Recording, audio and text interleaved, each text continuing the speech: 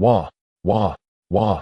The feeble wails echoed through the narrow room where the wind seeped in from all sides. A woman clutched the child in her arms with desperate strength, using a quilt that was little more than torn cotton rags to shield him from the icy wind seeping through the door and window. The room was dim, as murky as the oppressive mood within. A tiny oil lamp, its flames seemingly ready to go out at any moment, flickered tenuously. Wah, wah, wah. Tang San once again tried to make a sound, yet all that emerged was this most primal cry. He had been in this world only a few days. Yes, just a few short days. He had just been born merely 3 days old, yet he already sensed a profound foreboding. Once he had been a divine king, and in order to pursue the reincarnation of his wife, he had abandoned everything. Only when his spiritual sense was on the verge of extinguishing had he finally received the faintest response, and thus he came to this world. No matter how powerful he had once been in this rebirth, he was nothing more than an infant. His most precious asset was the memory of his past life. His greatest sorrow was that however mighty those memories, they could not change this frail, slender little body. 3 days after birth, nursing on the meager milk of his mother in this world, he could not yet understand the language spoken here, for that too required time. Yet he could clearly feel that the world to which he had been reborn was likely far harsher than he had imagined. In his previous life, he had at least been born into a blacksmith's family with a father who was a hidden powerhouse and his own extraordinary talent. Now, however, his greatest concern was whether he could simply stay alive. The long search across the universe had left his spiritual sense barely able to bear the weight of his memories, and beyond this, he could do nothing at all. He could also sense the sheer misery of this tiny body.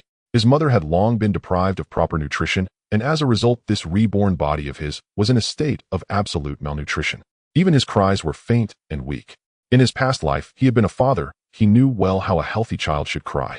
Yet now even crying felt exhausting, as though his breath might cease at any moment. He had never hoped to be reborn into a family of privilege, yet he had not expected it to be this tragic. A divine king reborn on the verge of death at any time. Would that not mean the end of everything in an instant? Yet in these brief 3 days he had still sensed certain things. He had gained a faint understanding of this world, and it was largely because of this that he felt his situation to be so perilous. He had been reborn as a human. At least a human not so different from those of his former world. Yet in this world, humans seemed to be utterly lowly beings, in simple terms slaves. They were slaves to higher races, hence such misery. In 3 days, he had never seen his father in this world, living only in mutual dependence with his mother. Each day, other humans in tattered clothes would quietly bring a little food to his mother, and only thus could they barely survive. Every face was wooden, or rather numb, as though they had long since grown accustomed to their present plight. Tang San, with the memories of his past life, possessed a spirit stronger than that of ordinary people in this world. Yet the main reason he had not yet learned the language of this world was that these humans spoke and conversed so rarely. Even when they did, it was only in a few simple words. Was he doomed here? The corner of Tang San's mouth twitched as he could not help but let out 2 more weak cries. Xiao Wu, if your reincarnated soul still exists, you must protect your husband. If nothing else, at least help your husband survive, otherwise they would truly never be reunited as a family. His body's weakness soon drew him once more into a heavy sleep. In this muddled, hazy state, an entire month passed. Sustained each day by only a little of his mother's milk, he had at least not starved to death. Yet the weakness of his tiny body was beyond doubt. From Tang San's perception of himself, those fragile little meridians, that feeble little frame, were pitiable beyond words. After nearly a month, his weight was perhaps no more than 5 or 6 gene, about the same as a healthy newborn in his previous life. Bang! The flimsy doors suddenly swung open. It was the loudest sound Tang San had heard since coming to this world. Instinctively, he opened his eyes and looked over. A powerfully built figure squeezed through the doorway, and at the sight of him, Tang San was momentarily stunned, for this was truly not the appearance of a human. In his former world, he had seen many kinds of monsters, yet this one was still novel. The newcomer, presumably male, had a body shaped roughly like a human's, over 2 meters tall, but bore the head of a wolf. With fangs jutting out and a faint fishy stench clinging to him, his massive frame nearly crushed the doorframe. A month has passed. Hand him over, he growled. The werewolf spoke in a low growl to Tang San's mother. She tightened her hold around him, tears welling and spilling from her eyes almost instantly. In this month, Tang San had at last learned to understand a little of the local speech, and at this moment, an indescribable feeling surged within his heart. What the werewolf wanted was clearly him. But for what purpose? To eat him? Roar? Hurry up! The werewolf growled impatiently. Tang San's mother trembled slightly, tears streaming down in torrents. The werewolf ignored her, stepping forward in a single stride. His massive hand, ending in sharp wolf claws, swept down and scooped the swaddled Tang San into his grasp. My child, The woman burst into wailing sobs, yet in that moment, she did not try to snatch her baby back. Instead, she threw the only ragged cotton quilt in the room over Tang San's tiny body. In that instant, Tang San felt as though his heart had been ruthlessly clenched. Since coming to this world, it was the first time he had truly felt heart-rending pain.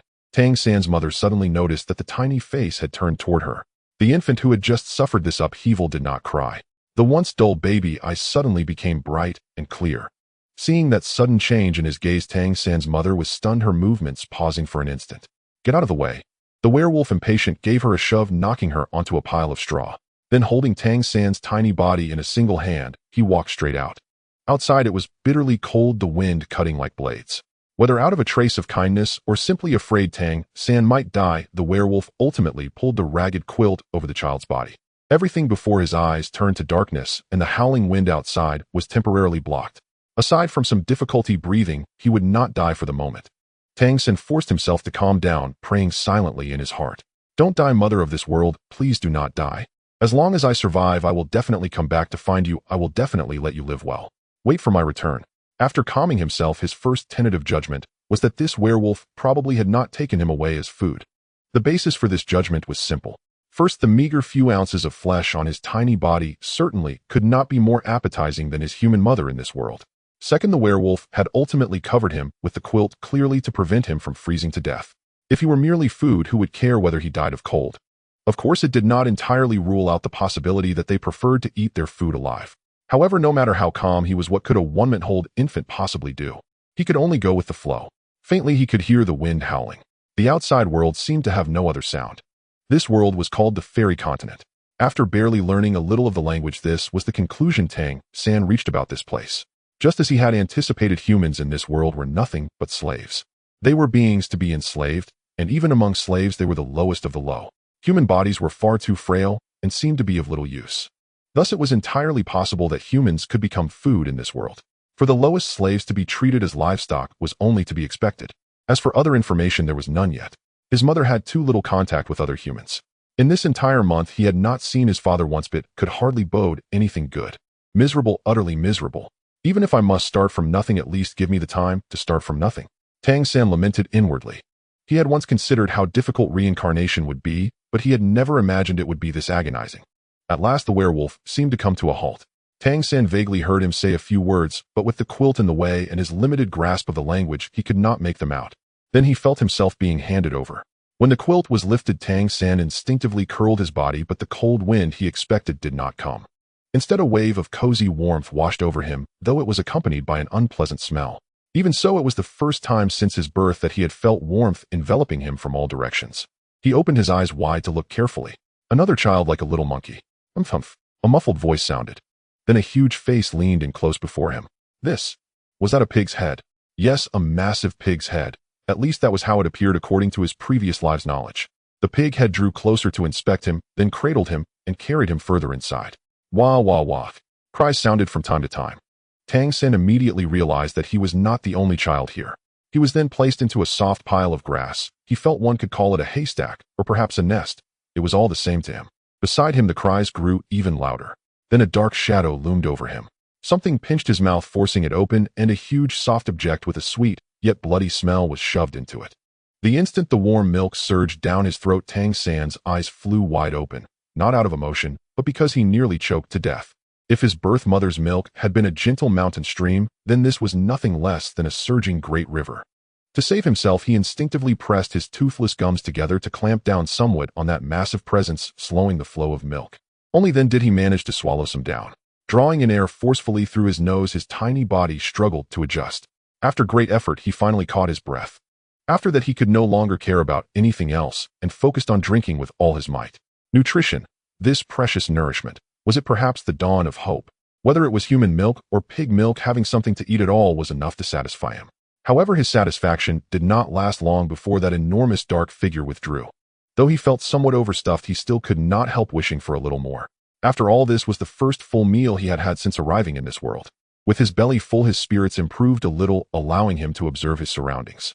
This was a house. The floor was covered in straw. In his frail state, he could only turn his head slightly. Rolling over was still beyond him. Thus, he could only glimpse fragments of the whole. Beside him lay 3 or 4 other children about his size, all thin and frail. They all lay on a kind of soft straw bedding. The room was warm enough, at least not cold. The pig mother who had just fed him seemed to have fed them at the same time.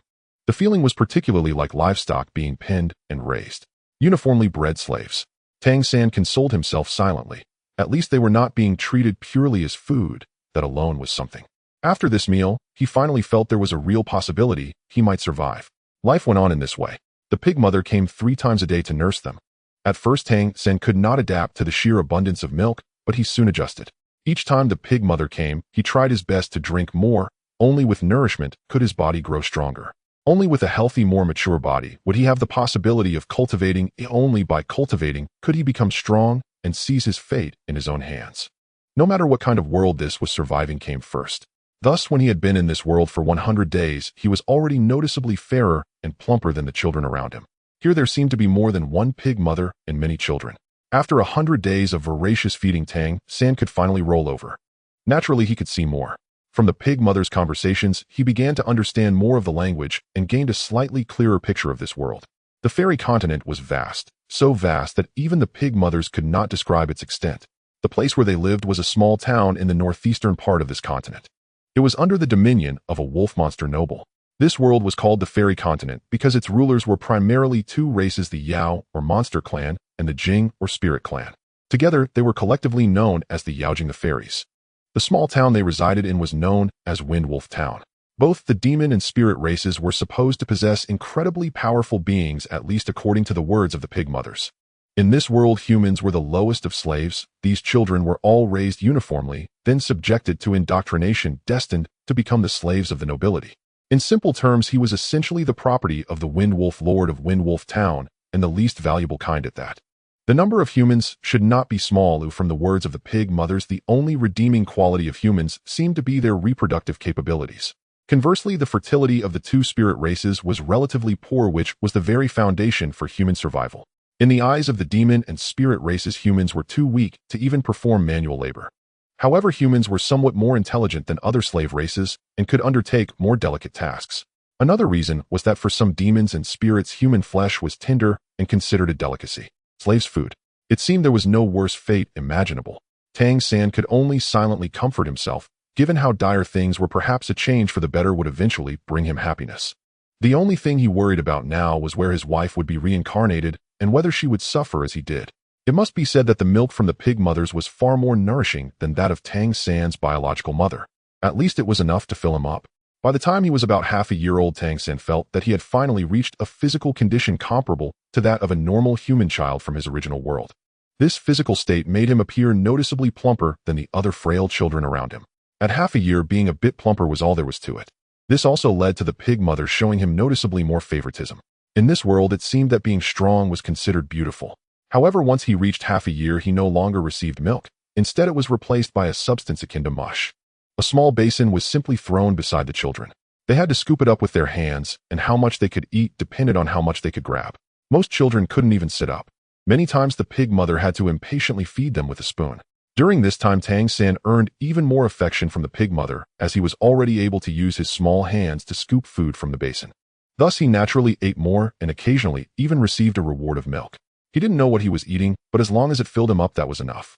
Sated Tang San lay in his straw nest, suddenly feeling a bit amused. He recalled a friend from his past life who often said that even in a straw nest there could be golden phoenixes. This could also be considered as having grown up in a straw nest. He wondered what expression his companions would have if they knew. With this thought, Tang San closed his eyes and quietly pulled some straw over himself for warmth. He then silently used his thoughts to guide the bloodline of his body. This was not his first time being reborn. The last world he was reborn into was called Doloa Continent. Compared to that time, this one was clearly far more miserable. But at least he now had the opportunity to live, so he had to strive to grow stronger. The Xiantian art was the most fundamental cultivation method he practiced back then. It was balanced and harmonious. Nothing could be more suitable for foundation establishment than this. During his last rebirth, he had already mastered the first level of the Xiantian art by the age of 6, laying the foundation for later achievements as a divine king. The only issue was that this body was too weak and could only progress gradually. At half a year old, he could not do much. He wouldn't be able to cultivate anything even in his infant stage due to his rebirth. The meridians of this tiny body had not yet developed properly, and even the Xiantian art could not be truly executed. The only thing he could do was rely on the methods of the Shantian art, combined with a wisp of his divine sense to tentatively feel the spiritual energy in the air quietly absorbing a little to nourish his body. His initial attempts began a few days ago. He was half a year old, and his body was manageable. Although not strong, he was not in a state of constant weakness, as if facing a life-or-death test. When Tang San first began trying to perceive this world with his divine sense, he was astonished to find that in this world where humans were viewed as livestock, the spiritual energy was surprisingly abundant. Windwolf Town was by no means a treasure land, it was merely a common territory of the demon race. Yet when he sensed the world, he distinctly felt the richness and purity of the spiritual energy here. This was far more concentrated than when he first reincarnated into Doloa continent. He could not even ascertain whether the spirit energy of Doloa Star after its evolution was as rich as this. Before attempting, he had been anxious and worried, fearing that this was an era of declining spiritual energy devoid of any chi or heavenly essence. As the saying goes, a clever housewife cannot cook without rice. Humans being slaves were destined for uncertain futures. If his cultivation progressed pitifully slow, facing those powerful demons and spirits would mean he could be crushed at any moment. The abundant spiritual energy gave Tang San a sigh of relief, marking the first good news he received since arriving in this world. At the very least, with this rich spiritual energy, once he could begin cultivating, it would naturally be much easier for him. Each day he absorbed a little silently, improving his body, focusing on internal enhancement rather than external appearance. On the surface, he only appeared a bit more spirited than the average child, still relatively frail. Days passed, and the children gradually began to speak. Among them, approximately a quarter of the children quietly passed away. There were no medical means here, only food. No one came to teach them anything. They had to learn to talk on their own. By the time they reached 1 year old and could barely walk, they were sent to another place managed by a strict pig demon. It was also a thatched floor with wooden houses barely warm enough. In a 200 square meter house, 200 human children were sent here, but the amount of food was only enough for 150 children. From the conversations between the pig demon and the wolf demon, Tang San could understand that among the children, those who were strong enough to compete for food would last longer as slaves. Those who were weak were deemed not worth the food waste.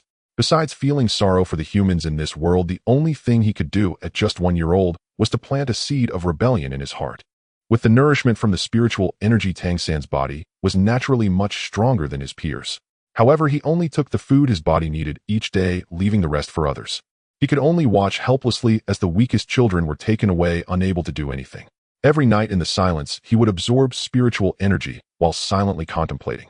Having been in this world for a year, witnessing humans living a life worse than that of pigs and dogs, his heart was anxious and pained. He could hardly bear to think about the possibility that his reincarnated wife was also enduring the same life, as he was perhaps another child on the brink of death being taken away. What would he do? He had to understand that she was truly reincarnated, the kind that would forget everything from her past life. Whenever he thought of this, his heart would swell with intense anger towards this world. Why were humans so weak in this world? Xiao Wu, where are you exactly? He really wanted to grow up quickly and become strong.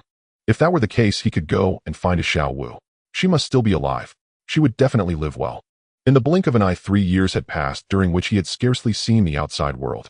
At most, he had only peeked through the gaps in the wooden house. The sky outside had brightened. The few peers still alive around him, most of whom could hardly speak fluently, drifted through each day and a days.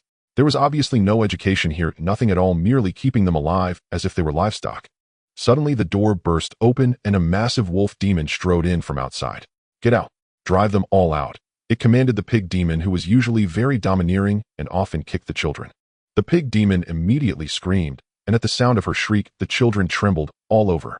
At the moment they stepped out of the door, all the children curled up their bodies. For them, the outside world was even more terrifying. Outside were several large carts pulled by adult humans. Each cart contained large cages. The human slaves pulling the carts had hollow expressions, ignoring the presence of these children, as if they had long since become accustomed to it all. They were herded onto the carts, the cages secured. Under the wolf demons prodding, the human-drawn carts were dragged forward. Clearly they were about to be taken to a new place to survive. The road was flat, covered with pebbles, and the wheels creaked over them. This was the first time 3 years after arriving in this world that Tang San saw the outside scenery. The sky was clear, the air slightly cool, and the weather seemed pleasant today, at least not too cold. Although most of the children still trembled from the cold, Tang San was doing okay. On both sides of the road were astonishing forests. The reason for describing them as astonishing was that the vegetation within sight was overwhelmingly tall. Compared to the plants from his past lives' memories, the vegetation here bore similarities, but was far larger. Some stout trees reached nearly 100 meters high, requiring one to tilt their head back to see clearly. Occasionally, a giant creature flew overhead, seemingly a bird, though it was not entirely clear. The air was rich with spiritual energy and life force, and after 3 years Tang San could confidently affirm that this was a world exceptionally suited for cultivation, a world with a high level of life. Undoubtedly, the powerful demon clans and spirit clans were birthed in such an environment. In 3 years, Tang San had successfully cultivated the first layer of the Xiantian art. In his original Daloa continent, breaking through the first layer of the Xiantian art required some special methods. However, here it was unnecessary. As he connected his meridians, the energy of the Xiantian art flowed smoothly within him, naturally breaking through the first layer's bottleneck. At 3 years old, he was still just 3. In his previous world, he had only completed this breakthrough at 6. Although the insights differed, the spiritual energy of this world played a significant role. Yet he was still very weak, and he absolutely did not want to be discovered by those demon clans. He could sense that even the most ordinary wolf demon was at least equivalent to him, having to cultivate to the second layer of the Xiantian art. Moreover, due to the gap in physical strength, any resistance would be suicidal. In this world, humans were ignorant. If he truly wanted to change the status of human slaves and address this ignorance, that would be the most crucial aspect. They walked for over an hour, at least what Tang San perceived as an hour. They were brought to a place resembling a village. The most rudimentary wooden houses were filled with ragged humans, predominantly males, with few females seen. This village appeared to house at least 1,000 people. The human-drawn cart stopped, and the door opened. Some women came over, deeply bowing and bending their backs before the wolf demon, anxious and fearful. The leading wolf demon snorted, "These little brats are yours now, take them away." Tang San was momentarily stunned. Were they being returned to the human world to live? The children who had been confined for 3 years possessed hardly any wisdom. Faced with the unfamiliar world, they were filled only with fear. They were dragged into the village, and what chilled Tang San's heart was that the human slaves here showed little compassion towards these children. Each of them had blank expressions, mechanically leading the children into the village. In the days that followed, they began to learn. Yes, these children started to gain the right to education. What was taught? First, to recognize their surroundings, the items used by the slaves, and to learn simple words. The food was even worse than before when they were confined. It was clear that food was in short supply here, and the portions for women and children were meager. Only the stronger men had a chance to eat more. In the village, at least, there were no more restrictions on the children's movements. Thus, Tang San discovered that the male humans often left for a while. They must have gone to do slave work. It was commonplace for people to die in the village. Through conversations among the villagers, he learned that he belonged to a different village. In this human village, they were not allowed to support the children born in their own village, but instead exchanged for adoption. Tang San did not recklessly do anything, nor did he act out. He merely lived quietly here, quietly cultivating. 3 more years passed, and he was 6 years old. At 6, children were already expected to help the village with tasks, weaving mats and moving lighter items. The children had always been grouped together since they arrived, though at 6, it was still the same. 1/3 of the children had perished over the past 3 years. The causes of death varied, but the lack of medical care was the biggest issue, along with starvation. Night fell. In the unremarkable human village, a figure quietly slipped away. Like most human children, Tang San slightly hunched his back, but his movements were quick. The moment he entered the woods, his back straightened abruptly. His previously dull gaze instantly brightened. He took a deep breath. The night in Wind Wolf Town was cold, with a significant temperature difference between day and night. Yet within this crisp air was rich spiritual energy invigorating him. Tang San formed a hugging gesture with his hands in front of him, a faint white light shimmering across his body. With a gentle push of his toes against the ground, his figure became light and agile. With the experience from his past life, he was thoroughly familiar with the operation of the Xiantian art, but this body required training, needing practice to keep up with his thoughts. Since he was 5, he had often sneaked out at night. One reason was that the spiritual energy in the wild was denser, and also he could cultivate better in the wilderness. His light steps were the ghost shadow misty steps, one of the abilities he excelled at in his past life. This was also the first skill he practiced, as in this dangerous world, nothing was more important than preserving one's life. On his hands, a jade-like color gradually emerged. This was another supreme skill, the Xian Yu hand, which could render his palms impervious to all toxins and weapons. An hour of cultivation caused a slight heat to rise from his body, and the energy of the Xiantian art flowed smoothly within him. However, he felt somewhat helpless that the martial soul he had awakened in his past life on Daloa continent seemed to be absent in this world. But this was normal. He had been reborn carrying only memories, but none of his previous abilities. The 3rd layer of the Xiantian art was finally completed. At just 6 years old, he had already mastered the 3rd layer of the Xiantian art. This was something he would have never dared to imagine in his past life. Yet in terms of strength, he was far inferior to the level of the third layer of the Xiantian art he had achieved in his past life, as in the Dola continent. He had awakened his martial soul, which bestowed upon him great power. Moreover, he also had the unique advantage of possessing twin martial souls. The Xiantian art supported inner strength, while the martial soul was the powerful means of unleashing that strength. He still clearly remembered that when he broke through the third layer in Dola continent, he fused with a powerful spirit ring and possessed a formidable spirit bone. This laid the foundation for his future. Now, aside from the Xiantian art and the abilities recorded in the Xiantian treasure record he brought from his original world, there were no other abilities. Although practicing the Xiantian art alone would make him grow stronger, it still seemed insufficient. Thoughts turned. Tang San stretched his body.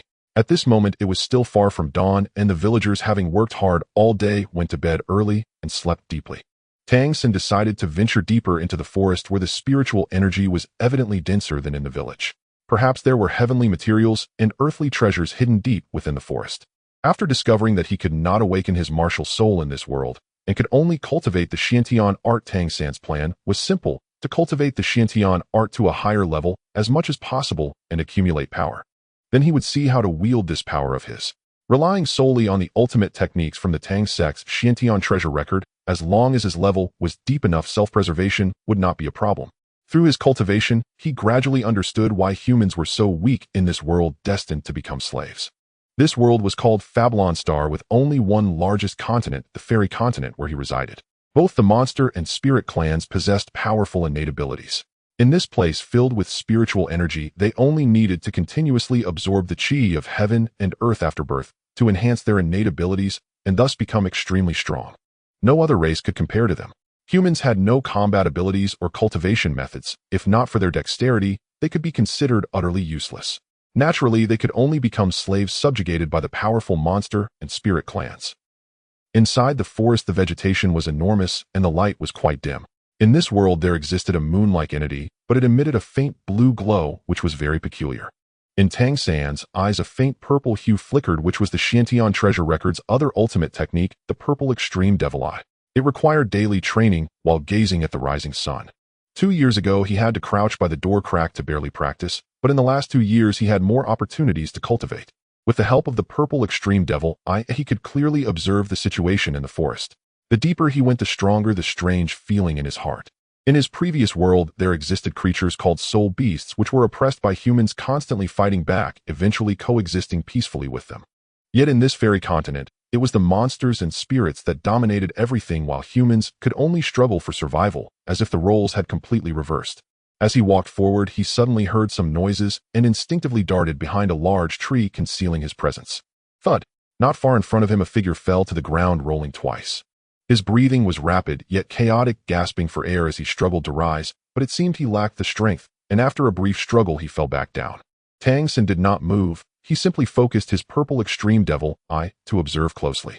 To his surprise, the figure on the ground was a human. He wore a mask obscuring his appearance, but his physique was evidently human. Judging by the way he had leaped over, he was clearly no ordinary person. A capable human. Tang San's eyes brightened. He was still far from understanding this world, having been limited to such a small place as Windwolf Town. To suddenly see a capable human was clearly a delightful surprise for him. However, this person was reeking of blood, indicating he was injured. Just then, heavy footsteps approached. It was a sound akin to thump-thump. The speed was astonishing. Just as Tang San prepared to step out, he quickly concealed himself again. "Oh, woo! Over here!" A roar echoed, followed by a massive figure leaping down from nowhere. It was nighttime, and his eyes glowed a ghostly green. He was indeed a wolf demon. He sprinted on all fours with incredible speed, standing upright, at over 2 meters tall, his muscular frame exuding explosive strength. Third-tier wolf demon. Over the past few years, Tang San had gained some understanding of the tier system in the fairy continent. Here, every race was evaluated by their tier in terms of status and strength. The lowest was first tier. Ordinary humans did not even have a tier, they were in the slave class. Wolf demons, for instance, were born as first tier, at least second tier upon maturity, and robust wolf demons were third tier. This was just the most common bloodline of wolf demons. It was said that higher tier bloodlines were even more powerful. As for the highest tier in the fairy continent, Tang San did not yet know. Windwolf Town was merely a remote little town, and it was said that the wolf demon lord of Windwolf Town should be 5th tier. In comparison to the Xiantian art Tang San was cultivating, he had roughly assessed that the energy intensity of the Xiantian art at the same tier should be comparable to that of the same level of Monster Clan energy. This meant that he already at the third level of the Xiantian art was nearly on par with this third-tier wolf demon in terms of energy level. The third-tier wolf demon that had fallen from the sky lunged directly at the human. The human, panting on the ground, obviously sensed the danger. He suddenly rolled to the side, narrowly avoiding the wolf demon's pounce. At the same time, he made a peculiar motion. His body seemed to stretch out a bit in an instant, claws protruding from his hands, and a faint yellow halo appeared on the surface of his body. Because his body was glowing, it became particularly prominent in the night. Tang San clearly saw that a layer of brownish yellow fur sprouted from his skin, adorned with blackish-brown patterns. As this transformation occurred, his speed abruptly increased. His claws raced towards the chest and abdomen of the third-tier wolf demon. The wolf demon suddenly changed the direction of its forepaws to collide with the transformed human's claws, producing a crisp clang. The human's strength was evidently inferior to the wolf demon's, and he was immediately knocked back, clearly momentarily stunned, with blood dripping from his lower abdomen. At that moment, beams of azure light suddenly shot in from afar, heading straight for the human. Wind blades. The third-tier wolf demon roared, spewing a wind blade from its mouth toward the human. In this life-and-death moment, the transformed human seemed to unleash all his potential, suddenly springing back into the air with incredible speed, managing to slip through the wind blades just in time. The faint yellow glow on his body brightened momentarily, and his speed surged dramatically, almost like lightning, as he appeared in front of the third-tier wolf demon. With a sudden swipe of his claws, the wolf demon hurriedly raised its claws to block, but the movement was still a beat too slow. In times of life-and-death crises, any creature often bursts forth with immense power, and this transformed human was no exception. His claws cut across the wolf demon's throat just before the wolf demon's claws struck his shoulder, sending him flying. Hiss hiss. The third-tier wolf demon emitted strange noises from its mouth, unable to pursue as it pressed its claws against its throat, but the crucial blood vessels in its neck had already been sliced open, a torrent of blood gushing forth, causing its ghostly green eyes to roll back, clearly gravely injured. Just then, another strong wolf demon pounced, and evidently a companion that had released wind blades from a distance earlier. It roared in anger, "Damn it, leopard flash!" The previous third-tier wolf demon had already collapsed to the ground. No matter how it tried to stop the bleeding from its throat, it was futile. That was equivalent to the final strike of the transformed human, which had completely severed its throat. Die! Another third-tier wolf demon leapt out, lunging at the human. Its claws radiated a ghostly light with faint fluctuations of wind elements. This was wind blades being infused into its claws for a stronger attack. At that moment in the darkness, an inconspicuous figure silently darted out from the side. The attention of the third-tier wolf demon was entirely focused on the transformed human. It completely failed to notice his arrival. The small figure moved with incredible speed, darting out from the blind spot to the side, a hand resembling white jade striking towards the eyes of the soaring wolf demon from behind. At this moment, Tang San had a precise grasp of time, position, and distance. He was well aware that even with his mastery of Tang Sek's ultimate skills and his third-tier Xiantian skill cultivation, he was still at a disadvantage. However, the wolf demon was exceptionally gifted and physically formidable. Facing it head-on, he would likely be no match. Especially since he was still young and lacked sufficient vitality, it was certain he could not endure a prolonged battle. If it weren't for the fact that a transformed human had slain a wolf demon, he might not have dared to engage two third-tier wolf demons. His own life was the most important. Yet once he took action, he had to ensure a hit. The wolf demon was currently in a state of extreme rage, so it was only when Tang San's palm struck the side of its eye that it finally became aware. Suddenly twisting its head, the wolf demon lunged at Tang San with its jaws. However, Tang San seized its clothing with his other hand, leveraging his small frame to pull on the wolf's fur and change his direction. He almost flipped around to the other side of the third-tier wolf demon, right against its chest.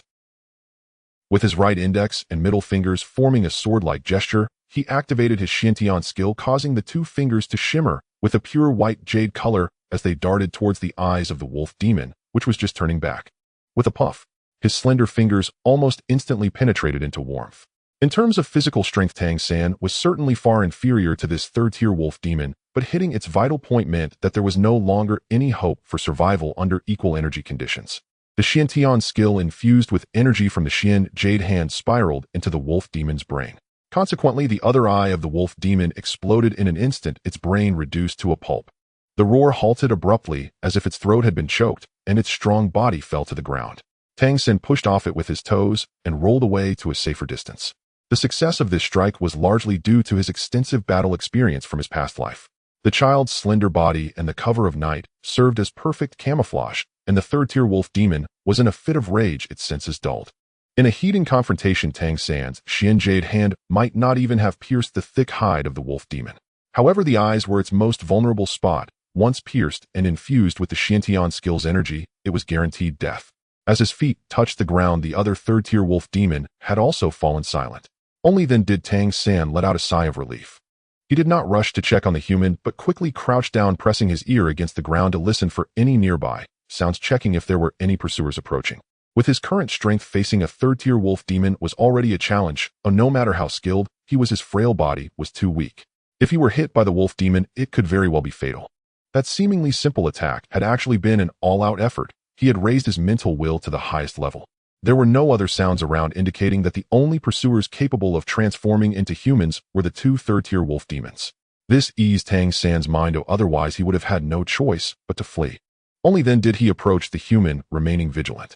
As he got closer, he noticed that the hair that had previously grown on the person had vanished. Tang San's heart raced a little faster. Given his childhood circumstances and the fact that this transformed human was a stranger, the safest course of action would have been to refrain from intervening and wait for the wolf demons to leave. Yet he still chose to take action. One reason was that the one being pursued was a human. The other significant reason was the transformation he had just witnessed.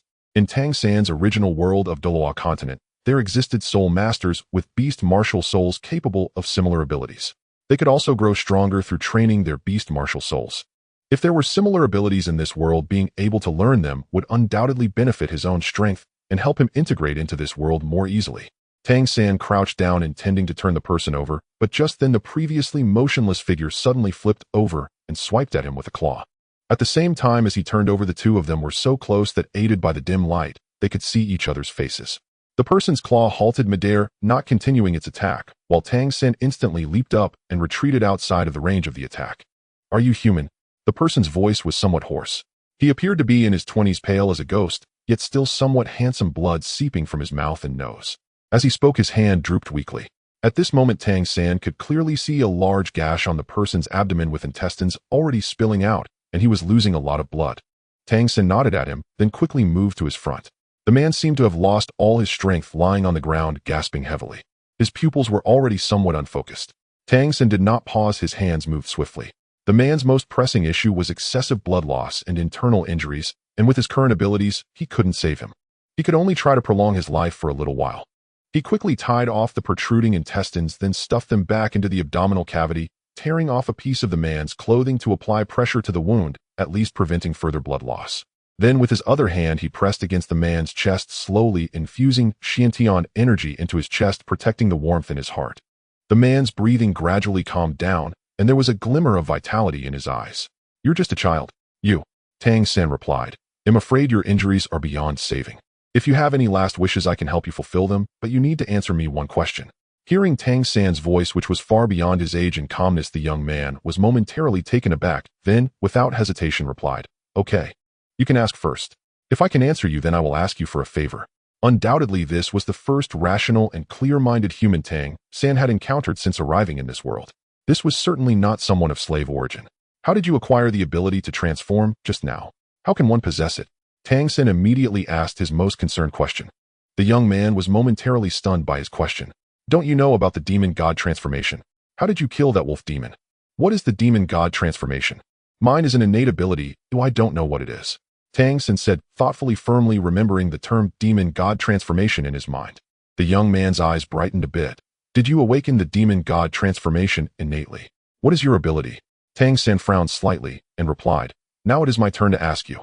The young man gasped a few times and said, "The demon god transformation is a power inherited from the bloodline connection between us humans and the monster or spirit races."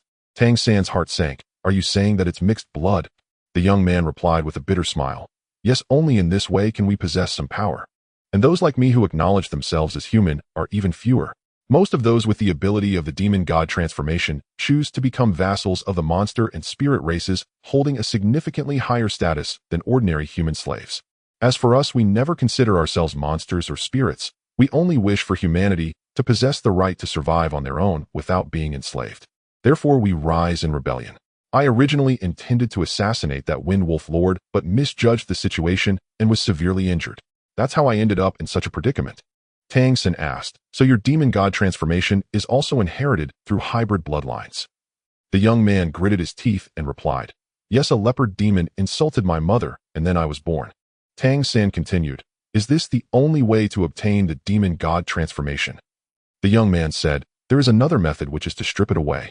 One can extract their own demon god transformation power to form a legacy and pass it on to another person for a short period. If that person can harmonize with it, they may gain this power. If they cannot harmonize, they will die. Tang San's eyes lit up. Then how many times can a person accept this legacy? Under what circumstances will there be harmony? The young man replied, generally speaking, those without the demon god power legacy find it easiest to harmonize, but it also depends on whether their constitution can withstand it. As for those who already possess a form of demon god power, whether they can accept the legacy depends on whether the two types of demon god powers can coexist and evolve. Tang San said, so can we directly strip the demon god power from the monster and spirit clans? Absorb this power to promote the evolution of our own demon god transformation. The young man was taken aback. I don't know. Can it really be done this way? But if you devour the bloodline power from a monster or spirit, want your own bloodline become chaotic, leading to death.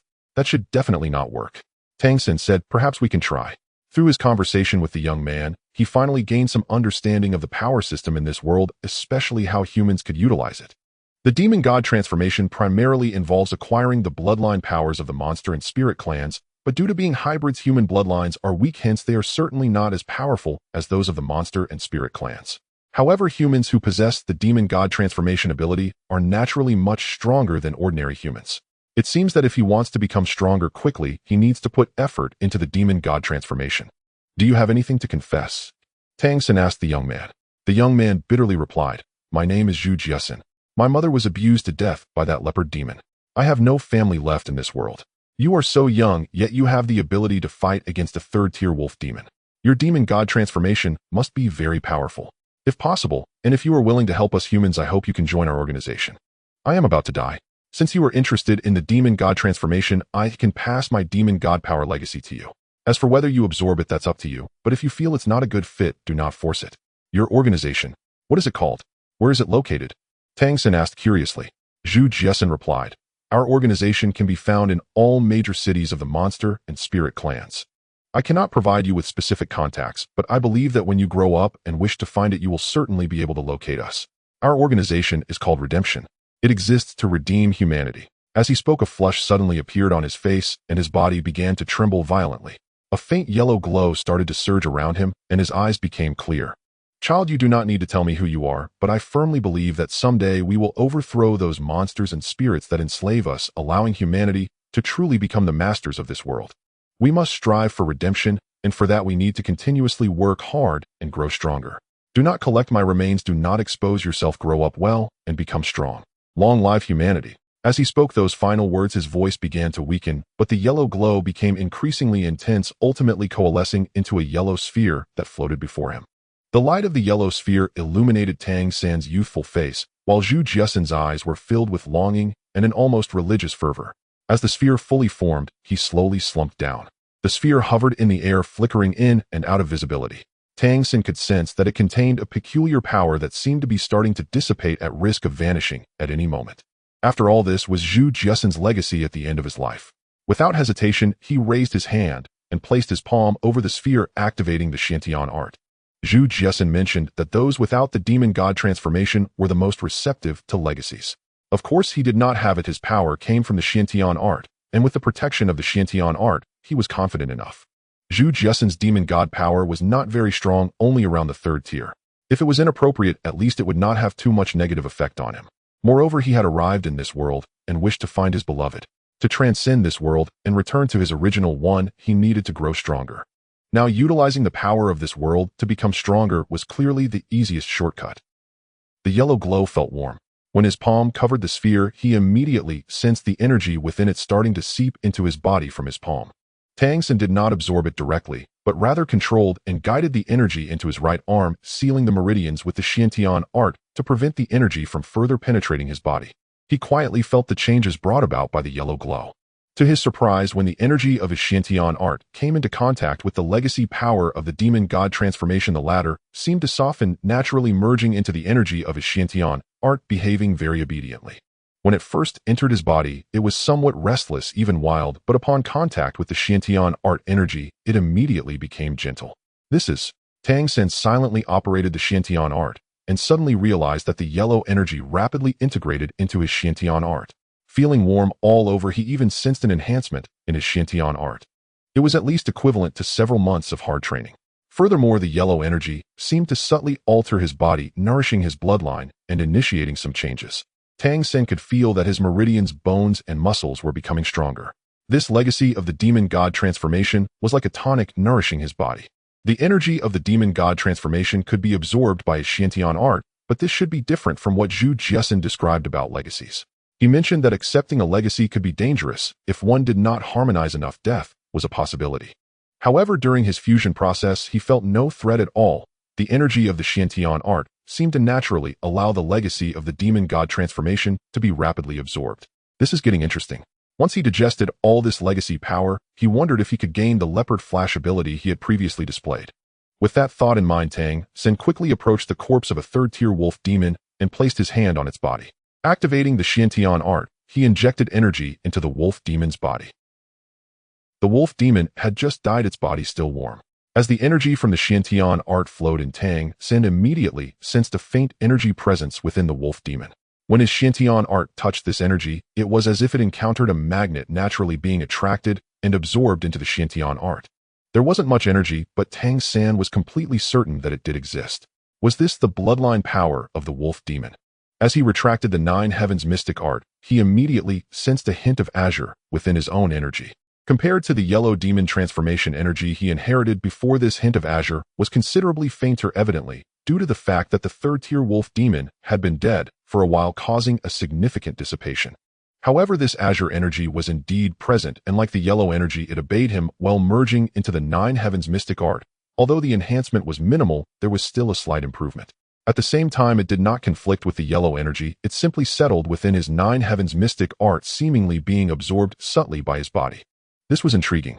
Tang San immediately approached the other wolf demon's corpse and performed the same operation. The time of death was similar, and the bloodline power absorbed was also roughly comparable. After completing this, he did not linger any longer. After clearing his footprints, he swiftly departed and returned to the village. He did not retrieve Zhu Jiasun's body, as Zhu Jiasun had said, once he left too many traces there was a possibility of being discovered. Yet he deeply remembered Zhu Jiasun's words, the Redemption Organization, a group that existed for the survival of humanity. Perhaps this was the first piece of good news he had heard since arriving in this world. At the very least, not all humans were numb slaves. There was still a force striving for the future of humanity. Sadly, these individuals were also stained with the bloodlines of demon races and spirit races. Quietly returning to the village, he found his wooden house occupied by over a dozen children of similar age. Among these children, only a few could speak fluently, let alone anything else. Tang San usually behaved like them. Upon returning to the wooden house, he immediately curled up in a corner and closed his eyes. Tonight was quite rewarding for him.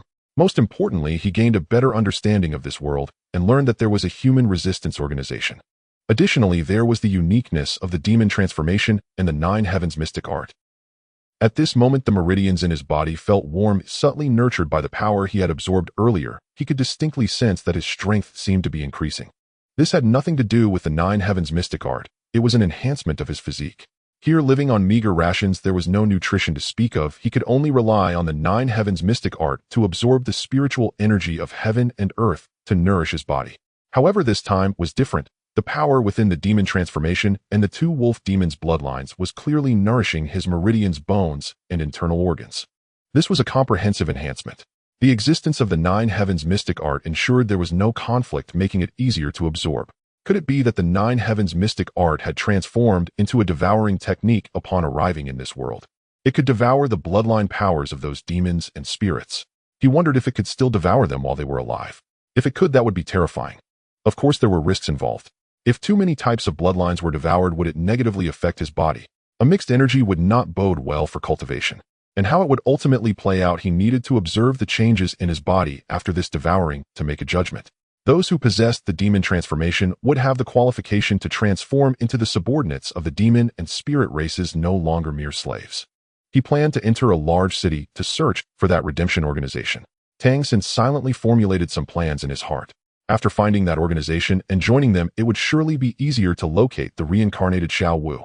This organization did not seem to be small if it existed in every large city. Then Windwolf Town had not changed at all due to the deaths of those few individuals, at least not in their slave village. Tang San took a total of 7 days to digest the demon transformation energy and the bloodline power of the 2 wolf demons. After digestion, his greatest feeling was that he had become somewhat stronger. His body had obviously become sturdier. With his cultivation experience, he naturally understood that the strength of his body was closely related to the upper limits of his cultivation.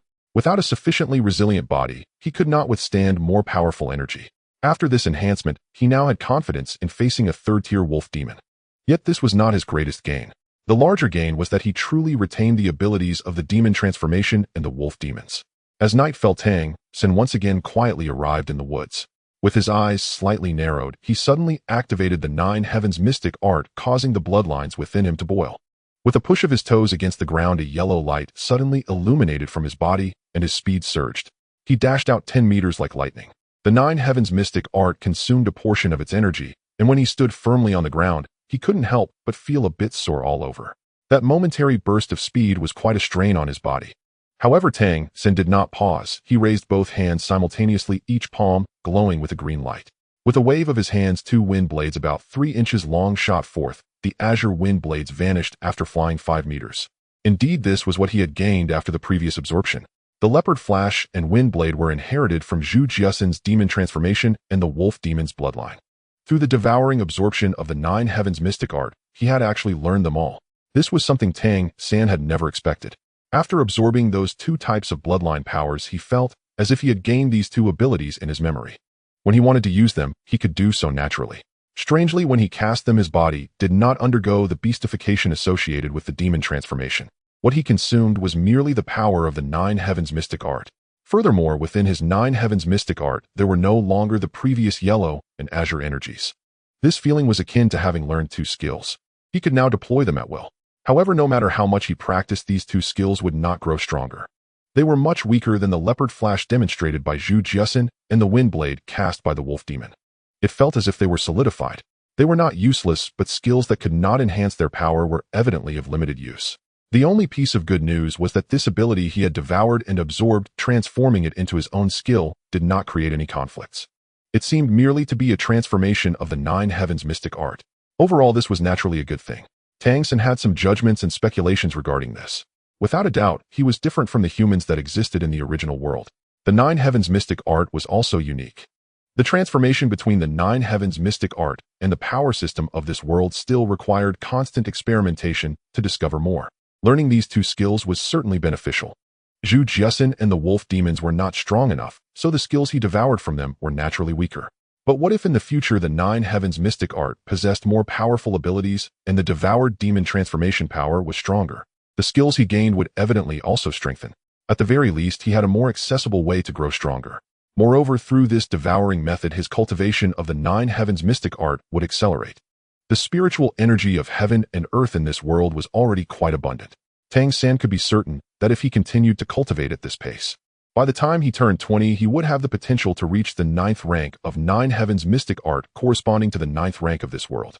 That should also make him a powerful figure.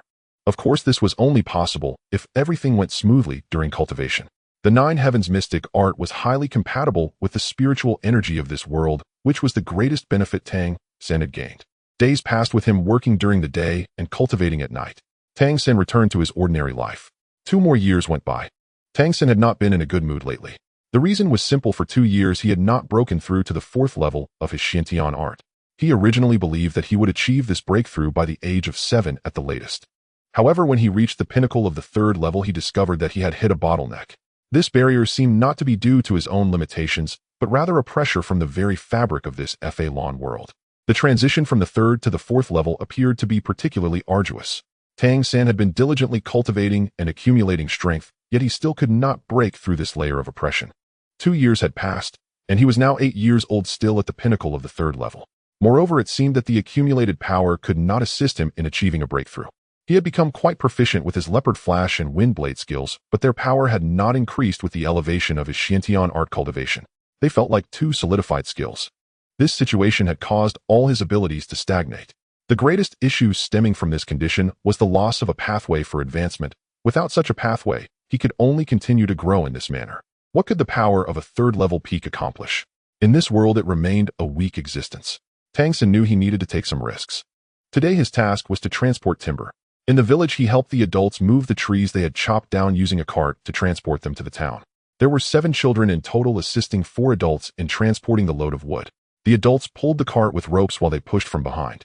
The gravel road was relatively flat, the cart was not particularly fast, and the adults at the front were exerting themselves, moving forward in a rhythmic manner. Fengling Town was a place Tang San had visited a few times. The inhabitants of this town were all from the Wind Wolf clan among the wolf demons. The Lord of the Wind Wolves lived in the largest house at the center of the town. Over 1,000 members of the Wind Wolf clan resided in Fengling Town, and there were 7 surrounding human slave villages that provided them with labor sustaining their existence. Wind wolves were carnivorous. Periodically, human slaves would also become their food. Of course, there were other livestock as well. Relative to other demon clans, wind wolves showed less interest in consuming humans, so the chances of the human inhabitants being eaten were somewhat lower. It wasn't that the wind wolves were particularly merciful, but rather that they valued the labor humans provided more. As Tang San pushed the cart, he observed the situation in the town. He was actually pondering that the reason he could not break through the emergence of the bottleneck was likely due to the conflict between his cultivation of Xiantian art and the rules of this world, leading to his suppression. With his current abilities, it was impossible for him to break free from the constraints of this world's rules. Such rules were typically an invisible imposition from the master of the plane. Having once been a divine king, he understood this aspect very clearly. Having lived here for 8 years, although he had never left Fengling Town, he was certain of one thing: the spiritual energy in this world was extremely abundant, indicating the overall power of the plane. In such a powerful plane, the true pinnacle existence must also possess immense strength, likely exceeding that of divine beings in his original world. Therefore, the master of this plane, essentially the planet itself, must also be incredibly powerful. Through previous exchanges with Zhu Jiasin and the absorption of the wind energy from the wolf demons, he faintly sensed that Xiantian art seemed to have the ability to devour the powers of this world. Perhaps it was precisely because of this that he was being suppressed by the rules. To achieve a breakthrough relying solely on Xiantian art would become exceedingly difficult. He needed to find an alternative approach. From his perspective as a divine king, the most direct method was to gain the recognition of the master of this world, to have the rules acknowledge him. The master of a plane is often an intangible existence, and all regulations established for the plane are meant to protect themselves and maintain balance. Thus, for Tang San to continue his breakthrough, the best approach was to strengthen his power in this world, concealing his Xiantian art as much as possible to weaken the rules' sensitivity and oppression against him. In that case, he could seize the opportunity to suddenly break through and continue his cultivation. As he observed Fengling Town, he aimed to take risks. The best way to enhance his abilities in this plane was to strengthen the Wind Wolf abilities he already possessed, or the Leopard Flash ability. While Leopard Flash would leave no trace, wind wolves were abundant in Fengling Town. His plan was to find suitable wind wolves to target, preferably those of around the 3rd level. He did not need to kill; incapacitating them would suffice, allowing him to see if he could use Xiantian art to extract their bloodline power to enhance his existing wind blade ability. If successful, he would then observe whether the wind wolf from whom he extracted bloodline power could still recover their abilities. If they could recover, it would provide excellent cover for him, as the continuous enhancement of wind blade would deepen the wind wolf bloodline within him, helping him to break through the bottleneck of Xiantian art. This was the plan Tang San devised after careful consideration. With his abilities of Leopard Flash and Wind Blade combined with the peak of the 3rd level of Xiantian art, he felt confident in ambushing a wind wolf. As he walked, the cart suddenly jolted to a stop, causing the children behind to instinctively pause. One of the smallest kids even fell to the ground due to the recoil. Tang San quickly controlled his strength, not pushing hard, and reacted similarly to the other children. The adult man in front stopped, seemingly looking in a particular direction. From the side, Tang San could see that their gaze seemed filled with envy. It was notable that these human slaves raised from a young age were typically very numb and spoke very little. Instances of such different emotions were quite rare. Following their line of sight, Tang San saw a few people not far away posting a notice. Indeed, it was humans putting up the notice. However, compared to these slaves, the clothes of these individuals were at least clean and neat. Tang San narrowed his eyes, slightly activating his purple extreme magical eyes to see clearly. The notice read that a bloodline selection would take place in 3 days. Any slaves from the villages with wind wolf bloodlines could come to test. Those who passed would be allowed to live in Fengling Town and receive training as dependents. Bloodline selection. Tang San understood instantly. He had come to Fenglang town for labor before, but he had never seen such a notice. Without a doubt, the humans putting up the notice were also dependents of the wind wolves possessing a certain degree of wind wolf bloodline, placing them at a significantly higher status than ordinary slaves. At the very least, they were no longer slaves. Seeing this, Tang San's heart stirred.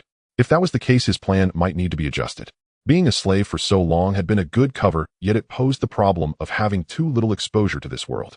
Without sufficient contact, he could not possibly grasp more about the world. He also could not access the true resources present in this plane. The bloodline selection in Fenglang town was undoubtedly an opportunity. For humans, if the slaves still had even a shred of self-respect, they should realize this was a significant insult. What kind of humans could possibly possess wind wolf bloodlines? Undoubtedly, they were hybrids, and hybrids meant what? They were the offspring born from unions between the wind wolf demons and humans. Humans had no qualifications to be partners of demon clans in this world, meaning they could only serve as mere objects of animalistic desire. How the Redemption Organization came into existence is something Tang San pondered over carefully. It was formed as a covert opposition group. Undoubtedly, it was the conscience of certain humans that made them deeply aware of the kind of world they were in. The ratio of human slaves among the Wind Wolf clan reveals that the number of humans in this world is certainly not small. 3 days later, the day after the announcement was posted, the various villages began to react. There are leaders among the slaves in the villages. Naturally, it was the wolf demons. Early in the morning, the wolf demons summoned everyone in the village regardless of age or gender. However, the older humans had eyes filled with silence and numbness. The younger ones, around 20, still bore expressions of hope, clearly the ones most likely to awaken the wind wolf bloodline. Tang San stood among the crowd, his heart filled with sorrow. A group of humans here in expectation, yet their mothers had once been humiliated by demons, resulting in a trace of demonic blood flowing within them.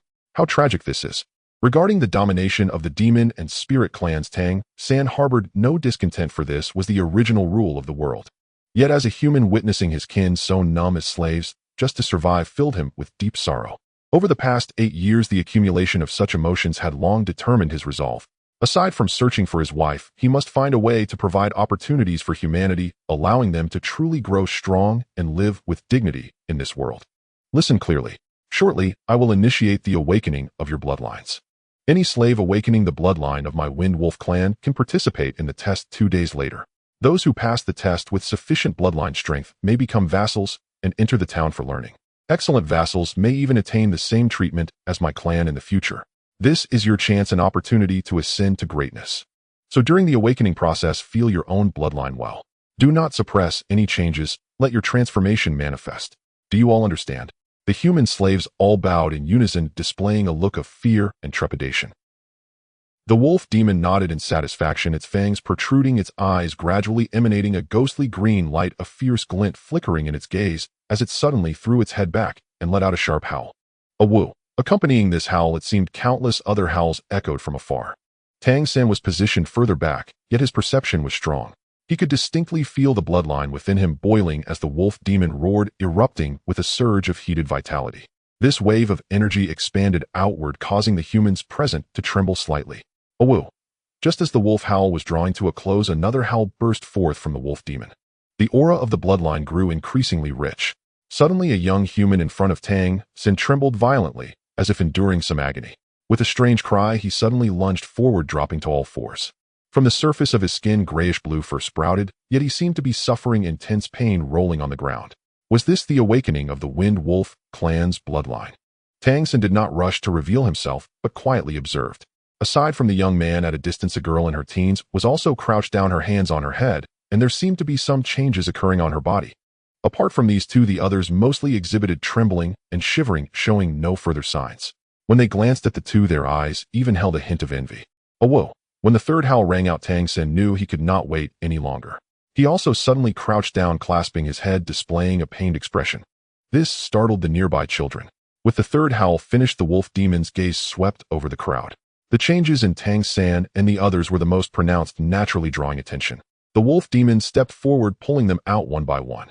The young man, covered in fur, writhed on the ground, his bodily changes evident, drool spilling from his mouth, appearing quite dazed. Tang San and the other girl showed less noticeable changes. The girl merely had some fur emerging on her neck, while Tang San showed no changes whatsoever. The wolf demon paid no heed to the young man and girl, but kicked Tang San, sending him rolling twice. Kid, you need to understand the consequences of impersonating my clan's noble bloodline. You should be hoping for a real reaction.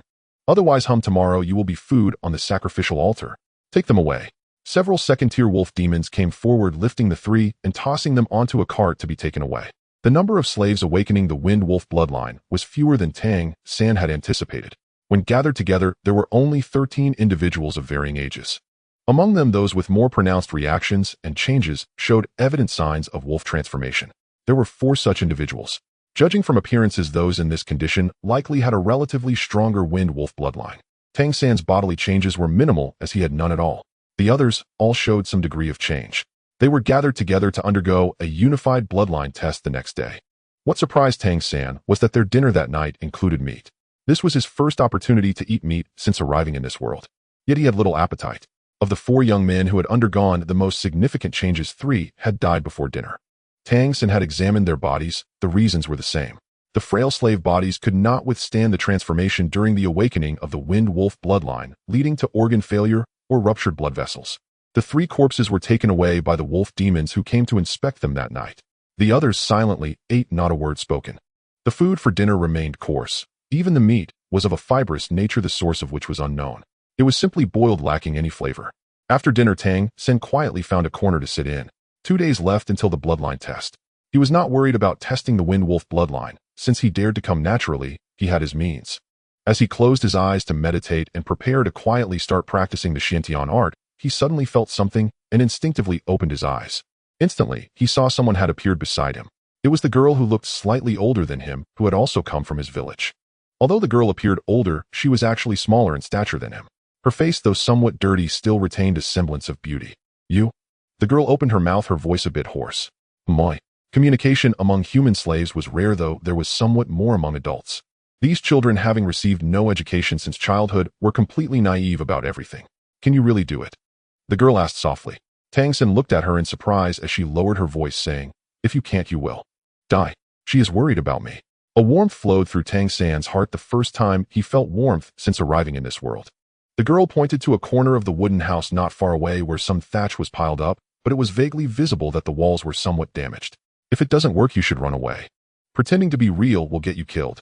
The girl's voice, no longer as hoarse as it had been at first, reflected her reluctance to say more. Thank you, I can do it.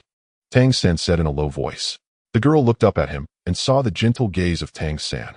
Her petite body trembled slightly, and she quickly lowered her head, saying, Oh. She shifted her body, seemingly preparing to leave. My name is Tang San, what is yours? Tang San asked softly. Aside from Zhu Jiasin, she was the first human he communicated with, and she was also of slave origin like himself. The girl looked at him again, clearly unfazed by his direct numerical name. After hesitating for a moment, she whispered, My name is Ling Mu Shui. Upon hearing her name, Tang San was momentarily stunned. It did not sound like a name belonging to a slave at all. My mother was. Ling Mu Shui said hesitantly. So my mother and I are from the same village, our village. She taught me. Although her expression was limited, Tang San understood her meaning. Her mother must have caught the eye of some wolf demon, and despite being a slave, she had gained some privileges. At least she could live with her own children and had taught her some things, so the girl's thinking was evidently sharper than that of her peers, and she understood more. She even had a beautiful name. Tang San said nothing more and nodded at her. Ling Mu Shui glanced at him again, her eyes clearly showing some worry. Can you really do it? Tang San nodded again. Oh. At this moment, other human slaves had started to look over. Ling Mu Shui did not dare to say anything more, only nodding again at Tang San before curling her body and moving to the other side. Perhaps due to the simple exchange with Ling Mu Shui, Tang San felt a bit better. Being alone in a foreign land, feeling a warmth was like finding a spark. After all, it had been 8 years. The 2 days passed swiftly. The 10 survivors had eaten the best meals they could find in this world during these 2 days. Everyone's spirits were clearly better than when they first arrived. The older youths all displayed a clear desire. They understood that this was their opportunity. Among the 10 people, only Ling Mu Shui was a girl. No one paid any attention to her. Everyone's focus was on the awakening of their bloodlines. If the bloodline could pass, it meant they would no longer be slaves and could become vassals of the Wind Wolf clan. For slaves, this indeed represented a meteoric rise. In this world, slaves were treated as lowly as food, akin to livestock. They were even worse off than livestock. At last, the door of the wooden house opened under the anticipation of most people. A few sturdy wolf demons entered, shouting for Tang San and the others in the house to follow. As they stepped out of the wooden house, the sunlight was somewhat blinding, but it brought a lot of warmth to them. Ling Mushui followed closely beside Tang San, who once again felt the worried gaze directed at him. Be at ease, he said softly. Ling Mushui was momentarily stunned and looked up at him. Tang San nodded at her. The wooden house they had stayed in for the past 2 days was located in the town. Today, however, they arrived at the center of Wind Wolf Town, a small square of nearly 1,000 square meters. By this time, many clan members of the Wind Wolf had already gathered around. In the center of the square, there was also an altar. What made Tang San's pupils constrict was the base of the altar, which appeared to be constructed from mortar and stones where numerous skulls were faintly visible. Human skulls. Tang San's hand instinctively clenched. Even in death, they had to be treated this way. A flame seemed to burn within his heart. Once a deity, king, his psychological fortitude was far beyond that of ordinary beings. Yet at this moment, he felt an overwhelming desire to destroy all the demon clans. His gaze began to grow cold, and a faint murderous intent lingered in his heart. Ling Mushui beside him seemed to sense something, shivering slightly, instinctively taking a couple of steps back to create some distance between them. Her action startled Tang San, but vaguely he seemed to recall something from his past life. He still clearly remembered walking down a road in his previous life, a road through hell. As his emotions calmed, he slightly closed his eyes, hiding that spark of inspiration deep in his heart. The demon clan. Very well. Tang San and the other 10 were led to one side of the square. Under a large tree sat an elderly wolf demon. This old wolf demon appeared to be female, her eyes a deep green, holding a cane in her right hand and seated on a large chair. Beside her stood a human seemingly in his 40s with a thin face, but dressed in relatively luxurious clothing. There was a faint flicker of green light in his eyes, his back slightly hunched, and he wore a respectful expression. The wolf demon who brought Tang San and the others approached the old wolf demon, immediately bowing respectfully. Respected High Priest, we have brought the slaves who awakened their bloodlines this year. The old wolf demon, referred to as the High Priest, responded lightly, and then waved her hand towards the human man beside her. The man first bowed respectfully to her, and then slowly stepped forward to stand before Tang San and the 10 others. Tang San had been silently sensing the aura of the High Priest, which was very strong. At his current strength, he couldn't even discern the High Priest's level of cultivation. Of course, this was without using the little bit of divine sense he had. However, he did not dare to use his divine sense lightly, as what remained was far too little. Under his current circumstances, it was impossible to recover unless he faced a life-and-death situation. Otherwise, he would never easily use his divine sense. Only when he grew stronger could his divine sense truly play a role. Just as the human man was about to speak, the wolf demons beside him suddenly parted, bowing respectfully. A gigantic wolf demon over 3 meters tall strode over. This wolf demon appeared extremely strong, its muscles filled with explosive power. Its eyes were a deep green, though not as deep as that of the High Priest, yet they seemed to contain intense energy fluctuations. It approached the High Priest with large strides, slightly bowing and placing its right hand on its chest. High Priest. The High Priest's aged face revealed a hint of a smile. The Lord has arrived. Please wait a moment for the ancestral rites. Is the Lord ready? She remained seated, indicating that in Wind Wolf Town this High Priest likely held the highest status. The Wind Wolf Lord said, "It is ready. The offerings are all prepared. I would like to trouble the High Priest to preside over it. Once these slaves have their bloodlines tested, we will begin immediately." The High Priest replied blandly. "Let us begin." The Wind Wolf Lord said to the human middle-aged man who had previously come before Tang San and the others. "Yes, my lord." The man bowed respectfully before turning to face the 10 of them again. "Listen well, I will conduct the bloodline test shortly. During the testing process, you may express any reactions you have. There is no need to suppress them or be afraid. You must give it your all. Do you understand?" Tang San looked up at him, catching a glimpse of the sadness that fleetingly passed through the eyes of the slightly hunched middle-aged man. In the next moment, the middle-aged man slowly spread his arms, tilted his head towards the sky, and exclaimed, "Great wind, please bestow your grace upon your people, allowing them to comprehend the true essence of the wind." As he sang loudly, his body suddenly began to swell, grayish-blue hairs sprouting from his skin, and his upper garments were instantly torn apart, revealing solid muscles as a rich azure light burst forth from him. 4th rank, or perhaps 5th rank. This was Tang San's first impression. It could be said that this middle-aged man was the most powerful human he had ever encountered. The dense wind elements instantly coalesced, and the air around them noticeably thickened with wind energy enveloping all 10 of them within it. The Wind Wolf Lord glanced at the High Priest and remarked, "Wang Yanfeng's control over wind elements has improved significantly." The High Priest replied indifferently, "After all, with the bloodline of a slave, his limit is merely 4th rank. However, humans have some skill in control. He simply controlled it better. As for you, my lord, you shouldn't spend all day with those she-wolves. You should focus on improving your strength. Otherwise, wouldn't you face ridicule at our clan's grand ceremony in 2 years? The Wind Wolf Lord's expression stiffened for a moment, understood. Bathed in the wind elements, Tang San and the others were surrounded by a faint azure glow. Tang San narrowed his eyes, silently sensing the richness of the wind elements. It seemed to also affect the wind blades he controlled within himself. He cautiously summoned the power of the wind blades, merging it with his bloodline, causing his aura to begin to shift. He suddenly realized that the rich wind elements around him seemed to be absorbed after his bloodline changed. The energy of the wind blades felt like it was being accumulated. He was highly intelligent with rich experience. He quickly understood that the previous inability to enhance his wind blades and leopard flash was not only due to the limitations of his bloodline, but also because of the lack of same attribute and rich element assistance. At this moment, within the dense wind elements, the wind blades were evidently stirred. This meant that under favorable conditions his wind blades could indeed be enhanced. Roar! Just then, among the 10, the only youth who had survived the earlier awakening and exhibited the most obvious beast transformation had his clothes torn, hairs sprouting, and his body visibly swelling with faint azure light swirling in his eyes. Wang Yanfeng's eyes lit up, and with a wave of his hand, a whirlwind immediately enveloped the youth's body, pulling him aside. This was clearly a sign of passing the assessment. Tang San did not rush to showcase his abilities. Such rich wind elements would not naturally exist in the world, and with his current cultivation, he could not actively condense them, so he might as well absorb more. It might even benefit his breakthrough against his bottleneck. To his surprise, the second to respond was none other than Ling Muxua beside him. Ling Muxua let out a delicate cry, and her figure expanded slightly, not as obviously as the previous youth, with only some hairs appearing at the nape of her neck, yet the azure hue in her eyes was evidently more intense. The azure light surrounding her even lifted her body slightly upwards. Wang Yanfeng waved his hand again, using the wind elements to sweep her body to the side. At the same time, he remarked, "The bloodline isn't strong, but it's more attuned to the wind elements." Next, 2 more boys around 15 or 16 years old showed strong reactions. Wang Yanfeng appeared somewhat anxious, and the gathered wind elements became even denser. But Tang San clearly saw that his forehead was already covered in sweat. Sustaining such a strong intensity of wind elements was evidently quite taxing on him. His efforts were naturally aimed at ensuring that more individuals among them could pass the bloodline assessment. That's enough. If it's insufficient, it's insufficient.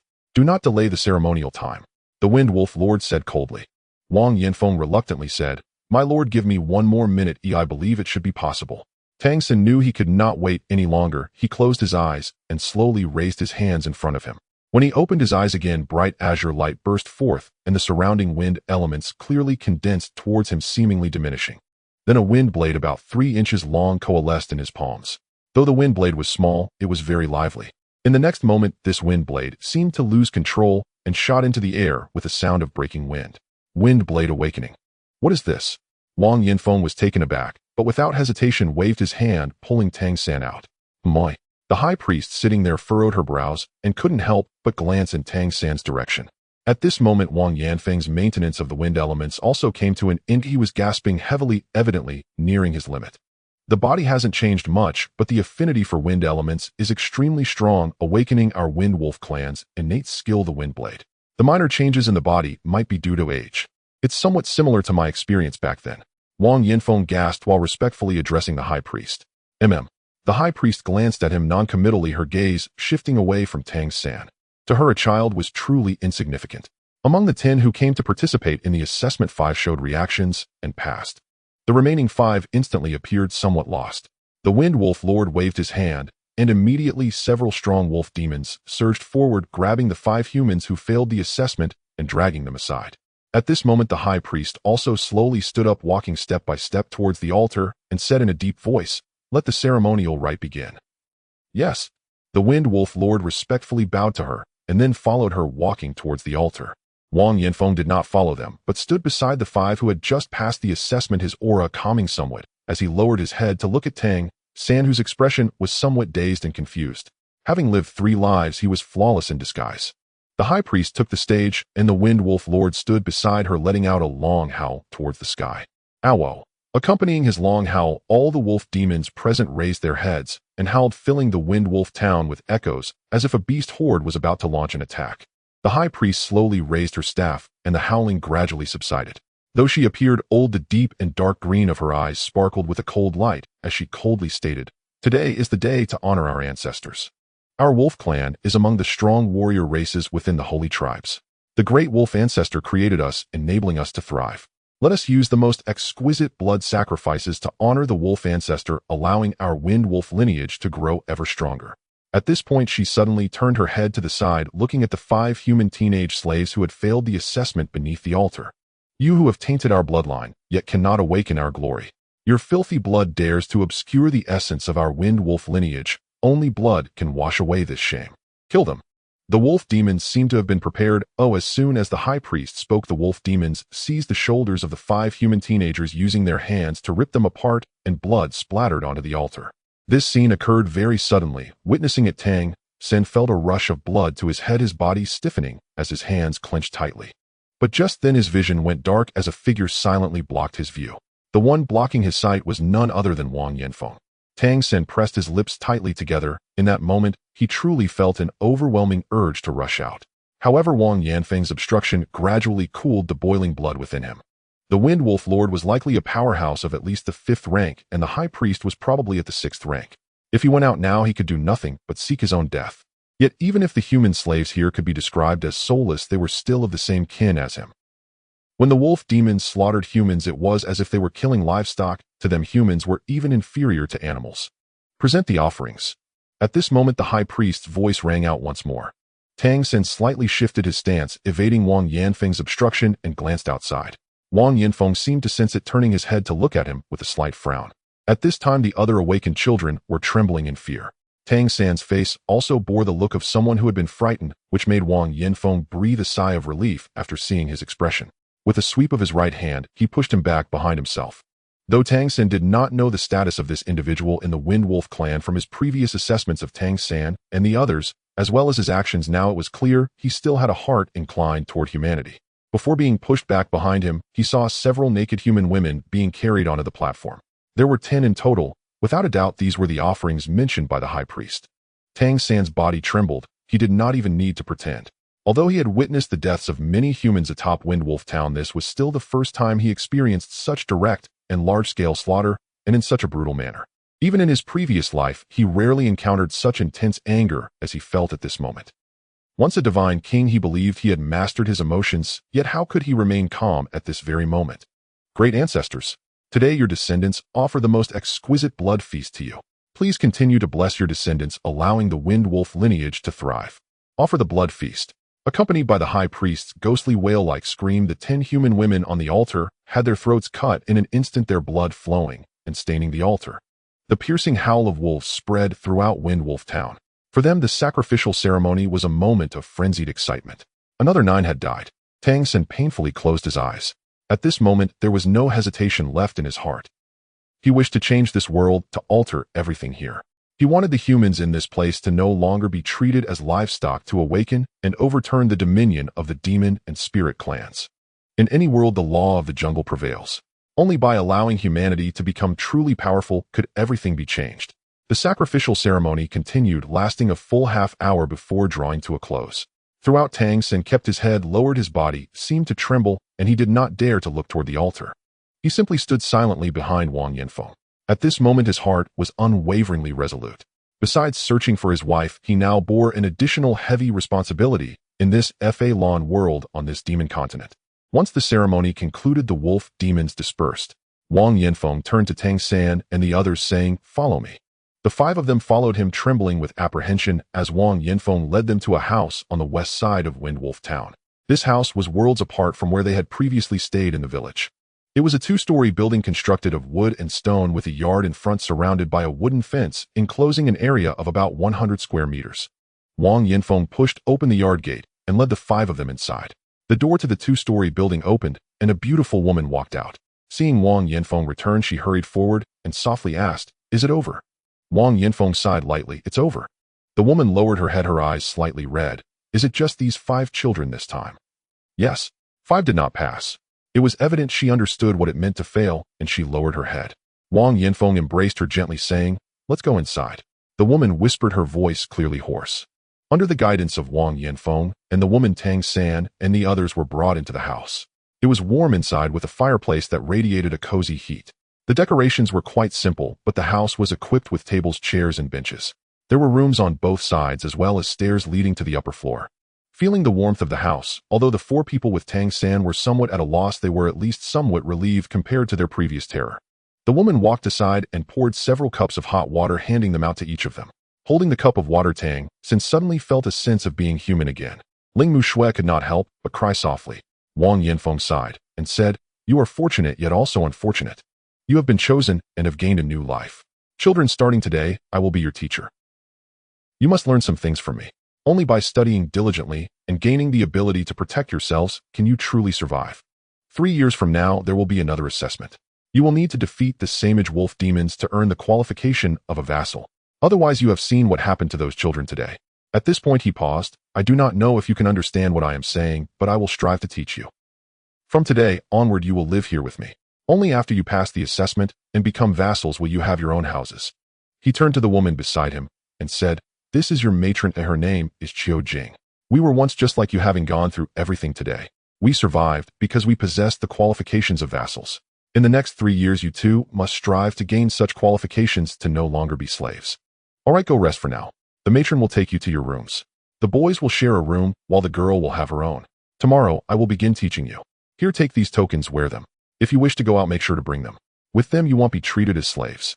As he spoke, Wang Yanfeng handed each of them a wooden token intricately carved with patterns embedded with a piece resembling a wolf's fang, but not a protruding tooth. The rooms they stayed in were all on the first floor, and Tang San was assigned to share with a boy just over 10 years old. Qiu Jing led them to their room, where there was a communal bathroom on the first floor, and she instructed each of them to wash up. After washing up, each received a set of clothing made from coarse linen.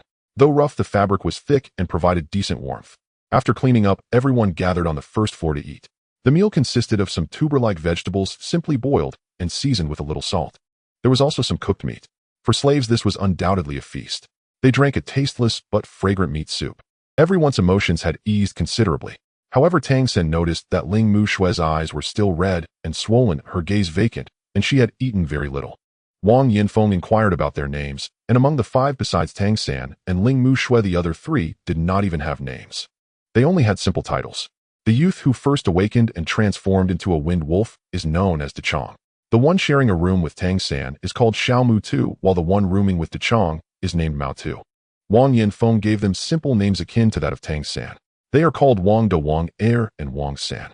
He also informed them that once they could genuinely become vassals, they could change their names again. Only by truly becoming vassals could they have their own names. A vassal's nameplate was hung up. This way they would not be slaughtered like slaves. After dinner, Wang Yanfeng let them return to their rooms to rest.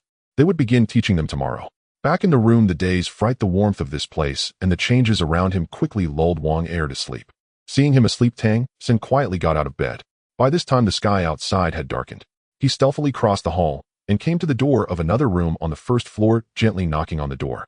Ling Mushui resided in this room, separated from the boys' rooms by the hall. The door opened, revealing Ling Mushui's face. Upon seeing Tang San, Ling Mushui's swollen eyes became moist once more. Tang San swiftly entered and shut the door behind him. "What's wrong?" Tang San asked softly. He was genuinely concerned for the girl who brought him warmth for the first time since arriving in this world. In this world, which felt like the end of days to humans, such warmth was truly rare. At his question, Ling Mushui almost instantly burst into tears. "Mom." Tang San was taken aback, supporting her swaying body, and in that moment, he suddenly had an ominous premonition. It felt as though his throat was constricted, making it hard to breathe. "What happened to your mother?" Tang San asked a bit anxiously. Ling Mushui, however, was already sobbing uncontrollably and couldn't speak. Tang San furrowed his brow, helping her sit by the bed, placing his right hand on her back, and slowly injecting his Xiantian skill to stabilize her emotions. As his energy flowed into Ling Mushui's body, he sensed a faint azure energy within her, seeming to desire to attach itself to him upon feeling the Xiantian power. Tang San quickly controlled his power to withdraw. He didn't want to extract the wind wolf bloodline energy from Ling Mushui all at once, fearing it wouldn't recover. That would indeed be detrimental to her. However, the warmth from the injection of Xiantian skill allowed Ling Mushui to stabilize her emotions somewhat. With tearful eyes, she looked at Tang San, saying, "Mom, I saw her on that platform." Tang San's mind went blank in an instant. The altar, her mother. On that altar, those 10 human women were probably the mothers of the 10 individuals who inherited the wind wolf bloodline. With Ling Mushui's mother, there was naturally also the human woman who brought him into this world. Even if it was just a fleeting glance, he had no memory of her in his mind. Yet ultimately, it was she who brought him into this world. and it was his decision to impersonate and awaken one of the wind wolf bloodline that led to this. At that thought, Tang San's body trembled. He never expected the cruelty of the wolf demons to be to such an extent. The other three, unaware, likely shared his experience of being separated from their mothers since childhood, unable to recognize them. Only Ling Mu Shui had lived and grown up with her mother. At that moment, she had clearly been frightened into a stupor. Yet she recognized her mother. A strong fear prevented her from screaming, thus saving her life.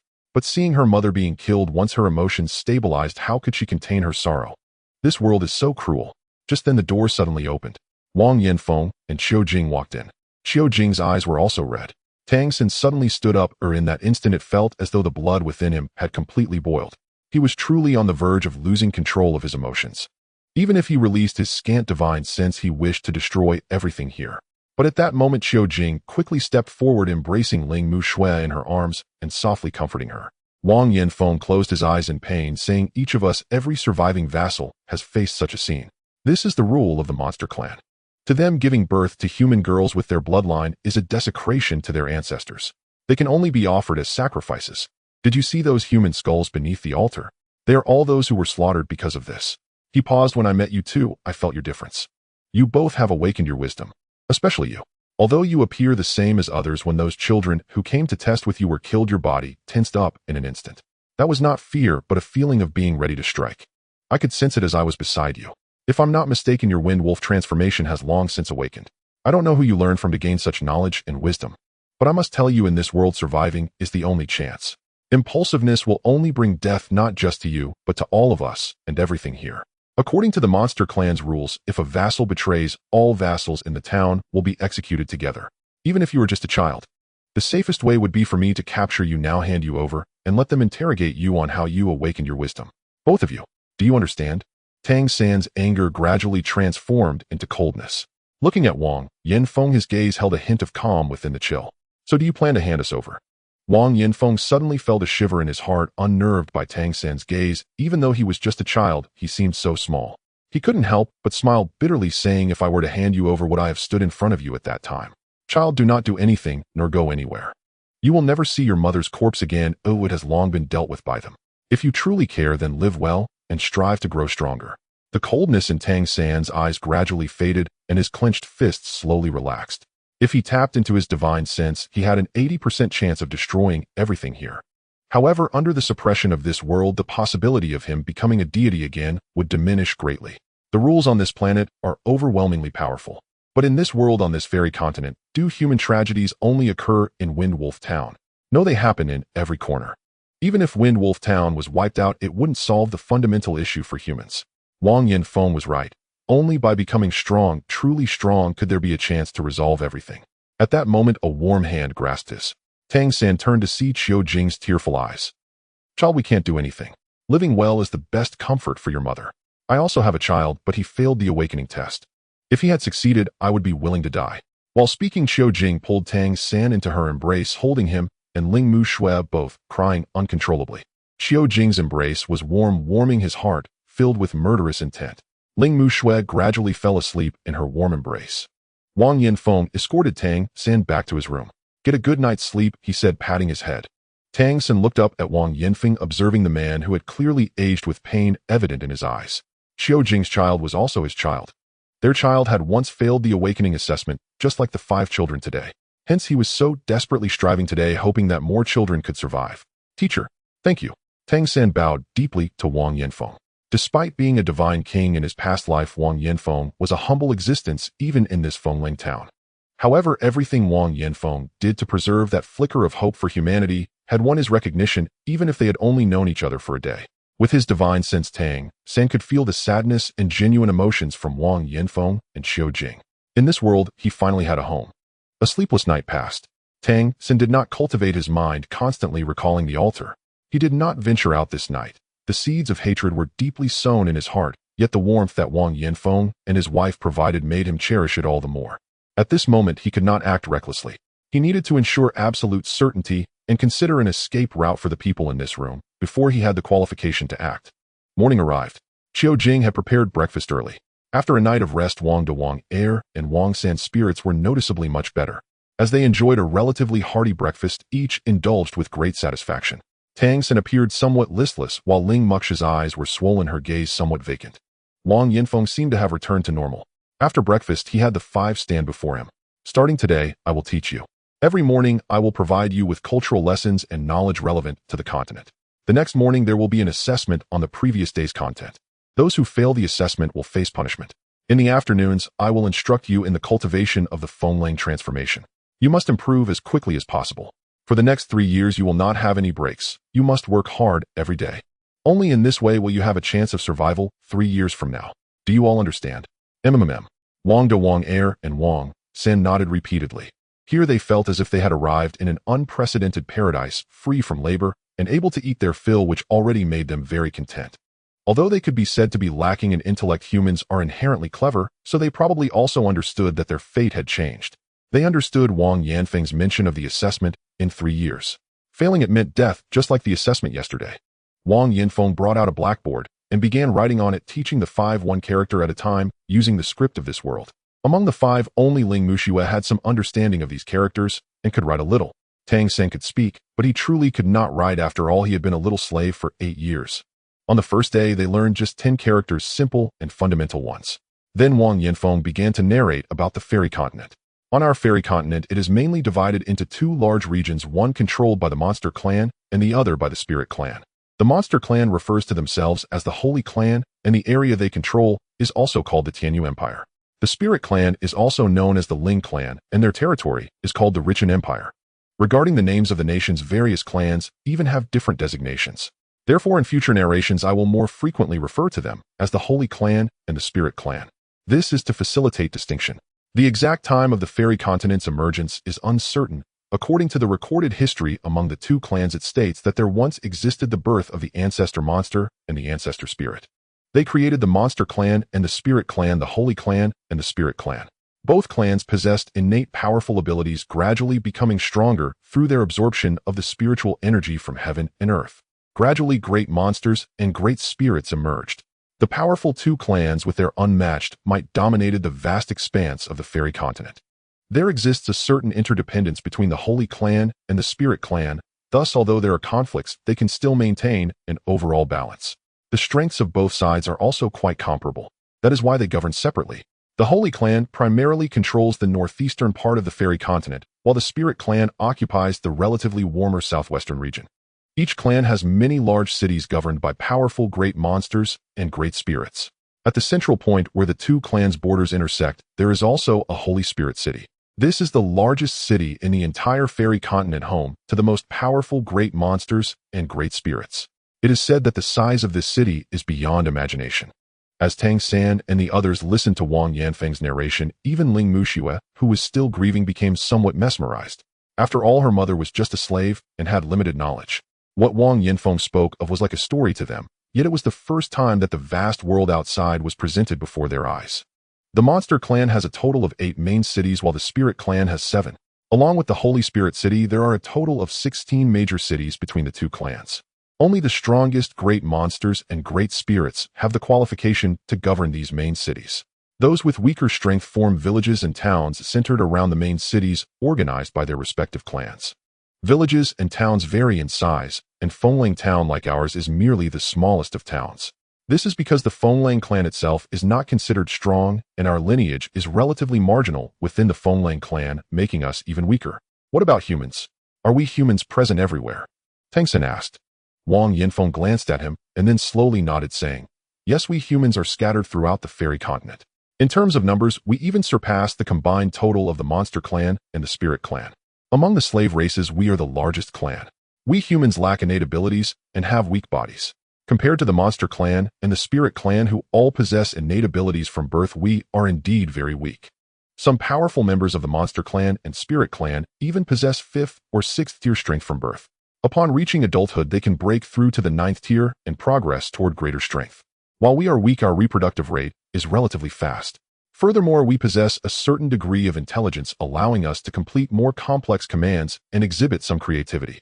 And, as he said this, his expression twisted slightly, our flesh is good, so we can be used as slaves. To some members of the Monster Clan, we are even regarded as livestock. That is why they widely raise us. In their eyes, we are a lowly existence. However, strangely enough, when those powerful members of the monster clan and spirit clan cultivate to a certain level or are born exceptionally strong, they can transform into forms resembling our kind. This is merely what I have heard, although I have visited the great city, I have not witnessed it myself. It is said that human slaves in the spirit clan have it somewhat better because the majority of the spirit clan do not consume meat and are relatively less fierce. Moreover, under certain fortuitous circumstances, there can be some fusion between humans and the spirit clan.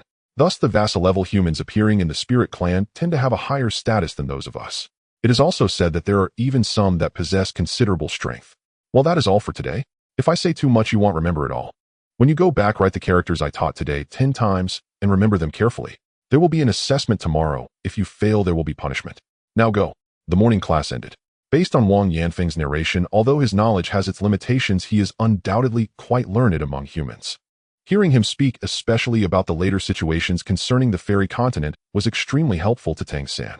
If he wanted to find his reincarnated wife, he first needed to understand this world. After returning, Tang San first wrote the 10 lines requested by Wang Yanfeng, and after digesting what he had taught today, it was already noon. After lunch, Wang Yanfeng allowed the 5 of them to rest for an hour before beginning the afternoon class. The topic for the afternoon was the cultivation of the wind wolf transformation. Tang San was even more interested in this. To regain his former strength, he needed to understand the abilities of this world. By understanding the abilities of this world, he could gradually reclaim his past powers. At the same time, he could leverage the characteristics of this world and their relation to his Xiantian skill to become stronger. Only with immense strength can one achieve anything. The reason you were chosen is that within your bloodlines there exists a portion belonging to the wind wolf. Thus, when this bloodline is activated, your bodies will begin to change towards the direction of the wind wolf, granting you certain abilities of the wind wolf. This is what is known as the wind wolf transformation. When humans possess the bloodline of any monster clan, if they can awaken, they will gain such abilities collectively known as demon god transformation. The essence of cultivation is how to make the abilities within your bloodline stronger, thereby acquiring greater power. Within 3 years, you must at least cultivate the wind wolf transformation to reach the 3rd rank in order to pass the assessment and survive. I emphasize this again, survive. Otherwise, it means death. Just like those 5 children who failed the assessment that day. Aside from Tang San, the other 4 could not help but show fear in their eyes. No one is unafraid of death, and neither are they. To successfully cultivate the demon god transformation, one must understand the cultivation methods of the monster clans. Regardless of the species of monster clan, when they are newly born, an energy forms within their bloodline. This energy is universal for them, helping to nourish their bodies and aid in their growth. It can also grant them abilities. Even if they do not cultivate, their bodies will naturally absorb the spiritual energy from the world, gradually strengthening their bloodlines. Moreover, the stronger monster and spirit clans have cultivation methods to enhance their bloodlines, making their cultivation easier and quicker, thus achieving a higher ceiling. Our cultivation method is quite similar to theirs. One is to absorb the spiritual energy from the world to improve, and the other is through cultivation methods. Here I have the cultivation methods for the first 4 stages of the wind wolf transformation. I will begin teaching you now. The core essence is how to stimulate the energy within your bloodline, allowing it to generate more of this energy after experiencing stimulus, and to be able to control it. Now I will start teaching you how to guide the wind wolf bloodline for cultivation. With that, Wang Yanfeng began his instruction. Tang San listened intently. Wang Yanfeng's explanations were quite simple, mainly for the Wang family's 3 brothers to understand. He felt relatively assured about Tang San and Ling Mushue's comprehension.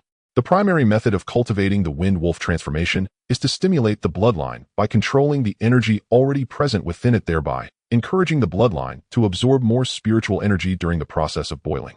According to Wang Yanfeng, the denser the spiritual energy in the surroundings, the more beneficial it is for bloodline enhancement. However, one should not cultivate in areas that are too dense, as the body cannot withstand excessive absorption. After all, the human body is still quite weak. Thus, cultivating in this wind wolf town is sufficient for them. The method of stimulating the bloodline is not complicated. From Tang San's understanding, it is to guide the wind wolf power within to stimulate the corresponding acupoints. It can be said to be an extremely simple cultivation method. Compared to it, the Xiantian skill is infinitely more complex. However, no matter how simple this cultivation method is, Tang San would still not be able to learn it. The reason is simple: he did not possess a true wind wolf bloodline. His wind blade was obtained through the devouring of the Xiantian skill, essentially retaining the energy of the wind blade within his body. After use, the Xiantian skill can also transform similar energies based on the imprint left by the wind blade. But the strength is limited to that of the energy he initially devoured. Therefore, the wind wolf transformation cultivation method holds no significance for him. It merely aids him in gaining a deeper understanding of the cultivation methods of this world and the demon god transformation. Under Wang Yanfeng's guidance, the three brothers of the Wang family quickly found the feeling of stimulation with the help of Wang Yanfeng's own bloodline power. Ling Mushui found the cultivation method even faster. After just one guidance from Wang Yanfeng, she was able to cultivate on her own. As for Tang San, before Wang Yanfeng could guide him, the blue light around him was already swirling under the activation of the wind blade. You learned it. Wang Yanfeng was somewhat surprised as he felt the wind elements around Tang San, which were noticeably stronger than the others. Yet strangely, there were no changes of the wind wolf on him. Yes, you explained it very clearly, and I tried it out. It seems I can do it. Tang San said seriously. Wang Yanfeng looked at him with some suspicion. He had taught more than just this batch of students. However, Tang San is the first one who can complete the wind wolf transformation without guidance. What a remarkable talent. When I first saw Tang San, I sensed that this child was somewhat different, but I couldn't quite pinpoint what was different about him. Regardless, this is undoubtedly a good thing. Even in my time, I did not possess such abilities as Tang San. Tang San actually wanted to ask if there was a bottleneck at the third rank. However, it was not convenient for him to ask at that moment, lest Wang Yanfeng grow suspicious. He planned to conduct his own experiments before discussing it. After all, his cultivation method is different from the demon god transformation. Alright then, focus on your cultivation and try to enhance your bloodline power. A month from now, I will conduct an assessment of your cultivation to see the strength of your powers, Wang Yanfeng said. Teacher, may I ask a question? You may ask, Wang Yanfeng nodded. Tang San continued, Teacher, how many ranks are there for the strongest monster clans and spirit clans in the demon continent? Wang Yanfeng paused for a moment. He clearly did not expect Tang San to ask such a question. Looking at the somewhat thin child before him, whose eyes were noticeably brighter and whose looks were more refined than others, he replied, according to legend, it is 12 ranks. Extremely powerful. If the legendary ancestral monsters truly exist, I am not sure if there are ranks above 12. Hearing his words, Tang San's heart couldn't help but tremble. A judgment immediately formed in his mind. In his original world, known as the Doloa continent, the highest rank an ordinary person could cultivate to was 9. Beyond that was the divine level. If the corresponding ranks here are 10, 11, and 12, then they align with the third, second, and highest divine rank respectively. This means that the monster clans and spirit clans on the demon continent can cultivate to the level of the first divine rank. If this is the case, the vast energy present on this Fa star is undoubtedly one of the most advanced planets he has ever seen. If the so-called ancestral monsters are at a level higher than the first divine rank, then it touches upon the level of the divine kings where he originally belonged. And here he had not felt the presence of the divine realm. In the absence of a divine realm, if beings at the divine king level can emerge solely relying on this planet, it implies that the energy level of this planet itself aligns with that of the divine realm, not just any ordinary divine realm. I have truly come to a remarkable place. To untangle the chaos at such a level is certainly not an easy task. Wang Yanfeng guided Tang San and the others through the cultivation of the wind wolf transformation, after which he let them return to their rooms to practice. When it was time for dinner, Wang Yanfeng said to Wang De, Wang Er, and Wang San, I thought about it and decided to give you all a name, so that you can have names of your own. Are you willing? Yes. Wang De nodded foolishly. Wang Er blinked. That's fine. Is that okay? Wang San, the tallest among them, even taller than Tang San, but very thin like a bamboo pole, asked. All right. Wang De glared at Wang San. Oh, Wang San seemed a bit afraid of Wang De and could only nod. Wang Yanfeng said, then it's settled. I thought of names for all of you. Wang De, from now on you shall be called Wang Chao. Wang Er will be Wang Zhong, and Wang San shall be called Wang Xiaolei. Wang Chao said happily, great. Thank you, teacher. I finally have my own name. Wang Zhong blinked his eyes, saying nothing. He was also very thin, but compared to Wang De and Wang San, he appeared to be more reserved, not out of timidity. Among the three during that sacrificial event, only in Wang Zhong's eyes did Tang San catch a glimpse of hatred rather than mere fear. Wang Xiaolei furrowed his brow and said, I have 3 characters in my name, isn't it hard to write? Why do you have so much to say? It's settled, thank you, teacher. Wang Chao shot him a glare, acting like the big brother. He was indeed the oldest. Tang San, let the teacher give you a name too. Wang Chao said kindly. Tang San shook his head and said, no need, I think Tang San is quite good. Well, let's leave it at that. Time to eat. After dinner, they returned to their rooms to practice. The Wang brothers still needed Wang Yanfeng to personally guide them to enter the stimulating state of bloodline cultivation. Tang San naturally did not need it. To Wang Yanfeng's surprise, after a single guidance, Ling Mushui was able to independently activate her bloodline for cultivation. This was beyond his expectations. As night deepened, Tang San, sitting cross-legged on his bed, slowly opened his eyes. On the opposite bed, Wang Zhong was still diligently practicing his aura, very stable. Tang San could sense his bloodline pulsating within. Vaguely, there were fluctuations of wind elements around his body. Quietly getting out of bed, Tang San's gaze sharpened. Among the 5 children, he was actually the youngest. Wang Chao was already 17, Wang Zhong was 14, Wang Xiaolei was 12, Ling Mushui was 10, and he was only 8. Life had finally changed, at least it was stable now, and he no longer had to worry about becoming food. The most important thing now was to enhance his strength. He had only given himself 3 years. 3 years later would be the time to leave this place, and also the time for revenge. Looking out the window towards the direction of the Wind Wolf Town Square, Tang San instinctively clenched his fists. The mother he had only met once had died at the hands of the Wind Wolf clan, which left him with no chance for reconciliation with the Demon clan. Quietly pushing open the window, Tang San's figure flashed as he slipped out. He carefully closed the window behind him. Although Wang Yanfeng's cultivation was higher than his thanks to the Tang sect's unique skills he brought from his previous life, he was confident he wouldn't be discovered. Silently moving forward, Tang San gradually distanced himself from his residence. He did not head towards the square because he feared that if he reached the square and saw the bones beneath the altar, he would not be able to control his emotions. He moved along the dark corners by the wall, carefully concealing his figure. He had visited Wind Wolf Town many times before. Although he couldn't claim to be familiar with every area, he was quite clear about most of the terrain. Soon he arrived near a larger stone house. From a distance, he could see the house brightly lit and hear noisy voices from within. If viewed through the lens of his past life, this would be an inn. Tang San was not clear about what the alcohol in this world was like. But this was the favorite place for the Wind Wolves in Wind Wolf Town. It was already late, yet it remained lively. This also meant that Tang San had found the right place. He crouched in a dark corner, silently watching the entrance of the inn, patiently waiting. Perhaps because it was already late, he did not have to wait long. Inside the inn, several tall figures staggered out, arms draped over each other's shoulders. Their voices were loud but indistinct, clearly a bit drunk. The wolf demons walked out while laughing and cursing about something. Tang San watched them head into the town, and at the fork in the road the wolf demons parted ways, each heading home. Tang San fixed his eyes on a medium-sized wolf demon and quickly followed. He moved lightly, while the other party, being drunk, did not notice him at all. The Wind Wolf clan's cultivation levels could generally be discerned by their size. Those with smaller frames were second-order wind wolves, while tall ones were third-order. Only particularly sturdy ones might be higher ranks, but in Wind Wolf Town, particularly robust wind wolves were extremely rare. Only the Wind Wolf Lord stood over 3 meters tall. The target Tang San chose was a third-order wind wolf, which was a common strong wind wolf in Wind Wolf Town. He followed closely, silently approaching from behind. With his right hand, he made a pulling motion toward the somewhat staggering steps of the wind wolf. The gentle Xiantian skill was released using the Tang sect's unique technique of controlling cranes and capturing dragons. The wind wolf stumbled and was about to fall forward. However, even in its drunken state, the third-order wind wolf was agile and instinctively pushed off the ground with both hands to spring back up. Tang San seized this fleeting opportunity. He leaped forward, gently tapping the waist of the third-order wind wolf with his toes. For dogs and wolves, the waist is their most vulnerable spot. The wind wolf was a wolf demon, but it was similar. The wolf demon struck in the waist, immediately softened, and fell to the side. Just as it was about to curse, Tang San had already grabbed its neck with his Xian Yu hand, sealing its bloodline and causing it to lose consciousness. This series of actions was incredibly fast, taking only 2 or 3 seconds for the third-order wind wolf to collapse to the ground. Tang San looked around, ensuring there was no movement. Immediately, he dragged the third-order wind wolf into a dark place, placing his right hand on its chest. After several years of cultivation, he was quite familiar with the wind elements within the Wind Wolf clan's bloodline. As he infused his Xiantian skill into the opponent's body, he immediately sensed the presence of wind elements within its bloodline. To Tang San's surprise, the living wind wolf had a much richer bloodline power than the 2 dead ones from 2 years ago.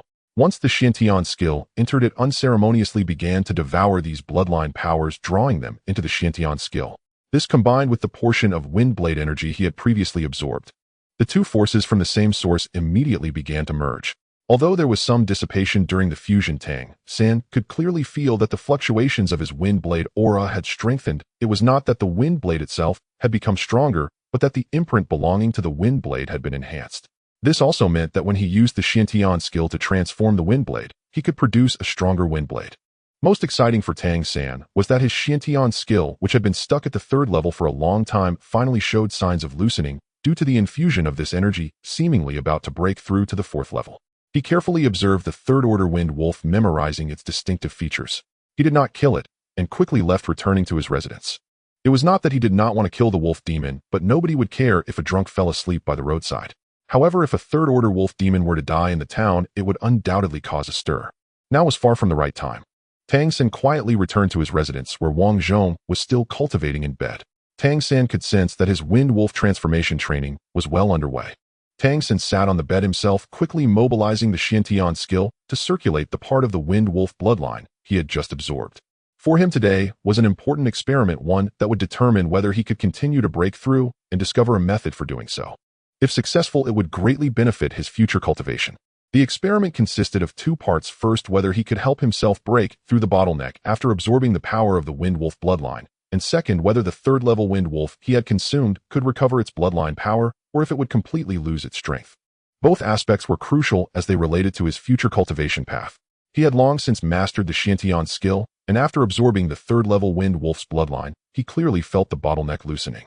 However, when he activated the Xiantian skill again, he found that sensation was fading. The previously loosened Xiantian skill seemed to be suppressed by some invisible pressure preventing him from achieving an upward breakthrough. This caused Tang San to furrow his brow. If things were not as he had imagined, it would be a significant blow to him. Remaining stuck at his current level would be quite troublesome. He needed to seek another path. He did not rush, continuing to silently operate the Xiantian skill, gradually dissipating the absorbed bloodline power. The Xiantian skill became denser, and although he did not break through a level, its overall capacity seemed to solidify a bit more from the original peak state. At the same time, Tang San noticed that the imprint belonging to the wind wolf within him had grown stronger. Simply put, the wind blades he could condense had become larger. When he activated this imprint using the Xiantian skill, there would be some changes in the aura resembling the wind wolf, and now that change seemed to be even greater. When he absorbed Zhu Jiesen's leopard flash demon transformation and the wind wolf's bloodline power, the imprint of the leopard flash was clearly stronger than that of the wind wolf, resulting in better effects. He could basically unleash it within 10 meters, and the effect was excellent. Although the wind blade formed from the wind wolf bloodline had some power, it was not particularly strong. However, after absorbing the bloodline power of this third-level wind wolf, today, the imprint corresponding to the wind blade had clearly strengthened. When he activated the imprint using the Xiantian skill, not only did the aura of the wind wolf strengthen, but the wind blade also grew significantly larger with a noticeable increase in power. It had basically reached the might of a third-level wind wolf. Silently absorbing and sensing his own changes, Tang San gradually formed his own judgments. He was now almost certain that the Xiantian skill could indeed strengthen itself by absorbing the bloodline power of monster clans. During this absorption process, the bloodline power that was consumed would convert into a part of the Xiantian skill, aiding in increasing his cultivation speed. At the same time, the traits within the bloodline would also form an imprint that would be retained, allowing him to convert through the Xiantian skill, producing the abilities represented by that bloodline imprint. This was a rather peculiar change, and it should be unique to the transformation of his Xiantian skill. In other words, he could form imprints by absorbing the bloodline power of different monster clans, granting him the abilities of those monsters. This was quite interesting. His previous speculation should be correct. He wanted to break through the bottleneck without being restricted by this plane. Therefore, consuming the bloodline power of monster clans should be a necessary path. His previous feeling of the loosening bottleneck should be accurate. The main issue preventing him from breaking through was likely that the strength of the energy he absorbed was insufficient. That was a third-level wind wolf, and in terms of energy strength within the bloodline, it was not as strong as the peak of his Xiantian skill's third level. Thus, if he wanted to continue breaking through, he would probably need to consume the bloodline power of a fourth-level wind wolf. By absorbing the bloodline power of stronger-level monster clans, his aura would for a moment resemble that of a powerful level monster, and when the pressure of the plane loosened, he could break through the bottleneck. He should be able to reach the fourth level. Moreover, he suspected that from the bottleneck of the third level onwards, future breakthroughs would likely require this method to avoid the plane's suppression on him. If so, then he would have a direction and goal for his cultivation. The next step was to find a fourth-level wind wolf and attempt to absorb its bloodline. There weren't many fourth-level wind wolf bloodlines in Wind Wolf Town, but there was one right here. Wang Yinfeng was a fourth level. If it weren't for this, he wouldn't be able to live in such a house with a vassal identity. Among the vassals in Wind Wolf Town, he should be the strongest one. The next experiment was to observe whether the third-level wolf demon he had previously consumed could restore its bloodline power. If it could recover, then Tang San could begin preparing to search for a fourth-level wolf demon, making it less likely to be found. If that wolf demon could not recover, Tang San would have to remain in hiding for a while. Losing bloodline power without explanation would likely raise suspicions in the Wind Wolf clan. If one went missing, it would be fine, but if another fourth-level one appeared with the same issue, it would be obvious something was wrong. With these judgments, Tang San's mindset stabilized, and he continued to silently cultivate the Xiantian skill. Although he could not break through the bottleneck now, with his cultivation experience accumulating strength for a future breakthrough was always beneficial. When the time came, it would happen naturally. The more solid his foundation, now the easier his future cultivation would be. In the following days, Tang San and the others studied and cultivated with Wang Yinfeng every day. Every day, they learned knowledge in the morning and practiced the wind wolf transformation in the afternoon. The five of them lived fulfilling lives, a stark contrast to their previous lives as slaves. Ling Mushue's mood remained poor, but she was exceptionally serious during training and learning. After a few days of study, everyone's talents began to manifest. Among the three brothers of the Wang family, it was Wang Chao who had awakened to the highest level that had the least talent, while Wang Zhong and Wang Xiaolei both showed good talent. All three of them were slightly inferior to Ling Mushue. After a few days of guidance and training in the wind wolf transformation, Ling Mushue was now able to exhibit a certain degree of wind wolf transformation. Although she could not yet condense wind blades, her speed of progress was commendable. Even Wang Yinfeng praised her. As for Tang San, he was different from the others. When Wang Yinfeng saw that the wind blades Tang San could release had clearly grown larger, he was very surprised. Although the wind blades had strengthened, Tang San did not experience any transformation into a wind wolf. Not a single wolf hair was sprouting. This left him very curious, yet he had no way to explain it. However, he would also pass on some techniques for controlling the wind blades to Tang San. And it was during these few days that Tang San completed his experiment. Every night, he would stealthily go out to find the wolf demon he had previously consumed. He did not find it on the first day, nor on the second day. On the third day, he spotted the wolf demon from a distance. Compared to before being consumed, this wolf demon appeared noticeably weakened. However, after investigation, Tang San discovered that its bloodline power should have already recovered partially, and was in the process of gradual recovery. The lack of appearance in the first 2 days was likely due to it resting at home to recover its bloodline power. This meant that the bloodline power he had consumed could indeed recover through rest. It just required some time. For the wolf demon, it was like recovering from an illness. It could regain strength through rest. To ensure safety, Tang San observed for a few more days, and by the 5th day, the bloodline power of the wolf demon had basically returned to its original state. This gave Tang San a sense of certainty. What he needed to do next was to find a 4th-tier wolf demon to attempt his breakthrough. But this also posed a dilemma for him. 4th-tier wolf demons are completely different from 3rd-tier ones. The difference of 1 tier translates into a significant disparity in strength. Generally, 3rd-tier wolf demons are over 1.9 meters tall and very robust. However, 4th-tier wolf demons exceed 2 meters in height, and their strength cannot simply be described as robust. A 4th-tier wolf demon can easily handle 4 or 5 3rd-tier ones. The leap from 3rd tier to 4th tier is a major threshold. Although Tang San was confident in facing a 4th-tier wolf demon with his mastery of the Tang sect's unique skills, as well as abilities like Leopard Flash and Windblade, but defeating a 4th-tier wolf demon without making a sound seemed nearly impossible. Once noise was made, he was very likely to expose himself. So his current plan was to either confront a 4th-tier wolf demon in the wild or think of a strategy involving his teacher. Tang San did not rush. He continued to study and train every day. From Wang Yanfeng's teachings, he learned more about the history and culture of the demon continent. This was equally important for him. Half a month passed in the blink of an eye, and everyone's bloodlines had improved to varying degrees, and they were basically able to unleash wind blades. However, in terms of wind blade mastery, the other 4 were significantly behind Tang San. Starting today, we will add a new class: practical combat lessons. Only through practical combat can you further improve your fighting skills. It was afternoon again, and today's lesson seemed to be slightly different. Everyone follow me to the courtyard. As he spoke, Wang Yinfeng led the 5 into the courtyard. After half a month's study, all 5 could now independently enter the state of bloodline stimulation and practice wind wolf transformation. The courtyard was not too large, but there was enough space for movement, and the wooden fence blocked external sight. Wang Yinfeng stood in the center of the courtyard and said, "You will take turns attacking me. Wang Chao, you go first. Use wind wolf transformation." "All right," Wang Chao replied, positioning himself 3 meters in front of Wang Yinfeng. "Let's begin." Wang Yinfeng chose to face them directly because he was concerned that they might not yet control their strength and inadvertently harm each other. Wang Chao took a deep breath, and suddenly his vital energy surged within him. He let out a wolf howl, and his body swelled slightly, stretching his clothes as fur sprouted, his teeth protruded, and a faint green light shone in his eyes. Amidst the transformation, a hint of ferocity was ignited. Compared to his previous frail form, after using wind wolf transformation, he was already considered strong among his peers. "Attack me," Wang Yinfeng nodded to him. Wang Chao let out a low growl. Wind wolf transformation not only enhanced his physical abilities, but also instinctively infused him with a wolf's ferocity. He exerted force with his legs and pounced towards Wang Yanfeng. This attack lacked any skill, but both speed and strength were evidently far superior to that of an ordinary human. Wang Yanfeng did not use Wind Wolf transformation. He merely sidestepped to avoid Wang Chaos lunge. Your speed is too slow, pay attention to using your wolf claws as weapons. Aim for your opponent's vital points. Wang Chao missed, and turned around pouncing again with his right claw aiming for Wang Yanfeng's chest. Wang Yanfeng stepped aside once more evading his attack.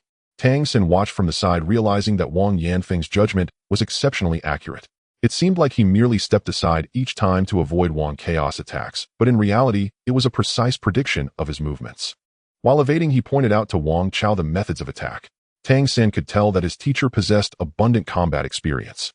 Throughout the process, his gaze remained calm, and he was always able to pinpoint the issues with Wang Chaos attacks. After about 5 minutes, Wang Chao was already squatting on the ground panting heavily, and his Wind Wolf transformation had ended. With his current bloodline strength, he could only maintain Wind Wolf transformation for about 5 minutes. You should take note of the problems and mistakes he just exhibited. Also remember that before your bloodline power reaches the second tier, do not use Wind Blade lightly. Because Wind Blade, being an energy-releasing skill, will significantly consume your bloodline power. Unless you have absolute certainty of a lethal strike, using it will shorten the duration of your Wind Wolf transformation, thus making you more passive. Wang Yanfeng continued, waving to Wang Zhong. You saw the mistake he just made, avoid it. Come on. Wang Zhong said nothing, nodded, stimulated his bloodline, and released his Wind Wolf transformation. His Wind Wolf transformation was noticeably less pronounced than Wang Chaos, but his gaze was sharper. His small frame crouched slightly, and in the next moment, he pounced towards Wang Yanfeng. Wang Yanfeng's foot shifted slightly, seemingly to evade, while Wang Zhong's pounce suddenly hesitated. He pushed off with his right foot, unexpectedly changing direction to follow the path Wang Yanfeng appeared to be evading. However, Wang Yanfeng's movement was only a slight withdrawal, so Wang Zhong missed his target, making it seem as if he had deliberately pounced empty. Among the five, only Tang San could see that Wang Yanfeng's move was a feint baiting Wang Zhong. Not bad, you preserved your strength and knew to change direction. But you also need to pay attention to your opponent's actions. Continue. Wang Yanfeng praised Wang Zhong. Wang Zhong twisted his body after missing, pouncing at Wang Yanfeng once more. Compared to Wang Chao, he was clearly more agile, and after multiple failed attacks, he would actively create distance to catch his breath. He also managed to sustain Wind Wolf transformation for about 5 minutes, which was impressive given that his mastery was clearly inferior to Wang Chaos. In terms of combat talent, he was clearly surpassing Wang Chao. Next, Wang Xiaolei could only maintain Wind Wolf transformation for 3 minutes. He was younger and generally inferior to both Wang Chao and Wang Zhong. However, Wang Yanfeng had previously praised him, stating that during the training of Wind Wolf transformation, Wang Xiaolei's results were better than those of the other two. The fourth was Ling Muxue. Teacher, can I attack in any way I want? Ling Muxue looked at Wang Yanfeng and asked softly. You can attack freely, you won't hurt me. Let me see how our little Muxue performs in battle. Wang Yanfeng was quite satisfied with his only female disciple. Ling Muxue was equally diligent in her training as the boys, and due to her earlier enlightenment, her learning and training results were excellent. Ling Muxue took a deep breath, her hair gradually turning a grayish-blue wolf for sprouting from the back of her neck. With a swirl of green light in her eyes, she lunged towards Wang Yanfeng. Her speed was clearly a notch above the three Wang brothers, and although her attack lacked technique, it appeared very agile. Wang Yanfeng immediately noticed that her lunge was full throttle with good speed, but she did not avoid the mistakes made by the Wang brothers. He couldn't help but frown slightly and took a step to evade. Ling Muxue's lunge naturally missed, but at the moment she did, she suddenly twisted midair. Without changing her attack direction, this would undoubtedly cause her body to lose control, falling backward toward the ground, yet she managed to flip over. A wind blade shot forth from her hand, hurtling straight toward Wang Yanfeng's shoulder. Wang Yanfeng merely took a step to evade, thus in the instant that Ling Muxue turned to attack, the two were too close for him to dodge again. Wang Chao and Wang Xiaolei gasped at this scene, but just then a flash of azure light flickered from Wang Yanfeng's body, and the wind blade aimed at his shoulder vanished into thin air. At the same time, a beam of azure light shot up from beneath him, perfectly catching Ling Muxue as she landed, stabilizing her stance. Ling Muxue's transformation into a wind wolf had dissipated, and she was panting heavily. The scene that just unfolded clearly left her bewildered, unsure of what had transpired. However, Wang Yanfeng's eyes were filled with admiration. Not bad, very good. You are aware of the gap between us, so you chose to concentrate all your strength into a single strike with the wind blade catching me off guard. This is what I call a battle of wits. Well done. He could certainly see through Ling Muxue's little thoughts. Master, you are amazing. What you just did. Ling Muxue's eyes were filled with shock. Wang Yanfeng replied, that was an application of the wind blade. When you reach the third tier in the future, I will teach you. This requires a sufficiently strong bloodline to execute. Both Ling Mu Shui and the Wang brothers looked at Wang Yanfeng with a sense of reverence. Even Tang San was internally shocked. Among the human powerhouses he had encountered, Zhu Jiaxin was the first, followed by Wang Yanfeng. He could now be certain that Wang Yanfeng's strength was undoubtedly above Zhu Jiaxin's, who was also around the fourth tier in cultivation. At that time he had been severely injured, yet still managed to defeat a third-tier wolf demon. However, even though Wang Yanfeng was also fourth tier, his mastery over the wind element was astonishingly exquisite. This was not a mere wind blade, it was a direct application of the wind element. He had never seen anything like it on any wolf demon. This level of control gave Tang San a sense of admiration for Wang Yanfeng. Such mastery requires tremendous mental strength and a deep understanding of the wind element. Tang San, it's your turn now. Wang Yanfeng gestured for Ling Mu Shui to step aside, then turned to Tang San. Tang San took a few steps forward, pondered for a moment, and nodded at Wang Yanfeng. Wang Yanfeng smiled lightly at him. Let's begin. Tang San narrowed his eyes, azure light bursting forth as Wang Yanfeng was taken aback by the brilliance emanating from his gaze. For the wind wolf tribe, the stronger the bloodline, the greater the affinity with the wind element, allowing for greater control over the wind and a stronger aura, especially highlighted by the azure light in their eyes. After only half a month of practice, Wang Yanfeng was astonished to find that the situation in Tang San's eyes had significantly improved compared to when he had just arrived. Before he could ponder further, Tang San made his move, raising his right hand as a wind blade about 3 inches long shot forth. As the wind blade flew out, it made no sound, appearing utterly ordinary as it flew towards Wang Yanfeng. Wang Yanfeng anticipated that Tang San would not charge at him. After all, Tang San could not transform into a wind wolf, and without enhanced physical strength, it would be unwise to leap forward. What surprised him was that this wind blade emitted no sound as it traveled, which was quite different from the usual behavior of wind blades. Wang Yanfeng did not move, but prepared to shift his foot to dodge as the wind blade approached. With his combat experience, he would never waste energy unless absolutely necessary. But just then the wind blade in front of his eyes suddenly vanished. Yes, it just disappeared. He felt a flash before his eyes, and the wind blade had simply ceased to exist. Dissipated. Did it lack the energy to sustain itself? Impossible. They were only 5 or 6 meters apart. Even when Tang San had first awakened, the wind blade should have been able to reach him. How could it suddenly vanish? Just then he felt a sharp pain in front of him, and instinctively an azure light shielded him. The azure light flickered at his forehead. Wang Yanfeng instinctively stepped back, his heart racing with shock. He had been hit. Yes, Tang San's wind blade had struck him. He hadn't been able to dodge in time, nor had he even caught the trajectory. This silent wind blade struck his forehead, and if it weren't for his wind wolf energy protecting him, he would have at least drawn blood. How could this be possible? Wang Yanfeng's expression towards Tang San shifted dramatically. Again, Wang Yanfeng shouted at Tang San. Tang San raised his left hand again, and another wind blade shot forth. It still looked like the same wind blade, and it made no sound as well. The distance between them was very close. This time, the moment he released the wind blade, Wang Yanfeng also shot forth a wind blade, moving at an incredible speed directly towards Tang San's wind blade, clearly much larger, seemingly aiming to obliterate it. However, a strange scene unfolded. The wind blade Tang San shot out traced a graceful arc in the air, narrowly evading Wang Yanfeng's wind blade, letting it strike the ground. Then in Wang Yanfeng's view, that wind blade disappeared once again. Without hesitating, a circle of azure light swirled around Wang Yanfeng, and with a flash of azure light, that wind blade reappeared at his lower back before dissipating. At this moment, only shock remained on Wang Yanfeng's face. He questioned whether anyone in the entire Wind Wolf town could rival his control over the wind element brought by the Wind Wolf bloodline. Even the Wind Wolf Lord could not. Only that unfathomable high priestess should be stronger in this regard, for she possessed a more powerful bloodline. Yet he never imagined that in front of him stood a mere 80-year-old boy who displayed such exquisite manipulation of the wind blade. If it were just once, it could be dismissed as a coincidence, but twice in a row.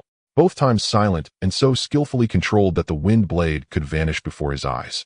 Such skill could only be described as extraordinary. Little did he know, in Tang San's previous life he had lived to the age of 28 in a sect called Tongmen, which specialized in hidden weapons and poison. Tang San had an almost fanatical love for hidden weapons, which led him to risk everything to secretly learn from the inner sect's Xiantian treasure record, including the 6 ultimate skills: Xiantian Gong, Xian, Yu hand controlling cranes, to catch dragons, purple extreme demon eye, ghost shadow misdirection, and the 100 solutions to hidden weapons. He further developed these 6 ultimate skills into something extraordinary. After his actions were exposed, he chose to leave everything behind and jump off a cliff to make a statement. This marked his first reincarnation, which took him to a place called Doloa Continent. It was precisely by using the Tangman's ultimate skills as a foundation, recultivating and combining it with a special ability known as martial soul from that world, that he ultimately achieved divinity and became a generation's god king. Among these 6 ultimate skills of Tangman, the primary function of the first 5 was to serve the final skill, the 100 solutions to hidden weapons. Tangman's hidden weapons were divided into 2 categories. One relied on exquisite craftsmanship to create intricate mechanical hidden weapons, while the other depended on skill and profound power to wield hidden weapons. In his previous life on Dolawa continent, Tang San's father was a blacksmith and a master craftsman of great repute. Tang San learned blacksmithing, and with everything starting anew, he crafted many awe-inspiring mechanical hidden weapons. Now in this life, he came with spiritual awareness and the memories of his past life, possessing far more experience than he had during his previous reincarnation. Even when he first acquired the wind blade ability, its strength was limited. Yet with the techniques recorded in the Hidden Weapons Manual and his years of comprehension combined with the enhanced mental strength gained through the cultivation of the Purple Extreme Demon Eye, he had long mastered the wind blade. After absorbing the bloodline of a 3rd-tier wolf demon, his wind blade's power was further amplified. He had been quite conservative in his approach towards Wang Yanfeng, who otherwise he could have compressed the wind blade to unleash a stronger attack, making it much harder for Wang Yanfeng to block. Wang Yanfeng stared at him in shock, while Tang San remained calm, a hint of confusion evident in his eyes. Without immediately inquiring, Wang Yanfeng simply said, "All right, today's practical lesson ends here. After returning home, you should reflect carefully on the issues you encountered during today's practice. From now on, we will hold a practical lesson every 3 days. I hope to see progress from you next time. This is crucial for whether you will succeed in the assessment when truly facing the wind wolves 3 years from now." Everyone returned to the house together, but Wang Yanfeng stopped Tang San and led him upstairs. The second floor had 2 rooms. Tang San had been up here before, and the rooms belonged to Wang Yanfeng and Xiao Jing, with one likely being a guest room. He had never entered the guest room before, and to his surprise, Wang Yanfeng opened this room and beckoned him inside. "Come in with me." Tang San complied and followed Wang Yanfeng into the room. Upon entering, he couldn't help but slightly raise his eyebrows. It was an apparently empty room. Indeed, there was no furniture at all. However, as soon as he entered, Tang San clearly sensed that the wind elements in this room were significantly denser than outside.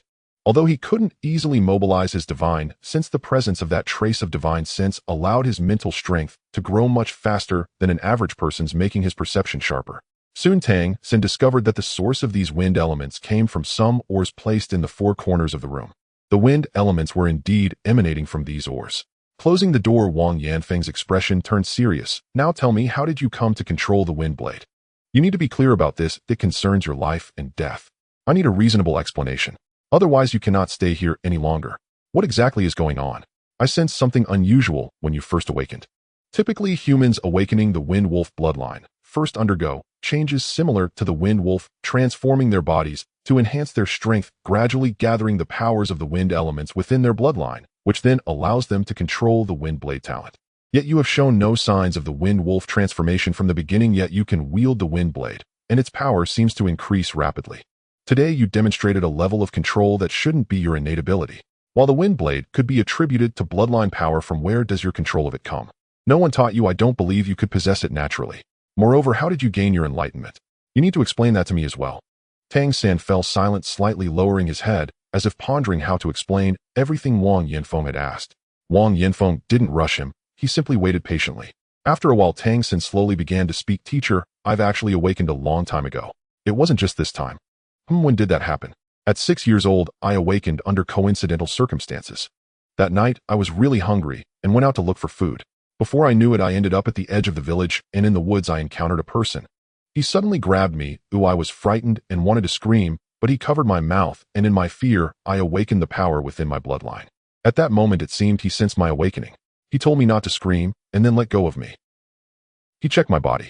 After examining me, he asked if I was willing to learn from him. At that time, I knew nothing, not even what learning was. Then he told me some things, and even gave me some food, asking me to find him every night. Whenever I did, he would give me food. I used to be hungry all the time, so I went to him every day. He started teaching me some things, and gradually I learned more. It was he who taught me to control the wind blade." "What did he look like? Do you know his name?" Wang Yanfeng asked eagerly. Tang San shook his head in confusion. "He never told me. He said he would tell me when I grew up a bit more. However, he hasn't shown up for the last 3 months, and then came the awakening ceremony. So your control of the wind blade was taught by him. Did he mention why you cannot transform into a wind wolf?"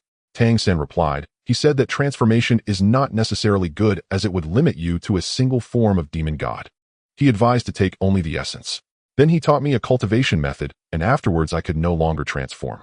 He told me this technique is very special and cannot be spread. It cannot be learned right at the beginning of awakening, otherwise one would die.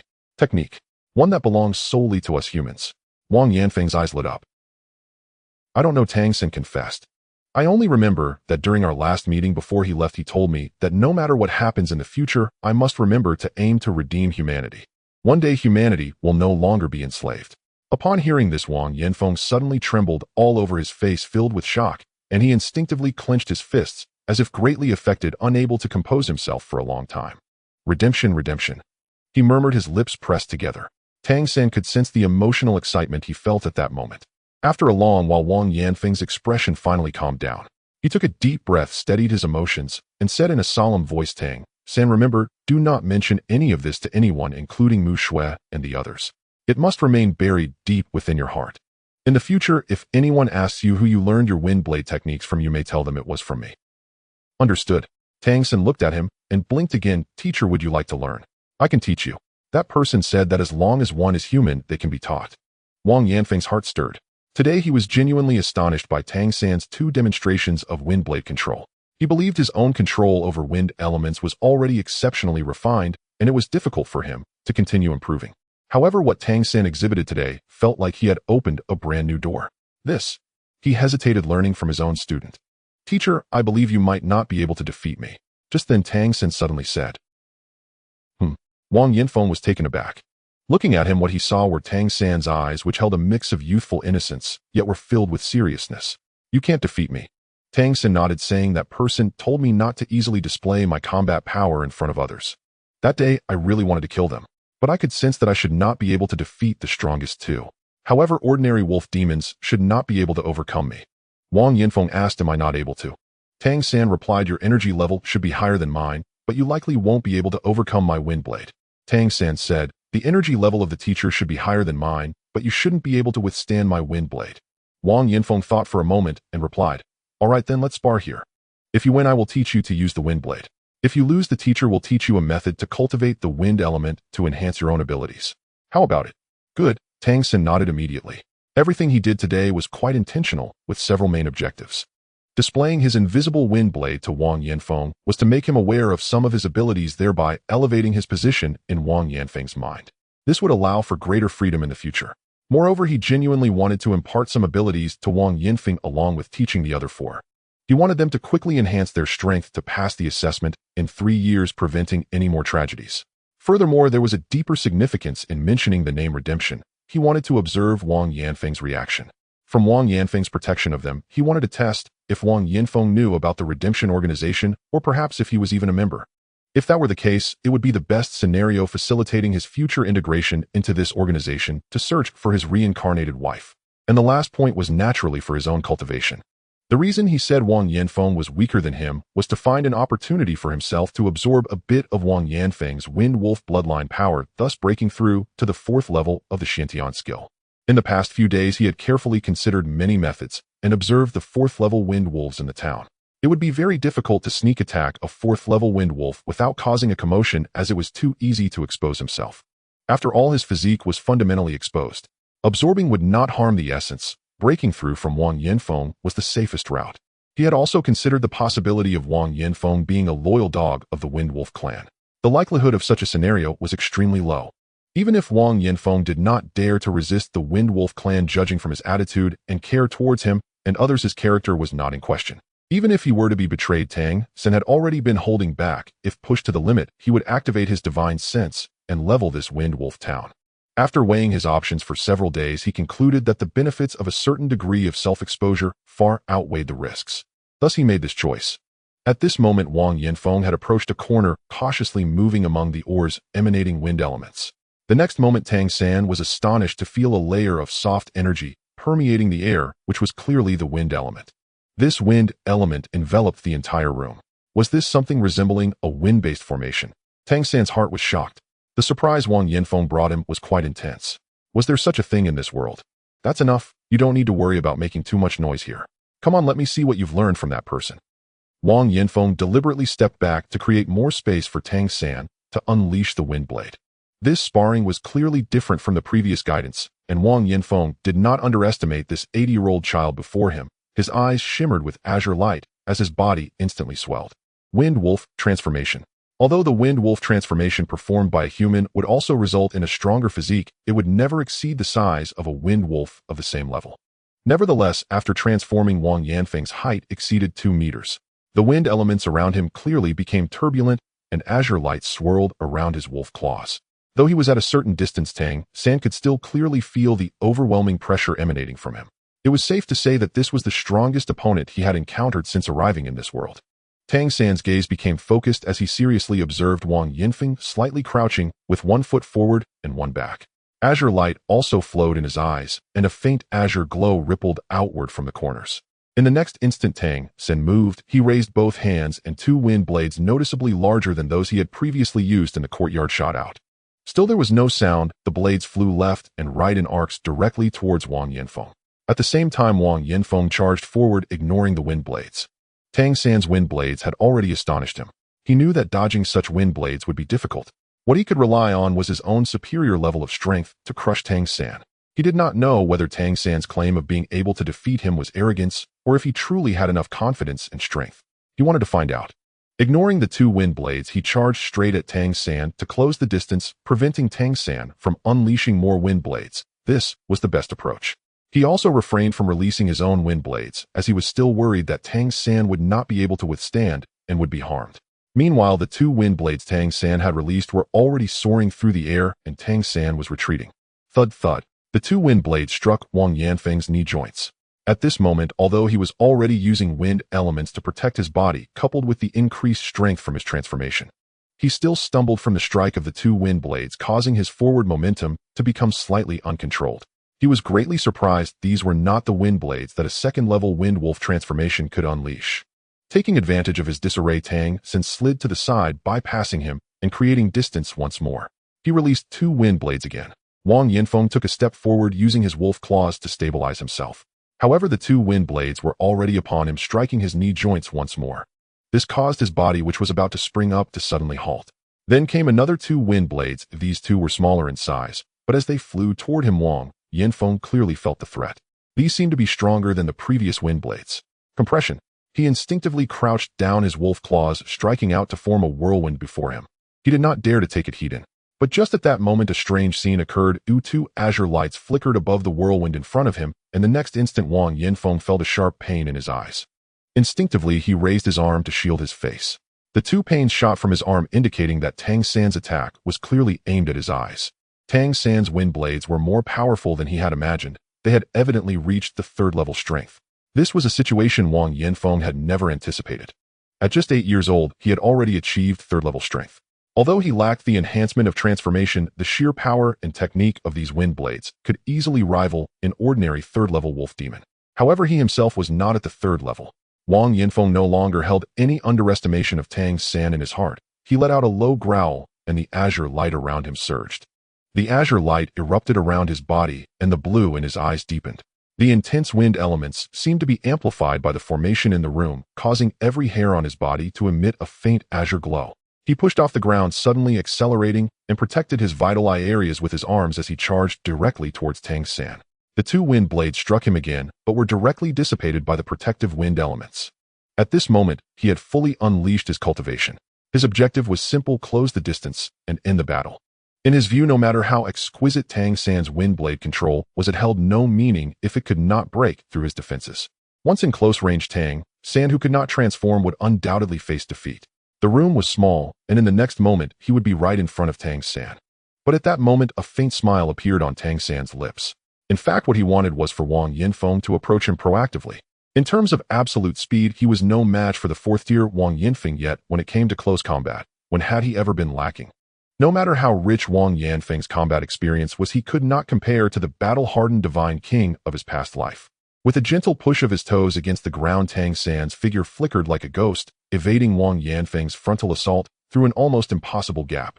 He almost instantaneously circled to Wang Yanfeng's side, crouching down to use his small frame to avoid Wang Yanfeng's robust arms. His right hand shot out like lightning. With fingers together, his right hand gleaming like white jade almost instantly struck Wang Yanfeng's armpit. Blue light burst forth from Wang Yanfeng's body, and with his strong physique, he possessed considerable defense. However, Tang San's strike pierced through, amplified by the Xian Jade hand. In an instant, a gap appeared in the protective wind elements around Wang Yanfeng. The armpit was a vital point, no matter how strong his body was, the defense was still relatively weak. Wang Yanfeng felt a sharp pain in his armpit akin to being stabbed by a needle, and in the next moment half of his body went numb. Just as he was taken aback, Tang San's right hand had already transformed from a thrust into a fist, landing another blow on his armpit. Wang Yanfeng's body softened and fell to the ground. Tang San leaned against him, his shoulder pressing into Wang Yanfeng's armpit, denying him any chance to support himself as he toppled him to the ground. Wang Yanfeng felt the entire right side of his body go weak and unable to exert strength. A sense of dread filled his heart. He hadn't even realized how he had been defeated. Everything happened too quickly. This was partially due to his fear of injuring Tang San, which prevented him from going all out. Throughout the match, he had never used his most proficient wind blade for an all-out attack. Even so, the fact that Tang San managed to defeat him in close combat left him feeling incredulous. Tang San swiftly retreated, blue light swirling around his palm. During the 3 collisions just now, he had quietly utilized the Xian Tiangong to steal a bit of 4th-tier Wind Wolf bloodline power from Wang Yanfeng. This was also one of the reasons why half of Wang Yanfeng's body felt weak. Although the total amount was not much, its level was 4th tier. Tang San almost immediately sensed a change in his Xian Tiangong, feeling as if it was boiling. His judgment was correct, though what he needed was a higher-tier bloodline power of the same attribute to help him complete his breakthrough. Feeling this change, Tang San retreated to a distance, sitting down heavily on the ground, gasping for breath, displaying an appearance of exhaustion. In fact, with the richness of his Xian Tiangong and its recovery ability, he could easily execute the wind blade a dozen more times. This was still without using the leopard flash. In terms of true strength, if they fought with all their might, Tang San would likely have a 60 to 70% chance of defeating Wang Yanfeng. Wang Yanfeng was holding back, but so was he. Even if there was a gap in cultivation in terms of combat experience and techniques, Tang San was far more experienced. In his past life, defeating opponents of higher tiers was easy for him. However, in this life, he had not yet fully understood this world, nor had he gained more benefits from it. Otherwise, his speed of becoming stronger would be even faster. As the feeling of weakness gradually faded, Wang Yanfeng sat up, his gaze towards Tang San filled with complexity. He never imagined that one day he would lose to an 80-year-old child. Losing was losing. He would not find excuses for himself. Teacher, I've consumed a bit too much. Can I go back and rest? Tang San looked at Wang Yanfeng, revealing a pitiful expression. Wang Yanfeng's mouth twitched. Go ahead. Remember what I told you today, don't share what you learned with anyone. Otherwise, it could lead to a fatal consequence. Understood, teacher. Tang San quickly agreed, got up, and left the room. He needed to seize the feeling of breakthrough and quickly elevate his Xian Tiangong to the 4th tier. If he could elevate his cultivation to the next stage, everything would naturally change. Back in his room, Wang Zhong was already in meditation. Tang San climbed onto the bed, feeling quite pleased. From Wang Yanfeng's reaction, his judgment had proven correct. This teacher would certainly have his doubts, but he would still protect him. He did not mind sharing some of his hidden weapon techniques with him. Moreover, there was an unexpected delight today: the wind-type formation in Wang Yanfeng's 2nd-floor room. This was clearly something that could be used for cultivation. Currently, he could only control the wind elements through the impressions left by the Wind Wolf bloodline, which required continuous devouring to enhance. If he wanted to directly control the wind elements, it seemed he could not achieve that even with sufficient mental strength, as he could not draw them in. This was also limited by the rules of this plane. To break through these rules, according to Wang Yanfeng's explanation of the level system of the Law Blue world, he would probably have to wait until he broke through to the 9th tier. Sitting cross-legged, he activated the Xian Tiangong. The boiling Xian Tiangong quickly surged under the swirling blue light. This time, the 3rd level of the Xian Tiangong, which had already reached its bottleneck, finally faced no more barriers and successfully broke through. Tang San's aura noticeably thickened. His absorption of the world's primal energy became increasingly swift. He finally entered the 4th level of the Xian Tiangong. The moment he successfully broke through to the 4th level, Tang San felt as if the entire world in his perception had changed. It was a wonderful feeling. In his perception, many things in this world seemed to be calling out to him, and he could sense a richer spiritual energy belonging to this world. All of this called out to him. The imprint of his Wind Wolf bloodline had also deepened, and although he had not devoured much, it was still a 4th-tier bloodline power. This still provided him with a considerable boost. The most important aspect was the enhancement of the Xian Tiangong. Through years of cultivation and the experience gained from this breakthrough, Tang San had gradually understood the relationship between his Xian Tiangong and the demon god transformation. or rather the relationship between his Xian Tiangong and the bloodline of the demon race. To become stronger, he would need more skills, thus seeking stronger demon races and more suitable skills to devour, leaving behind their abilities as imprints, allowing himself to possess such capabilities. This was undoubtedly the best choice.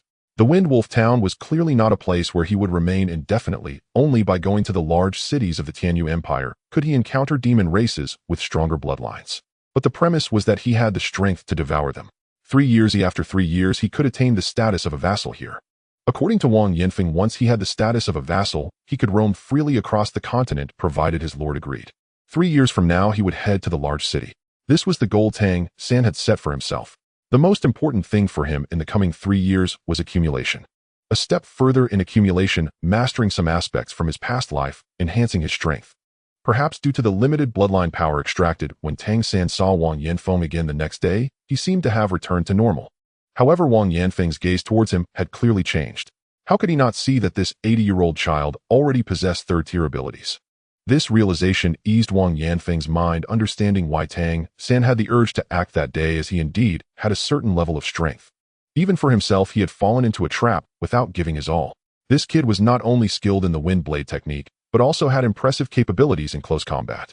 The morning continued with cultural lessons, teaching them various knowledge. Tang San remained attentive, diligently studying reading and writing. After class, Wang Yanfeng called Tang San upstairs again. Tang San, I have something to discuss with you. Although I reminded you yesterday, I feel it is necessary to reiterate a few points. Wang Yanfeng looked at Tang San with a serious expression. Please go ahead, teacher. Tang San nodded. Wang Yanfeng continued. When I first taught you, I explained what collective punishment means. You should remember, right? Tang San nodded again. Wang Yanfeng said, bringing up collective punishment now is not because the teacher is afraid of dying. In fact, I have lived quite a long life among humans, and compared to most, I consider myself fortunate. At least I can still be with your master. Our lives have been worthwhile. However, in our Wind Wolf Town, there are a total of 27 vassals. Every surviving vassal possesses strength above the 3rd tier, and with the 5 of you, that makes 32. If any one of us is discovered with issues, it could easily lead to collective punishment for all. At this point, he paused for a moment before continuing. The redemption you mentioned yesterday should not be discussed with anyone. You must also hide your own strength as much as possible. You are young, and your emotions can be impulsive, which you must control. This is not just for yourself, but for all the humans in Wind Wolf Town. Do you understand what I mean? I understand. Tang San nodded seriously. Wang Yanfeng sighed lightly, saying, I hope you truly comprehend. Alright, I lost to you yesterday. The teacher keeps his promises. Starting tonight, you will come to this room to cultivate. This room has an array set up with wind spirit stones. Although this array is quite simple, it is the culmination of my years of effort. If you come here to cultivate every other day, it will greatly benefit your understanding of the wind element. The effects of cultivating the wind wolf transformation will also improve. You are only 8 years old and already possess such abilities. Your future is limitless. You must listen to the teacher and preserve your useful self for future possibilities. Understood, Tang San respectfully replied. Wang Yanfeng hesitated for a moment and asked, Do you have anything to say? Or any questions? Tang San said, Teacher, do you want to learn how to control the wind blade technique? Wang Yanfeng's lips twitched, clearly surprised by the question, but after a brief hesitation, he nodded, saying, Yes. It is already quite difficult for me to break through to the 5th tier. The Wind Wolf clan will not provide me with the corresponding techniques. Moreover, our bloodline power is ultimately limited. The strongest bloodlines within the Wind Wolf Town are not substantial, which naturally sets a limit for us. Learning some techniques can also enhance our abilities. Then I will not hold back. Tang San asked, Teacher, is there any way to enhance our bloodline? Wang Yanfeng was taken aback, saying, There should be, but I am not sure. However, I have heard of it. Whether it is the Monster Clan or the Spirit Clan, if a high-ranking clan member dies and is willing to pass on the essence of their bloodline to a lower-ranking member, it can enhance their bloodline. As for us humans, there is no point in hoping for it. How could the Monster Clan or Spirit Clan possibly grant us high-ranking inheritance? Tang San asked, What if it were forcibly extracted? Is that possible? Wang Yanfeng's heart tightened. Who told you that? Was it someone who taught you before? Tang San nodded. Of course, this was his own speculation, but now he could only pin it on that non-existent person. That non-existent person could also be Zhu Jiasen. Wang Yanfeng said, Perhaps it might be possible, but it is not something I can reach. In redemption, perhaps. He suddenly stopped speaking at this point. He abruptly slapped himself. I brought up those 2 words again. Remember, you must never mention this, especially outside, to anyone. Teacher, please be gentle, but hurts just to watch. Tang San grimaced slightly. Wang Yanfeng replied in annoyance, Enough? You little rascal. So will you start teaching me now? I want to learn how to make the wind blade invisible. Tang San nodded, saying, Teacher, controlling the wind blade is actually not difficult. First, you need to let the wind blade unleash its greatest advantage, which is speed. The wind element itself is the best enhancer for speed. Thus, the shadowless wind blade you saw is fundamentally based on speed. Let me teach you some basics today. This technique is called the flick arrow, which maximizes the speed of the wind blade. Once you master the flick arrow, I will teach you the spinning technique. Once you have learned these two techniques, you can start attempting the shadowless wind blade. Wang Yanfeng listened somewhat dazed. Oh, were there so many techniques? Last night, not only did Tang San break through to the fourth layer of the Xiantian art, but the calm of the night also signified Wang Yanfeng's protection and recognition of him. This also led Tang San to further acknowledge this teacher. He began to impart the foundational techniques from the Tang sect's hidden weapons to Wang Yanfeng. Wang Yanfeng's control was exceptionally proficient, even surpassing most wolf demons, allowing him to learn quickly. Every day after the cultural class, and until lunch, it became the time for Wang Yanfeng to learn from Tang San. However, to Wang's brothers and Ling Mu Shui, it seemed as if Wang Yanfeng was specially giving Tang San extra lessons. None of the four had any objections. Ling Mu Shui felt the closest to Tang San, especially since they had been together during the toughest times.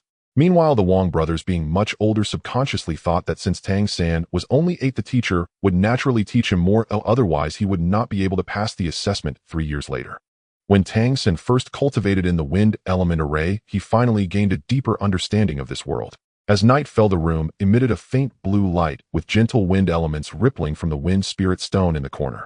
Although it was merely rich in wind elements, it made the spiritual energy in the room several times denser than in ordinary places, which was very beneficial for Tang San's cultivation of the Xiantian art. However, he did not rush to cultivate the Xiantian art. Instead, he tried to sense the wind elements here. In his past life, with immense divine power and spiritual sense, controlling any element was effortless. In this life, starting anew, everything became different, requiring him to comprehend everything from scratch. The wind elements here were incredibly light, with a gentle breeze carrying both warmth and coolness. When Tang San attempted to communicate with them, using his mental power, the wind elements naturally rippled away, presenting a feeling of rejection. They were not drawn to him.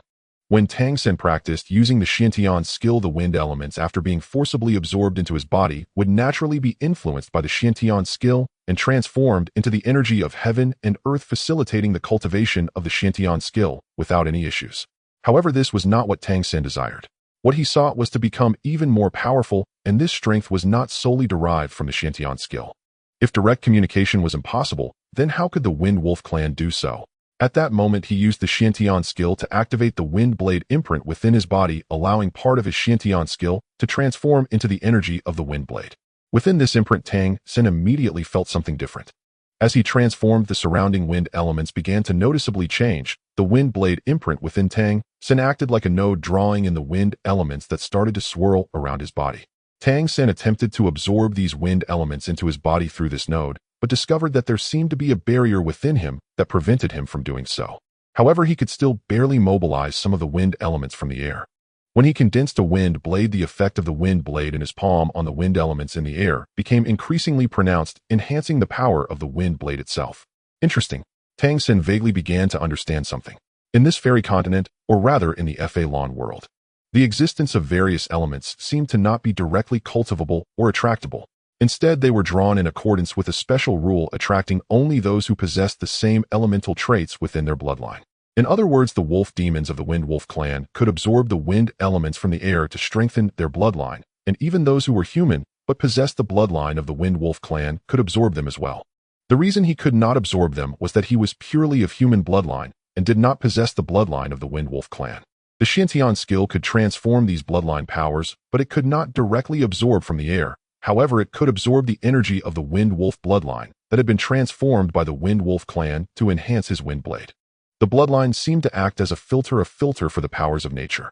The weakness of humans in this world was largely related to this aspect, as ordinary humans could not cultivate at all. In this world, there were fundamentally no laws suitable for their cultivation. Such beings could only be slaves. The only reason they had not been completely exterminated was due to the strong reproductive capabilities of humans. Understanding all this deepened his perception of this world. Thus, cultivating within this wind element formation benefited him the most by accelerating the progress of the Xiantian skill, though it had little effect on the wind elements themselves. Of course, Tang San was not worried about this. In this town, there were so many wind wolves. Now that his Xiantian skill had reached the 4th level, his overall strength had increased significantly. It would naturally be easier to obtain the power of the bloodline from some wind wolves. Tang San had determined his cultivation path. Every night, he would cultivate in the wind element formation on the 2nd floor, and when night fell the next day, he would quietly leave the wooden house to seek out solitary wind wolves. He did not choose the rarer but stronger 4th level wind wolves. His target was the 3rd level wind wolves. Moreover, for each 3rd level wind wolf, he only quietly absorbed 1/3 of their bloodline power. After having 1/3 absorbed, they could fully recover within 2 or 3 days at most. The sensation was only slightly weaker. The vast majority of wind wolves would hardly notice. By absorbing less, Tang San could also digest and absorb it quickly. Basically, he could fully integrate it within 2 days. This greatly aided his cultivation of the Xiantian skill as well as the wind blade. Days passed peacefully in this manner. The Wang brothers and Ling Mu Shui all had rather good talents, and under Wang Yanfeng's careful guidance their progress was rapid. A year passed, and all 4 had already reached the cultivation level of the 2nd level wind wolves. From the situation of their bloodlines being activated and stimulated by the time 3 years passed, possessing the strength of 3rd level wind wolves would be a piece of cake. Once they could unleash the wind blade, Wang Yanfeng also began to impart some of the hidden weapon techniques that Tang San had taught him to the 4. Just as Tang San had anticipated, due to the suppression of this plane and the slower cultivation speed of the higher level Xiantian skill, he had not been able to reach the peak of the 4th level of the Xiantian skill even after a year. However, in terms of overall strength, he had made significant progress. He had already begun to gradually pick up some things from his past life that could be cultivated. With Wang Yanfeng's protection, the 5 of them could eat and wear warm clothes every day, and they had all undergone noticeable changes. First of all, in terms of physique. When they first arrived, they were all pale and thin, emaciated, as if they were just skin and bones. After a year of cultivation and conditioning, each of them looked much healthier. Wang Chao had already come of age, his physique strong, and his height had exceeded 1.80 meters, which was quite tall among humans.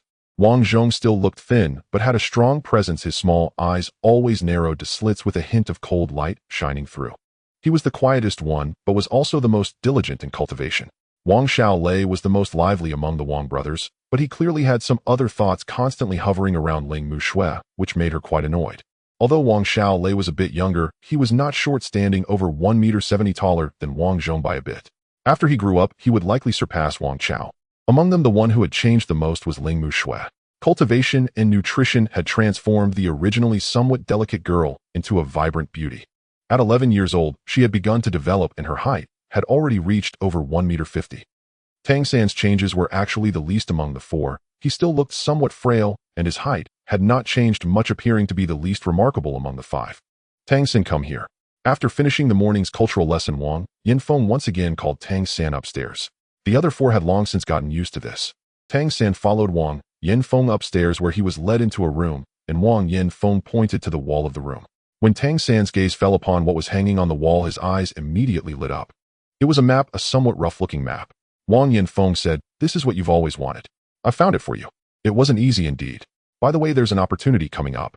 The Lord wants me to go to Jelly City, and I can bring a retainer. You should come with me. Into the city. Tang San's eyes immediately brightened. The usually calm gaze almost instantly turned excited. Over the past year, he had learned the writing of the fairy continent from Wang Yanfeng, and had heard many tales of the monster clans and spirit clans, as well as various races.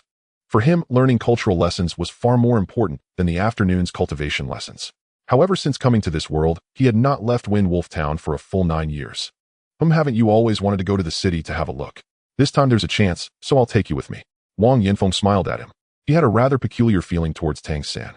Over the past year, he had indeed taught Tang San quite a lot, but he had also learned much from him. Originally, he thought that Tang San had only learned a bit from that mysterious person. However, after he began to learn Windblade control from Tang San, he discovered that Tang San had opened a brand new door for him. Although Wang Yanfeng was still at the 4th rank, he could completely affirm that compared to himself a year ago, he had become entirely different. This change was all brought about by Tang San. Therefore, despite Tang San's young age, Wang Yanfeng had never looked down on him. At the same time, he also noticed that Tang San's wind blades were continuously increasing in power, steadily enhancing. Wang Yanfeng couldn't be certain of Tang San's exact strength, but he vaguely felt that this child was progressing rapidly. Thus, during the practical lessons, while the other 4 engaged in combat with each other, Wang Yanfeng refrained from letting Tang San participate in the practical exercises, citing his young age as the reason. A year ago, he had even defeated himself. What significance did practical training have for him? Moreover, Wang Yanfeng was very careful to conceal Tang San's abilities. Being able to go to the city was certainly a good thing for Tang San. He had an eager desire to understand this world. If it weren't for his insufficient strength and lack of a legitimate identity, he would have wanted to leave this place long ago. From Wang Yanfeng's teachings, he knew that this world was vast, very, very vast. It was larger than the Dolua continent of his previous life. In such a vast world, searching for a single person was akin to finding a needle in a haystack. It was exceedingly difficult, and moreover, humans were so insignificant in this world that he couldn't even be certain what kind of situation his reincarnated wife Xiao Wu would be in. The reason he was reluctant to part with that sliver of divine sense was also because through it he could vaguely sense whether his reincarnated wife was still alive. This was the only thing he could be sure of at the moment. Yes, his wife was still alive somewhere in this world. If he could cultivate to at least the divine level, he might be able to use his divine sense to search for her more effectively. But he couldn't wait. Even though the natural spiritual energy in this world was incredibly rich, the restrictions on him in this realm were also numerous. Under such circumstances, he didn't know how many suppressions and hardships he would have to endure to reach the divine level. By the time he succeeded in his cultivation, it was hard to say what would happen to his wife. Would she be safe? Would she fall in love with someone else and become another's partner? These were the things Tang San worried about the most. The stronger his abilities became, the more he felt an urgent desire to leave this place. Lost in thought, his gaze turned to the map before him. The reason this map was described as simple was that it had very few markings. It only contained some general annotations. On the rectangular map, a line ran from the northwest to the southeast. As a divider, on one side of the line was marked the Tianyu Empire, and on the other side was the Richin Empire. This was clearly the separation between the Monster Clan and the Spirit Beast Clan. From the area shown on the map, the two great empires were nearly equal in size, and the Richin Empire ruled by the Spirit Beast Clan seemed even slightly larger. Moreover, right in the center of the map, close to the center of that line, was marked a prominent city, Holy Spirit City. This was also the core city of both the Monster Clan and the Spirit Beast Clan, governed jointly by the two races, and it was said to be the first city of the continent. Looking towards the upper right corner of the map, Tang San quickly found the marking of another city. Next to the marking was written Jelly City. Yes, Jelly City was one of the 7 major cities of the Tianyu Empire, the closest to Windwolf Town. Although it was somewhat remote, this main city was a place that the Monster Clan greatly yearned for. There were a total of 15 cities on the continent, 7 for the Monster Clan and 7 for the Spirit Beast Clan. As for Holy Spirit City, both sides claimed it as their own. Therefore, each often claimed to have 8 major cities. Windwolf Town, on the other hand, was not even shown on the map. This map only marked the locations of the 15 major cities of the two great empires. His gaze swept across the map, memorizing the most prominent mountains, rivers, and city locations. Tang San's heartbeat couldn't help but quicken. His beloved wife was in some location shown on this map. Xiao Wu, where are you? Seeing the rich changes in Tang San's expression, Wang Yanfeng was not surprised. He had felt the same way when he first entered the major city years ago. In fact, he was even more excited than Tang San. Jelly City is not like our Windwolf Town. In such a large city, almost every level of monster exists, and even spirit beasts might be present.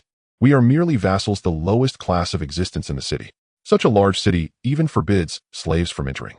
I will help you obtain a temporary vassal identity badge. You must keep it safe. Otherwise, you could be in danger at any moment. Teacher, is it very dangerous in the city? Tang San had already regained his senses at this point.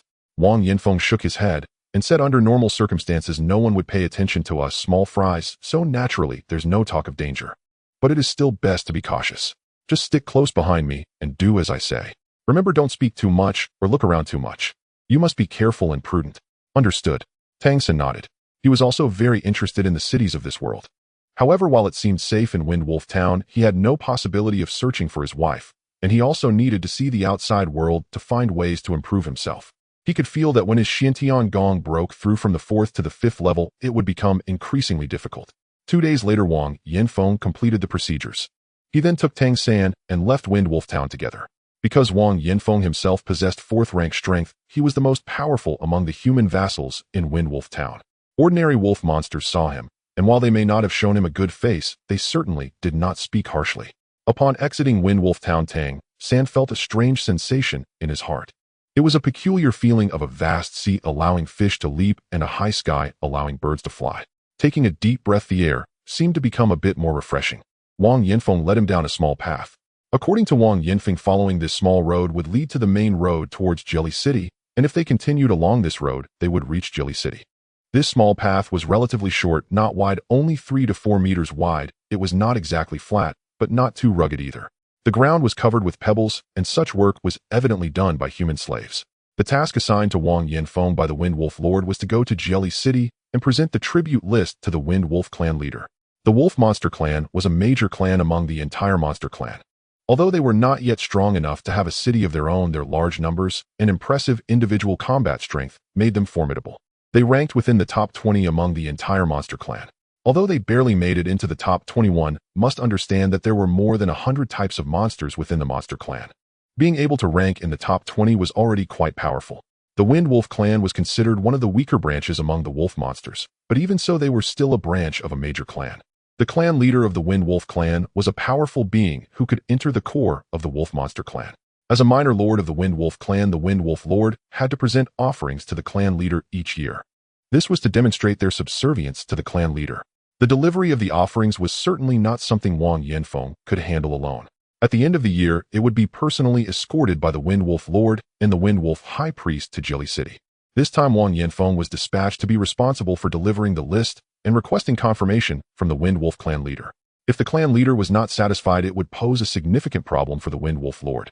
If the clan leader was satisfied, it would naturally bring great benefits. The distance from Wind Wolf Town to Jelly City is approximately over 300 kilometers. Traveling day and night with the speed of Tang San and Wang Yanfeng, they can reach it in about 3 days. Following the narrow path, the master and disciple dared not delay and quickly moved forward. The task given by the Wind Wolf Lord was to make a round trip within 10 days and bring back news. If they were delayed, Wang Yanfeng would surely face punishment. Moreover, by moving faster, they could naturally spend more time in Jelly City. While advancing, Wang Yanfeng asked Tang San, who was following beside him, "Let me quiz you what is used for trade in large cities." Tang San replied without hesitation, "In villages and towns, most trades are done through barter. In large cities, or rather across the entire continent, transactions are conducted using coins made from rare minerals or plants.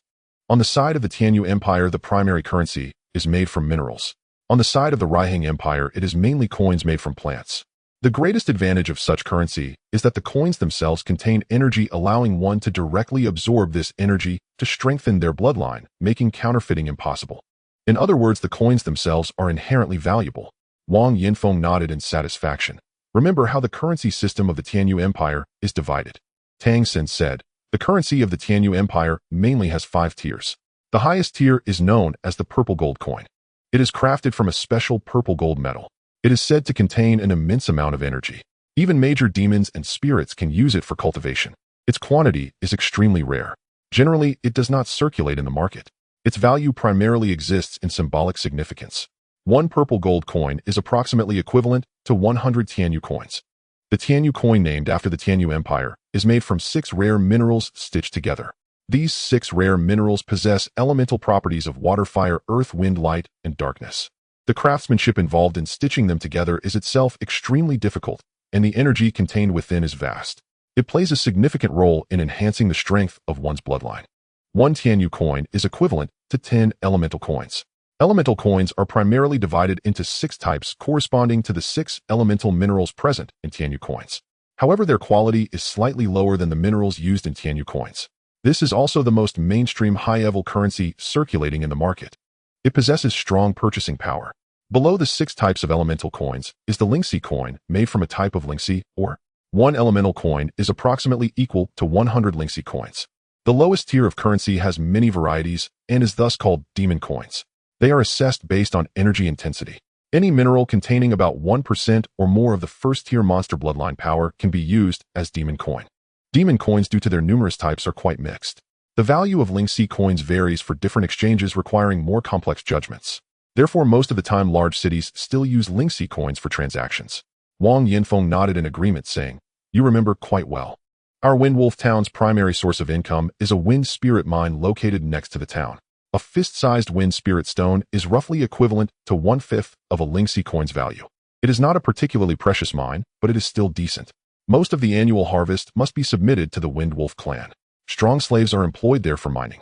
Tang San had naturally seen wind spirit stones before. They are a grayish-blue mineral that Wang Yanfeng uses in his room to set up wind elemental arrays. Although they contain many impurities, the rarity lies in the fact that the energy encompassed is solely of the wind element. Wang Yanfeng sighed lightly and said, "A fist-sized wind spirit stone weighs about 1 kilogram. The tribute list we are bringing this time includes 5,000 kilograms of wind spirit stones, which represents more than 2/3 of the town's output. The situation is generally the same every year. Tang San asked, "Is the Wind Wolf clan very powerful?" Wang Yanfeng replied, "For us they are certainly very powerful." The leader of the Wind Wolf clan is one of the top 10 strongmen among the Wolf Demon clan. While not at the very forefront, he possesses formidable strength. It is said that he is already a top-tier expert above the 10th rank. In the monster clan, whether or not one has a strong leader often determines the survival of the tribe. Survival of the fittest, I suppose, Tang San remarked casually. You are correct, in this world, it is indeed survival of the fittest. The narrow path leading from Windwolf Town to the main road appeared somewhat desolate, and they encountered very few monster clans. After a day, they finally merged onto the main road. The main road to Jelly City is much wider, stretching 50 meters across. This flat road is the first of its kind that Tang San has seen since arriving in this world. The roadbed is constructed from crushed stones and is remarkably smooth with forests and hills on either side. Upon entering the main road, they could see many different races. Slaves were rare, but various monster clans opened Tang San's eyes. In Windwolf Town, he had mostly seen wolf demons. Pig demons could be considered a subordinate race. These races, which are not adept in combat, are generally not very strong. However, in just half a day's time on this main road, Tang San encountered more than 10 different monster clans. Among them, one race left a particularly deep impression on him. It was a race of extraordinarily robust beings. Standing upright, they exceeded 8 meters in height, their strong limbs touching the ground while running, but when they stopped, they would stand tall. They exhibited a humanoid shape. Their trunks were over 5 meters long, and their large heads were covered with a thick layer of keratin. Their eyes were a pale purple, exuding an unyielding pressure. After seeing this monster race, it was not until they disappeared from view that Wang Yanfeng dared to explain to Tang San. This was an elephant demon. The elephant demons are not as closely related as the wolf demons and have a primary lineage.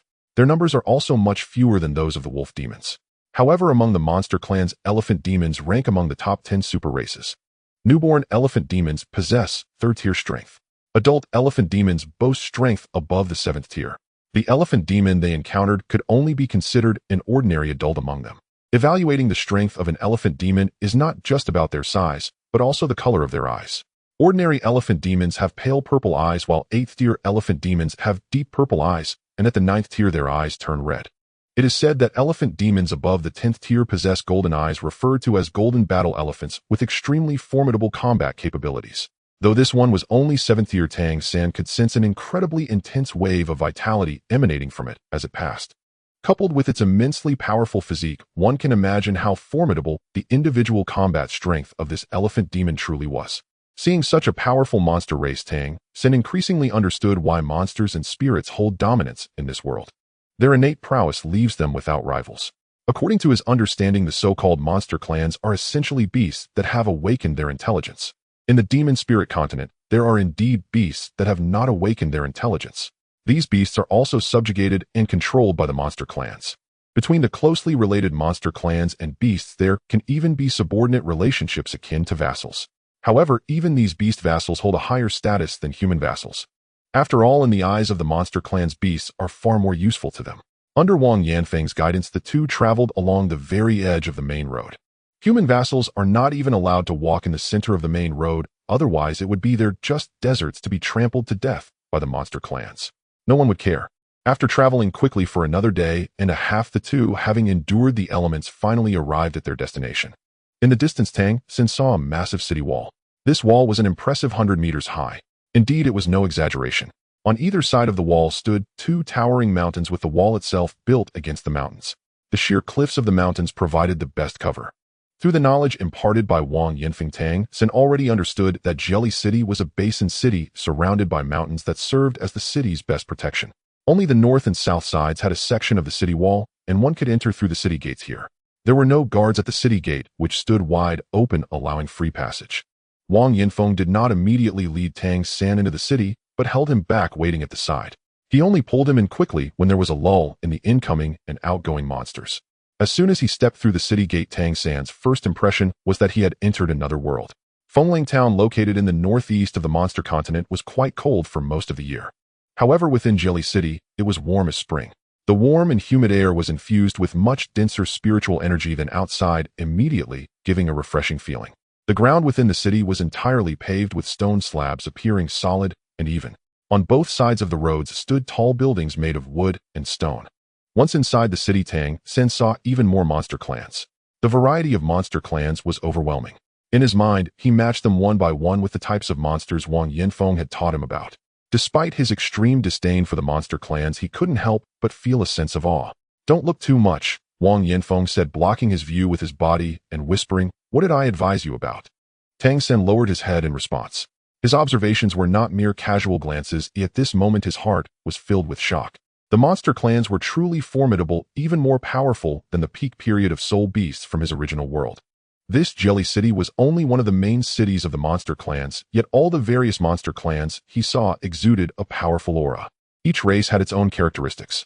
Even the most ordinary of monster clans felt undeniably strong. Ordinary humans lacking any innate talents were indeed far from being able to compete with them. Tang San couldn't help but sigh inwardly. In this world, it was exceedingly difficult for humans to confront the monster clans. To change all of this, it would likely need to start from the fundamentals. Only if humans possessed their own talents for cultivation and strength could such a possibility arise. Even so, it would still be very difficult. The control of the fairy clans over this continent was too strong. Humans were merely slaves, and even if they could awaken some talents once discovered, they would likely be suppressed immediately. Moreover, is the transformation into a monster god truly the way out for humans? Absolutely not. The origin of the monster god transformation comes from humans being bullied by the monster clans, thereby mingling with their bloodlines. In reality, such hybrid bloodlines are still far inferior compared to the truly powerful monster clans. To enable humans to rise, it is necessary not only for them to possess their own talents, but also to have room for development. A preliminary concept gradually took shape in Tang San's mind. "Let's find a place to settle down first. We can stay here for about 3 days. After completing the task, it'll take you around." Wang Yanfeng's voice broke through Tang San's thoughts. "All right, teacher," Tang San obediently replied. The two moved forward stealthily, and Wang Yanfeng, clearly familiar with Jelly City, quickly found a place to stay. It was a somewhat shabby inn, and the one running the inn was surprisingly a human vassal. A woman looking to be around Wang Yanfeng's age approached them with surprise as soon as she saw them. "What brings you here?" She greeted Wang Yanfeng with a big hug. Wang Yanfeng also hugged her tightly, his eyes filled with joy. "I was sent to carry out a task. Staying for a few days. Tang San, come here." As he spoke, he released the woman from his embrace and brought Tang San beside him. "This is my new disciple from last year, named Tang San. Tang San, this is my sister. Her name is Gui Gui. You can call her Aunt Gui," Wang Yanfeng introduced. So she is his sister. Tang San couldn't help but feel relieved for his teacher's wife. "Hello, Aunt Gui," Tang San greeted, finding the name quite strange. Gui Gui looked at Tang San with some surprise and said to Wang Yanfeng, "He awakened at such a young age. I haven't seen a child awaken at this age for a long time. It's just that he can." She paused here, a look of pity appearing on her face. Wang Yanfeng coughed lightly and said, "Let's arrange for us to stay first." He wasn't worried at all about whether Tang San could pass the assessment.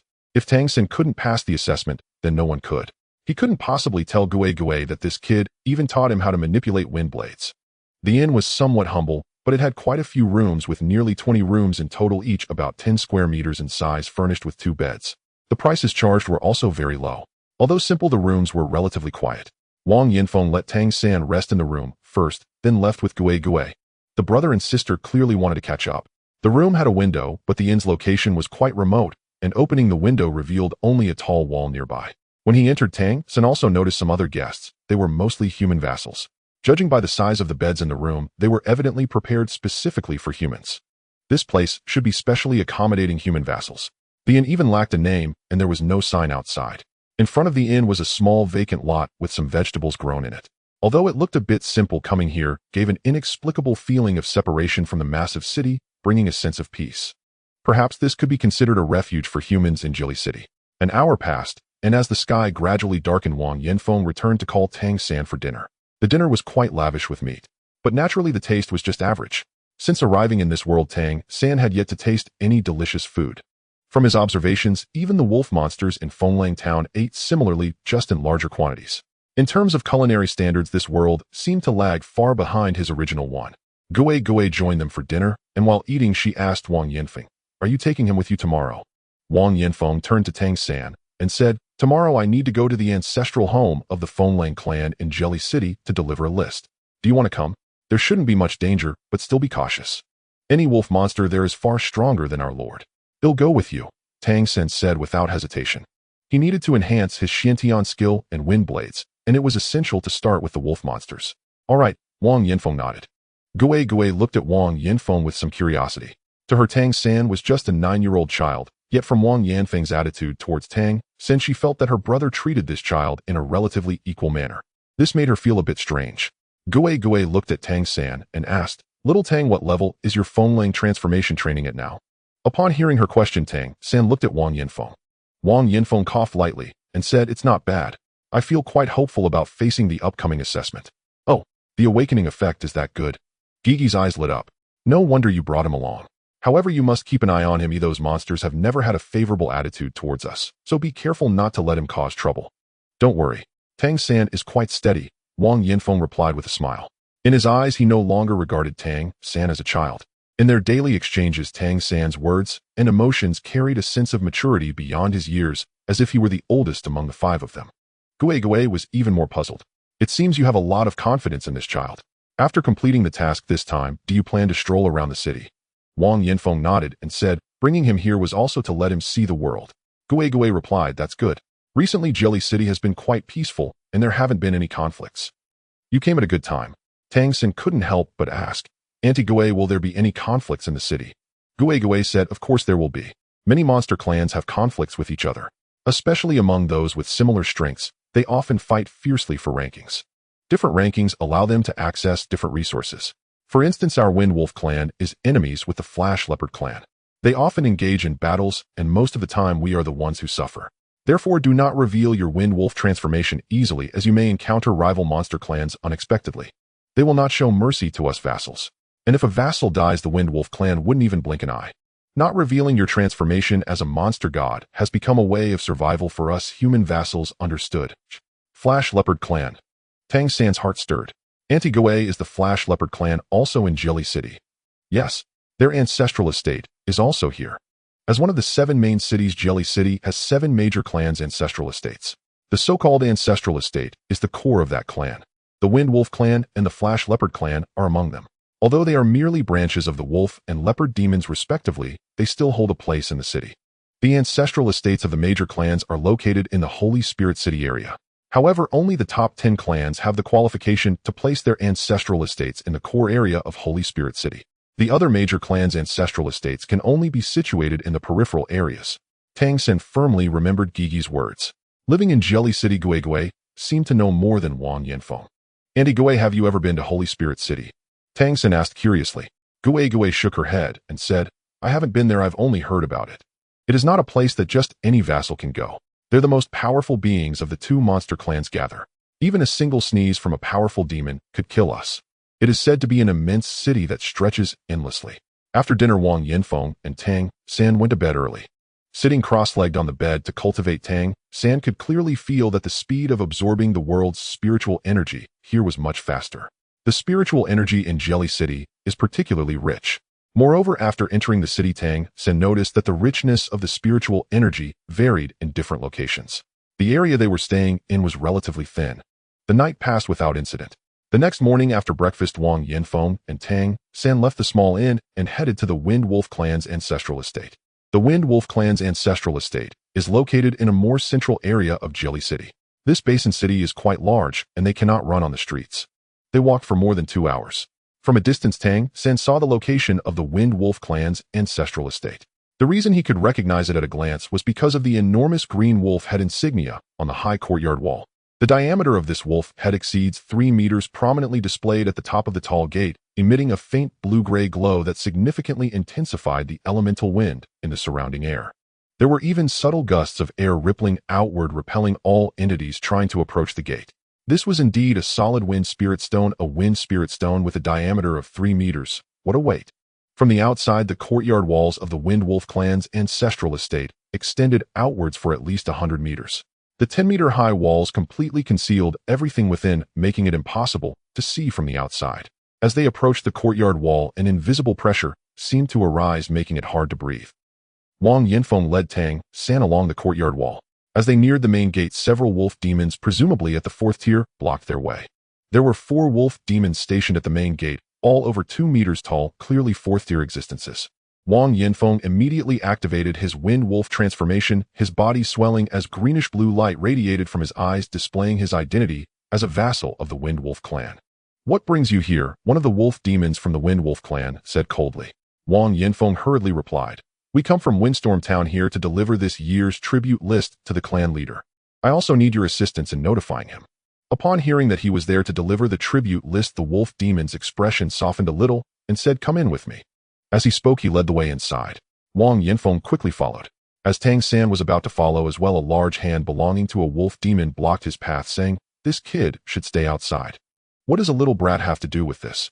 Is he looking for death? Just wait outside. Tang San was taken aback and looked at Wang Yanfeng, who had also not expected this. It was evidently because of Tang San's young age that these wolf demons did not take him seriously. Wang Yanfeng quickly said, Tang San, you wait for me outside. Go wait over there. In front of the Wind Wolf clan's ancestral estate was a relatively open area resembling a small plaza. In the center of the plaza stood a giant ancient tree so tall that it would require over a dozen people to encircle it, providing a vast shade. This area is the core of Jilly City. Wang Yanfeng had previously informed Tang San that almost all the major clans' ancestral estates were located within this region. Wang Yanfeng signaled to Tang San, indicating that he should wait by the large tree and not wander in front of the wolf demons to avoid attracting excessive questioning or irritation. Tang San obediently agreed and turned to walk away. The wolf demons clearly did not regard him as a matter of importance as the leader led Wang Yanfeng into the ancestral estate. Tang San couldn't help but feel a bit bored. He had originally wanted to check out the Wind Wolf clan's ancestral estate to sense the energy levels of the higher-tier wolf demons and observe the terrain to prepare for a possible future theft of the Wind Wolf bloodline. But he hadn't expected not to even get through the door. He walked directly to the large tree where the expansive canopy shaded a wide area, making the air feel even fresher. In this core area of Jelly City, even the passage of monster clans was rare, and there were other large estates in the distance. To avoid drawing more attention from the guarding wolf demons, Tang San simply circled around to the other side of the large tree and found a spot to sit and wait for Wang Yanfeng. As he reached the other side of the tree and just settled down, he spotted a small shop by the roadside in the distance. Are there shops here too? The shop appeared to have separate front and back entrances. The front was a storefront while the back seemed to be a living space. A sign hung above the storefront reading, Beautiful Young Master Milk Tea Shop. What is milk tea? In the world of Tang San's previous life, such a thing did not exist, and coming to this world, he had never seen it before. It seemed to be a kind of drink. Although there aren't many monster clans passing by here, the milk tea shop seems to be doing well, with a continuous stream of monsters buying a cup. The cup looked quite sizable. Tang San focused his gaze, and with a flash of purple light in his eyes, he activated his purple extreme devil eyes to look at the milk tea shop. When he saw clearly, his face instantly displayed a look of surprise. Inside the shop, there were two women managing it, both human females. One appeared to be slightly older, around 30 years old, with an exceptionally beautiful appearance, black hair and black eyes. She always wore a faint smile, and her gaze exuded a gentle warmth that made one feel easily approachable. It could be said that this was the most beautiful woman Tang San had seen since arriving in this world. The other woman beside her appeared younger, looking about 16 or 17, and her appearance was also quite pleasing. She was busy helping out. A human vassal. Could they really run a shop in the center of Jilly City? Moreover, it seemed that the monsters going to buy milk tea did not discriminate against them at all, simply buying their drinks and leaving. They were likely using the lowest grade of monster currency, indicating that the price of milk tea wasn't high. Some monsters even bought several cups. The shop was named Mei Gongzi Milk Tea Shop. Was the elder woman the Mei Gongzi? The name was interesting and quite fitting. Tang San patted his body, who previously Wang Yanfeng had given him some monster currency made from wind spirit stones, basically containing energy at the monster currency level. He felt an impulse within, wanting to buy a cup of that milk tea to taste. The human shopkeeper gave him an unexplainable sense of familiarity. Since arriving in Jelly City, he had always felt a tense sensation within. Now seeing the shop in front of him, he couldn't help but wonder what the milk tea would taste like. Looking around, no monsters were in sight. The Mei Gongzi Milk Tea Shop had just sent off a few monster customers, creating a temporary lull. Tang San took a deep breath, pulled out a monster coin made from a wind spirit stone, and quickened his pace towards the shop. This was the first time he planned to use the currency of this world for a transaction. As he walked closer, the distance to the Mei Gongzi Milk Tea Shop decreased. A faint scent of milk wafted from the shop, entering his nostrils and causing him to swallow involuntarily. Now only a few meters away from the Mei Gongzi Milk Tea Shop, he could see more clearly inside the shop, where the beautiful woman and the young girl were busy. At that moment, another person walked out from the back and approached the beautiful woman, smiling and saying something to her. Tang San's steps came to an abrupt halt. He stood there completely frozen. In that instant, he felt as if every pore in his body had exploded, his eyes wide open. His body was so stiff that it was completely beyond his control. The surrounding world seemed to be entirely cut off at that moment. In his eyes and heart, there was only that charming and smiling figure. She looked to be only 12 or 13 with a petite and well-proportioned figure. Her black hair was neatly draped behind her head, and her delicate features adorned her fair face. She perfectly inherited all the beautiful traits of the woman, yet added a touch of liveliness and quirkiness. When her large black eyes blinked, her long eyelashes trembled slightly. "Is it you? Is it you? Is it you?" The petrified Tang San felt only a deep sorrow in his nose. At that moment, everything else seemed unimportant. In his eyes, there was only that figure. Despite her appearance having changed, and even her aura being different, the imprint etched deep in his spiritual sense clearly embedded this figure in his heart. Tang San never expected to see her so smoothly. In that instant, he felt no resistance towards this world filled with malice. At this moment, all he felt was gratitude deep within. His heart trembled, and his body couldn't move an inch. Yes, it's her, it's really her. The memories of his past life surged through his mind. This was a predestined bond from a previous life. This was his only pursuit in his heart. He stood just over 10 meters away from the Mei Gongzi milk tea shop, and the three people inside naturally saw him. The beautiful woman looked at the dazed Tang San with some surprise, and the young girl beside her also noticed him. The girl frowned slightly, but the beautiful woman said something to her and pointed at Tang San.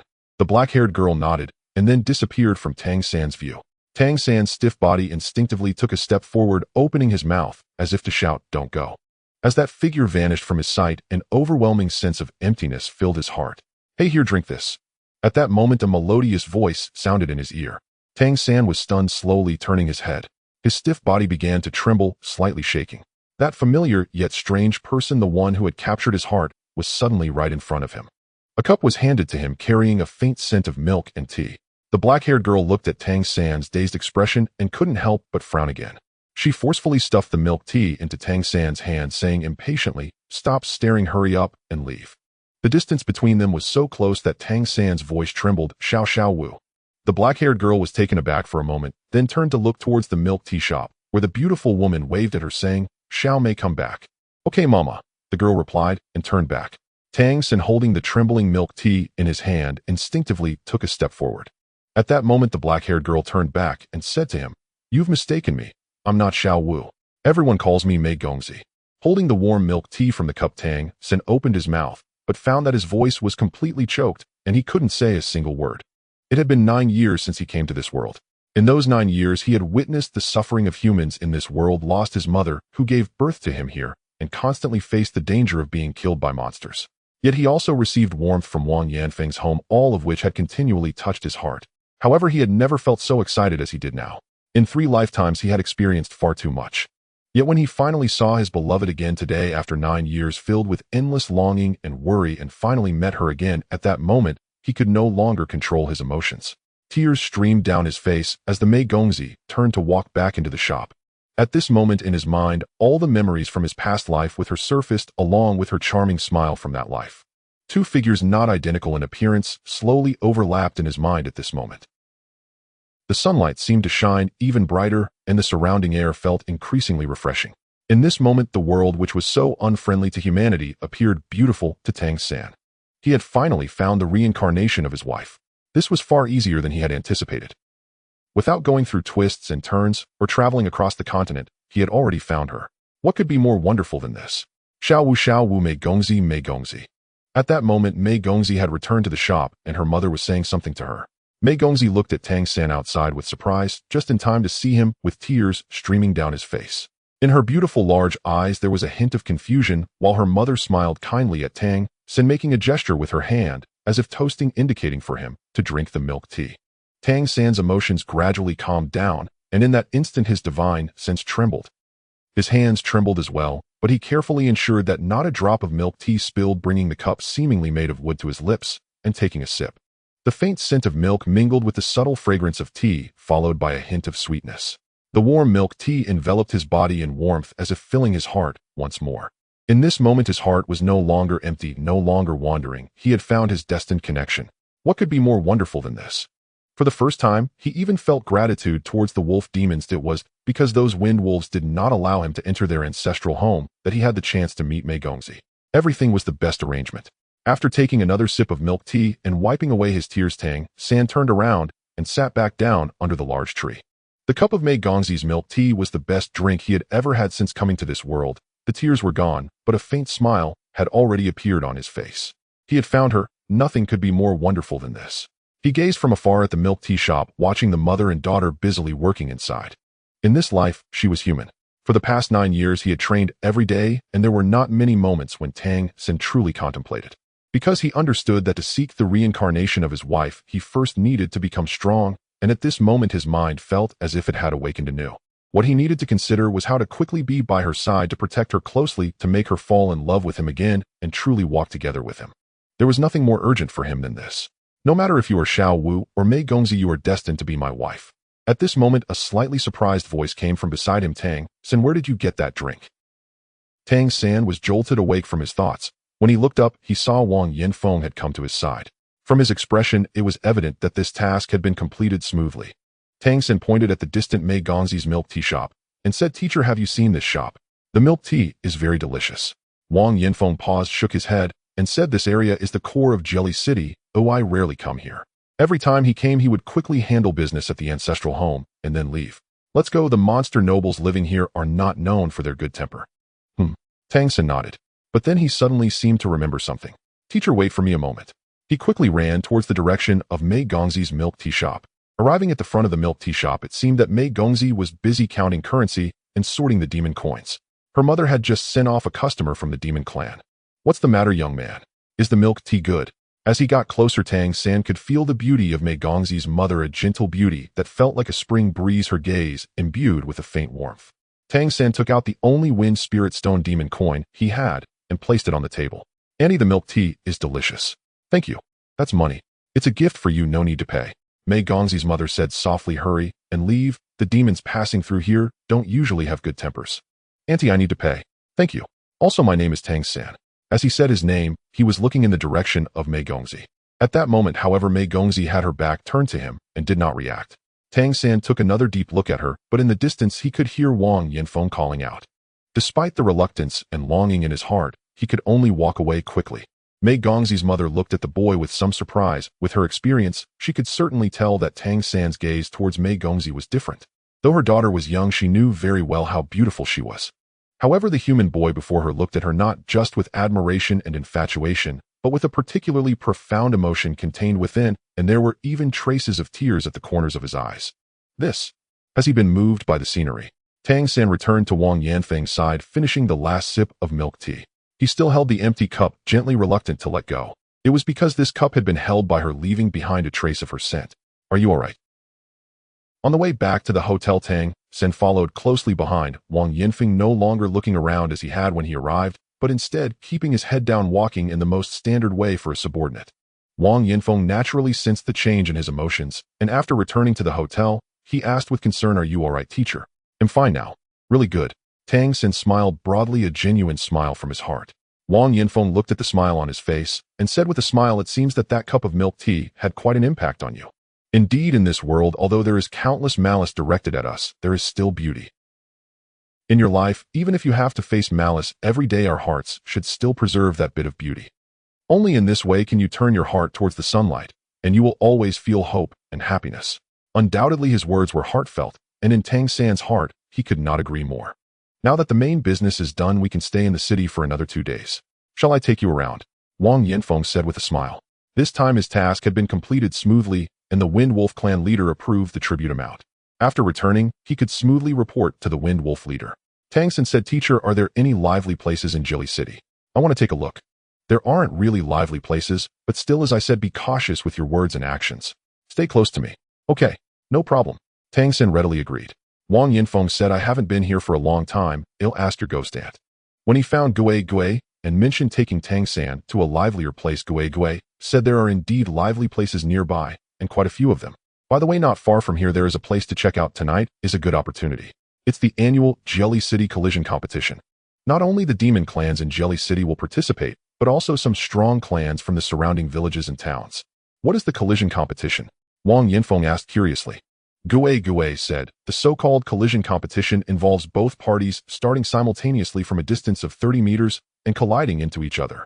The one who retreats more after the collision loses. Conversely, the one who does not retreat wins. Different ranks of monster clans are divided into different groups, generally starting from the 3rd rank. The highest rank is the 6th. It is a grand event for the younger generation of monster clans. The limit is set at the 6th rank because collisions between stronger beings above this rank could lead to unnecessary casualties. Moreover, those above the 6th rank typically lose interest in such game-like competitions. That is indeed somewhat interesting. However, the characteristics of different races vary, so those with stronger physiques will definitely have an advantage, Wang Yanfeng said with a smile. Gue said, I have watched it once and there are indeed some techniques involved. How about this, since it's getting late, let's have dinner first, and then go. We should just make it in time for the collision competition to start. Tang San and Wang Yanfeng had gone to the Wind Wolf clan's ancestral home today. The round trip took over 4 hours, and with the time spent there they returned in the afternoon. Tang San had no objections to watching the collision competition, especially since it was a clash between monsters of ranks 3 to 6, which perfectly aligned with his intentions.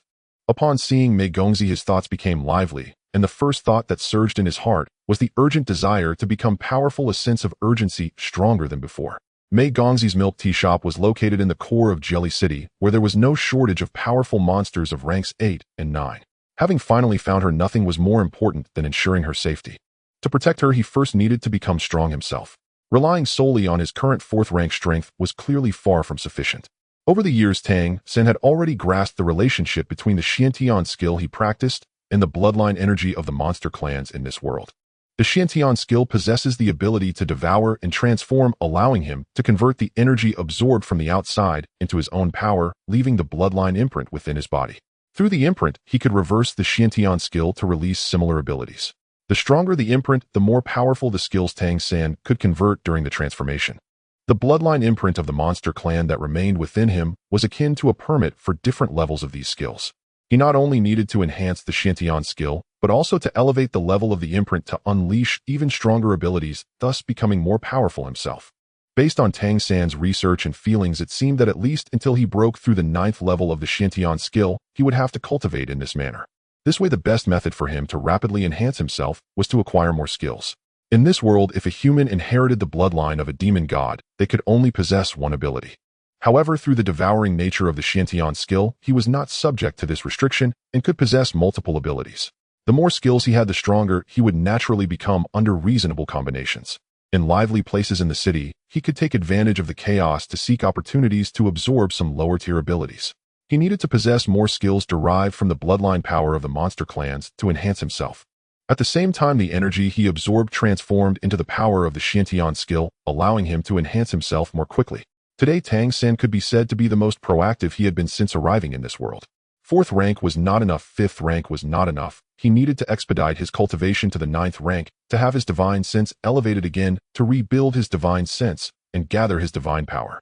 Awakening some abilities that did not exist in this world but were present in his past life was the only way to truly protect Mei Gongzi. After resting for a while, they had dinner. Gue changed into a relatively more splendid outfit before taking Wang Yanfeng and Tang San out. The reason for dressing more lavishly was that this world also judged people by their appearance. As a human of the vassal race, they faced little hostility in big cities as long as they did not provoke anyone, and generally the monster clans would not act against them. After all, the monster clans also needed vassals to serve them. Humans could be said to be the smartest among all the vassal races. Although their strength was not great, they were much better at performing more complex tasks than other vassal races. The level of the collision competition was not very high, as it only involved monster clans below the 6th rank. The vast majority of participants were young. Moreover, the rewards were relatively modest. The first prize consisted of 5 elemental coins. Although the purchasing power of elemental coins was astonishing, it was not considered a huge fortune for most wealthy monster clans. Furthermore, this was just the reward for the first place of the 6th rank.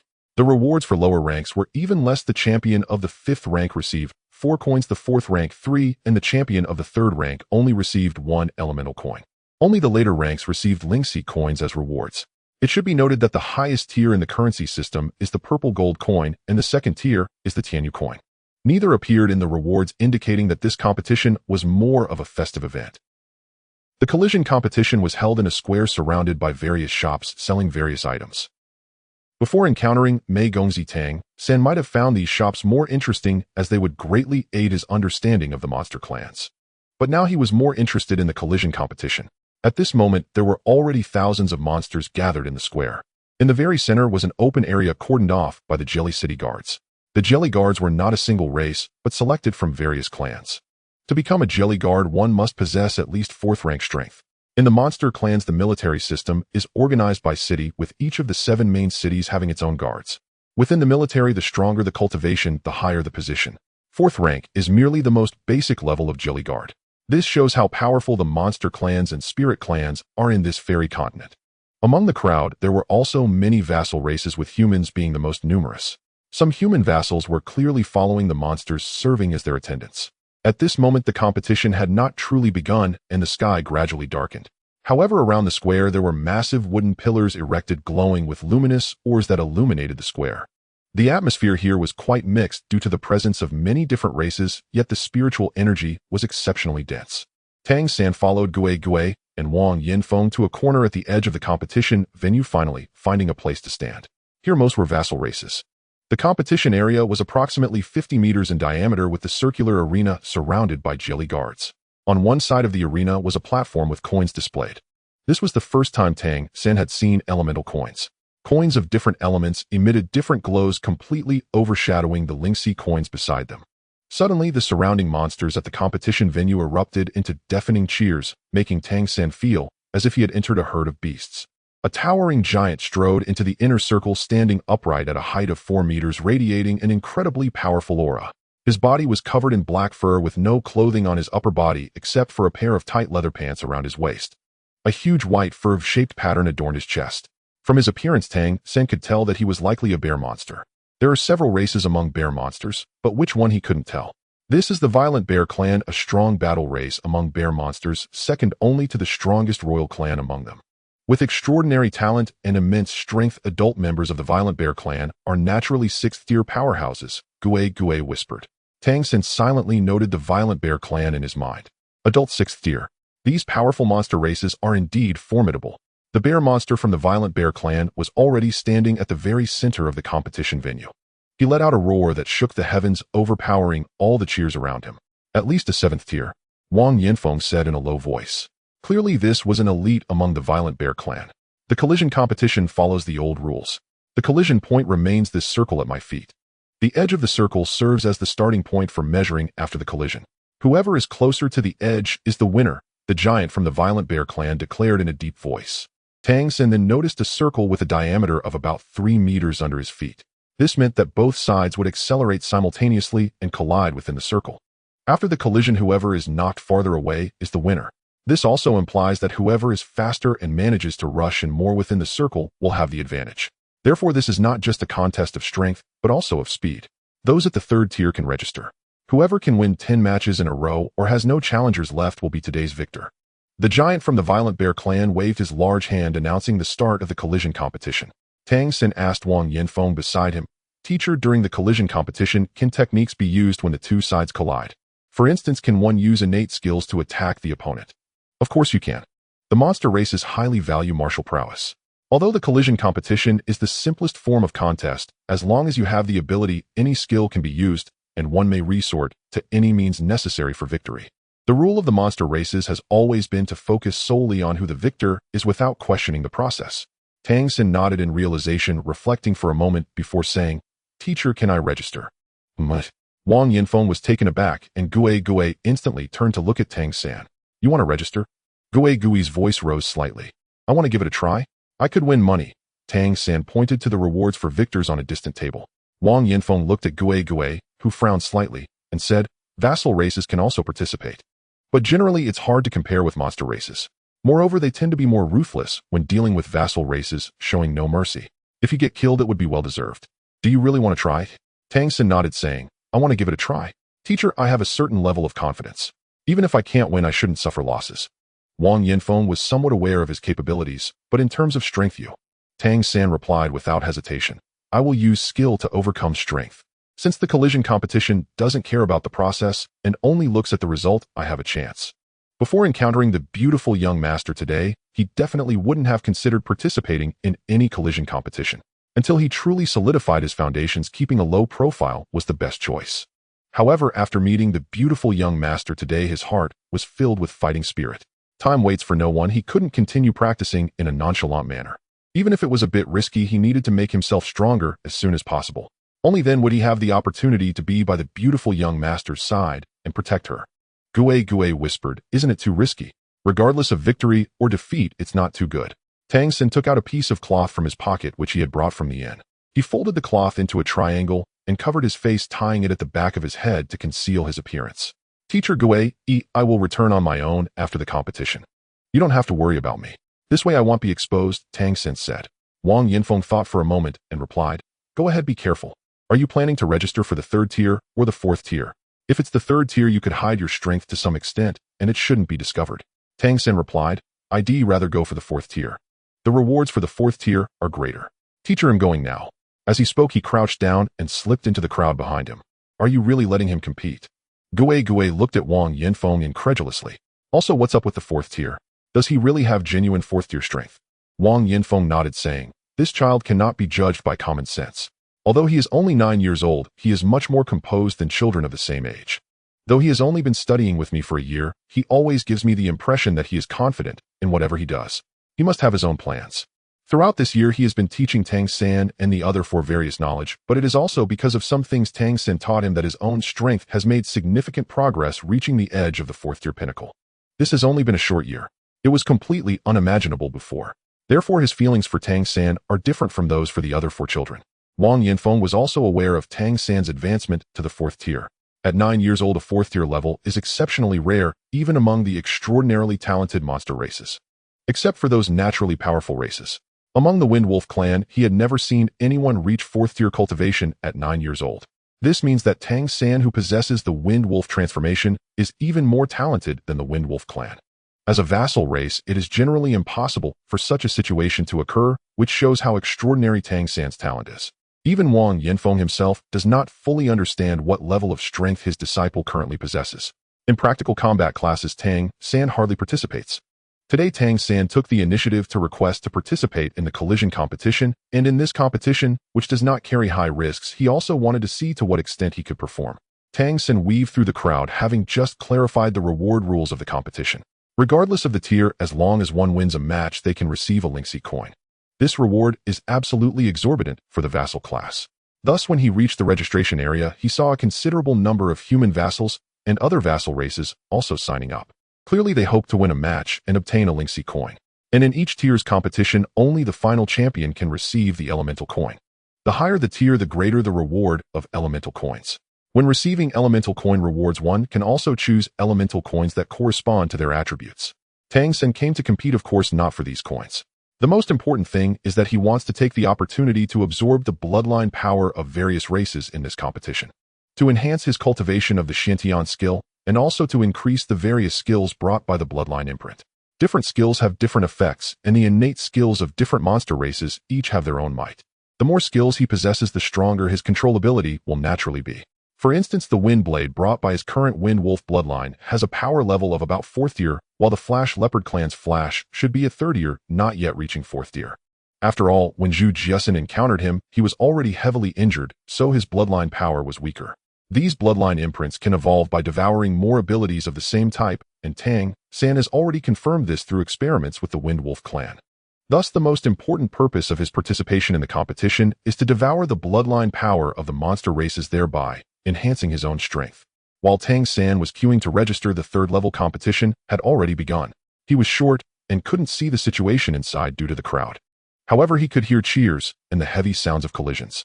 The pace of the collision competition was naturally very fast, with both sides accelerating, charging, colliding, and determining the victor. The victor could then choose whether to proceed to the next round. Although there were many subordinates and monsters registering, the process was surprisingly quick.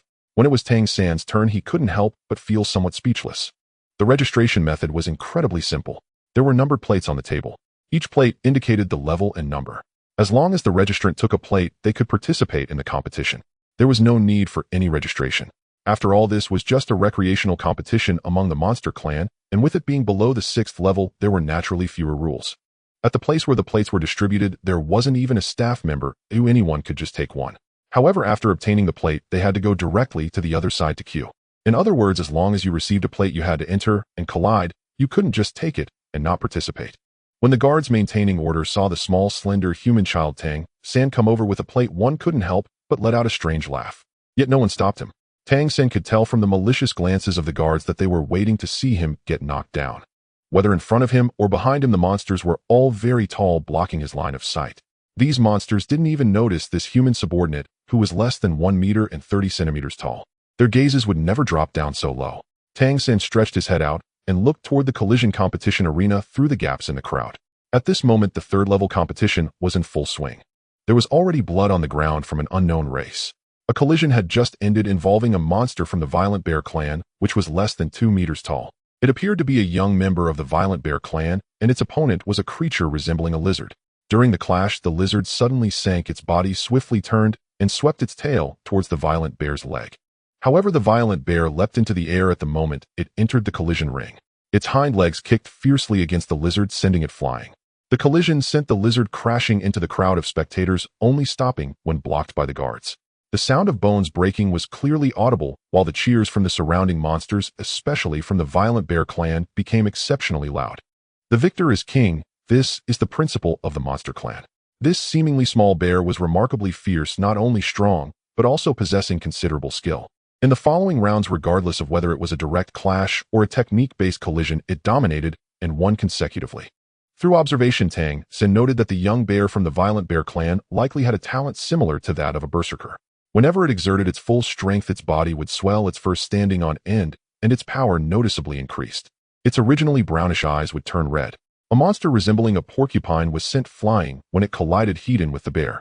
Although the porcupine's quills left 2 wounds on it, the bear clearly held the upper hand in terms of strength. Despite being at the 3rd level, the young bear's combat prowess was no less than that of a 4th-level warrior. This highlighted the differences in racial talents. This was also Tang San's first time seeing so many monsters. He carefully observed each monster's abilities, memorizing their unique traits. At the same time, he was analyzing in his heart whether these abilities would be useful to him. He had now formed a relatively accurate judgment regarding the connection between the Xiantian skill and the bloodlines of the monster clan in this world. Yet the only thing he couldn't determine was how many bloodlines he could accumulate through the process of continuous devouring in the future. In other words, how many bloodline imprints of the monster clan could his Xiantian skill retain? This was related to the level of the Xiantian skill. Currently, he only had 2 types: Wind Wolf Transformation and Flash Leopard Transformation. The abilities granted were the Wind Blade and Leopard Flash. One ability enhances speed while the other allows for ranged attacks. Both are quite useful provided he can continue to improve. He believed that he should not be able to infinitely enhance the abilities he devoured. There would definitely be a numerical limit, but he was not yet clear on what that number was. He had a vague guess, but it needed experimentation to confirm whether his assumption was correct. The ultimate winner of the 3rd level was the young Violent Bear. When it defeated 10 opponents, it roared continuously in the center of the arena. In the end, it chose a Fire Element coin and an Earth Element coin. In addition, it received 10 Lingxi coins as its victory reward. The Violent Bear hosting the collision competition lifted the young bear overhead and roared loudly in the center of the arena. "This is my son. My son. Did you see that? My son is the first in the 3rd level." Roar. Cheers and roars made the ground tremble. The subordinate races dared not make a sound in such a scene, even trembling. Almost all the subordinate races participating in the competition were those competing in the 3rd level. Tang San saw at least 7 injured, with 2 of them in critical condition. After the 3rd level ended, it was time for the 4th level competition. A robust pig monster slowly walked into the arena. It was covered in iron-black fur, and its pig head was particularly large, standing about 2 meters tall. Its back was extremely broad, showing off its incredible strength. 2 thick tusks protruded from its lips, roaring ferociously. The Porcupine clan has a rare dual talent. Indeed, the monster clan's talent abilities are not limited to just one. Wang Yinfeng had told him this, but having multiple abilities doesn't necessarily mean one is strong. However, relatively speaking, those top-tier monsters and spirit creatures often possess multiple talent abilities. The Porcupine clan's talents are the charge and backstab. The Porcupine clan can shoot spikes from its back, and the charge ability is self-explanatory. The more powerful the porcupine, the more spikes it has on its back. The 4-level porcupine in front had as many as 8 spikes on its back. When it stood at one side of the arena, the 8 spikes on its back slowly rose diagonally forward, its back swelling as if ready to shoot at any moment. Tang San had no interest in the Porcupine clan's talents. Other races were one thing, but he certainly didn't want to be a pig. Neither charge nor backstab were abilities he desired. The opponent of this 4-level porcupine was a Flash Leopard. This was also Tang San's first time seeing a member of the Flash Leopard clan appear in today's collision competition. There had been no Flash Leopards in the previous 3rd level. Flash Leopards excelled in speed, and direct collisions were not their strong suit, which is why they hadn't appeared in the previous matches. The 4-level flash leopard now present had a slender build standing about 2 meters tall. Not particularly imposing, but its narrowed eyes glinted with a hint of ferocity, with tusks jutting down from its lips. Its seemingly thin body was taut with muscles, showcasing its incredible vitality. Begin. With the violent bear's angry roar, both sides launched simultaneously from their respective sides. The flash leopard moved at an incredible speed, darting toward its opponent and almost instantly reaching the collision circle. Meanwhile, as the porcupine raced, its 8 spikes shot out without hesitation. When the porcupine monster launched its back spikes, Tang San couldn't help but regard it with newfound respect. The spikes shot by the porcupine were not aimed at the leopard. Instead, they were fired in other directions. However, these 8 spikes sealed all the routes the flash leopard could use to dodge. The porcupine was absolutely confident that its frontal charge could crush the lightning leopard. However, what it feared was the leopard's speed. Once the lightning leopard dodged its frontal charge, it would surely dash far away at full speed, thus losing the competition. If the porcupine and the violent bear were strong races in the collision competition, then the lightning leopard represented the faction of skill. When strength meets skill, the first step is to strive to limit the opponent's technique. According to the rules, a collision must occur within 3 seconds after entering the inner circle, followed by evaluating the final winner. The porcupine's charge wasn't at full speed, for even at a reduced speed, its tough skin and flesh were enough to win in a frontal collision. The only concern was the opponent's evasion. Its quills restricted this aspect. The 4th-level lightning leopard faced those 8 quills without panic, maintaining its swift forward momentum. It charged forward in a straight line, seemingly oblivious to those 8 quills. As long as it didn't dodge sideways, they wouldn't hit it. Both sides were approaching the collision circle. Tang San's eyes shimmered with a purple light, and everything around him seemed to slow down. The porcupine's tusks had already risen, while the lightning leopard appeared to be charging straight ahead, its body glowing with yellow light as its leopard flash ability activated. Their forms almost instantaneously crossed each other.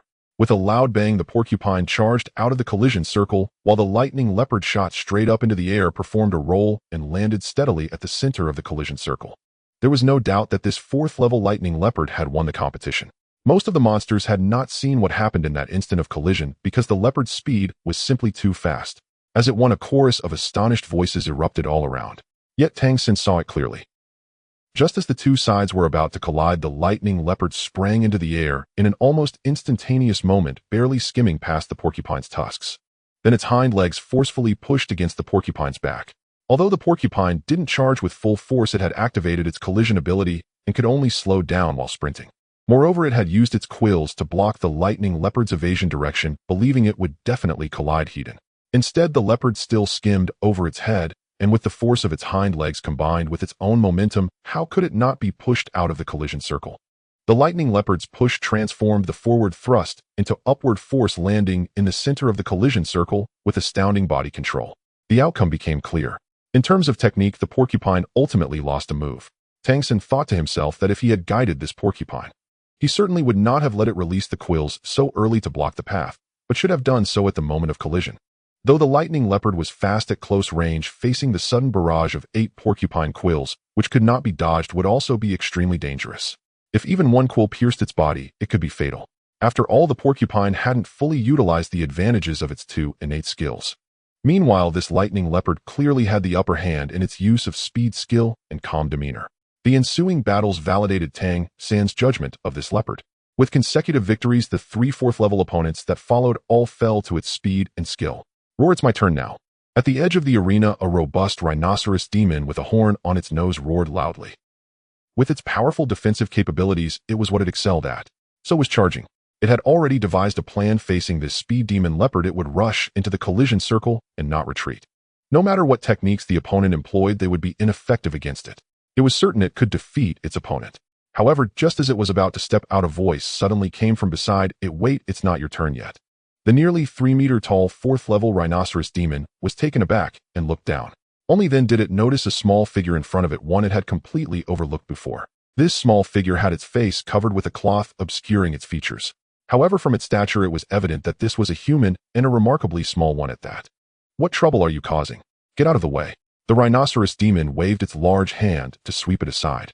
However, the small figure had already dashed forward into the arena, holding its contestant badge high. 4th level, no. 6. Yes, this was Tang San's badge. He was the first to sign up, so among all the 4th-level contestants, his registration number was 6. The leopard demon itself had won 4 consecutive matches.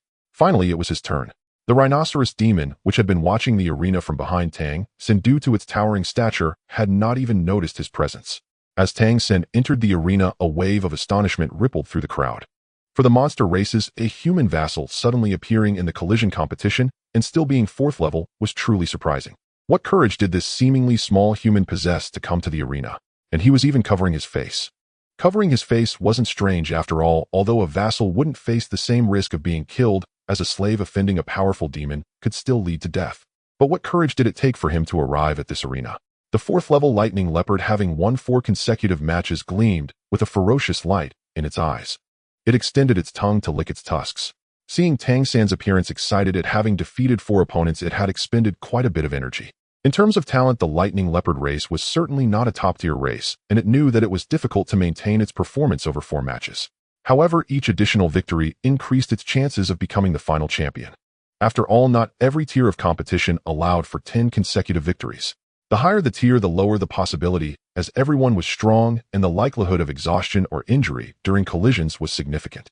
Thus, the appearance of this human vassal seemed to it not only a chance to save energy, but also an opportunity to rack up another victory, which was undeniably a very favorable situation. It had also noticed the next rhinoceros demon. Against the rhinoceros demon, it truly had no good countermeasure. In terms of race, the latter was indeed stronger and had the advantage. The 7th level violent bear glanced at the lightning leopard, and then at Tang San, its eyes flashing with a ferocious light. Tear him apart. Begin. Roar, tear him apart. Tear him apart. The surrounding monsters, after a brief moment of astonishment, erupted into deafening roars. A vassal daring to appear in a 4th level arena was in their view an insult in itself. The lightning leopard moved, not bothering to utilize its abilities, charging directly toward Tang San with its own speed. Although it was a collision competition, in the moment of impact, using its claws to shred the opponent was merely a trivial task for it. At that moment, Tang San also moved. A green light flowed from his exposed eyes, and while his body didn't undergo much change, it was evident that elements of wind were gathering around him, enveloping him in a layer of faint green light. Wind. Green light. Is this the wind wolf transformation? The 4th level lightning leopard's gaze became even more ferocious. The wind wolf tribe and the lightning leopard tribe had always been mortal enemies. Even if the opponent was merely a vassal, he was still a vassal of the wind wolf tribe. Among the spectators, there were certainly wind wolf demons. When they saw that this vassal belonged to their tribe, their first reaction was one of shame. Surely it would lose to that leopard demon. This was a disgrace for the wind wolf tribe. Tang San's speed appeared not as fast as that of the lightning leopard, so when the lightning leopard charged into the collision zone, he was still 5 meters away. The lightning leopard directly swept through the collision zone, without even using its leopard flash, its sharp claws already extending forward, its long body stretching out. Its fierce fangs were also aimed at Tang San. In its mind, the fate of this subordinate human had already begun to take shape. Its arms and chest would be torn apart by its own claws, its throat pierced by its own fangs. But wait, where did the human go? At that moment, the 4th-tier lightning leopard believed it was about to experience the delicious warm blood of a human. Suddenly, it realized that the human had vanished. Indeed, Tang San had disappeared from its view. He executed a very peculiar move, sliding on his knees. With his upper body fully leaning back and his knees bent, he slid forward, almost glued to the ground. The slender form of the lightning leopard passed right above his head. At that moment, with a cold gaze, Tang San extended his hands, which had turned a jade-like color, revealing sharp claws formed from condensed wind blades. He only needed to extend his firm hands into claws, and the 4th-tier lightning leopard, charging forward at lightning speed, had already exposed its chest and abdomen completely beneath his claws. With 2 muffled sounds, Tang San's hands had already sunk into the lightning leopard's abdomen. The lightning leopard was not known for its defense, and moreover, its abdomen was its most vulnerable area. As Tang San's hands penetrated its abdomen, he wrapped his legs around its waist. His small body was pulled forward by the charging lightning leopard. At this moment, the Xiantian skill was also in operation, vigorously absorbing the bloodline power within the lightning leopard. His own lightning leopard mark suddenly grew bright, as a large amount of bloodline power surged into his body after being transformed by the Xiantian skill. The lightning leopard mark evolved, instantly advancing from 3rd tier to 4th tier. This momentary breakthrough even made Tang San feel as if his body had become lighter. The power of the Xiantian skill also noticeably increased a notch. At the moment the 4th-tier lightning leopard's abdomen was pierced, it let out a cry of pain. But the next moment its voice came to an abrupt halt. The bloodline power was ferociously consumed in an instant, and in the next moment the wind blades erupted within its abdomen. Tang San had no intention of letting it live the moment he struck. The lightning leopard was the most suitable race for him to devour besides the wind wolf clan. Once he consumed too much, the opponent would inevitably notice, and he couldn't take that risk. Only by silencing it could he ensure the thoroughness of his devouring. When the observing demon clans saw the lightning leopard leap out and Tang San's body disappear, their first reaction was that Tang San had been pinned beneath it, and it was a certainty that he would die, cheering excitedly. However, the shrill roar of the fourth-tier lightning leopard pulled them back to reality. The cries suddenly stopped as if someone had squeezed their throat, and then a torrent of blood mixed with internal organs burst from the mouth of the fourth-tier lightning leopard. Tang San flipped over and emerged from beneath the lightning leopard's belly.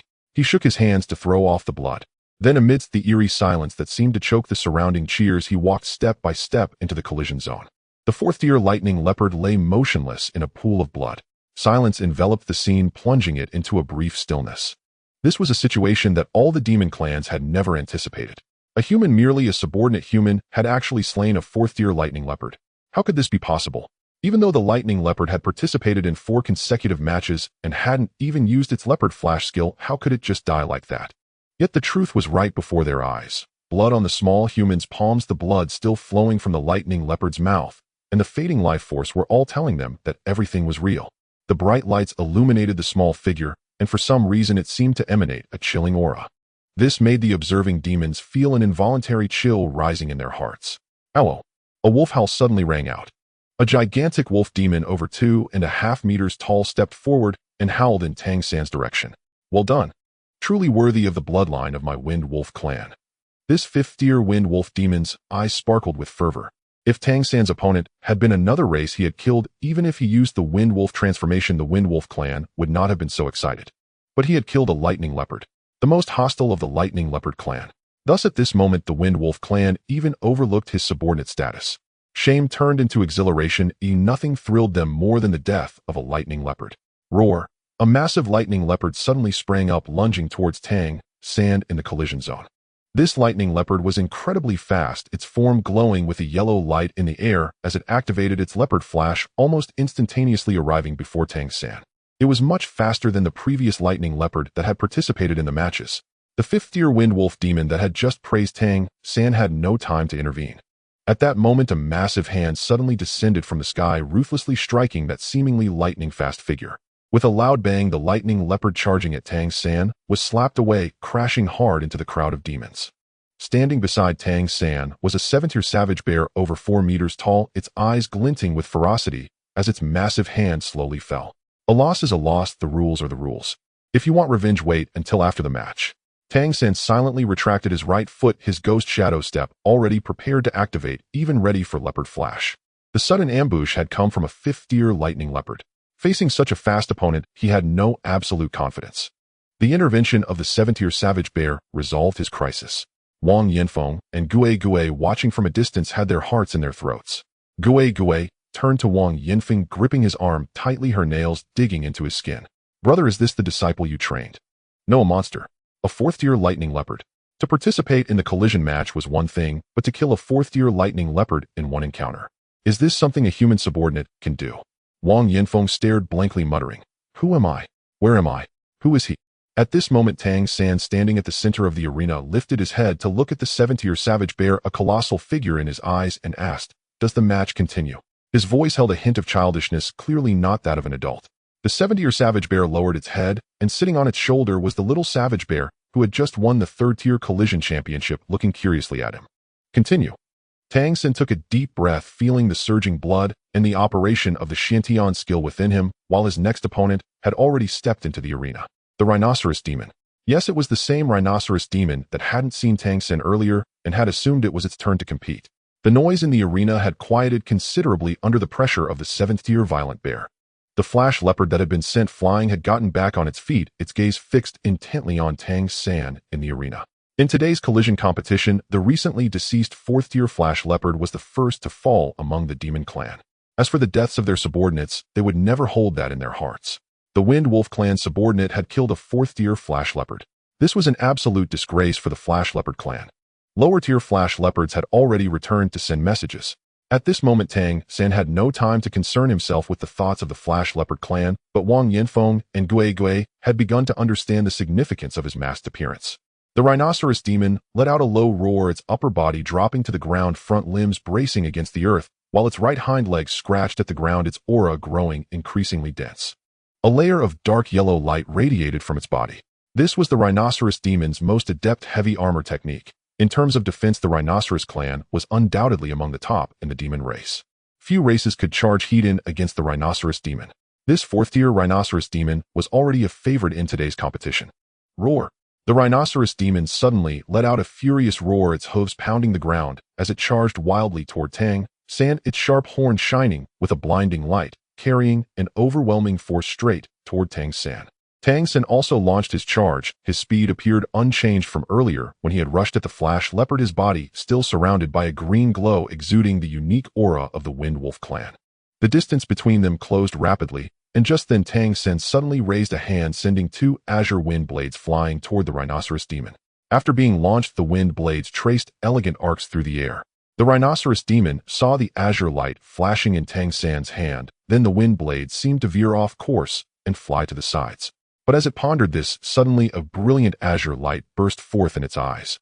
The two wind blades tracing arcs had already targeted its eyes, perfectly timed with its inherent speed and positioning. At this point, both sides were about to enter the collision zone. The rhinoceros demon snorted coldly, suddenly breaking its limbs and heading straight for the collision zone, while simultaneously closing its eyes rapidly. It did not believe that Tang San's wind blades could penetrate its heavy armor technique. Even though the skin around its eyes was one of the weakest points on its body, it should still be unbreakable. What it did not realize was that what Tang San wanted was exactly this moment of it closing its eyes. The two wind blades struck against its eyelids. Although the heavy armor technique's defense did hold, the rhinoceros demon could not help but feel a sharp pain in its eyes, letting out another furious roar. At this moment, Tang San had already leaped into the air. The watching demons all saw that he now held an additional wind blade in his hand. When the wind blade first appeared, it was azure green, but in his hand it continuously transformed, and one could even clearly feel the airflow from the surrounding air converging toward his palm. The azure green wind blade quickly turned into a dark green hue. The rhinoceros demon, its eyes stinging, had already thrown its head back, but it still needed time to restore its vision. It could only rely on its memory to guide itself into the collision zone. Tang San's small figure descended from the air, lightly floating toward the rhinoceros demon's raised head, the dark green wind blade thrusting down, still aimed at the rhinoceros demon's eyes. Simultaneously, his other hand struck down onto the top of the rhinoceros demon's head. If one looked closely, they would notice that when the dark green wind blade struck the eyelid of the rhinoceros demon that was hit, quickly caved in. Its heavy armor technique was indeed formidable, but it was still just a fourth-tier demon, far from being powerful within the rhinoceros clan. The defense could only barely cover its body, merging with its own resilient skin armor, and could not reach the level of energy projection. Tang San's wind blade, however, compressed the wind element and stabbed down with the sharpest point. It had still found the most vulnerable part, its eyes. In the next moment, the wind blade shattered, turning into scattered green light that dissipated, but the rhinoceros demon let out a near-maddened, painful howl. Its entire upper body reared up. It could no longer care about the collision competition. It galloped wildly, its large head swinging fiercely, attempting to use its strongest attack to take down its opponent despite its eyes being severely injured. But at this moment, Tang San had already lightly leaped up, landing steadily at the center of the collision zone. No one noticed that a flash of yellow light had flickered away from the palm he had pressed against the rhinoceros demon's head. The Xiantian skill within him surged, and the energy consumed from casting the wind blade quickly recovered. However, at this moment, he was also secretly astonished he had not held back during that last strike of the wind blade. Although it was not his strongest move, he believed that the penetrating power of that strike was considerable. The fourth-tier rhinoceros demon's eyes had indeed suffered severe damage, but they should not be completely blinded. This demonstrated just how formidable the defense of the rhinoceros clan's heavy armor technique was. The massive paw of the seventh-tier violent bear ruthlessly reached out, grabbing the frenzied rhino demon by its horn. With a loud roar, it suddenly exerted its strength, actually lifting the rhinoceros demon's hefty body high above its head, with just one hand holding its horn. In the next moment, it slammed the rhinoceros demon down onto the ground, violently knocking it unconscious. Useless, take it away. Can't you even defeat a subordinate? The disdain of the seventh-tier violent bear was tinged with anger. 2 consecutive victories. Tang San had defeated the fourth-tier flash leopard and the fourth-tier rhinoceros demon, although he had used only techniques. But the more powerful demon clans could see that this was not merely a matter of technique. The timing of his actions and his composure were the keys to his victory. Gui's expression was very peculiar. If she had been worried about Tang San's safety during the first match, now she only wanted to ask Wang Yanfeng beside her, where did you get this little monster from? Wind Wolf Clan's wind blades. Is it really as simple as just wind blades? Also a fourth tier at the age of 9. What extraordinary talent. At least she had never heard of such an existence in the human world. 9 years old, and already a fourth tier. What an extraordinary talent. At least she had never heard of such an existence in the human world. Wang Yanfeng's eyes were filled with astonishment. He had always known that Tang San was strong. A year ago, when Tang San was only at the 3rd tier, he had already suffered losses at his hands. However, he had never expected Tang San to be this strong. It was completely beyond his expectations. Roar. With a roar, Tang San's third opponent entered the arena. Compared to the previous rhinoceros demon, this opponent was much smaller. Its figure was quite slender, appearing to be only 1.5 meters tall, but it had a pair of wings growing from its back, which spread out to either side, with a wingspan exceeding 2 meters. A sharp light flickered in its pair of slender eyes. If Tang San remembered correctly, this should not be the participant who had just lined up behind him. It seemed that a participant positioned further back had been brought forward, specifically to deal with him. This must be a hawk-like demon. Undoubtedly, through the previous 2 battles, the demons must have concluded that their nimble forms and exceptional battle skills were advantageous. Clumsy demons would suffer against him, which is why they had sent out this agile flying demon to confront him. Suffering a continuous defeat against a subordinate was clearly a disgrace for the demons participating in the collision tournament. Tang San needed no further thought. He could understand the changes within the hearts of these demons. Eagles. Hehe. This is a whitehead falcon demon, a relatively rare species among the demon clan, known for its swift flying speed and strong endurance in flight. While its combat power is not particularly strong, its formidable flying and reconnaissance abilities stand out. Its gaze can capture subtle changes from 10 miles away. It is the best scout among the demon clan. The whitehead falcon demon evidently appeared after being signaled by a higher-ranking demon to counter Tang San's agility. If it were a true Wind Wolf clan, they would not fear the whitehead falcon demon, as true wind wolves are not only capable of unleashing wind blades, but are also quite robust. However, Tang San is merely a vassal. His slender physique in the eyes of the demons would allow him to move faster, but it also inevitably renders his defenses weaker. Using the whitehead falcon demon, which excels in speed and reconnaissance against him, is perfectly appropriate. The previous death of the flash leopard was seen by many demons as a result of the 4th tier flash leopard's own carelessness. Begin. With the command of the 7th tier violent bear, the whitehead falcon demon flapped its wings and soared into the sky in the blink of an eye. In its eyes, a bright light swirled as the eagle eye bloodline talent activated. Its gaze instantly fixed on Tang San.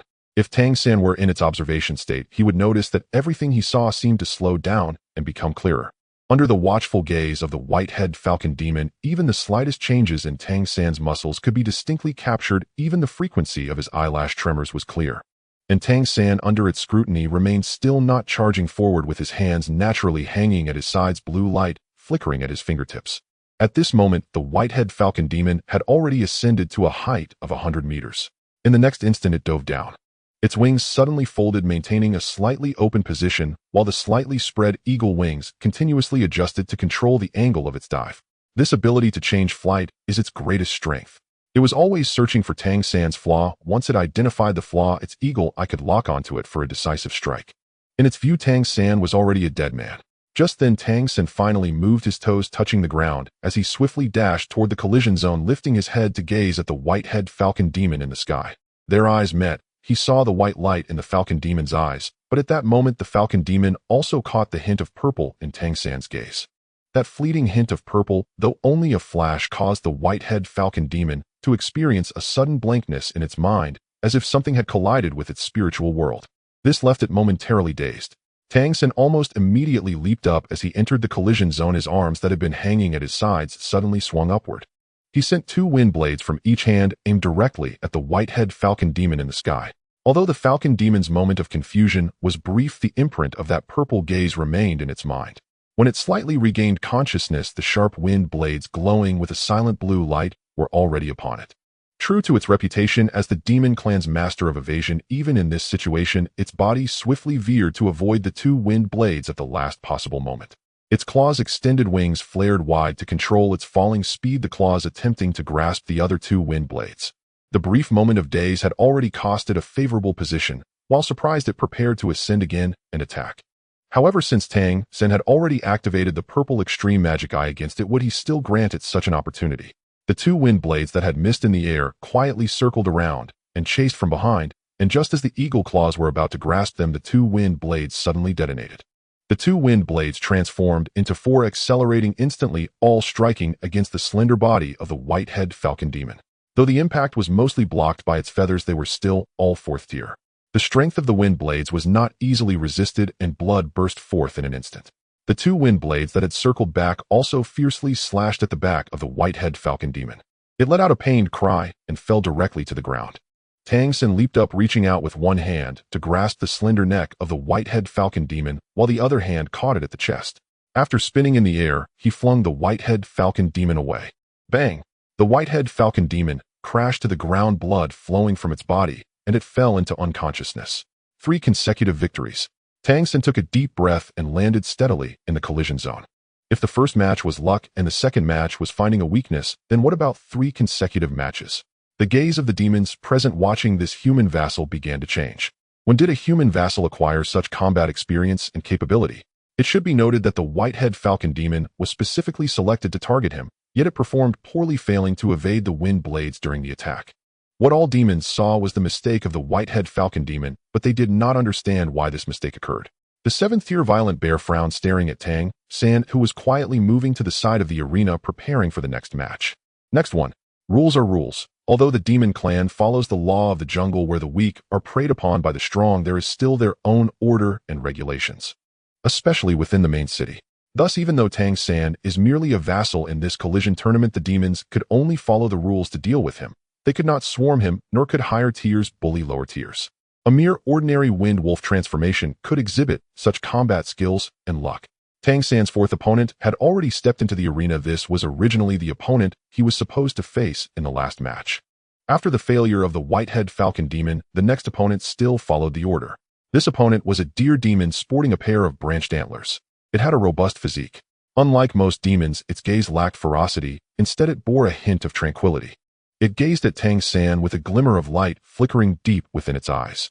The hair on its body was very peculiar, a light blue color with clusters of white speckles. This is a Lingxi deer demon. Tang San felt a stir in his heart. He had heard Wang Yinfeng detail about this type of deer demon. They are quite special, with blue fur that is very rare among demon clans, let alone appearing in deer demons. The number of deer demons is relatively large, representing a medium-level species within the demon clan. The Lingxi deer demon is not part of the royal family among deer demons, and its own strength is not particularly formidable. However, the innate abilities of the Lingxi deer demon are quite unique. Their innate ability is known as the Lingxi heart eye, with the strongest capability being perception. The Lingxi metal used to create Lingxi coins was discovered by the Lingxi deer demon clan. The greatest benefit of Lingxi coins is that carrying them helps the bearer maintain mental focus, and they even have the effect of refreshing the mind and promoting cultivation. After the Lingxi deer demon discovered Lingxi metal, this metal was later made into coins named after them.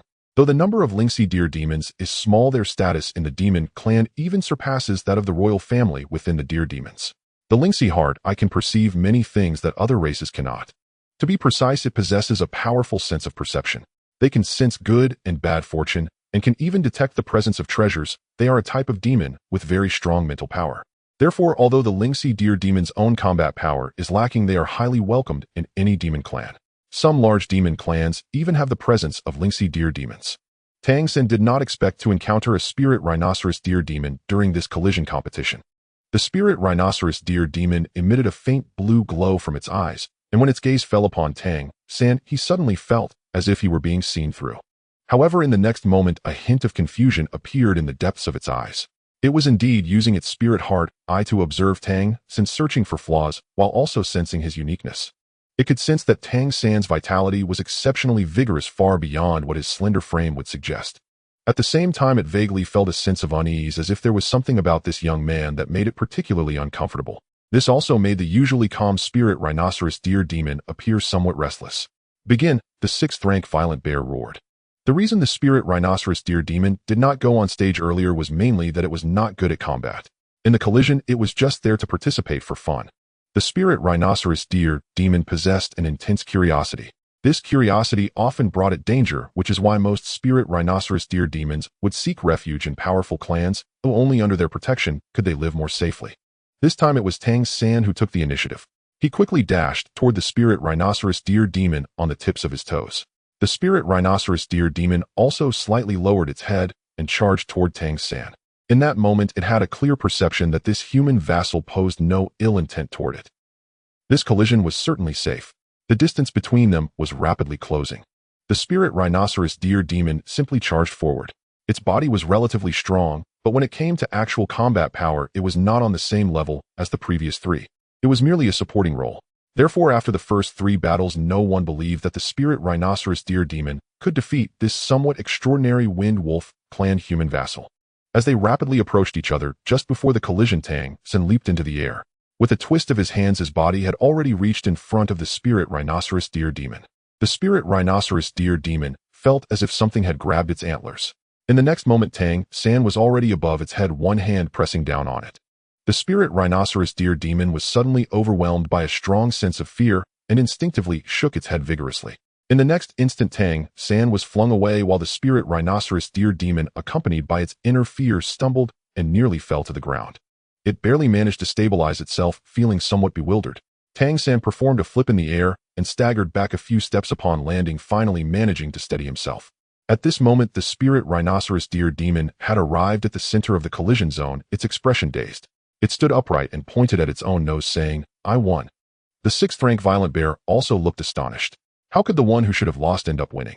Since when did the spirit rhinoceros deer demon become so powerful? Did it just fling the human away? Or was it that the human had exhausted too much energy and could no longer continue? While the watching demons looked at the spirit rhinoceros deer demon, in surprise, Tang San quickly approached the prize table, grabbed 3 spirit rhinoceros coins, and swiftly disappeared into the crowd.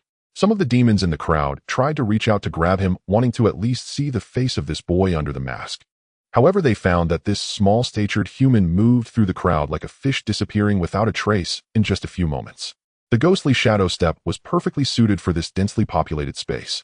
After winning 3 matches, he lost to the spirit rhinoceros deer demon.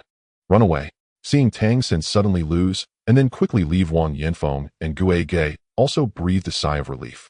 They dared not watch any longer and quickly retreated, blending into the crowd to leave. As for the demon clan still engaged in the collision competition, aside from the furious leopard clan still in a rage and the wind wolf clan in a state of excitement, other demons had little reaction.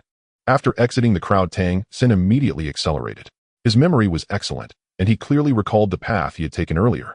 He did not seek out Gue and Wang Yanfeng, but instead navigated through the streets and alleyways, moving through the dark corners. He headed directly back to the tavern. Just less than a minute after he left, several gleaming yellow-eyed leopards from the furious leopard clan swept past the place he had just been. They sniffed the air, trying to discern his scent and find his trail. Of course, this was futile. Tang San only needed to do one simple thing to conceal his aura: change the bloodline imprint from the wind wolf's blade wind to the furious leopard's bloodline imprint. With the bloodline aura altered, how could they discern his scent?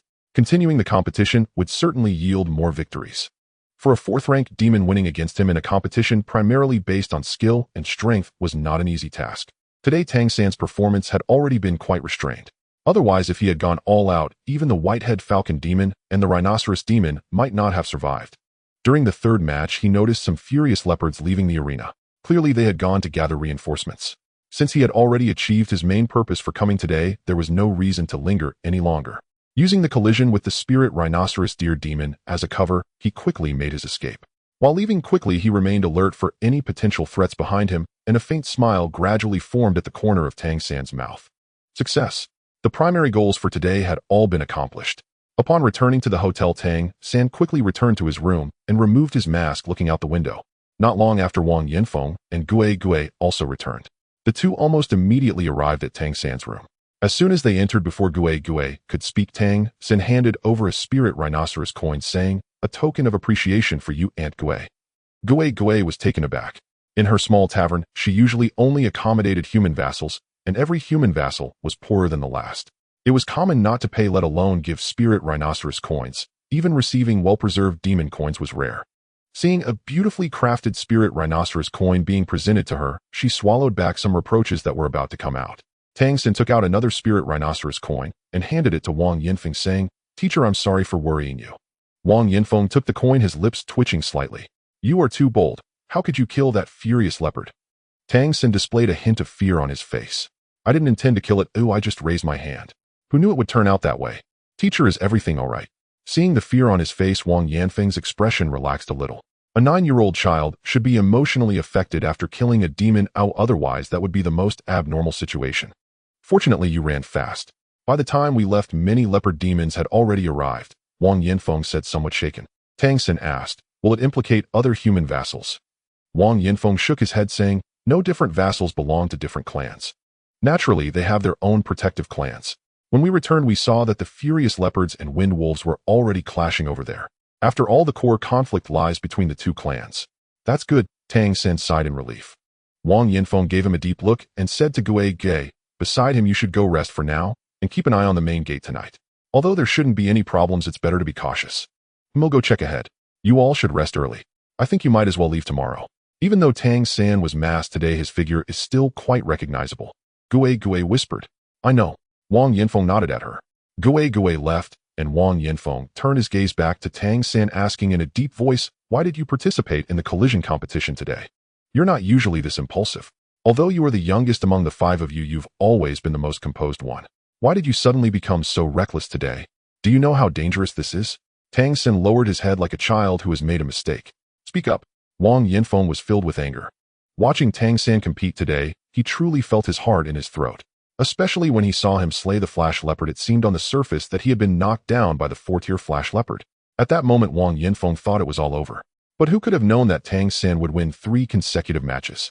Even the powerful rhinoceros demon and the swift and perceptive white-head falcon demon fell to him.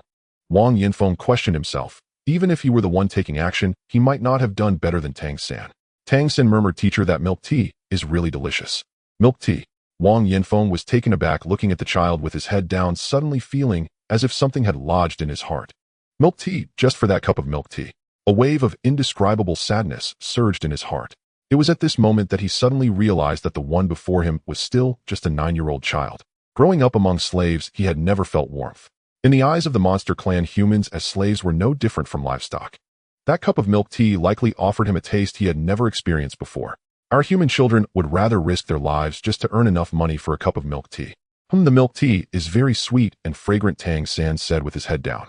Wang Yanfeng took a deep breath, suddenly stepping forward and pulling Tang San into his embrace. Tang San lowered his head out. At that moment, the image of the beautiful young man he met today surfaced in his mind. That cup of milk tea was right by his bedside simply because it had been held by that beautiful young man. Don't do such foolish things in the future. If you want to drink milk tea, just tell me and I'll take you to buy it. Wang Yanfeng's voice was no longer strict, it was low and warm, as if he were holding back a sob. Tang San's heart trembled. In that moment, the image of his father from his past life involuntarily appeared in his mind. Compared to this life, his previous life could be considered fortunate. At least he had his father accompanying him as he grew up. His father from the previous life was one of the strongest of that era. Whenever he encountered danger, his father was always there for him on his path of growth. From Wang Yanfeng, he felt the same warmth his father had given him in his previous life. I'm sorry, teacher. I won't be impulsive again. I made you worry. Tang San sincerely admitted his mistake. Indeed, if it weren't for encountering the beautiful young man today and the profound impact that had on his heart, he would never have recklessly participated in the competition. However, the moment he saw the beautiful young man, he could no longer restrain the impulse inside him. Today was the happiest day since he arrived in this world, having found the reincarnation of his beloved from his past life. At this moment, he also felt the paternal love brought by Wang Yanfeng. He had already expected to be scolded by both Wang Yanfeng and Gui when he returned. But unexpectedly, all he received was warmth. Wang Yanfeng patted his head. Forget everything that happened today. You have great talent. You will surely go far in the future. Get some rest early. You'll go check on your Aunt Gui. If nothing happens tonight, everything should be fine. Okay, Tang San replied. Wang Yanfeng gently patted his shoulder and then stood up to leave. After he had gone, Tang San noticed that the Lingxi coin he had given him was still left on the bed, not taken away. Teacher, you truly are a good person. Tang San's heart warmed considerably. After turning off the lights, Tang San sat cross-legged on the bed. He first calmed his mind. Then he gradually entered a meditative state, feeling the surging power of the Xiantian skill within him. Today's 4 battles were very important for him. The reason he chose to fight 4 times and withdrew in time was all part of his plan. In the first battle against the flash leopard, he killed it almost instantly, devouring all the bloodline power of the 4-tier flash leopard. This was to enhance his own leopard flash. The effect of leopard flash was immensely significant for Tang San. That momentary acceleration would grant him greater adaptability and capability to change during battles. The capabilities of the 4 tiers and 3 tiers are worlds apart. The power can be greatly enhanced. Just like his wind blade, if it weren't for being under the watchful eyes of everyone today, it's true, might would have been much stronger. Reaching the 4-tier leopard flash would undoubtedly advance his overall combat power. In the following 3 matches, he only devoured a bit of bloodline power from the rhinoceros demon, the whitehead falcon demon, and the lynxy deer demon, forming bloodline imprints within himself. Because the amount he devoured was not much, the imprints formed were likely similar to those of the 3 tiers. Why did he choose to devour 3 kinds? One was to increase his skill count. The other, more importantly, was that Tang San wanted to test how many imprints he could devour with the Xiantian skill. According to his speculation, it was very likely that each tier of Xiantian skill could devour one type of imprint possessing a skill of the demon god transformation. But this was just speculation, as specifics still needed to be validated through practice. He originally had the wind blade and leopard flash, so if he devoured 3 more types, he would be at the 4-tier capability. That would surpass 1. If these 3 could be imprinted within his Xiantian skill for use, it would mean that his previous judgment was wrong. If he could only imprint 2 types, and the other couldn't, that would mean his judgment was correct. This would greatly benefit him in his future cultivation. However, the final result was somewhat unexpected for Tang San. At this moment, the 3 types of bloodline power he had devoured were not imprinted, floating within his Xiantian skill, like 3 different colored orbs of light quietly waiting. Tang San vaguely felt that he could imprint all 3 skills into his Xiantian skill, making them his own abilities. Yet he also had a sense that the wind blade and leopard flash skills he already possessed seemed to be impacted, feeling active. What does this mean? Tang San couldn't help but feel confused. Why did the arrival of these 3 new abilities make the 2 skills he had already owned feel unstable? This was the first time he had encountered such a situation since he began cultivating in this world. The instability of the 2 imprints didn't make him anxious. On the contrary, he felt excited at this moment. For him, neither the wind blade nor the leopard flash could be considered powerful abilities. There was even very limited room for improvement. The potential for future growth was evidently limited. In such a case, the most troublesome situation would be that the already imprinted skills could only continue to improve, while the total number of skills he could imprint was limited. If that's the case, at least until he breaks through to the divine level, the wind blade and leopard flash would continue to accompany him in his growth. This was undoubtedly the worst state, but Tang San had no other choice. Because during the time he first arrived in this world, the most important thing for him was to understand the system of this world. The fusion of wind blade and leopard flash in fact opened the door to this world for him, allowing him to gradually gain the understanding he had now. Therefore, Tang San was already prepared to tolerate the continuous existence of wind blade and leopard flash if his skills were limited to a certain range. Then he would find ways to develop them into something stronger and more suitable for himself. At this moment, when the new 3 types of seals arrived, for some reason the 2 skills that had been deeply imprinted in his bloodline suddenly became ethereal, as if they could detach from his bloodline at any time. This discovery filled Tang San with joy, as it meant that his Xiantian skill had more potential for change while integrating with various abilities of this world. Although he was unclear about what those changes were, they undoubtedly brought more possibilities. He did not rush to activate the 5 seals, but instead quietly felt the differences between them and their relationship with his body. Among the 5 seals, without a doubt, the seals of wind blade and leopard flash were larger and brighter. After leopard flash had just completed its upgrade, although it still couldn't compare to wind blade, it had clearly improved considerably. The other 3 abilities had not reached the 4th tier. In such combat situations, Tang San had no time to absorb more and could not absorb all the bloodline power from the opponent, or else his devouring ability would surely be exposed. Thus, the heavy armor technique of the rhinoceros demon, the eagle eye of the whitehead falcon demon, and the heart eye of the spirit deer demon were all at a 3rd-tier state. Among the 5 seals, the 2 4th-tier seals appeared more vivid because they had merged with Tang San's bloodline, while the other 3 clearly fell outside the system but were still influenced by the Xiantian skill. After observing for a while, Tang San sensed that these 5 seals were relatively stable. Even the 3 seals that had not merged into his bloodline were kept within a certain range and showed no signs of detaching from his body or dissipating. This was somewhat peculiar. As the Xiantian skill operated, the power in the Dantian transformed into a vortex, and the 2 skills already imprinted within his body rotated along with the vortex, as if they were part of it. The 3 new skill seals, however, hovered above the vortex drawn by it, but not merging. It wasn't that they didn't want to merge, rather Tang San had not controlled the Xiantian skill to pull them in. The observation was not in vain. Tang San gradually felt something marvelous. The 3 new skill seals, although not integrated into his body, were still nourished by the Xiantian skill. In other words, even while suspended outside his Xiantian skill vortex, they could silently absorb some energy to sustain themselves. With a thought, Tang San controlled his mental strength to sever the connection with the heavy armor technique seal. Suddenly, the heavy armor technique seal trembled lightly and began to fade at a visible speed. Tang San immediately reinserted the Xiantian skill into it, and instantly the seal became clear again. He immediately made a judgment in his heart: these bloodline seals belonging to the beast god transformation bestowed skills upon him, and their existence required the nourishment of his Xiantian skill, as using them was essentially a transformation of the Xiantian skill. If he severed their connection with the Xiantian skill, these skill seals would disappear. As long as he maintained the nourishment of the Xiantian skill for them, they would continue to exist. If that is the case, could he switch between the integrated skills and non-integrated skills at any time? Thinking of this, Tang San began to try. He used his mental strength to guide the leopard flash seal, attempting to detach it from his bloodline. As soon as he moved the leopard flash, Tang San immediately felt his Xiantian skill start to stir. The originally stable vortex began to fluctuate. But his mental strength was stable. He did not rush to pull out the leopard flash all at once, but instead proceeded gradually, carefully, pulling while observing the changes. Soon he discovered some clues. The leopard flash seal was being gradually pulled out by him.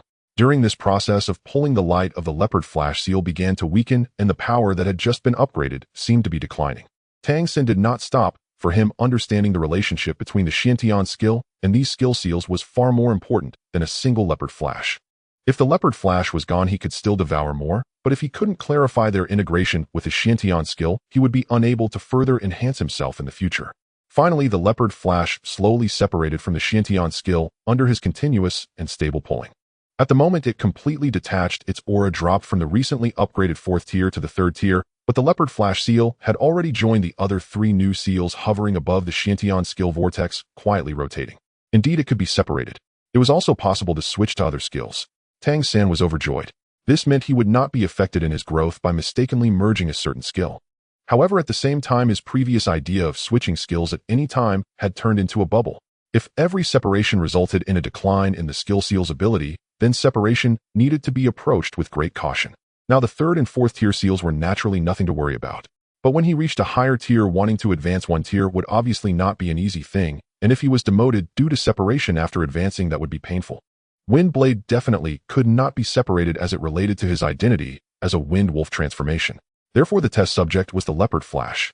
Looking at the 4 skills floating on the surface of his Xiantian skill, Tang San continued his experiments, beginning to merge the 4 seals into his body. First was the return of leopard flash. Perhaps because it had already merged before, the return of leopard flash to the embrace of the Xiantian skill was very smooth, almost instantly returning to the Xiantian skill vortex. However, it still remained at the 3rd tier. The previously dissipated seal level did not restore. The merging of the heavy armor technique seal took a bit longer, but Tang San noticed that when he integrated the heavy armor technique, the power of his bloodline seemed to have a certain impact, becoming denser, and his physical strength seemed to be enhanced as well. These seals brought not only the skills themselves, but also some characteristics of their original bloodlines. He had not felt this significantly when merging the Wind Blade and Leopard Flash seals before. Perhaps it was because the Rhinoceros Demon's bloodline was at a higher level. Next was the Eagle Eye seal of the White-Head Falcon Demon. As the Eagle Eye seal merged, Tang San clearly felt a refreshing sensation in his eyes, just like when the heavy armor technique merged, which also had benefits for himself. If that is the case, then it means the stronger the bloodline of the skills he merged, the greater the help it would provide him after merging. This is great news. When his body could be enhanced by integrating the bloodline imprint, could he not one day possess the strength of a bear, the speed of a leopard, and the endurance of a horse? This was a direct enhancement of physical quality. While pondering this, Tang San began the fusion of the final skill imprint, which was the most crucial part of the integration process for him. This was the 5th one, surpassing the 4th tier. If successful, it would mean that he had not yet reached the limit of skill fusion. In the case of separation, the more skills he could fuse, the better, providing a comprehensive enhancement to himself. Even if he reached his limit in the future, he could replace existing imprints with better skills. With the evident enhancements brought by the heavy armor technique and the eagle eye technique, Tang San began to hope that his judgment was wrong, wishing to integrate the Lingxi Deer Demon's Lingxi Hard Eye. The Lingxi Hard Eye seemed to enhance perceptual power, a remarkably rare ability, even more valuable than those that directly boosted combat strength. However, Tang San proved to be the reborn God King. His earlier judgment was correct. As he attempted to merge the Lingxi Hard Eye into his Xiantian Gong, the vortex of Xiantian Gong clearly felt swollen, with the 4 imprints inside shining with their own light. When the light orb representing the Lingxi Hard Eye began to merge, he immediately sensed a strong repulsion force pushing it away. Indeed, just as he had guessed, each tier could only integrate one additional skill rather than allowing for unlimited fusion of imprints. Tang San felt little disappointment. A certainty was the most important thing for him, which was also the reason why he sought to absorb the three abilities for experimentation. Now that he had confirmed his judgment, he could choose his future cultivation and enhancement direction. It was fine if it did not work. He would take his time. After all, nurturing the Lingxi Deer Demon's Heart-Eye ability merely meant wasting some energy from Xiantian Gong, slightly slowing his own enhancement. After making his judgment, he would see which to retain and which to replace. Just as he was about to give up on merging the Lingxi Heart-Eye, suddenly Tang San felt one of the 4 imprints in his Xiantian Gong energy vortex tremble slightly. Immediately after, a strong pull emanated from that imprint. The Lingxi Heart-Eye imprint, which had originally been repelled, paused for a moment before being drawn in by the imprint radiating the pull, slowly beginning to merge. This was Tang San instantly became nervous, not in an anxious way, but in an excited manner. He did not interfere with this change, but focused his mind to the utmost, silently observing the transformation between the 2 imprints. The imprint generating the pull was the Eagle Eye skill, which had just settled within him. At this moment, the Eagle Eye clearly produced a pulling force, seemingly wanting to absorb the Lingxi Heart-Eye and devour it. However, this devouring was evidently quite difficult. The Lingxi Heart-Eye was struggling fiercely, seemingly unwilling to be devoured by the Eagle Eye. Yet the determination of the Eagle Eye to devour remained steadfast. Meanwhile, Tang San immediately sensed that his Xiantian Gong energy was being consumed rapidly. This Eagle Eye was intriguing. It was absorbing the energy from his Xiantian Gong to devour the Lingxi Heart-Eye. It seemed that in terms of hierarchy, the bloodline level of the Lingxi Deer Demon should be above that of the Whitehead Falcon Demon, which is why the imprint of the Whitehead Falcon Demon required the energy of Xiantian Gong for assistance. The key point was, could they actually merge? The fusion situation had not occurred with the more powerful Wind Blade, nor had there been any changes in the Leopard Flash and Heavy Armor technique. Only the Eagle Eye. Did this mean that under certain shared origins, bloodline imprints could devour one another? Was this a mutation or hybridization? Tang San couldn't help but harbor strange thoughts, but did not attempt to interfere with this fusion and devouring. He merely observed silently. The Eagle Eye could absorb as much Xiantian Gong energy as it wanted. Tang San just silently urged his Xiantian Gong to recover his lost energy. Surprisingly, the Eagle Eye was consuming a considerable amount, with Tang San's 4th level Xiantian Gong in just a short while a third of his energy was depleted. But he also noticed that a third of the bloodline imprint of the Lingxi Heart-Eye had already been drawn into the Eagle Eye imprint. The imprint of the Eagle Eye itself had noticeably brightened. The tier didn't seem to have improved, but it had indeed brightened. The Lingxi Heart-Eye was originally of bluish-green, while the Eagle Eye was a white bloodline imprint. At this moment after the fusion, the Eagle Eye imprint had clearly turned a light azure color, and the blue hue was deepening, becoming somewhat similar to the Wind Blade imprint, but even brighter. Interesting, this truly was intriguing. As the speed of absorption increased alongside the strength of the Eagle Eye imprint, when Tang San's Xiantian Gong energy was nearly depleted by 2/3, the Lingxi Heart-Eye imprint finally disappeared, completely merging entirely with the Eagle Eye into a turquoise imprint with faint white energy swirling on its surface. This was evidently not a simple devouring. The Eagle Eye not only enhanced itself, but would certainly also inherit some functions of the Lingxi Heart-Eye.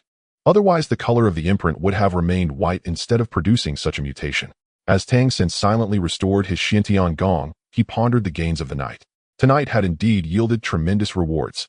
The most important thing was that he clarified the limits of his skill imprints and the possibility of skill absorption evolution, especially the latter. Tang San, as the reborn God King, found this world entirely new and unfamiliar. However, as long as he could identify some patterns, he could gradually perceive the true essence of this world, thereby utilizing his own abilities for self-enhancement. Understanding the relationship between bloodline imprints and his Xiantian Gong was far more important than merely acquiring new skills and making progress with Xiantian Gong. With this discovery, directions for future enhancements became clear. Furthermore, the skills already imprinted were not immutable. They could be stripped off at the cost of the bloodline imprint's original tier. In this world, he was the only one practicing Xiantian Gong, so all his abilities could be considered unique. Given his current weakness, he would not be actively targeted by the planar forces of this dimension. Whether that would change in the future was a question for when he broke through to the divine level. With 2 skills turning into 4, and one of those skills being a fusion of 2 bloodline imprints, there was no doubt that Tang San's strength had significantly increased. A quiet night passed. The small and reached dawn safely. The absence of any flash leopard or wind wolf demons meant that everything that had occurred the previous day had been passed. As for what transpired after the collision competition, that was not something Wang Yinfeng Gui or Tang San needed to concern themselves with. In the early morning as the sky began to lighten, Tang San awoke from his meditation. This was his daily cultivation habit. Pushing open the window, he focused on the faint light of dawn appearing on the horizon. As Xiantian Gong operated the purple energy brought by the rising sun, at that moment was the best time for him to practice the purple extreme demon eye. A subtle purple aura emerged in his eyes, and suddenly Tang San's pupils contracted as he was astonished to find that his vision seemed magnified, as if the horizon had been drawn closer in that instant. And just then the faint purple aura emerged at the distant horizon, which was the purple energy coming from the east. Tang San felt a warmth in his eyes, as if his vision had instantaneously communicated with the purple aura, which flowed more abundantly into his eyes, causing them to feel somewhat scorching. He had to quickly close his eyes and exert all his mental strength to control the massive influx of purple aura, merging it with himself. This change was extremely peculiar, giving him a sensation of warmth throughout his entire body. While he felt the transformation of the purple extreme demon eye, he secretly contemplated. This should be the result of the fusion of the eagle eye and the spiritual heart eye. The integration of these two bloodline imprints seemed to significantly enhance his vision. So what if he used this skill to cultivate the purple extreme demon eye? No, that wouldn't work. Just through normal cultivation, the purple aura drawn in that moment was already several times more than usual. This allowed him to achieve double the results with half the effort while cultivating the purple extreme demon eye. However, if too much purple aura was drawn in through the skill, it could become troublesome. His eyes might not withstand it, risking blindness. He, having lived 3 lifetimes, was certainly not rash. After a moment of thought, he had already come to a conclusion. The benefits of absorbing bloodline imprints were far greater than he had imagined. It could also strengthen his body. At this moment, he could clearly feel his strength increasing, a result of the rhinoceros demon's heavy armor technique. This world, which he had always found somewhat distasteful, finally made him experience some of its wonders. After a considerable time having digested and absorbed the purple aura, Tang San silently sensed that the purple extreme demon eye had evidently made some progress equivalent to at least 5 or 6 days of regular cultivation. At this moment the sun had risen, and the somewhat blinding sunlight appeared gentle to Tang San's eyes. The purple aura had receded. There was only that fleeting moment of cultivation time each day. If he couldn't use his new ability to cultivate the purple extreme demon eye, then what would happen if he used it in conjunction with the technique? Thinking of this, Tang San focused his mind, closed his eyes, and activated the azure bloodline imprint within him. With the activation of the azure light, he clearly felt his Xiantian skill rapidly deplete, nearly 1/10 of it. In the next moment, all his perceptions seemed to sharpen. The sounds of insects and birds felt as if they were right beside him. Everything around him appeared three-dimensional, as if something in the void were responding to his perception. Instinctively, he sensed the 2 Lingxi coins on the table. A faint change in their aura seemed to resonate with his perception. At that moment, Tang San slowly opened his eyes. In an instant, 2 beams of purple light shot out from the depths of his eyes, each over half a foot long. At that moment, Tang San felt as if his vision had undergone a seismic shift. What he saw was a colorful world. The sky remained the same. However, within that sky, it was composed of countless colors. The teal light points represented the power of the wind element. The red represented fire, the blue represented water, the green represented life force. And what about the orange? It seemed to be pure light. And the white, that appeared to be the pure spiritual energy of heaven and earth. Under his gaze, the world seemed to have been deconstructed. Everything had been reduced to its most fundamental elements. With another thought, he summoned the wind. Instantly, in his vision, the teal wind elements rapidly gathered towards him. Tang San instinctively reached out his hand, and these wind elements naturally coalesced within his palm, forming a swirling vortex that slowly rotated. He could see the elements. This wasn't just a visual feat, but also a sensation felt through his perception. The combination of the spiritual heart eye and the eagle eye was indeed extraordinary. It also allowed his purple extreme demon eye to unleash even greater power when combined. Without a doubt, in that moment, Tang San had already made a judgment. Among the 4 skills he possessed, the strongest was not the wind blade that provided ranged attacks, nor the leopard flash that granted him speed, or the heavy armor technique that offered defense. Rather, it was this spiritual eye that combined the eagle eye and the heart eye. The effect of the spiritual eye lasted for 30 seconds, and when its effect faded, Tang San could clearly feel a slight soreness in his eyes, causing him to shed tears. What a marvelous ability! The spiritual eye was undoubtedly the capability he would strive to enhance in the future. The benefits of this ability were already quite evident, and in the future its potential for further enhancement would undoubtedly be immense. Just then a knock sounded at the door. When Tang San turned around, he saw Wang Yanfeng push the door open and enter. Wang Yanfeng was taken aback when he saw him. "Why are you crying?" It's nothing. I just got dazzled by the sunlight." Tang San hurriedly wiped away his tears. Wang Yinfeng scrutinized him a few times, feeling that Tang San seemed to have undergone some changes. He appeared somewhat different. Especially his eyes, although tears had just flowed, they seemed to have deepened in intensity. We need to prepare to leave. Your ghost aunt just went out to gather information. After the collision competition yesterday, the Flash Leopard clan and the Wind Wolf clan had a huge fight, and it took a lot of guards to suppress it. Both clans are looking for you, the Wind Wolf's vassal. We must leave Jelly City as soon as possible. Although your master physique is still too obvious a flaw. Tang San nodded. His actions yesterday were somewhat impulsive, though they brought great benefits. They could also lead to considerable trouble. Leaving as soon as possible was clearly the best choice.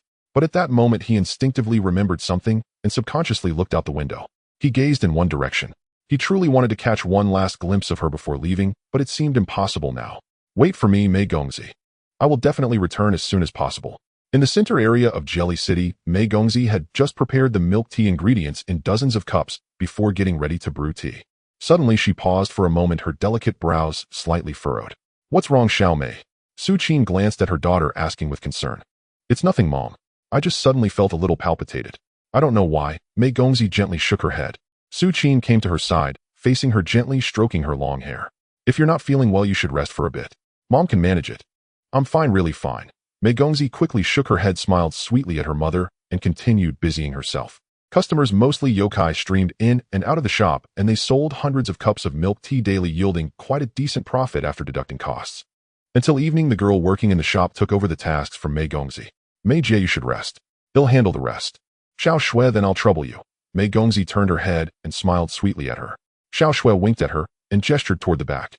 It seemed Mei Gongzi understood something intuitively, lightly nodding her head. The moment she turned around, her entire aura suddenly underwent some strange changes.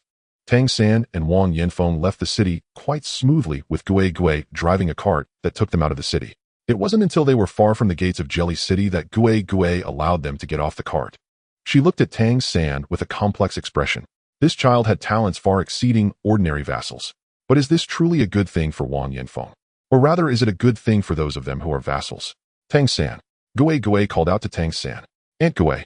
Gui sighed softly and said, you are the most talented and exceptional vassal I have ever seen among our humankind. However, you must understand that in this world the Demon Clan and the Spirit Beast Clan are the ones in control. Their power is overwhelmingly strong.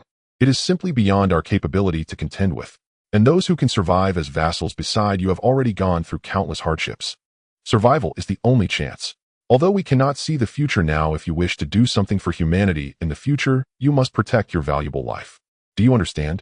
I understand. Tang San nodded. Gui looked deeply at him and said, I hope you truly understand. Brother, I am saying this to you as well. You must protect him and keep a close watch on him. Such incidents as yesterday must never happen again. Fortune will not always be on our side. Wang Yinfeng silently nodded, but said nothing. Do not come back to Jelly City for a while. Wait until you grow a bit more, at least taller, before returning. Gui said to Tang San. Tang San glanced in the direction of Jelly City, wondering if he could really stay away. Here he had too many important connections. After bidding farewell to Gui, Wang Yinfeng and Tang San set off. Along the way, Wang Yinfeng did not say much and did not provide the same earnest guidance to Tang San as Gui had, until they turned from the main road onto the small road back to Fengling Town. Tang San. Teacher. Tang San turned to look at the suddenly speaking Wang Yinfeng. Wang Yinfeng said, I used to think you were still young, that you needed time to grow and refine your will. But this time I have realized that you are no longer a child, you are more composed than I imagined. However, why do you act impulsively at the same time? Such sudden impulsiveness. Tang San replied, Teacher, I want to grow faster. To become stronger.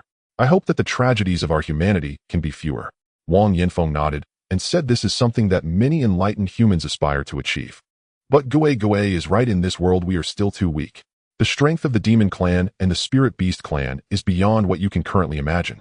However, Tang San shook his head and said, no, you are mistaken. I can imagine their strength. But does that mean we can do nothing just because our opponents are strong? If we do nothing, humanity will forever remain slaves. In terms of wisdom, we must surpass the Demon Clan and the Spirit Beast Clan. But why must our kin be enslaved by them, or even become their food?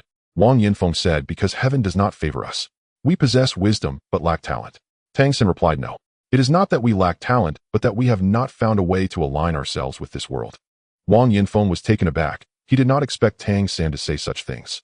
He had heard something similar once before. Tang San, you.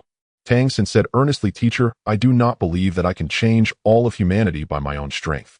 What can truly change all of humanity is finding the method that allows us to align with this world, thereby enabling us to grow stronger step by step. This may not be something that can be achieved in a single generation, but as long as we strive, there will surely be a way. When he had just arrived in this world, even he who had once been a god king felt fear and helplessness. However, as he began to understand this world more and more, he gradually started to sense the differences. Just as he had said, humanity here had yet to find a way to align with this world. Just like the Doloa continent from his past life. When he was born, the soul beasts of that world were still very powerful, and the strong soul beasts were difficult for humans to contend with. But humanity found a way to awaken their own martial souls, gradually developing by becoming soul masters and becoming stronger. Eventually, they began to oppress the living space of soul beasts and became the masters of the Doloa continent. So isn't this fairy continent before him just an early version of the Doloa continent? Perhaps 1,000 or 10,000 years later, humanity will also have found a way to grow stronger and overcome the demon clan and the spirit beast clan. Although in this fallen world on this fairy continent, everything seems a bit difficult. Because the hierarchy of the demon clan and the spirit beast clan is much higher than that of the soul beasts in the Doloa continent. However, it is not without hope. Perhaps in the grand scheme of things, my reincarnation into this world is to bring hope to humanity here. Wang Yanfeng suddenly smiled. I originally wanted to persuade you, but somehow I feel like I am being persuaded by you. The teacher also looks forward to seeing you find a method that aligns better with this world. However, before that, you must try to keep a low profile. The things you said to me today should not be mentioned to anyone else. Tang San nodded. Upon returning to Fenglang town, everything was as usual. Tang San went home first while Wang Yanfeng reported to the Lord of Fenglang. As soon as he entered the courtyard, Tang San felt the howling wind. Looking closely, he saw the three brothers of the Wang family sparring. The three seemed to be engaged in a free-for-all, relying solely on their enhanced physiques from the Fenglang transformation without using wind blades. They were constantly looking for opportunities, pouncing and grappling with each other. Ling Mushui watched from the side, thoroughly enjoying the scene, her hands glowing with green light as she practiced her control over the wind element. Seeing Tang San come in, her eyes brightened, and she quickly ran over, saying, Tang San, you're back. Tang San smiled slightly and nodded. They are really getting into it. Yes. While you and the teacher were away, the teacher instructed us to focus on practical combat practice. More practice makes it easier to stimulate the integration of the Fenglang transformation ability. Tang San nodded. Then he suddenly clapped his hands, drawing the attention of the three brothers of the Wang family, and their movements came to a halt as they looked in his direction. Tang San shook his head lightly. Your progress is too slow. Upon hearing this, whether it was Wang Chao, Wang Zhong, or Wang Xiaolei, they were all momentarily stunned. Tang San was the youngest among the five of them, and usually Wang Yanfeng often said he was still young and did not involve him in practical training. Moreover, Tang San was usually quiet and rarely interacted with everyone, practicing silently every day. It was only during the first practical training that they had seen Tang San demonstrate the wind blades. At that time, the three brothers of the Wang family had not yet fully awakened their intelligence and were still confused about everything. After a year of guidance from Wang Yanfeng, they had now gained some understanding of the outside world. Wang Xiaolei snorted. How are we progressing slowly? Look at my agile form. While saying this, he suddenly lunged at Tang San without releasing the Fenglang transformation. His right hand claw shot out quickly. Ling Mushui beside Tang San was startled and raised her hand to throw a wind blade, but Tang San reached out to stop her. In the next moment, he pointed his toes to the ground and charged forward. Now it was Wang Xiaolei who was surprised. He merely wanted to scare Tang San and did not intend to actually attack him. Seeing him suddenly rushing towards his claw, he hurriedly tried to retract his hand. Then he felt a flash before his eyes, and Tang San had already dodged his wolf claw and approached him. Wang Xiaolei was tall and thin, not very old, but his height was already close to that of Wang Chao. Tang San raised his right hand, hooked around his neck, and spun his body. In the wind wolf transformation state, Wang Xiaolei's physical abilities were quite impressive. As he landed on his back, he quickly sprang up, angrily exclaiming, You are cheating, you attacked me from behind. Tang San replied indifferently, If this were a battlefield, your throat would already be slit by me. Wang Chao and Wang Zhong exchanged glances, and Wang Chao couldn't help but ask Tang San, what's wrong with you today? Tang San looked at them and said, It's nothing, I just believe that you should grow faster. The three of you should come together. He'll accompany you in actual combat. Wang Chao exclaimed in surprise, Are you crazy? You. Before he could finish, two wind blades surrounded by green light shot towards him and Wang Zhong. Although Wang Zhong remained silent, his attention was sharply focused. The moment he saw the wind blades, he sprang into action, his explosive power propelling him to evade the blades and charge straight at Tang San. Bang! The wind blade he dodged suddenly exploded, causing a shockwave that threw Wang Zhong off balance as he lunged forward. On the other side, the wind blade also exploded. Wang Chao intended to counter Tang San's attack with his own wind blade, but his attack missed, and he was forced back a step by the explosion. Beat him! Wang Xiaolei shouted, rushing towards Tang San once again. Tang San turned to face him, shifting his steps to meet Wang Xiaolei. When Wang Yanfeng successfully completed his task and returned home, he was greeted by the sight of the three Wang brothers lying on the ground, gasping for breath. Wang Xiaolei's eyes were rolling back in distress. Tang San was talking to Ling Mushui, who looked deep in thought. What's going on? Get up! Wang Yanfeng frowned and scolded them. Teacher, you're back. Wang Xiaolei suddenly flipped over and sat up, his voice tinged with a cry. Tang San hit us. Teacher, are you being partial? Why is he so powerful? It hurts so much. Wang Yanfeng was taken aback and turned to Tang San. Tang San calmly replied, I just feel that they should accelerate their growth, otherwise I'm worried they won't become vassals. Wang Yanfeng was speechless, recalling that he had just advised Tang San to keep a low profile on the way back. Tang San naturally had his own plans. If he hadn't encountered the young master, he would have followed a low-key approach to gradually improve himself. Hiding himself as much as possible was the best course of action. However, for him, nothing was more important than quickly getting to the young master. Thus, he also had to consider how to get to Jelly City and how to leave this place. It wasn't just him, it was all the vassals here. Undoubtedly, Jelly City was much safer. What Wang Yanfeng brought him was not just knowledge. To relocate everyone to Jelly City, many things needed to be done, as strength was the foundation and suitable opportunities and reasonable justifications were necessary. Now filled with determination, he had to start preparing. It began with accelerating the growth of the Wang brothers and Ling Mushui. The Wang brothers looked at Tang San as if he were a monster. They could never have imagined that the youngest brother at this age could possess such formidable combat strength. Wang Yanfeng glanced at Tang San, then at the other three, and after some thought said, since that's the case, starting tomorrow Tang San will also join the actual combat class. Oh! The Wang brothers exclaimed in unison. Tang San, come with me. Wang Yanfeng called Tang San and went to the second floor. What's going on? Wang Yanfeng asked him. This trip to Jelly City had made him view Tang San in a new light, not only because of Tang San's displayed compatibility, but more importantly due to his meticulous thinking.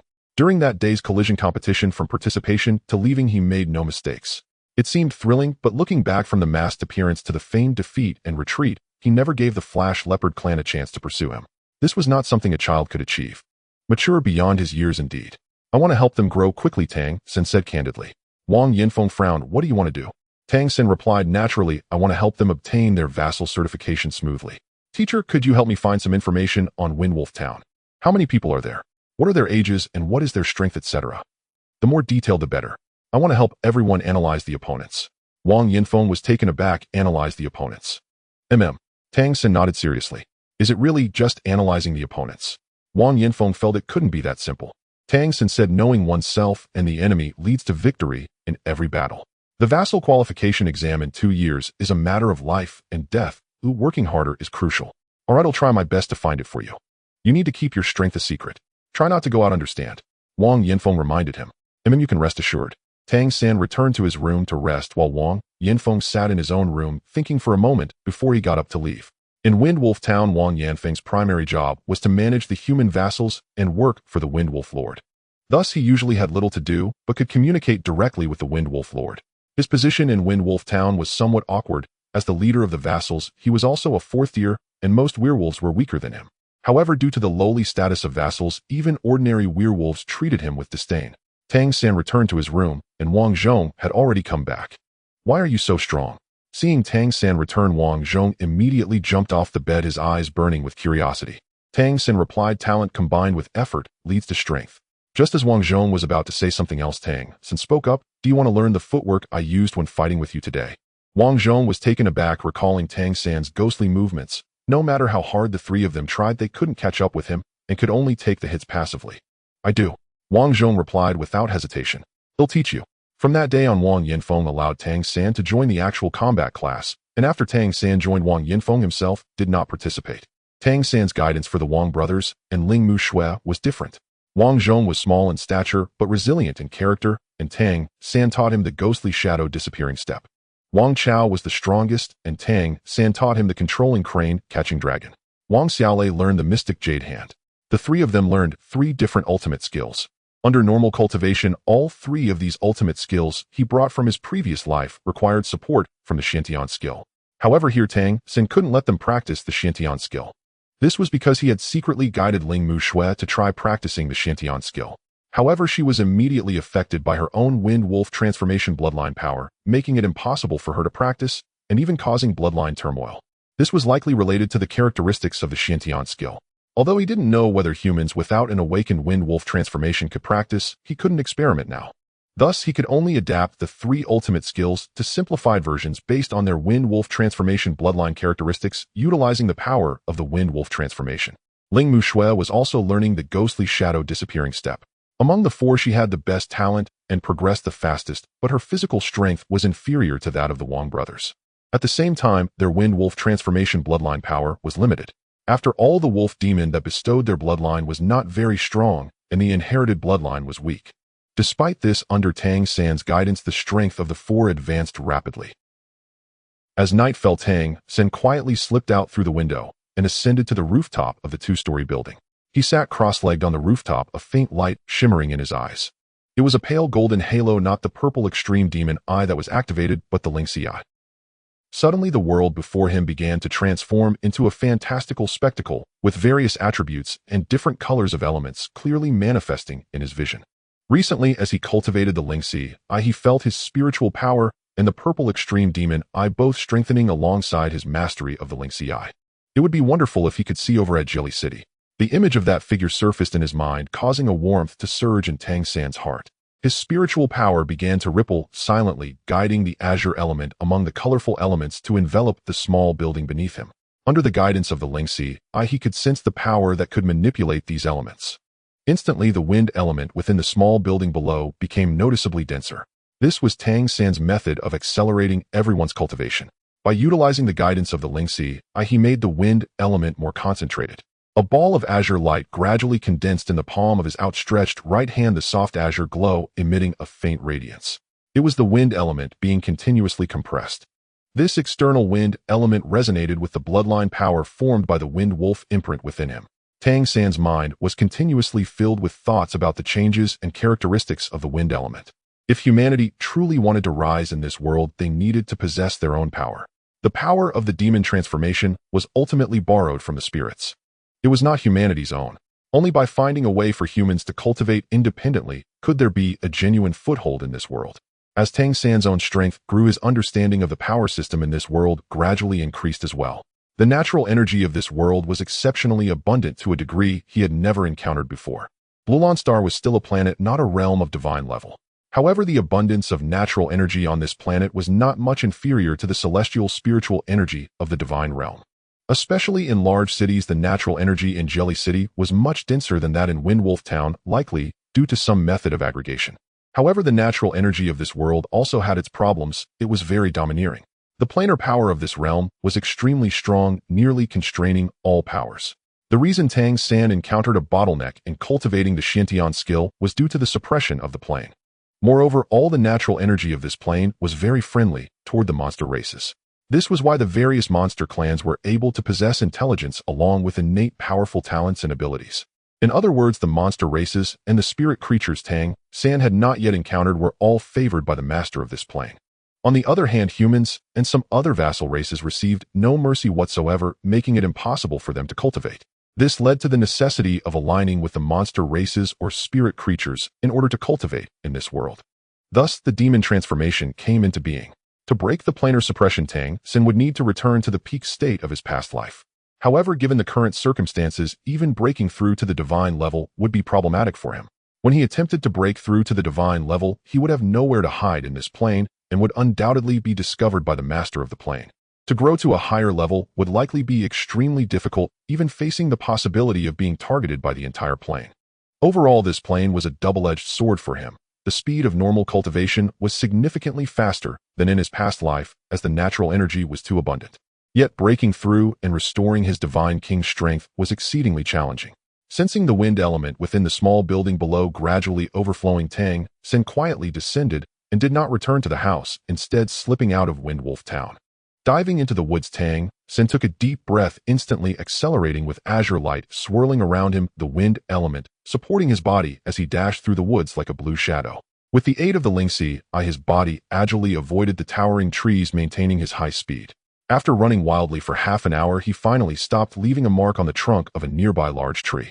This was just a test of his speed. From Windwolf Town to Jelly City, the journey took 3 days. How long would it take if he sprinted at full speed?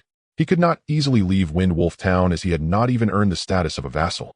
However, he was continuously training his speed, hoping to reach Windwolf Town faster in the future, even if it was just to catch a glimpse of her. What Tang San most desired to absorb from the monster races was the ability to fly. If he could fly, he should be able to reach the 3-day journey in half a day. If he departed in the evening, he could arrive at Jelly City by midnight. Unfortunately, during the collision competition last time, he failed to absorb the flying skill. The talent ability of the Whitehead Falcon Demon was keen eyesight, and flying was a natural ability of its body. If Tang San could acquire the demon transformation of the Whitehead Falcon Demon, he could fly by transforming. But since he was cultivating the Xiantian skill, he naturally had no true bloodline of the Whitehead Falcon Demon. On the way back, Tang San also contemplated this issue. He himself did not possess the ability of the demon transformation. If he truly reached a large city in the future, it would still be a risk. What would he do if he had to transform when the monster race is tested for vassals? Originally, he was not very interested in the demon transformation. As a human, what was the benefit of becoming a monster? But thinking about the possibility of flying and potentially meeting the beautiful Lord in Jelly City, he began to have a different expectation for the demon transformation. Returning to Windwolf Town and getting back to his residence, Tang San lay down on his bed and began to cultivate. Recently, he had been continuously absorbing and cultivating, pushing the Xiantian skill to the pinnacle of the 4th level. Moreover, as he had anticipated, he encountered yet another bottleneck. There was no doubt that this time he would need to absorb higher-level Windwolf demon energy to upgrade to the 5th level. Upon reaching the 5th level, he should have a certain degree of self-protection. Focusing inward, the 4 skill imprints of the Xiantian skill glimmered with a faint light. The strongest was the azure light orb representing the Windwolf transformation, followed by the Lingxi eye, which merged the heart eye and the eagle eye. Both of these were at the 4th level. The skill imprints of the lightning leopard and heavy armor technique, which had previously been downgraded to the 3rd level, glimmered with a dimmer light. These skill imprints granted him the abilities of different monsters. When used, it was akin to the Xiantian skill, infusing energy into them, allowing the imprints to release corresponding skills. Was it possible to truly execute the demon transformation? Even a partial manifestation would suffice. Tang San had been pondering this issue recently, and he had conducted a series of attempts, such as trying to briefly merge the imprints with his bloodline. However, during the merging, he discovered a problem. Once merged with the bloodline, the Xiantian skill would quickly retract the skill, or rather expel it from his bloodline. The skill seemed to only exist separately and could not truly merge with his bloodline. A hint of fatigue surfaced in his mental world. Tang San realized that he had maintained the Lingxi eye in a semi-active state due to his previous reflections on the way back. The so-called semi-active state was a mystical condition where one did not observe the external world, but merely enhanced one's perception. This was the benefit brought by the Lingxi hard eye. It allowed Tang San's mind to be clearer and his thoughts more lucid. This was particularly useful during contemplation. Moreover, not fully activating the Lingxi eye naturally consumed less energy, allowing him to maintain it for a longer duration. Above lived the couple Wang Yanfeng and Xiao Jing. Having lived together for so long, Tang San usually wouldn't mind the normal sounds, but at that moment, he seemed to sense that there were more than just 2 people upstairs. He instantly became alert, glancing at Wang Zhong, who was meditating and unaware of anything, then got up again and opened the window. With his spiritual perception fully awakened, the world before him transformed into vibrant colors. Tang San immediately felt that the wind elements in the air were much denser than usual. Clearly, someone was manipulating a large amount of wind elements, and judging by the agitation of the wind elements, it was clearly not for cultivation, but for combat. Without a moment's hesitation, Tang San leaped out of the window and began to climb up the outer wall. In just a few moments, he had arrived outside the 2nd-floor window. The window was open, and inside 3 people were silently confronting each other. At this moment, Wang Yanfeng had already activated his Windwolf transformation, and Xiao Jing beside him had done the same. Tang San was somewhat surprised to sense that their usually gentle and caring master who looked after them was now emanating an aura at the 4th tier. Her Windwolf transformation was noticeably less pronounced than Wang Yanfeng's, standing slightly behind him. In front of the couple stood a man wearing a mask. This man was tall, dressed in black, and wore a somewhat peculiar mask that resembled a tiger, but with blue patterns. "Hello, Brother Wang, no need to be tense." The masked man gestured with his hands in what seemed to be a calming motion. However, the aura he exuded hinted that although he had not activated the demon god transformation, his cultivation was clearly above that of the Wang couple, at least a 5th-tier powerhouse. A 5th-tier powerhouse among humans. Tang San held his breath, trying to restrain his own aura. Without using the imprint within him, his concealment abilities were still quite formidable. "Who are you?" Wang Yanfeng asked warily. The masked man chuckled lightly. I exist to save humanity, born for the rise of humanity. Wang Yanfeng's pupils visibly constricted, almost blurted out, salvation. Although Tang San had already guessed, he still felt a jolt in his heart when those two words came from Wang Yanfeng's mouth. Has salvation come? He had once pondered when Wang Yanfeng first began to teach them whether there was a connection between Wang Yanfeng and salvation. After all, there shouldn't be many among humans who could reach the 4th tier or above. But judging by the current situation, he seemed to know about salvation but had not joined them. Hearing him mention salvation, the masked man slightly nodded and gave him a gentle smile. That's right, it's us. It was Gue who informed me of your residence. Upon hearing the name Gue, Wang Yanfeng clearly paused. His tensed body remained taut, becoming even more vigilant. The masked man succinctly said, "She is one of us. I think you must have guessed something. Without our help, how difficult is it to establish oneself in Jilly City?" Upon hearing this, Wang Yanfeng took a deep breath, slowly retracting the claws above his palms. "What do you want with me?" Wang Yanfeng asked in a low voice. Xiao Jing beside him also looked puzzled. The masked man likewise lowered his voice, saying, "We humans are struggling to survive in the demon continent. The vast majority of our kin can't even awaken their intelligence and can only be enslaved by them. What do you think, Brother Wang?" Wang Yanfeng smiled wryly. "What can I think? The monster and spirit clans are so powerful, can we really overturn them?" The masked man fell silent for a moment. "Do you know how the Salvation Organization was initially formed?" Wang Yanfeng was taken aback, unsure why the other party suddenly changed the subject, and shook his head in confusion. The voice of the masked man became even more somber, because those of us who possess the ability of the demon god transformation have no mothers. The desire for revenge for our mothers brought us together. At that time, the wish of salvation was one day to allow our children to have mothers.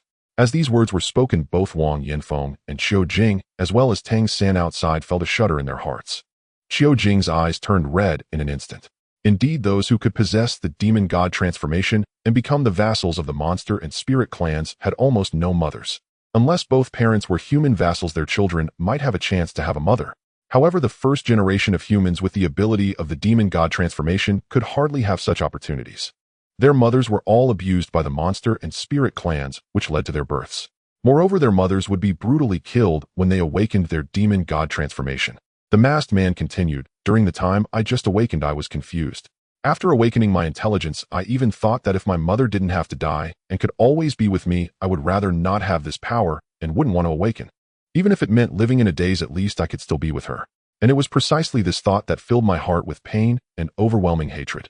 In my mind, her image had long become blurry, and I couldn't even remember her appearance. I couldn't even find her remains now. Every one of us redeemers is a vengeful spirit. Yes, you're right. The monster and spirit clans are so powerful. What can we do with our insignificant strength? Can we really overthrow their rule? It seems completely unrealistic now. However, if we can't overthrow them, should we not resist? Should we allow them to slaughter us and kill our loved ones and kin? Do you know that among some large monster clans, some of our female kin who secretly awakened their intelligence intentionally fed themselves to tigers to seduce monsters just so that their offspring could be born with the ability of the demon god transformation? Even though they know that once their child awakens the demon god transformation, they will die, they still do it without hesitation. Once a mother like this told us that after her death her child should join salvation, not for revenge, but to give our humans a bit more hope. Wang Yanfeng listened silently to his narrative, dispelling his wind wolf transformation, and calmly said, "Why tell me this? I've seen much worse than what you described." "Then what?" the masked man asked. "After seeing more, have you become numb?" Wang Yanfeng replied indifferently, "What else can I do?" The masked man said solemnly, "Join us. Help us save more people. Save more people." Wang Yanfeng chuckled self-deprecatingly. "You know the situation with the demon god transformation. How far can we reach with it? As bloodlines continue to pass among humans, the strength of the demon god transformation bloodline will diminish. What you can do is merely some assassinations. What else is there?" The masked man said in a deep voice, "When I first joined Salvation, I thought the same, and at that time I only wanted revenge. I thought that would be enough for me. But later I discovered that Salvation is not just that. We are carving out our own world, but I cannot tell you much more. However, what I can tell you is that the goal of Salvation has never been assassination or a killer organization. It is to allow humanity to live better. Indeed, our current capabilities are limited, and the number of people we can help is also limited. But we believe that as long as we work hard, we will see the dawn." Wang Yanfeng's body trembled slightly. The phrase about carving out their own world truly struck him. "Do you know what the consequences are once joining Salvation is discovered?" The tiger-masked man nodded and said, "Of course I know. But in recent decades, have you heard of any member of the Redemption being captured and implicating others?"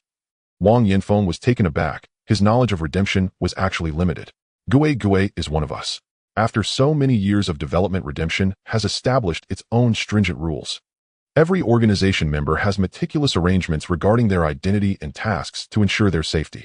Yes, we do have an assassination department, but that is not the only aspect. We also have a well-structured intelligence organization. The bloodline and beliefs of humanity have brought us together. It is not impossible for someone to awaken their demon god transformation ability and betray us. However, the vast majority still choose to remain human because our appearance is still that of humans and we cannot truly be recognized by monsters or spirits.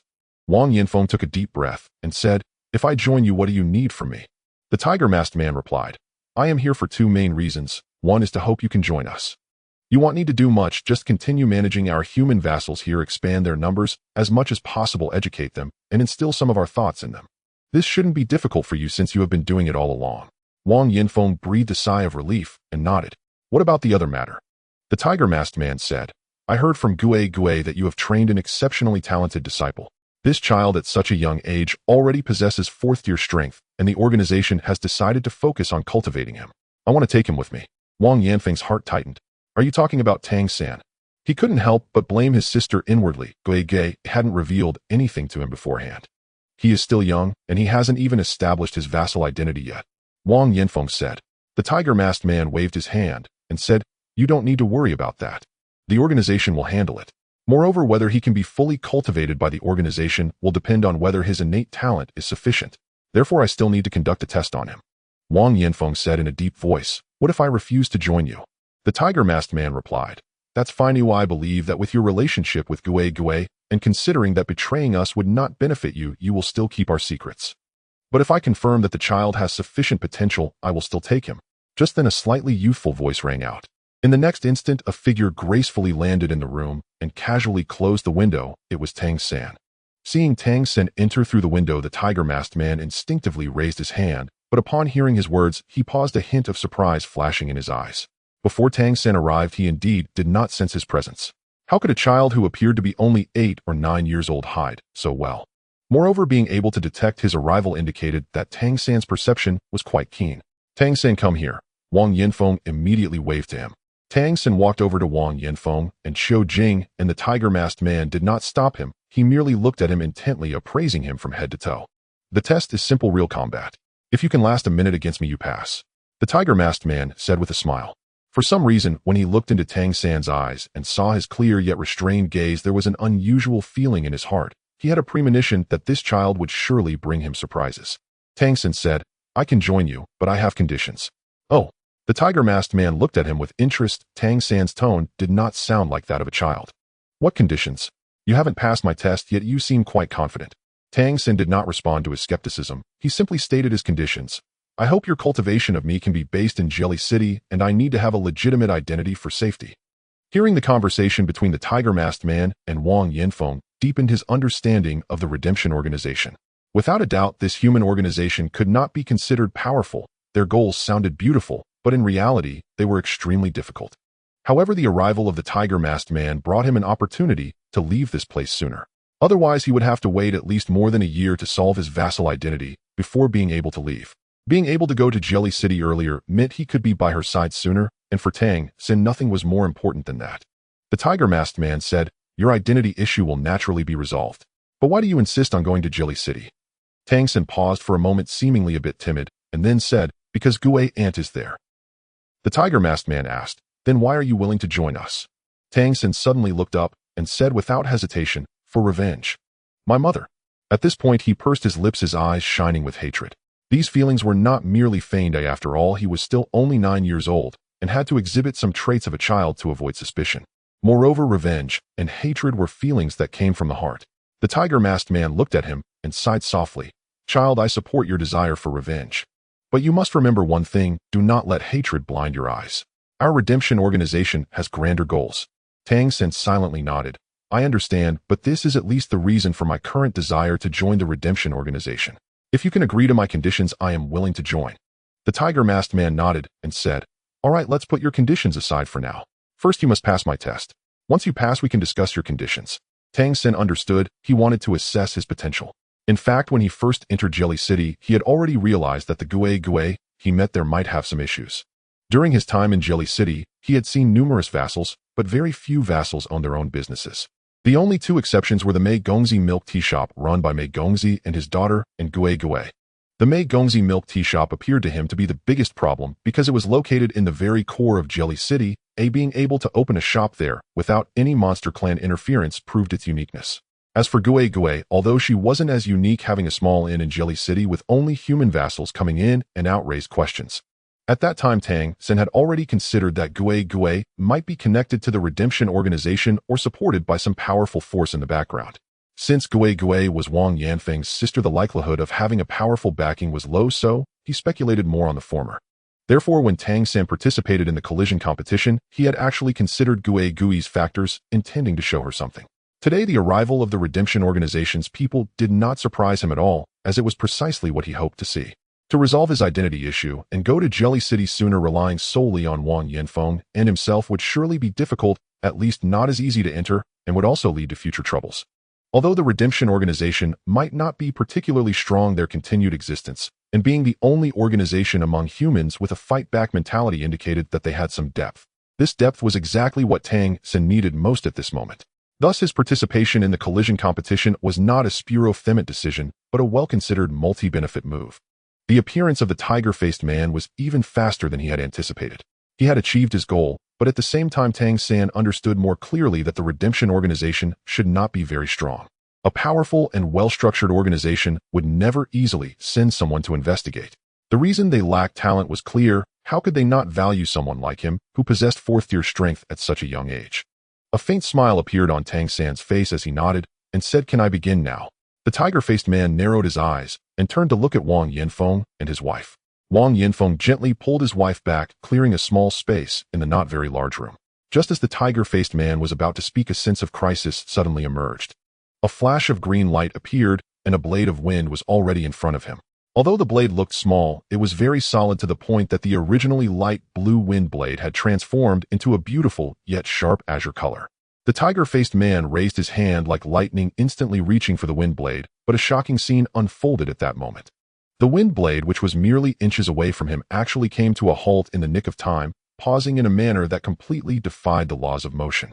A layer of patterned fur had already covered the tiger-faced man's outstretched hand, which visibly swelled up, yet he grasped nothing. In that instant, the azure wind blade accelerated once more, almost immediately arriving before the tiger-faced man. At this distance, he had no way to dodge. Roar! A low rumble erupted from the tiger-faced man. The deep roar, accompanied by a wave of air, violently shattered the wind blade in front of him. However, the mask on the tiger-faced man's face also shattered due to this roar. Surprisingly, the tiger-faced man had suffered a minor loss. Wang Yanfeng, observing from the side, clearly saw that what Tang San released was not just one wind blade, but two. The first wind blade had spun out, and it was this high-speed rotation that allowed it to hover in midair.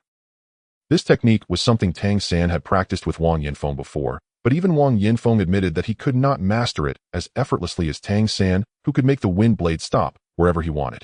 The second wind blade flew out, colliding with the stationary one, triggering an explosion of more fragmented wind blades and a sweeping attack. If it weren't for the tiger-faced man's roar that blew away some of the wind blades, he would have suffered even greater losses. The mask shattered, revealing the face of a middle-aged man with a resolute expression. He appeared somewhat stunned. In the next moment, he saw two more wind blades shooting from Tang San's hand, tracing elegant arcs as they sped towards him. The tiger-faced man's gaze sharpened, and a deep blue aura emanated from him, causing the temperature in the entire room to drop noticeably. The deep blue fur on his arms became denser, and his arms grew considerably stronger. However, in his transformation into a demonic form, it seemed that only his hands and arms changed while the rest of his body remained unchanged. The wind blades were silent, appearing to fly off course, gliding from both sides, but the tiger-faced man remained vigilant and did not relax. He didn't need to see them with his eyes. He could feel that the two wind blades were circling back to strike at his back. Both the hovering wind blade and the arcing wind blade in front of him made him feel as if he were experiencing something unprecedented. When Gue Gue reported to him about Tang San's situation, he was still somewhat incredulous. How could a mere 9-year-old child consecutively defeat several fourth-tier monsters? To him, this was no different from a fairy tale. Yet at this moment, he was starting to believe it. Just this level of skill was enough to shock him. If all of this were taught by Wang Yanfeng, then Wang Yanfeng was truly remarkable. Of course, Tang San was even more important. Being younger meant he had greater potential yet to be developed. While he was lost in thought, Tang San continued to unleash silent wind blades from his hand. These azure wind blades appeared as elusive as the horns of an antelope, yet they all posed a threat to the tiger-faced man. The first two wind blades that flew out did not strike at his back as he had imagined. Instead, they missed, passing about a foot behind him. At this moment, an ice shield had already formed behind him, yet it offered no defensive capability. Tang San had already shot out 12 wind blades in succession, filling the room with swirling azure light. Yet none of these azure lights damaged anything in the room. They merely circled around the tiger-faced man.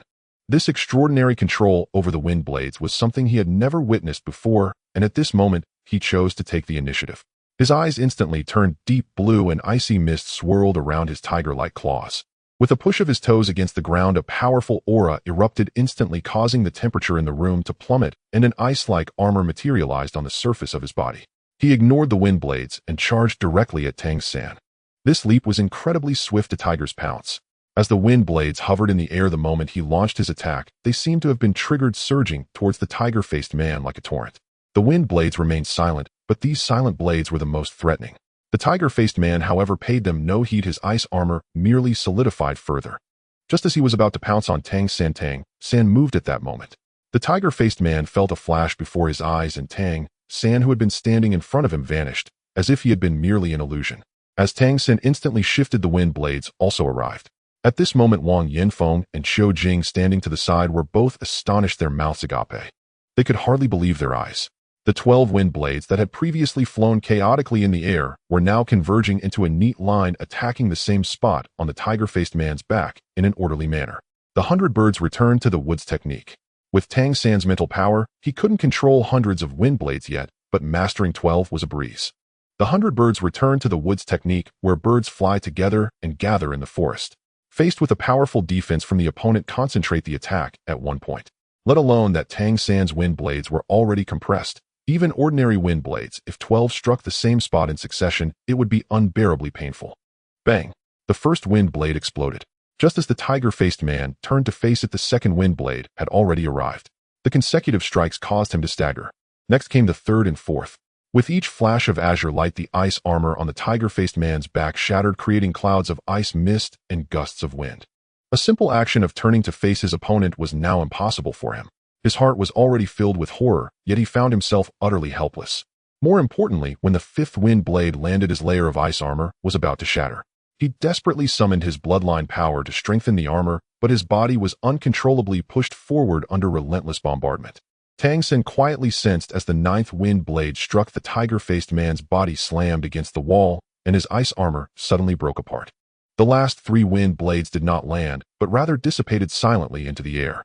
In an instant, the entire wooden house was filled with swirling wind and ice elements, as if a snowstorm had just swept through.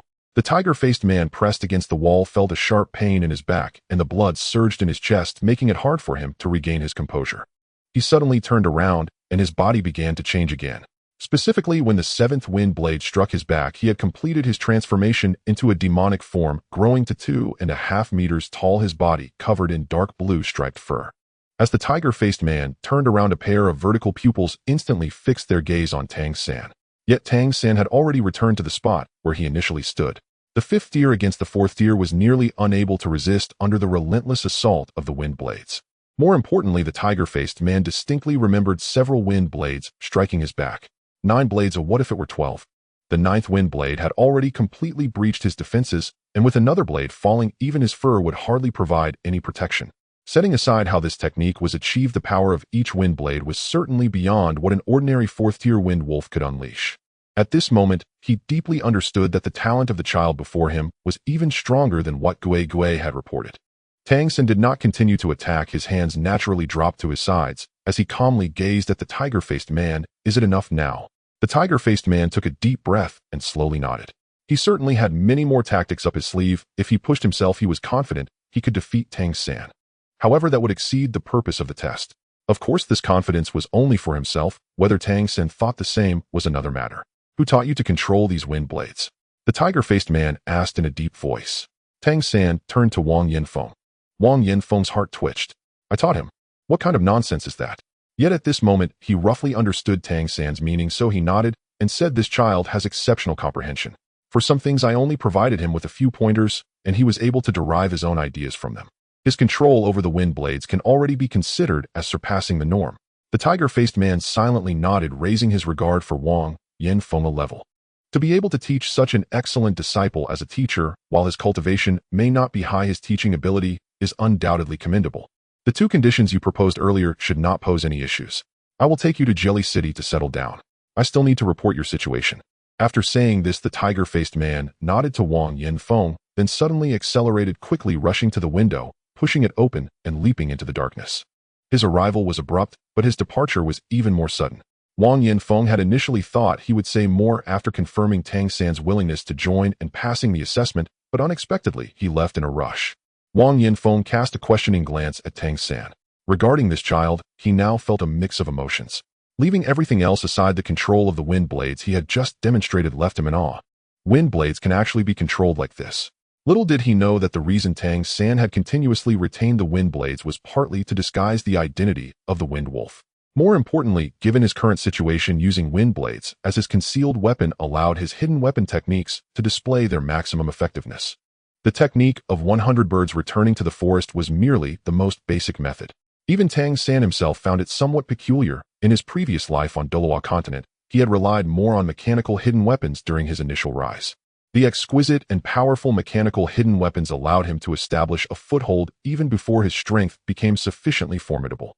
However, in this world of the demon continent, due to the rich spiritual energy and the uniqueness of the demon god transformation, he had instead achieved more practice with the intersect hidden weapon techniques of the Tang sect, truly showcasing the intricacies of hidden weapons. As the tiger-faced man exited Windwolf Town and entered the forest, he stopped in his tracks. With a puff, a small mouthful of fresh blood spurted out, finally allowing him to breathe a sigh of relief. Why was he in such a hurry to leave? It was simply because if he didn't leave soon, he would have vomited blood on the spot. That would have been too embarrassing. A fifth deer letting a fourth deer force him to vomit blood. Moreover, the opponent's bloodline was not particularly strong. Windwolf transformation. He would have no face to return and explain. Yet even until this moment, his heart was still filled with horror. He still couldn't believe it when a 9-year-old child could control wind blades to such an extent, both in terms of the wind blades' power and control. It was truly unbelievable. This was no longer merely a matter of good talent. It was a prodigious gift.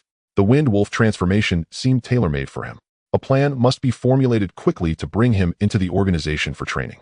Perhaps in the not-so-distant future, there could be one more high-tier powerhouse in the organization. High-tier powerhouses are incredibly important and rare for redemption. The tiger-faced man left. Inside the wooden house, Wang Yanfeng let Xiao Jing rest first, then took Tang San to the quiet room where they usually practiced. "Are you really willing to join redemption? To seek revenge?" Wang Yanfeng asked. After a moment of silence, Tang San replied, "Teacher, I want to see the outside world. I also want to become strong. I want revenge." The person from redemption said, "We need to give hope to humanity, and I believe he is right." Wang Yanfeng sighed. "Actually, Gui had long advised me to join redemption. I also know she is a member of redemption. The reason I didn't agree all this time was that I didn't want to disrupt the hard-won stable environment. I understand the basic principles, but I am ultimately a coward and have never had the courage. I just want to live well with your master." Tang San lowered his head. "I'm sorry, teacher, I've caused you trouble." Wang Yanfeng smiled and shook his head. "It's not your fault, but what should come will come. You possess a determination far more mature than your peers. I believe your choice will be correct. Your talent should join redemption. How I long for the rise of humanity. I should remain here while you should equip yourself with wings and soar high. I hope to see a glimmer of hope for humanity in my lifetime, even if it's just a tiny spot of light. It will happen, it definitely will." Tang San nodded firmly. The dialogue between master and disciple came to an end. Returning to his room, Tang San fell into deep thought. Things were mostly as he had anticipated and were basically within his plan. Redemption had indeed found him, and he had managed to pass the assessment. As for how they would take him to Jelly City, Tang San did not worry much. If they couldn't even manage this small matter, then the organization truly had no reason to exist. What he needed to do next was wait. In his mind, the image of that somewhat immature, yet absolutely beautiful face involuntarily resurfaced, and his gaze softened. In his plan, he divided it into two scenarios. The first was the normal scenario, which meant his judgment was wrong and redemption would not come. If that were the case, he would continue to cultivate and improve step by step. Then he would devise a plan to find a way to Jelly City after obtaining the vassal identity. The biggest problem with this plan was that he needed to escape from everything here, and even at that time, destroying the entire Windwolf town would not be impossible. However, what would happen to the humans here? What about the vassals? Would they be implicated? This was quite troublesome. The second scenario was that redemption would come. This was the most ideal situation. With redemption's capabilities, helping Tang San enter Jilly City would certainly not be difficult, and even if there were any complications later, they should be able to handle them better. Currently, Tang San was lacking not only understanding, but also overall influence in this world.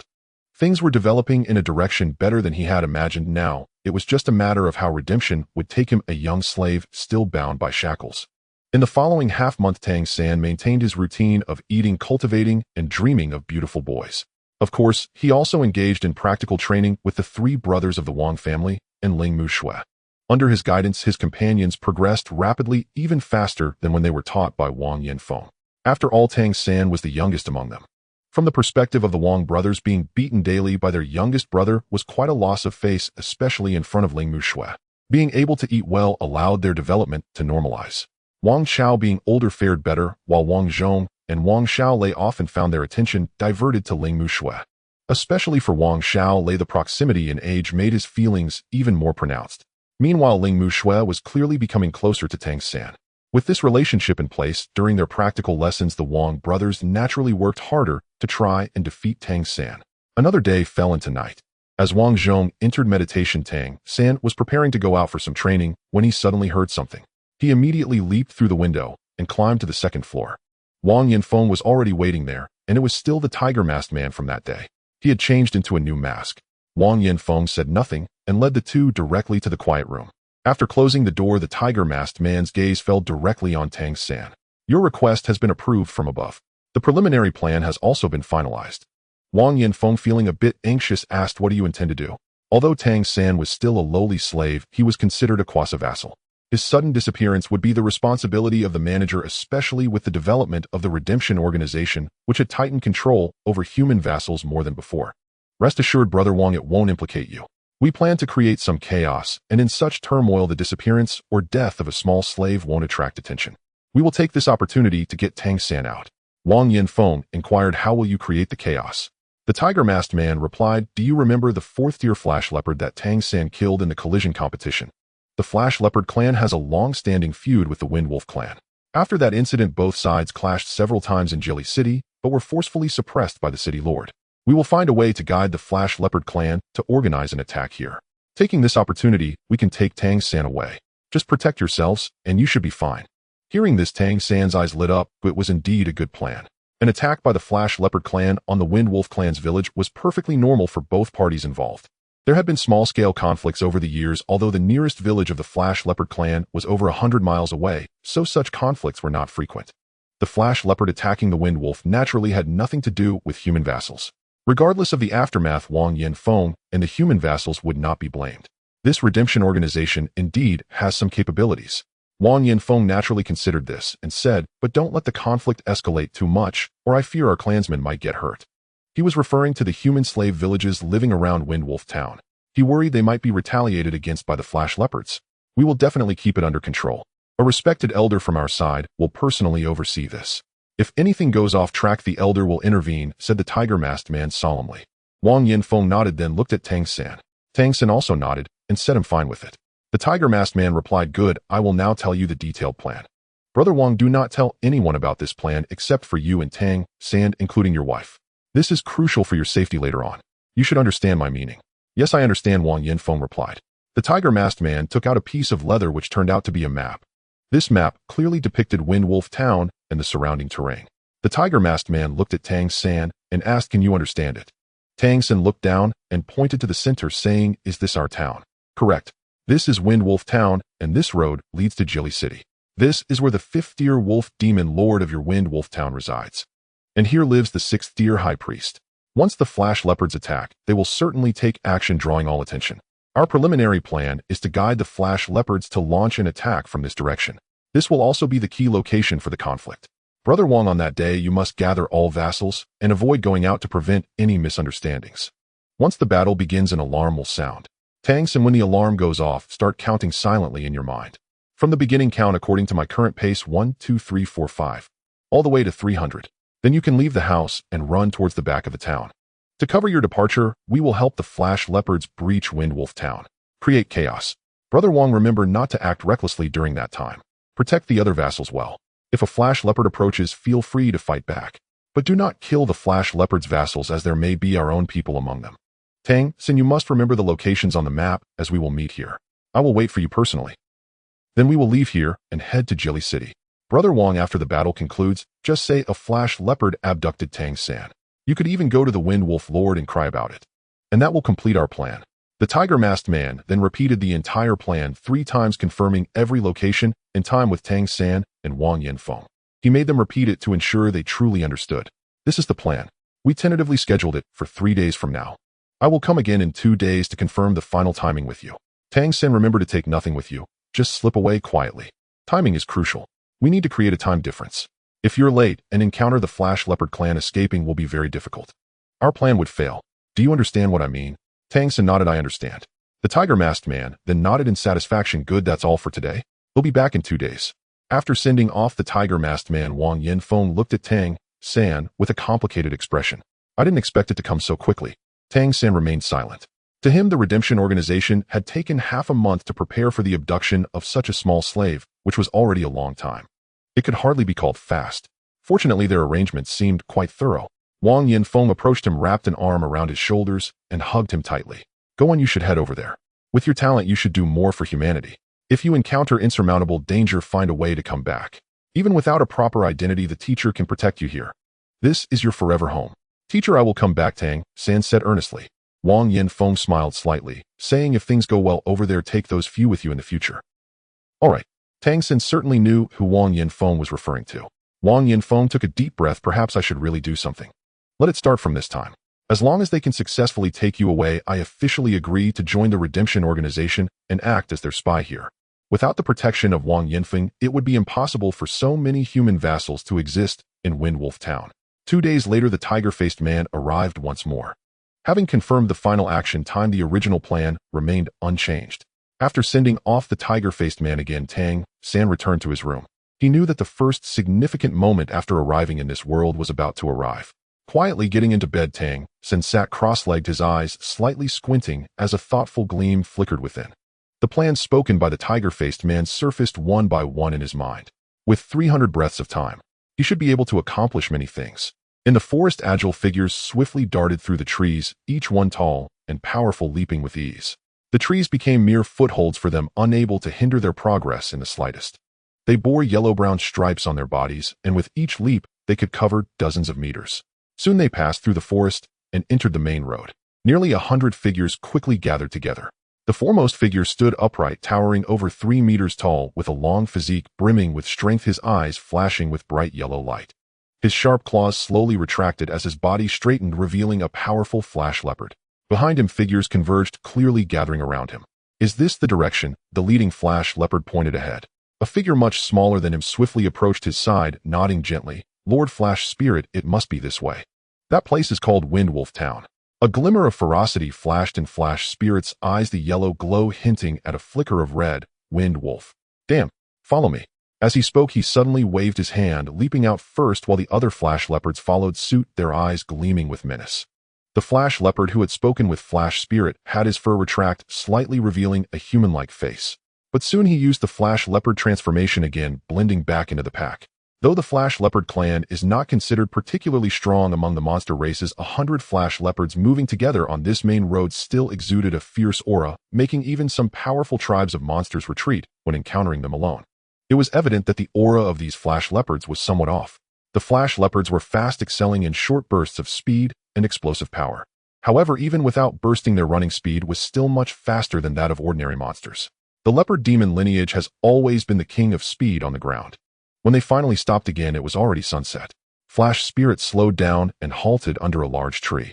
He raised his right forepaw, and the flash leopards behind him stopped in their tracks, gathering around him. Rest here until nightfall. This time we must succeed, not fail. Flash Spirit's voice was filled with a chilling tone. The many flash leopards scattered, finding places to rest. After a long chase, their bloodline power had been considerably depleted, and taking the opportunity to rest was necessary to regain optimal condition. Zhengmingqi, come here. Flash Spirit called coldly. A flash leopard swiftly appeared, its fur vanishing quietly, and its form shrank, transforming into a human vassal. He respectfully bowed before the flash leopard, saying, Lord Flash Spirit. Let me see the map. Flash Spirit waved his hand. Zheng Mingqi hurriedly took out a leather map from his bosom, unfolding it before Flash Spirit. He pointed at the symbols on the map and glanced at the setting sun. My lord, we should be at this position now, less than 10 kilometers from that Windwolf town. If we go this way, it should take about 10 minutes. Once you are rested, we can head over at any time. Flash Spirit examined the map and said, Are you sure it is this way? If you lead us the wrong way, you know the consequences. Zheng Mingqi appeared anxious, saying, I am certain, my lord.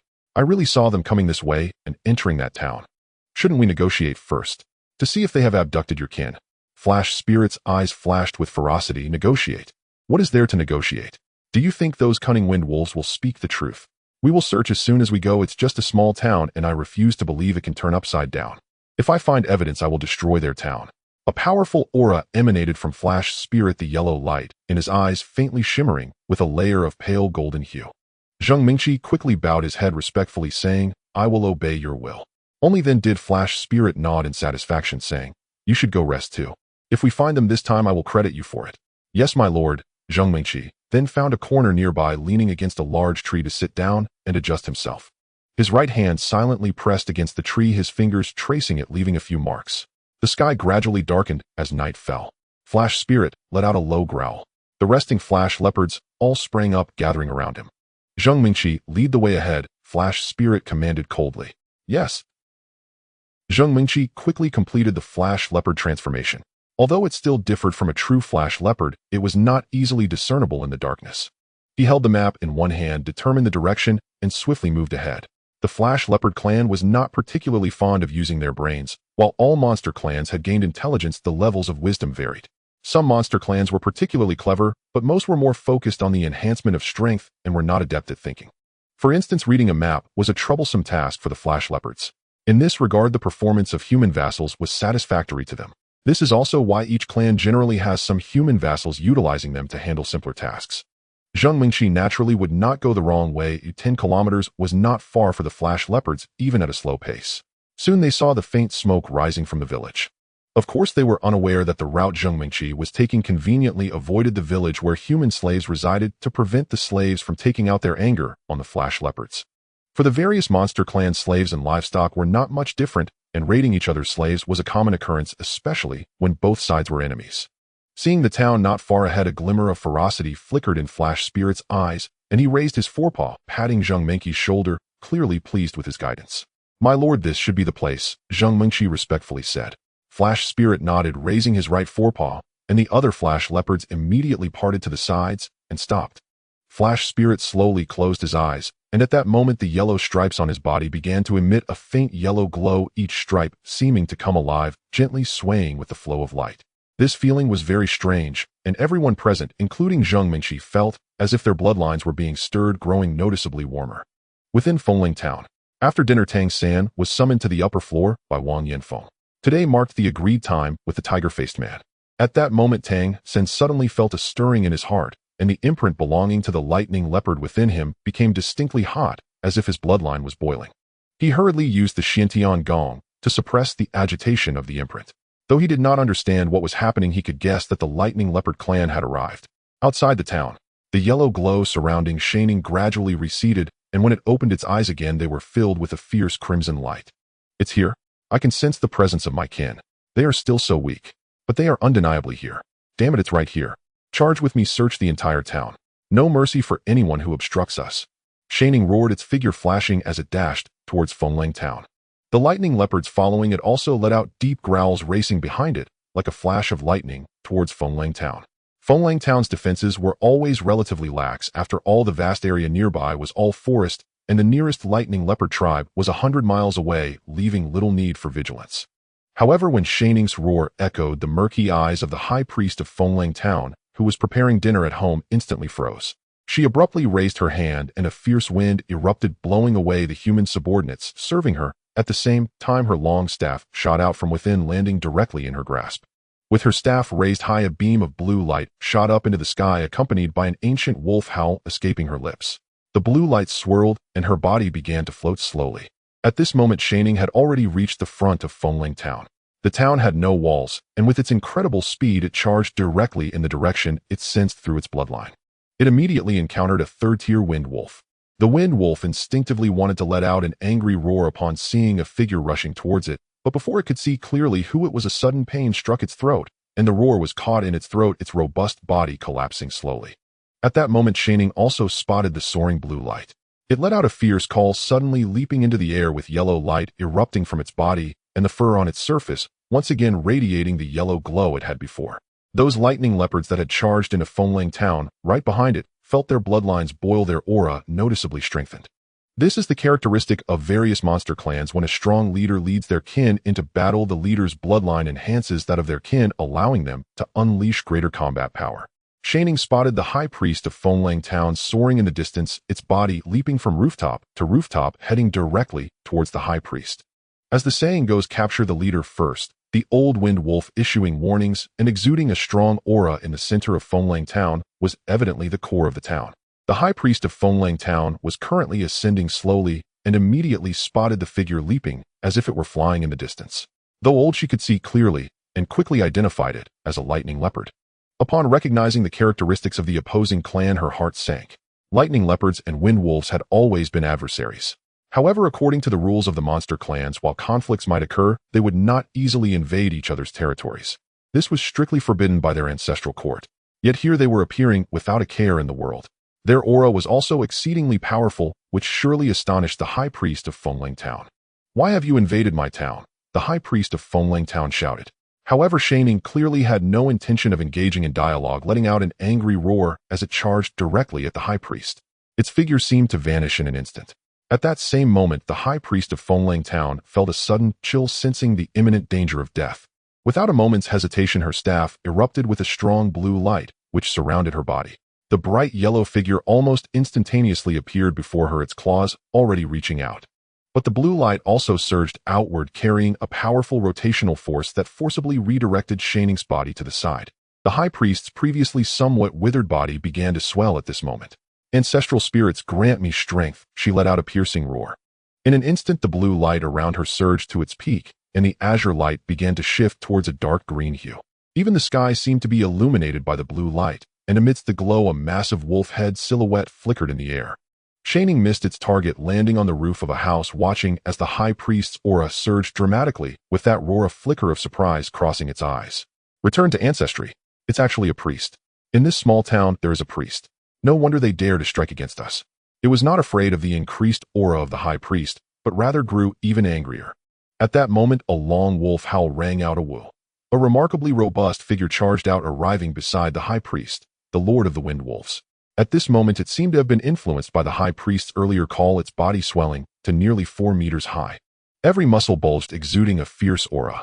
It directly prostrated before the high priest, its body even more ancestral. The high priest of Fenglang town floated down and landed on the back of the lord of Fenglang. The two appeared as one, their auras surging together, swiftly surpassing the 6th tier. At this time, the lightning leopards had also charged into the town. They were not just searching. Upon encountering wind wolves, they showed no hesitation in attacking. In an instant, both sides were embroiled in battle. The wind wolf tribe in Fenglang town had a considerable number of members, but true strong ones were scarce. Many were the elderly, women, and children. The hundreds of lightning leopards that had come this time were all young and powerful. In the fray, the wind wolves, caught off guard, were quickly losing ground, leaving behind numerous corpses on the ground. The high priest of the wind wolves had completely transformed, her dark green eyes flashing with fierce light as she glared at Shining. Why do you attack my clan? Do you not know that intruding on another clan's territory is forbidden by the ancestral court? Intruding? Your clan has taken our children, and you dare to question me?" Shining's eyes shone with fierce light, its aura continuously rising, clearly indicating that its bloodline was being fully awakened. "Taken your children, eh?" The high priest of Fenglang town was clearly taken aback, looking down at the lord of Fenglang beneath her. Taking another clan's children was absolutely a taboo among the monster clans. Such issues had previously arisen between the wind wolves and lightning leopards. The initial conflict stemmed from this. Wolf meat is not particularly tasty, and no one would covet it. Yet strangely, the children of the leopard demons possessed a unique spiritual essence, and consuming a leopard demon in their youth, regardless of the clan, was considered a great supplement among monster clans. It even had the effect of enhancing one's bloodline spirit, promoting its evolution. Therefore, poaching the young of the leopard demons was rampant. In response, the leopard demon clans were extremely resentful. While fiercely protecting their young, they also launched comprehensive retaliations against those who dared to poach them. This led to several major wars, causing the leopard demon clans to become particularly united. Eventually, the ancestral court officially announced a strict ban on the poaching of leopard demon young. Otherwise, the leopard demon clans had the right to hunt them down, and the court would hold the offending clan accountable. Thus, hunting the young of the leopard demon clan is undoubtedly a grave taboo. No wonder they dare to violate the ancestral rules and invade Windwolf Town. Could it be true that there are cases of hunting the cubs of the leopard demon? The high priest of Windwolf Town indeed harbored some doubts about this. The first object of suspicion was right beneath it. It was well aware that this individual had been striving to break through to the 6th level. However, due to insufficient bloodline strength, it had repeatedly failed. This had made it extremely angry. Only by reaching the 6th level could it be eligible to be summoned into Jilly City. The Lord of Windwolf Town had long grown weary of this remote village. Hunting the cubs of the leopard demon for consumption was indeed a shortcut. Taking risks was not impossible. In fact, even if the ancestral court had prohibited it, the situation of poaching the cubs of the leopard demon had not completely vanished. The Lord of Windwolf Town let out a low growl, agitated, saying, "High Priest, I did not." The High Priest looked up at Shan Ling and asked, "Do you have any evidence?" Shan Ling growled, "I have already sensed the presence of my clan's bloodline. Do I need any further evidence? My bloodline has reached the strength of the ancestral lineage. As a priest, should you not understand the significance of sensing it within our kin?" The heart of the High Priest of Windwolf Town sank. It knew that what the other party said was likely true.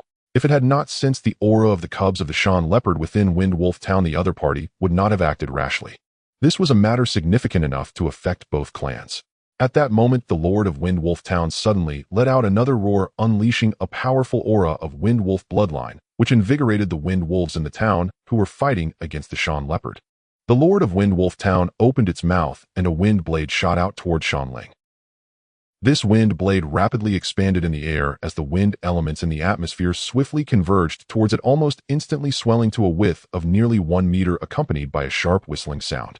The moment the Lord of Windwolf Town unleashed this wind blade, both Shan Ling and the High Priest understood. Although the Lord of Windwolf Town did not admit to having captured the cubs of the Shan leopard, it was clearly the one responsible. In reality, the Lord of Windwolf Town felt a deep sense of fear. It certainly understood the trouble that capturing the cubs of the leopard demon would bring. However, the desire for power and the elevation of its bloodline made it unable to give up when faced with an opportunity. Just 2 days prior, when it was out, it happened to encounter a family of Shan leopards playing in the forest. Among them were 2 cubs that had obviously just been born. The strength of the Shan leopard couple was not strong, only around the 3rd level. After a moment of hesitation driven by greed, it took action to kill the Shan leopard couple and abducted the 2 cubs. It prided itself on doing so without anyone noticing, not even its closest wife. What it did not expect was that within just 2 days the army of the Shan leopard clan would arrive at its doorstep. "Stop!" The High Priest of Windwolf Town shouted angrily. As Shan Ling saw a flicker of yellow light in its eyes and was about to evade the wind blade before it erupted with a powerful wave of wind elements, which bound it like a vortex, making it feel there was no way to escape. "A mere 5th level, yet you dare to shine." Shan Ling snorted disdainfully, slightly swaying its body, and astonishingly split into 3. The 3 figures suddenly flickered, breaking free from the surrounding bindings, and the 3 Shan Lings charged in 3 directions towards the Lord of Windwolf Town and the High Priest. The High Priest of Windwolf Town roared, "Are you mad?" As it raised its staff high, a green light radiated from its body, and a fierce wind blew forcibly, sending the 3 figures of Shan Ling flying again. The Lord of Windwolf Town growled, "Kill it, High Priest. As long as we kill it and the invading Shan leopard, I will leave the town. You know, if I don't resort to such means, I will never reach the 6th level in our resource-scarce area. I have no choice." "Bastard!" Shan Ling exclaimed in fury. "Just because you have no way to advance, you resort to harming my clan's cubs. Do you really think a return to ancestry can stop me?" As it spoke, the yellow-brown leopard patterns on its body began to change a faint golden hue, slowly emerging, and Shan Ling's form became increasingly elongated and powerful, with its eyes radiating a light that turned golden. 7th level. The High Priest of Windwolf Town almost blurted out. In truth, it had sensed the strength of the other party's aura the moment Shan Ling appeared. At this moment, it was even more certain. The High Priest of Windwolf Town itself was at the 6th level, but unlike ordinary wind wolves, it could utilize the aura of some divine-level ancestors to enhance its own. Yet even so, it was not truly a 7th level. It could only temporarily reach the strength of the 7th level. The gap between the 6th and 7th levels was like a chasm, a significant qualitative difference. Even as a priest, it was nearly impossible for it to defeat a true 7th level powerhouse. Unless the Lord of Windwolf Town also reached the 6th level, it could use secret techniques to temporarily elevate the Lord to the 7th level, allowing them to confront together and seize a slim chance.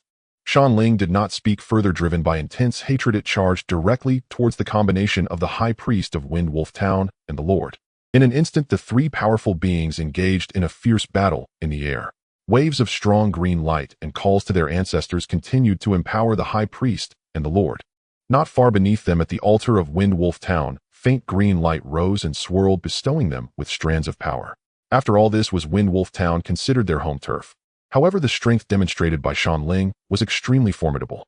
Shan Ling certainly understood that fighting on the opponent's home turf would provide them with some advantage. But it was a true 7th level and was confident in its ability to confront and defeat them. That was the foundation of its strength. For a time, from a distance, one could only see Shan Ling transforming into a golden shadow, continuously launching assaults against the central blue light, compressing it time and time again. Yet it was still quite difficult for it to breach the defensive circle of these two from Windwolf Town for the time being. Just as their battle was beginning in the distant 2-story wooden house, the three Wang brothers and Ling Mu Shui had already been summoned together by Qiu Jing, not allowed to go outside. Wang Yinfeng and Tang San had been on the 2nd floor. Opening the window, they could see the distant battle. The direction in which the Shan leopard surged in was exactly as the tiger-faced man had described, without any difference. According to the agreement, after 300 breaths, Tang San would leave this place. Tang San Wang Yinfeng called to him. Tang San respectfully bowed to Wang Yinfeng. For this teacher who had brought him warmth and a sense of family after arriving in this world, Tang San felt deep respect in his heart. Teacher, I must leave now. Please take care of yourselves, and I will definitely come back to see you when it is convenient. Tang San said softly. You are leaving now. Didn't we say 300 breaths? Wang Yinfeng said in surprise. Tang San replied, you don't have to worry, it should be fine. There are quite a few Shan leopards coming. Haven't you noticed that many wind wolves have already gone to the front lines? There are hardly any wind wolves left behind, so no one will notice me. Soon, according to what the Redeemer said, the Shan leopards should be able to invade the town. By then it would be inconvenient for me to leave. I want to leave early and act according to the situation. You still don't trust my abilities, do you? All right. Wang Yinfeng hesitated for a moment, but still nodded. Be sure to be careful. When you get to Jelly City, look for Gue Gue when you have time. She will relay your safe news to me. Okay. Teacher, I'm leaving now. Tang San stepped forward, embraced Wang Yinfeng, then turned and leaped out of the window, skillfully flipping in the air and landing outside the courtyard with the support of the wind elements. He turned back and waved at Wang Yinfeng at the window before swiftly disappearing into the darkness. Watching Tang San's departing figure, Wang Yinfeng suddenly felt a sense of loss. After a year together, he had indeed taught Tang San, but in return he had also learned some things from him. After the initial period, he had even come to regard Tang San not as a child, but as an equal. This feeling was quite wondrous. Tang San was very assertive yet composed. Perhaps the grown-up version of him would truly bring some hope to humanity. Subconsciously clenching his fist, Wang Yinfeng closed the window. He needed to prepare as well. When the flash leopard rushed into the town, he had to have a corresponding response to clear Tang San of any suspicion. After leaving the wooden house, Tang San kept counting silently in his heart. He did not leave Fengling Town immediately. In fact, upon learning the entire plan of the tiger-faced man that day, he had already devised his own plan. Leaving directly was undoubtedly the safest choice, but for him, it was also an excellent opportunity. Last time, due to experimenting with different ways of using and cultivating the bloodline imprint of various monster clans, the imprint of the Flash Leopard clan dropped from the 4th rank to the 3rd. At the same time, his Wind Wolf imprint had not yet reached the peak of the 4th rank. This battle between the Flash Leopards and the Wind Wolves was also a great opportunity for him to enhance his own imprint. The higher the strength of the imprint, the higher level of abilities he could manifest from both clans. The Rhino monster, the spiritual rhinoceros deer monster, and the whitehead falcon monster he encountered before were hard to find. But the Flash Leopards and Wind Wolves were right before him. In the midst of the battle, who would notice him? He was already extremely familiar with the terrain within Fengling Town. He concealed himself in the shadows and quickly approached the area where both sides were fighting. Of course, he would not get too close to the center. That was a battle between a 7th rank and a 6th plus a 5th. Moreover, there was the altar of Fengling Town below. With his current strength, he was not yet capable of influencing the battle there. Thus, he approached the edge of the battlefield. As he got closer, he could clearly feel the Wind Wolf and Flash Leopard imprints within him heating up continuously. This was a phenomenon of the bloodline being stimulated. He could also sense that the battle between the two sides was reaching a fever pitch. Climbing onto a building, Tang San lay low on the roof and looked into the distance. Not far from him, 7 or 8 Flash Leopards were attacking 4 Wind Wolves. Both sides were at the 3rd and 4th ranks. Among the monster clans, the overall strength of the wind wolves and flash leopards was quite comparable. This was why they were arch-enemies yet unable to do anything to each other. At this moment, it was evident that the flash leopard clan had the upper hand, with two of them being at the 4th rank. Coupled with the other flash leopards, their speed was incredibly fast, constantly striking at the 4 wind wolves. Among the 4 wind wolves, only one was at the 4th rank, while the rest were 3rd rank. In terms of speed, although wind wolves were not slow, they were somewhat lacking compared to the flash leopards. However, in terms of defense and strength, the wind wolves were superior to the flash leopards, and they could unleash wind blades. Thus, although the flash leopards had the advantage, they were still cautious in their attacks to avoid being hit by the wind blades. They only left numerous wounds on the wind wolves, and it would take time to truly kill them. Tang San observed their battle, then looked at the other battle groups in the distance. This battle group was relatively independent. The leading wind wolf was continuously howling, clearly calling for reinforcements. But at this time, the entire Fenglang town had already fallen into chaos, with no wind wolves left to come to this side's aid. This was good. Tang San narrowed his eyes slightly, and in the next moment he moved. Lying on the roof, he did not go down directly. He waved his hands, activating the wind wolf imprint within him. 2 wind blades shot directly from the rooftop. At the same time, he activated his spiritual sense, capturing the movements of the flash leopards. 2 azure wind blades flew down into the battle group. Naturally, the flash leopards noticed this. They each dodged. However, how could the wind blades shot by Tang San be compared to those of ordinary flash leopards? The 2 wind blades traced elegant arcs in the air, seemingly missing their targets, yet they just happened to collide with 2 extraordinarily fast yellow figures. With 2 puffs, the 2 third-rank flash leopards were almost instantly sliced in half. This sudden change startled both sides engaged in battle. The 4 wind wolves were naturally overjoyed. Our reinforcements had arrived, and they were indeed powerful reinforcements. It is important to note that under normal circumstances, unless unleashing a large-scale barrage of wind blades, it was nearly impossible for wind wolves to hit flash leopards with wind blades. The speed of the flash leopards was simply too fast. The fact that these 2 flash leopards were hit and killed instantly indicated that the strength of the 2 wind blades was also exceptionally high. One of the 4th-rank flash leopards roared and leaped directly towards the rooftop. Although it did not know how the opponent had done it, it had to eliminate the wind wolf on the roof. As the 4th-rank flash leopard charged onto the roof, it saw a yellow figure. The similarity in bloodline energy made it instinctively think it was one of its own. The flash dash was the innate skill of the flash leopard clan. Thus, its first thought was that a companion had arrived and had dealt with the wind wolf on the roof. At that moment, the opponent was already in front of it. A hand shot out like lightning, striking directly at its throat. The pupils of the 4th-rank flash leopard instantly constricted, and in the next moment, after receiving a heavy blow, it saw a pair of purple eyes instantly falling into a daze. The power of its bloodline surged wildly. Tang San pressed it down on the rooftop, operating the Xian Tian Gong to absorb the energy within this flash leopard without reservation. This was a 4th-rank flash leopard who, under his guise as a flash leopard, it had not been able to exert its combat power at all. Moreover, after his experience in Jelly City, Tang San's strength was not what it used to be. With a mix of intention and instinct, how could this flash leopard possibly be his opponent? As he continued to devour, the Xian Tian Gong rapidly became more and more abundant, and the flash leopard imprint within him was also heating up and glowing. Once the bloodline power of this 4th-rank flash leopard was completely consumed, the flash leopard imprint had already re-entered the 4th rank. This was the bloodline power of a complete 4th-rank flash leopard. Absolutely a tremendous supplement. After completing the devouring of this flash leopard, the number Tang San had been silently counting in his heart had reached 50. 50 breaths. This was calculated from the moment the battle began in the front. He glanced at the 3 powerful figures engaged in battle at the center of Fenglang town in the distance. Time was of the essence. At this moment below, because of the sharp decrease in the strength of the flash leopards and the desperate efforts of several wind wolves, the originally overwhelming situation had temporarily fallen into a stalemate. Taking a deep breath on the eaves, Tang San rapidly operated the Xian Tian Gong. The recently devoured 4th-rank flash leopard made his Xian Tian Gong exceptionally full, and wind blades shot out one after another, heading straight down, while he activated his spiritual sense, precisely controlling the wind blades to cover the entire battlefield. The flash leopards fighting below immediately sensed something amiss. Wind blades were falling from the roof, which meant what? It meant that the 4th-rank flash leopard that had gone up to kill the opponent could not withstand the enemy and might have already fallen. Those wind blades fell from the air, illuminating the ground in a greenish-blue hue. The flash leopards tried to dodge, attempting to avoid these wind blades. But this time Tang San showed no mercy. A total of 18 wind blades flew out simultaneously, exceeding the number he had used against the tiger-faced man that day. Even with the 5th-level cultivation of the tiger-faced man, they could only withstand 9 strikes. However, the Flash Leopard excels in speed rather than defense.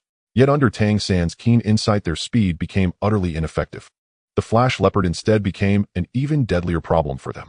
The blades of wind, as if possessing eyes, always appeared in their paths as they charged at high speed.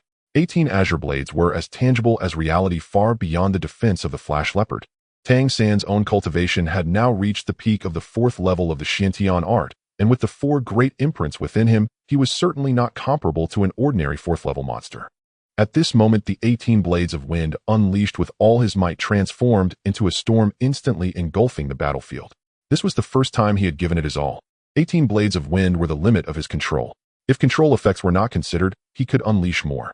However, in many cases, precision in control was far more important than sheer quantity. The 4th-level Flash Leopards were almost entirely obliterated in an instant. The 4th-level Flash Leopards could barely evade a few strikes due to their survival instincts. But those 18 blades of wind were like death warrants. They spun continuously in the air, even colliding with each other to change direction. This was one of the exquisite techniques from Tang San's hidden weapons, ranking above the 100 birds returned to forest, utilizing the unique flight characteristics of bats called bat wing reincarnation. Not only was it precise, but it was also unpredictable. Under Tang San's control, through his keen insight, this bat wing reincarnation technique reached new heights. Each blade of wind was composed of wind elements. Under the watchful eye of his keen insight, these blades absorbed ambient wind elements as they flew, enhancing their power. Thus, the 18 blades of wind grew larger in the air, their attack power increasingly formidable to the point where even Tang San could not mask their piercing sound akin to a death knell. Puff, puff. The remaining 4th-level leopard demons finally had nowhere to hide under a convergence of the wind blades being cut down in midair. Watching this scene, the few remaining wind wolves were left dumbfounded. Was this the wind blade? The innate ability of their clan, the wind blade. The wind blade could be used like this. It could be this powerful. This was a scene they had never even dared to imagine before. Yet the reality before them left no room for disbelief. The feeling of escaping death filled them with ecstatic joy.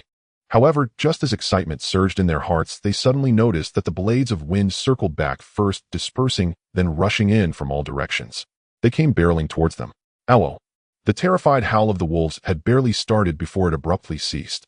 With their already significant injuries, how could they withstand such powerful wind blades? 60 breaths had passed. Tang San silently counted in his heart. After annihilating the wind wolves and flash leopards below, he swiftly descended. He first sought out the 4th-level beings among the wind wolves and flash leopards, quickly consuming their residual bloodline imprints. The effect was somewhat less than he had imagined. Perhaps due to the corpses being incomplete, a considerable amount of bloodline power had been lost. The 3rd-level flash leopards and wind wolves had little value for devouring. But in pursuit of speed, he had no other options. As for the monster clan, since his biological mother was killed by them in this world, he had long since lost any shred of compassion. To him, all monsters deserve to die. After devouring the bloodline power of a few 4th-level monsters, Tang San quickly departed. This battlefield was relatively secluded, making it difficult to be discovered. The bloodline power from the few 4th-level monsters was still a considerable supplement for him. The wind blade and flash leopard imprints had clearly become much more solid than before. He had made significant progress at the 4th-level position. Especially the wind wolf imprint, which had become extremely bright, seemed to have reached a bottleneck and could no longer advance. Tang San was not surprised by this. The imprint was closely related to his own cultivation of the Xiantian art, and since the Xiantian art could not advance at the 4th level, it was normal for the bloodline imprint to stagnate as well. 80 breaths had passed. Tang San lifted his head, his gaze once again fixed on the two sides engaged in battle in the center of Windwolf Town. At this moment, the powerful 7th-level Flash Leopard Shining had fully showcased its speed advantage. Even though the wind element attacks released by the Great Priest of Windwolf Town were area-based, they still could not touch even a fraction of its body. The speed of the Flash Leopard was simply too fast. It could even retreat 100 meters, just as the Great Priest of Windwolf Town launched a wave of wind blade attacks. At the moment the wind blade scattered, it would suddenly charge through the Flash Leopard and launch a counterattack. The Wind Wolf Lord's eyes were blood-red, and under the enhancement of the bloodline power bestowed by the Great Priest of Windwolf Town, it was unleashing combat power far exceeding its normal state, likely reaching the 6th level. Its physique had grown increasingly imposing, withstanding most of Shining's attacks, but it was already covered in wounds. Even if the Great Priest of Windwolf Town forcibly enhanced their powers with the clan's secret techniques, the 7th level was still the 7th level. There was an insurmountable chasm between a true 7th level and a 6th level. Shining was completely dominating the fight, but the duration of the secret technique was ultimately limited. It could not be used endlessly. Once the effects of the secret technique faded, both the great priest of Wind Wolf Town and the Lord's powers would plummet instantly, and they might even suffer a backlash from the secret technique. Nothing can be obtained without a price, and the same goes for the clan's secret techniques. Meanwhile, the Flash Leopard clan had already fully infiltrated Wind Wolf Town. The able-bodied individuals in Wind Wolf Town could no longer hold their ground. Even women and children had joined the fight. In such circumstances, the strength of the monster clan became evident. Even young children possessed a certain degree of combatability. Unfortunately, what they faced were the elites of the Flash Leopard clan. Although there were no fifth-level beings besides, Shining sweeping through Wind Wolf Town was still a walk in the park. Tang San had already killed quite a few Flash Leopards, alleviating the pressure from that direction, but more Flash Leopards had already poured into Wind Wolf Town. If this continued, the entire Wind Wolf Town would likely be completely slaughtered. Stop! A sharp cry suddenly rang out.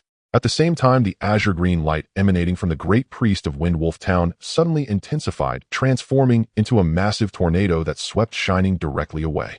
The wind blades carried by the tornado also cut multiple wounds on Shining, causing this 7th-level powerhouse to momentarily falter. The great priest of Wind Wolf Town glared angrily at Shining, and the staff in his hand exploded with a thunderous crack. Instantly, an extremely dense bloodline aura coalesced into a dark green sphere in his palm. Tell your kin to stand down. Otherwise, we shall both perish. You should know what this is. The great priest of Wind Wolf Town lifted the dark green sphere. Shining's expression changed, and its form, which was about to pounce again, halted. It certainly recognized what that was. In any monster clan or spirit clan, the priest holds a revered status because they can summon the power of ancestors, continuously reinforcing and stabilizing the bloodlines of their kin, preventing the bloodline power from weakening due to inheritance. During this process, the priests often gather the bloodline power and possess the ability to communicate with the ancestral bloodline. When these powers coalesce, they become the core of a tribe.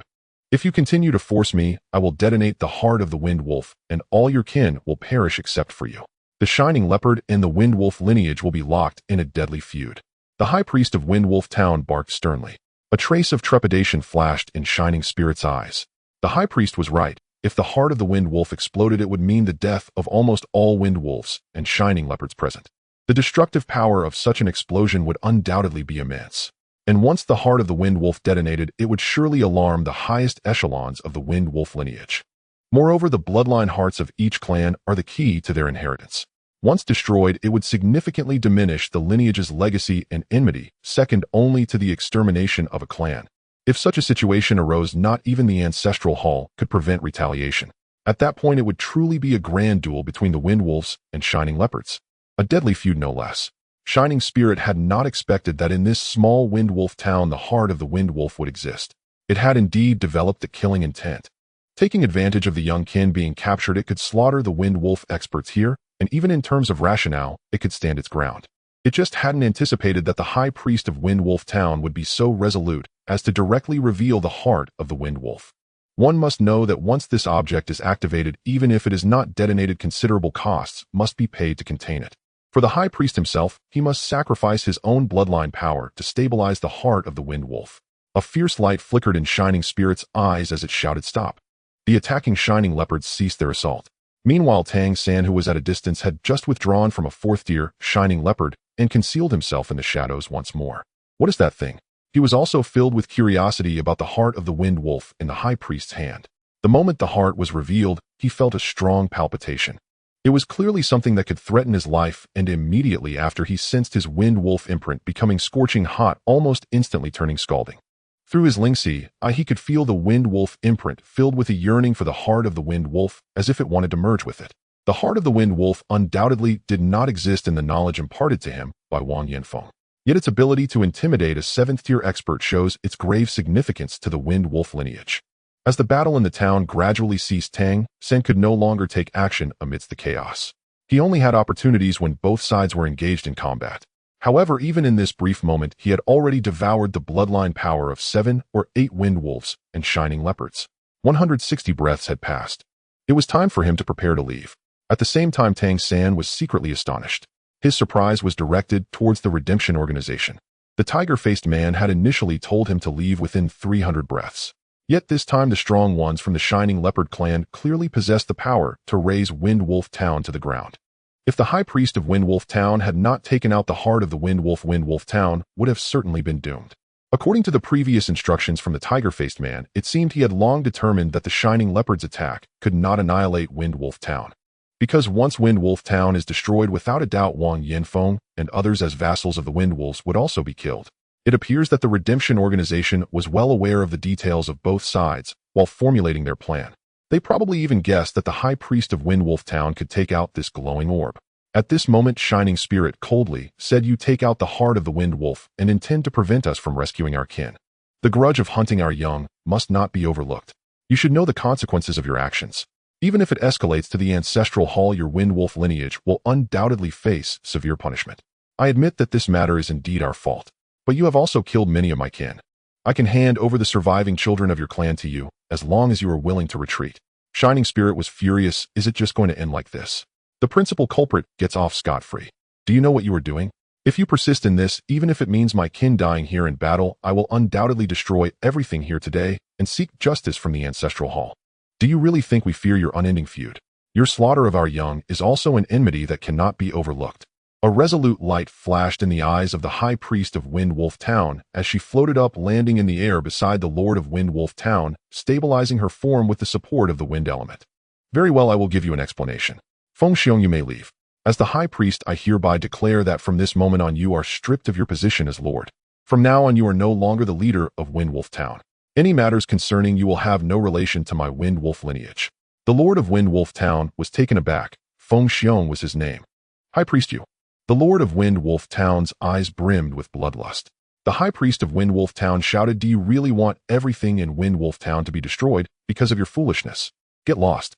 Feng Xiong seemed to realize something. Gritting his teeth, he suddenly darted away towards the distance. Shining Spirit almost instantaneously reacted, moving like a flash to block Feng Xiong's path. But just then a wall of wind suddenly appeared in front of it, blocking its path.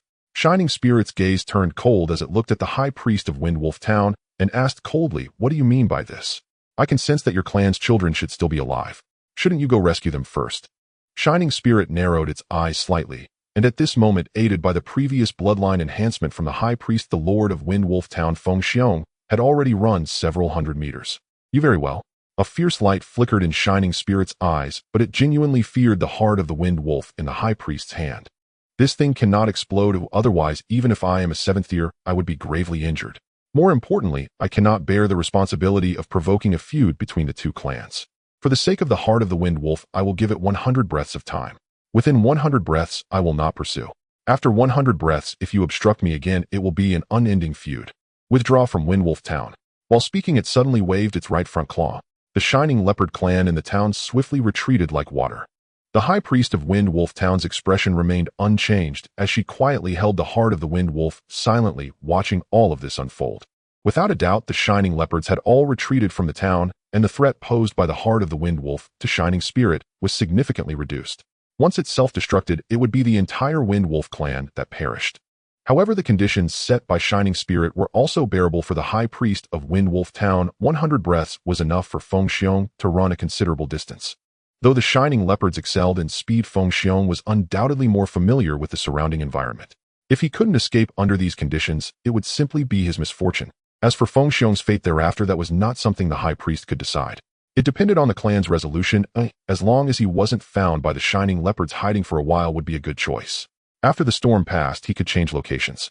Shining Spirit looked at the High Priest of Wind Wolf Town, narrowing its eyes slightly. "Your cultivation may not be very strong, but you can control the heart of the Wind Wolf. Your bloodline must be very pure. You are not an ordinary Wind Wolf. Why are you here? If I still had my cultivation from back, then do you think you could boast in front of me?" The High Priest of Wind Wolf Town replied faintly. Shining Spirit was taken aback for a moment, gazing at the aged face before it, seemingly recalling something, but did not speak further, silently counting the breaths in its heart. At this moment, Feng Xiong had already burst out of Wind Wolf Town, filled with anger and resentment within. How could he have been discovered? He knew very well that the High Priest expelled him to save his life. Continuing to fight against that 7th-tier lightning leopard would mean certain death. The key was that the opponent had seized upon his weakness. Now he could only run first. No matter how fast the lightning leopard was, it could not be more familiar with this area than he was. Moreover, with the boost from the wind element in a long distance dash, the lightning leopard might not even be faster than him. The wind element could also conceal his own bloodline aura. However, he could also feel that the bloodline power he had previously activated to the 6th tier was gradually declining. The wounds on his body constantly throbbed with pain, although he hadn't lost much blood, it still affected him. But he could not afford to rest at this moment. He had to quickly distance himself from this place. Only in this way could he escape with his life. He accelerated with all his might and charged into the woods. Feng Xiong's plan was simple. First, head towards the Wind Spirit Stone Mine, where there was a tunnel that had been specially excavated as a contingency. It was personally overseen by the high priest during its construction. Inside that tunnel there were many forks resembling a labyrinth. As long as he could escape to the Wind Spirit Stone Mine and enter the tunnel, he would be basically safe.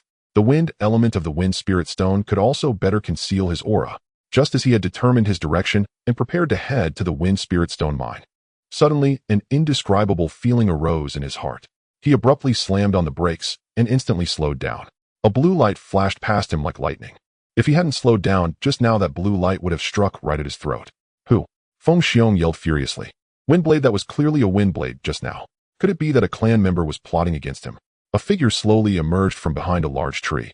The small figure left Feng Xiong in shock. A human. This was actually a human. A young human. He didn't even recognize the identity of this human. Yes, the one who appeared in front of him and blocked his path was none other than Tang San. Tang San murmured 50 breaths should be enough. Killing him in 20 breaths, the time for absorption, was somewhat tight, but it would be about right. As he spoke, his hands had already moved, and under Feng Xiong's astonished gaze a series of azure wind blades, each nearly a foot wide, shot out violently. A total of 18 wind blades with no reservations at all flew into the air. Each wind blade was accompanied by a piercing howl.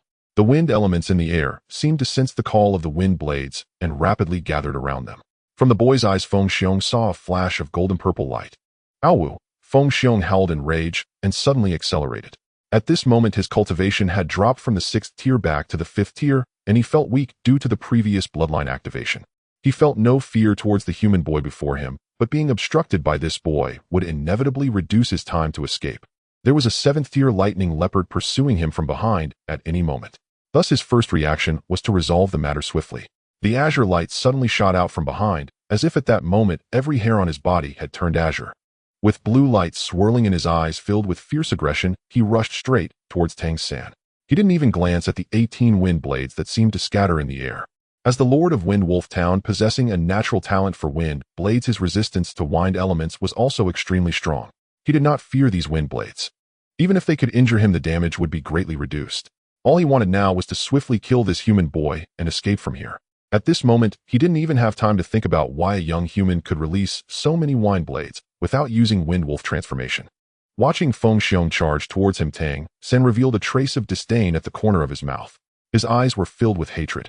This world's biological mother undoubtedly died at the hands of this guy and that high priest. Against a 6th tier high priest, Tang San knew he was not yet capable. However, dealing with a 5th tier wind wolf that was already severely injured and whose bloodline power was rapidly diminishing, he was confident. Through the eye of the spirit, he could clearly sense the changes in Feng Xiong's bloodline aura.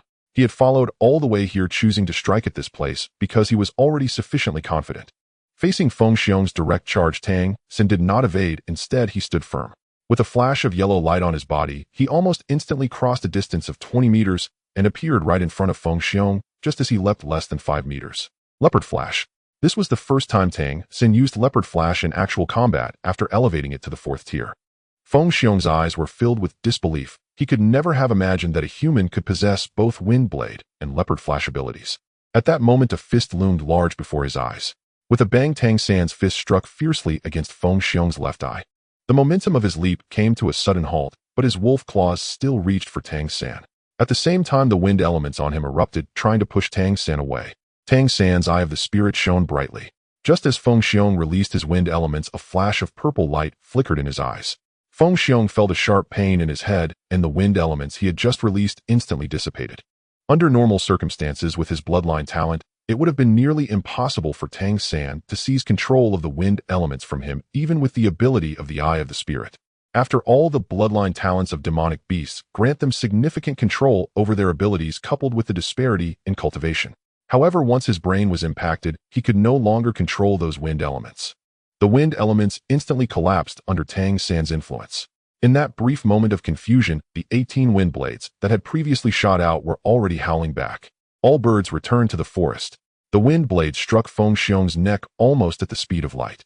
Feng Xiong's fur flashed with azure light, resisting the invasion of the wind elements. but the sheer number of attacks was overwhelming. At the same time, Tang San's hands had tightly grasped his front claws.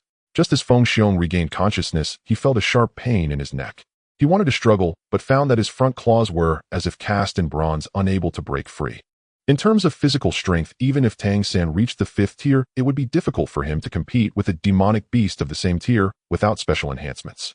After all, the bloodline talents of demonic beasts grant them incredibly strong physical power. However, he did not need to hold Feng Xiong for too long.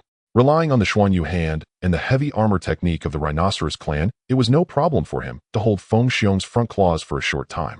Moreover, the Xiantian skill had already activated at the first moment, forcibly devouring Feng Xiong's bloodline aura. When the first wave of Feng Xiong's bloodline aura surged into Tang San's body, he felt something different. Feng Xiong's bloodline aura was far purer than any wind wolf bloodline he had previously devoured, and the energy was extremely refined. As a result, as he began to devour, the wind wolf imprint within him burst forth with a glaring azure light, enveloping Tang San in a layer of azure radiance.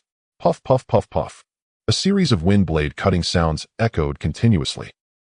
Feng Xiong was directly slammed to the ground by the successive wind blades attacking the same spot. His fur finally cut open as he struggled desperately. On the second strike, he nearly threw Tang San off. However, the critical attack on his neck could no longer withstand. By the time the 10th wind blade struck, the nerves at the back of his head had already been damaged, and his entire majestic body collapsed swiftly like a deflated balloon. When the 15th wind blade fell, his cervical vertebrae had already been severed. Tang San's eyes sparkled as he dispelled the last 3 wind blades. At this point, Feng Xiong was on the brink of death, with only a final breath remaining. He could not allow his head to be severed, as that would affect the consumption of his bloodline. The normal battle lasted only 10 breaths from start to finish. It looked simple, but in reality Tang San had exhausted all his strength. All 4 bloodline imprint skills were used in addition to his Tang Sek's ultimate techniques. It seemed to take less time, but this was directly related to Feng Xiong's response. When Tang San released the wind blades, he could have hidden in the shadows, but he chose to appear before Feng Xiong to disorient him. He was merely a 9-year-old human child appearing utterly inconspicuous. For any monster race, they would not regard humans highly, let alone someone so young. His small stature was completely disproportionate to Feng Xiong, naturally leading Feng Xiong to underestimate him. Previously, when Feng Xiong was driven away, Tang San had been observing nearby, constantly monitoring his situation with his lynxy eye. The timing he chose to strike was undoubtedly the most opportune. Feng Xiong's first thought must have been to accelerate his escape, unaware that the opponent he faced was so powerful. Tang San unleashed his full power without holding back, relying on his peak 4th-tier strength, the combat experience of a former divine king, psychological control, and the devouring ability of the Xiantian skill. Under the influence of multiple factors, he managed to subdue the injured and weakened Feng Xiong in such a short time. The Xiantian skill was fully activated, devouring Feng Xiong's bloodline power and simultaneously consuming the last traces of vitality within him. The light in Feng Xiong's eyes gradually dimmed, and his body began to wither. Yet Tang San felt a torrent of bloodline power surging into his body. Suddenly, his entire aura surged violently, and his bones emitted a series of cracking sounds. He had broken through. Yes, by devouring Feng Xiong's bloodline power, he broke through from peak 4th tier to 5th tier. Not only did he break through the Xiantian skill, but the wind blade imprint within him also advanced, simultaneously changing from its original azure color to a deep green, with its brilliance continuously intensifying. It was different. Feng Xiong's bloodline was not the same as that of ordinary wind wolves. Tang San immediately made a judgment. Could it be because he was a lord? Although it was his first time devouring the bloodline power of a 5th-tier wind wolf, based on his previous experiences with 3rd and 4th-tier wind wolves, 5th tier should be much stronger, yet it should not result in such a drastic qualitative change.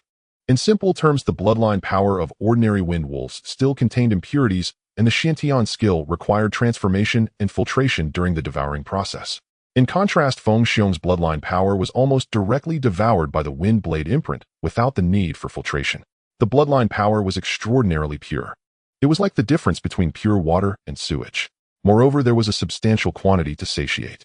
Devouring one Feng Xiong was likely to exceed all the total bloodline imprints of wind wolves Tang San had previously consumed. Originally, he thought that in order to break through the 5th tier of the Xiantian skill, he would have to devour a 5th-tier powerhouse, but now he succeeded in one fell swoop. This showed that Feng Xiong's bloodline was extraordinary. But in any case, he had finally succeeded. In fact, that day when he devised a plan with the tiger-faced man and obtained 300 breaths of time, Tang San already had his own plan in mind. The reason he came out early was to fish in troubled waters to take this opportunity to enhance his own strength. Initially, he did not covet the Wind Wolf Lord Feng Xiong. He did not have absolute confidence in taking down a 5th-tier Feng Xiong as he was still a tier behind and lacked the abilities he had in his previous life, making it very difficult to subdue the physically strong Feng Xiong. Moreover, there was also the High Priest of Wind Wolf Town. Therefore, he only aimed to absorb some bloodline power from wind wolves and flash leopards amidst the chaos. He had done this before. However, when Feng Xiong was driven away and his aura continued to decline due to the earlier bloodline activation, Tang San keenly grasped that his opportunity had arrived. Such an opportunity was extremely rare. He would have to face the danger of challenging a 5th-tier opponent with his peak 4th-tier strength sooner or later, as only by devouring 5th-tier bloodline power could he break through the 5th level of the Xiantian skill. What could be better than this opportunity right in front of him? There was still enough time he would go with the flow. The results proved he succeeded. Without the time to digest and absorb Feng Xiong's energy, luckily, when breaking through the 5th level of the Xiantian skill, it had already absorbed a large amount of energy during its autonomous operation. Even so, his entire body was enveloped in azure light, and the 5th-tier wind blade imprint within him had clearly advanced significantly at the 5th-tier level. This was still under the condition that he hadn't fully digested and absorbed everything. Trying to devour everything from Feng Xiong, Tang San searched through Feng Xiong's clothing and quickly pulled out a small pouch. It should contain coins. He had no time to check and swiftly tucked the pouch into his bosom, activating the Xiantian skill to suppress the wind blade imprint. At the same time, he activated the flash leopard imprint, transforming his form into a streak of yellow light that quickly flickered in place. The yellow light circled rapidly around Feng Xiong's corpse for over 10 laps, consuming some of the power of the Xiantian skill. Only then did Tang San determine a direction and, using the flash leopard's luxurious acceleration, swiftly flee the area. Just as he left, less than 10 breaths later, 2 figures descended from the sky. The yellow light flickered, and the powerful 7th-tier flash leopard shining spirit landed beside Feng Xiong's corpse, astonished. Following closely behind, the High Priest of Wind Wolf Town also arrived at the scene, supported by a whirlwind. When he saw Feng Xiong's body collapsed on the ground, he let out a piercing wail of sorrow and immediately pounced, holding the wind wolf hard in his hand, which fluctuated violently and unstably. Who killed him? Who did it? Xiao Wu, the High Priest of Wind Wolf Town, howled sorrowfully, his voice clear even 10 miles away. Not me, Shining Spirit replied without hesitation. Upon seeing Feng Xiong's death, his first reaction was relief, followed by confusion. Although this Lord of Wind Wolf Town had not yet broken through to the 6th tier, he should have been at the peak of the 5th tier. How could he die here in such a short time? Previously, he had been confronting the High Priest of Wind Wolf Town, but before the 100 breaths were up, the High Priest's expression suddenly changed, and he quickly came over. Although Shining Spirit did not know what had happened, he followed suit. Sensing Feng Xiong's aura, he arrived first, only to unexpectedly see Feng Xiong's corpse. When the High Priest of Wind Wolf Town looked up again, his eyes were filled with vengeful light. Flash Leopard, it was your clan that did this. Do you know what you have done? Do you know that the bloodline flowing within him is that of the Wind Wolf King? The High Priest of Wind Wolf Town roared in near madness. I said it wasn't me. I don't know who did it, Shining Spirit said, his voice fierce yet weak, while he was also shocked inside. The bloodline of the Wind Wolf King. How could the bloodline of the Wind Wolf King exist in a mere minor lord here? The Chief Priest of Wind Wolf Town gasped heavily. Despite his old age, he strained to stabilize his emotions, suddenly opening his mouth to swallow the heart of the Wind Wolf in his hand. Instantly, his entire body trembled violently, and the previously strong aura rapidly diminished, first dropping to the 6th level, and then further to the 5th level before gradually coming to a halt. He felt himself growing increasingly frail. The Chief Priest of Wind Wolf Town let out low growls and mournful cries, but the once vibrant body of Feng Xiong showed no sign of life. Standing nearby, Shining Spirit's eyes flickered with light. It felt that it should leave this place quickly. The Chief Priest of this town and the deceased little lord seemed far from simple. The Chief Priest of Wind Wolf Town slowly stood up, gazing intently at Shining Spirit. Then, taking a deep breath, the dimness in his eyes inexplicably deepened. It seemed as if he wanted to imprint the appearance of the 7th level Shining Leopard firmly in his heart. A whirlwind rose from his hand, lifting the corpse of Feng Xiong and slowly flying toward Wind Wolf Town. Shining Spirit took 2 steps, but ultimately stopped. After a moment's thought, it fixed on a direction and swiftly departed. Its purpose for coming this time had been achieved. It saved the living little Shining Leopard, and the culprit was dead. It also took down quite a few wind wolves. The only thing that puzzled it now was that the Chief Priest of Wind Wolf Town and the deceased Wolf Lord seemed to have some peculiar significance. Nevertheless, it was clear that the Shining Leopards were in the right. It was time to return and report to the clan. The chief priest of Wind Wolf Town cradled the corpse of the Wolf Lord, flying back into the town and eventually landing on the altar, gently placing Feng Xiong's body at its center. Muttering softly, the crimson hue in his eyes grew more intense. The altar began to tremble slowly, and azure light patterns gradually emerged on its surface. On the altar, Feng Xiong's corpse surprisingly emanated a bluish-green color interspersed with mottled pale gold. Great Wind Wolf King, your descendants have been harmed. With the blood of your descendants as a sacrifice, I beseech you to deliver justice for us, mother and child. A howl echoed as the chief priest of Wind Wolf Town let out a piercing roar, and a strong azure light infused with blood-red brilliance shot skyward, transforming into a vast azure beam. The entire Wind Wolf Town shook violently upon the appearance of this light beam. Inside a wooden house, Wang Yinfeng, who had been on high alert since the Shining Leopard invasion, was taken aback by the sight of the beam shooting into the sky. Gazing toward the altar, he found himself momentarily dazed. Both he and Xiao Jing, along with Wang family's 3 brothers and Ling Muxua, felt their bloodlines boiling, their emotions profoundly affected. What on earth is this? 5 kilometers west of Wind Wolf Town, Tang San gently landed on the ground. As he looked around, a figure emerged from behind a large tree. The tiger-faced man from the Redemption Organization. The tiger-faced man gestured to Tang San, who hurriedly followed him. Let's go, the tiger-faced man said without elaboration, leading Tang San into the distance. At that moment, the tiger-faced man suddenly sensed something abruptly stopping and turning around. Tang San felt it too, as the wind wolf imprint within him distinctly stirred. They saw a massive azure light beam rising into the sky from the direction of Wind Wolf Town, mixed with strands of blood red, as if tainted. Such immense resentment. What is this? The tiger-faced man's expression changed drastically. Let's leave here first. There may be a disturbance in Wind Wolf Town. As he spoke, he grabbed Tang San's arm and strode forward, taking him away quickly. In Jelly City, at the Wind Wolf ancestral house. Inside a room filled with rare pelts, an elderly wind wolf lay in a reclining chair, dozing. Suddenly, its body trembled violently, and it sat up straight. Upon sitting upright, it became evident that this elderly wind wolf stood about 2 meters tall with a robust and imposing physique. Even more strangely, it appeared mostly human-like save for its skin, which shimmered with a light blue hue, and a head of bluish-green hair. Each strand of hair emitted a faint bluish-green glow. Its deep green eyes resembled bottomless abysses. Who is it? Who dares to harm my descendants? A deep growl resonated from its mouth. In the next moment, the entire Wind Wolf ancestral house trembled. At the side of the central square in Jelly City, in the Mei Gongzi milk tea shop, Mei Gongzi, her mother, and a female clerk were busy. Each had clear responsibilities. Mei Gongzi's mother prepared the milk tea, Mei Gongzi collected payments, and the clerk served cup after cup of milk tea to customers. During this time in the evening, they were particularly busy, as Jelly Square tended to come alive at this hour. Of course, only the clans of powerful families in Jelly City would be active around here. Ah, the female clerk suddenly exclaimed. Mei Gongzi reacted little, but her mother Su Qin instinctively turned to look astonished. A robust wind wolf, just after buying milk tea, suddenly emanated a rich azure light. At this moment, the azure light emanating from it also caught Mei Gongzi's attention. Without waiting for them to inquire, the wind wolf abruptly turned and dashed away. On Jelly Square, the few wind wolves resembled azure-green lamps igniting suddenly in the night, each speeding off toward the direction of the Wind Wolf ancestral house. 2 days later, 2 figures, one large and one small, appeared not far from the gate of Jelly City. Both walked toward the gate with a humble demeanor. The smaller human suddenly lifted its head, gazing at the towering city tower, a smile curving at the corners of its mouth. Jelly City, I have arrived. Mei Gongzi, I have come. Outside the city of Jelly, the man with the tiger mask paused and quietly removed the mask from his face, revealing the visage of a middle-aged man that Tang San had seen before. From afar, they could already see the towering walls of Jelly City, flanked by towering mountains on both sides. Tang San clearly remembered the distinct temperature difference he felt when he first arrived here. As one of the main cities of the monster clan, the prosperity of this city left a deep impression on him. Of course, it was a prosperity that had nothing to do with humans. Tang San, hold on to this. As he spoke, the man with the tiger mask handed him a token. Tang San took the token and saw that it was blue, intricately carved from wind spirit stone of a quality superior to any wind spirit stone he had seen before.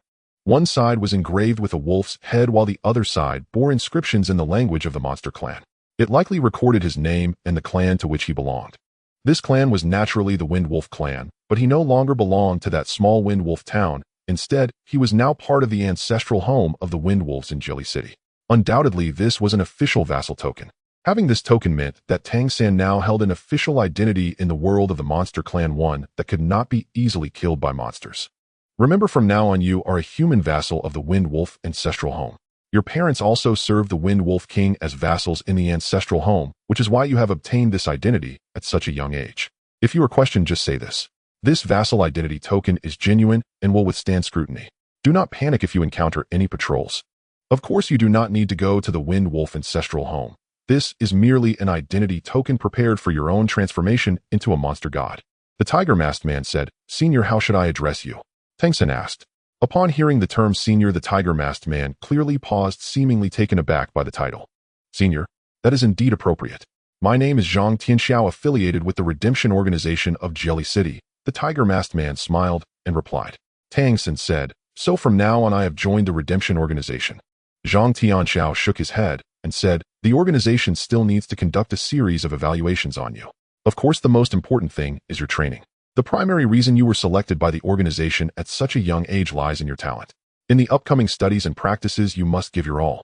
Speaking of grand philosophies now holds little meaning. Do you not seek revenge for your mother? Then you need greater strength. Moreover, protecting yourself also requires strength." Tang San nodded. Zhang Tianxiao led Tang San into Jelly City. The city gates appeared unchanged from his previous visit. They walked along the edge of the road, actively avoiding any monsters.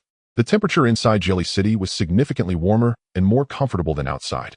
The city remained bustling, filled with various kinds of monsters. The status of the various monster clans could be discerned simply by the areas they occupied on the streets.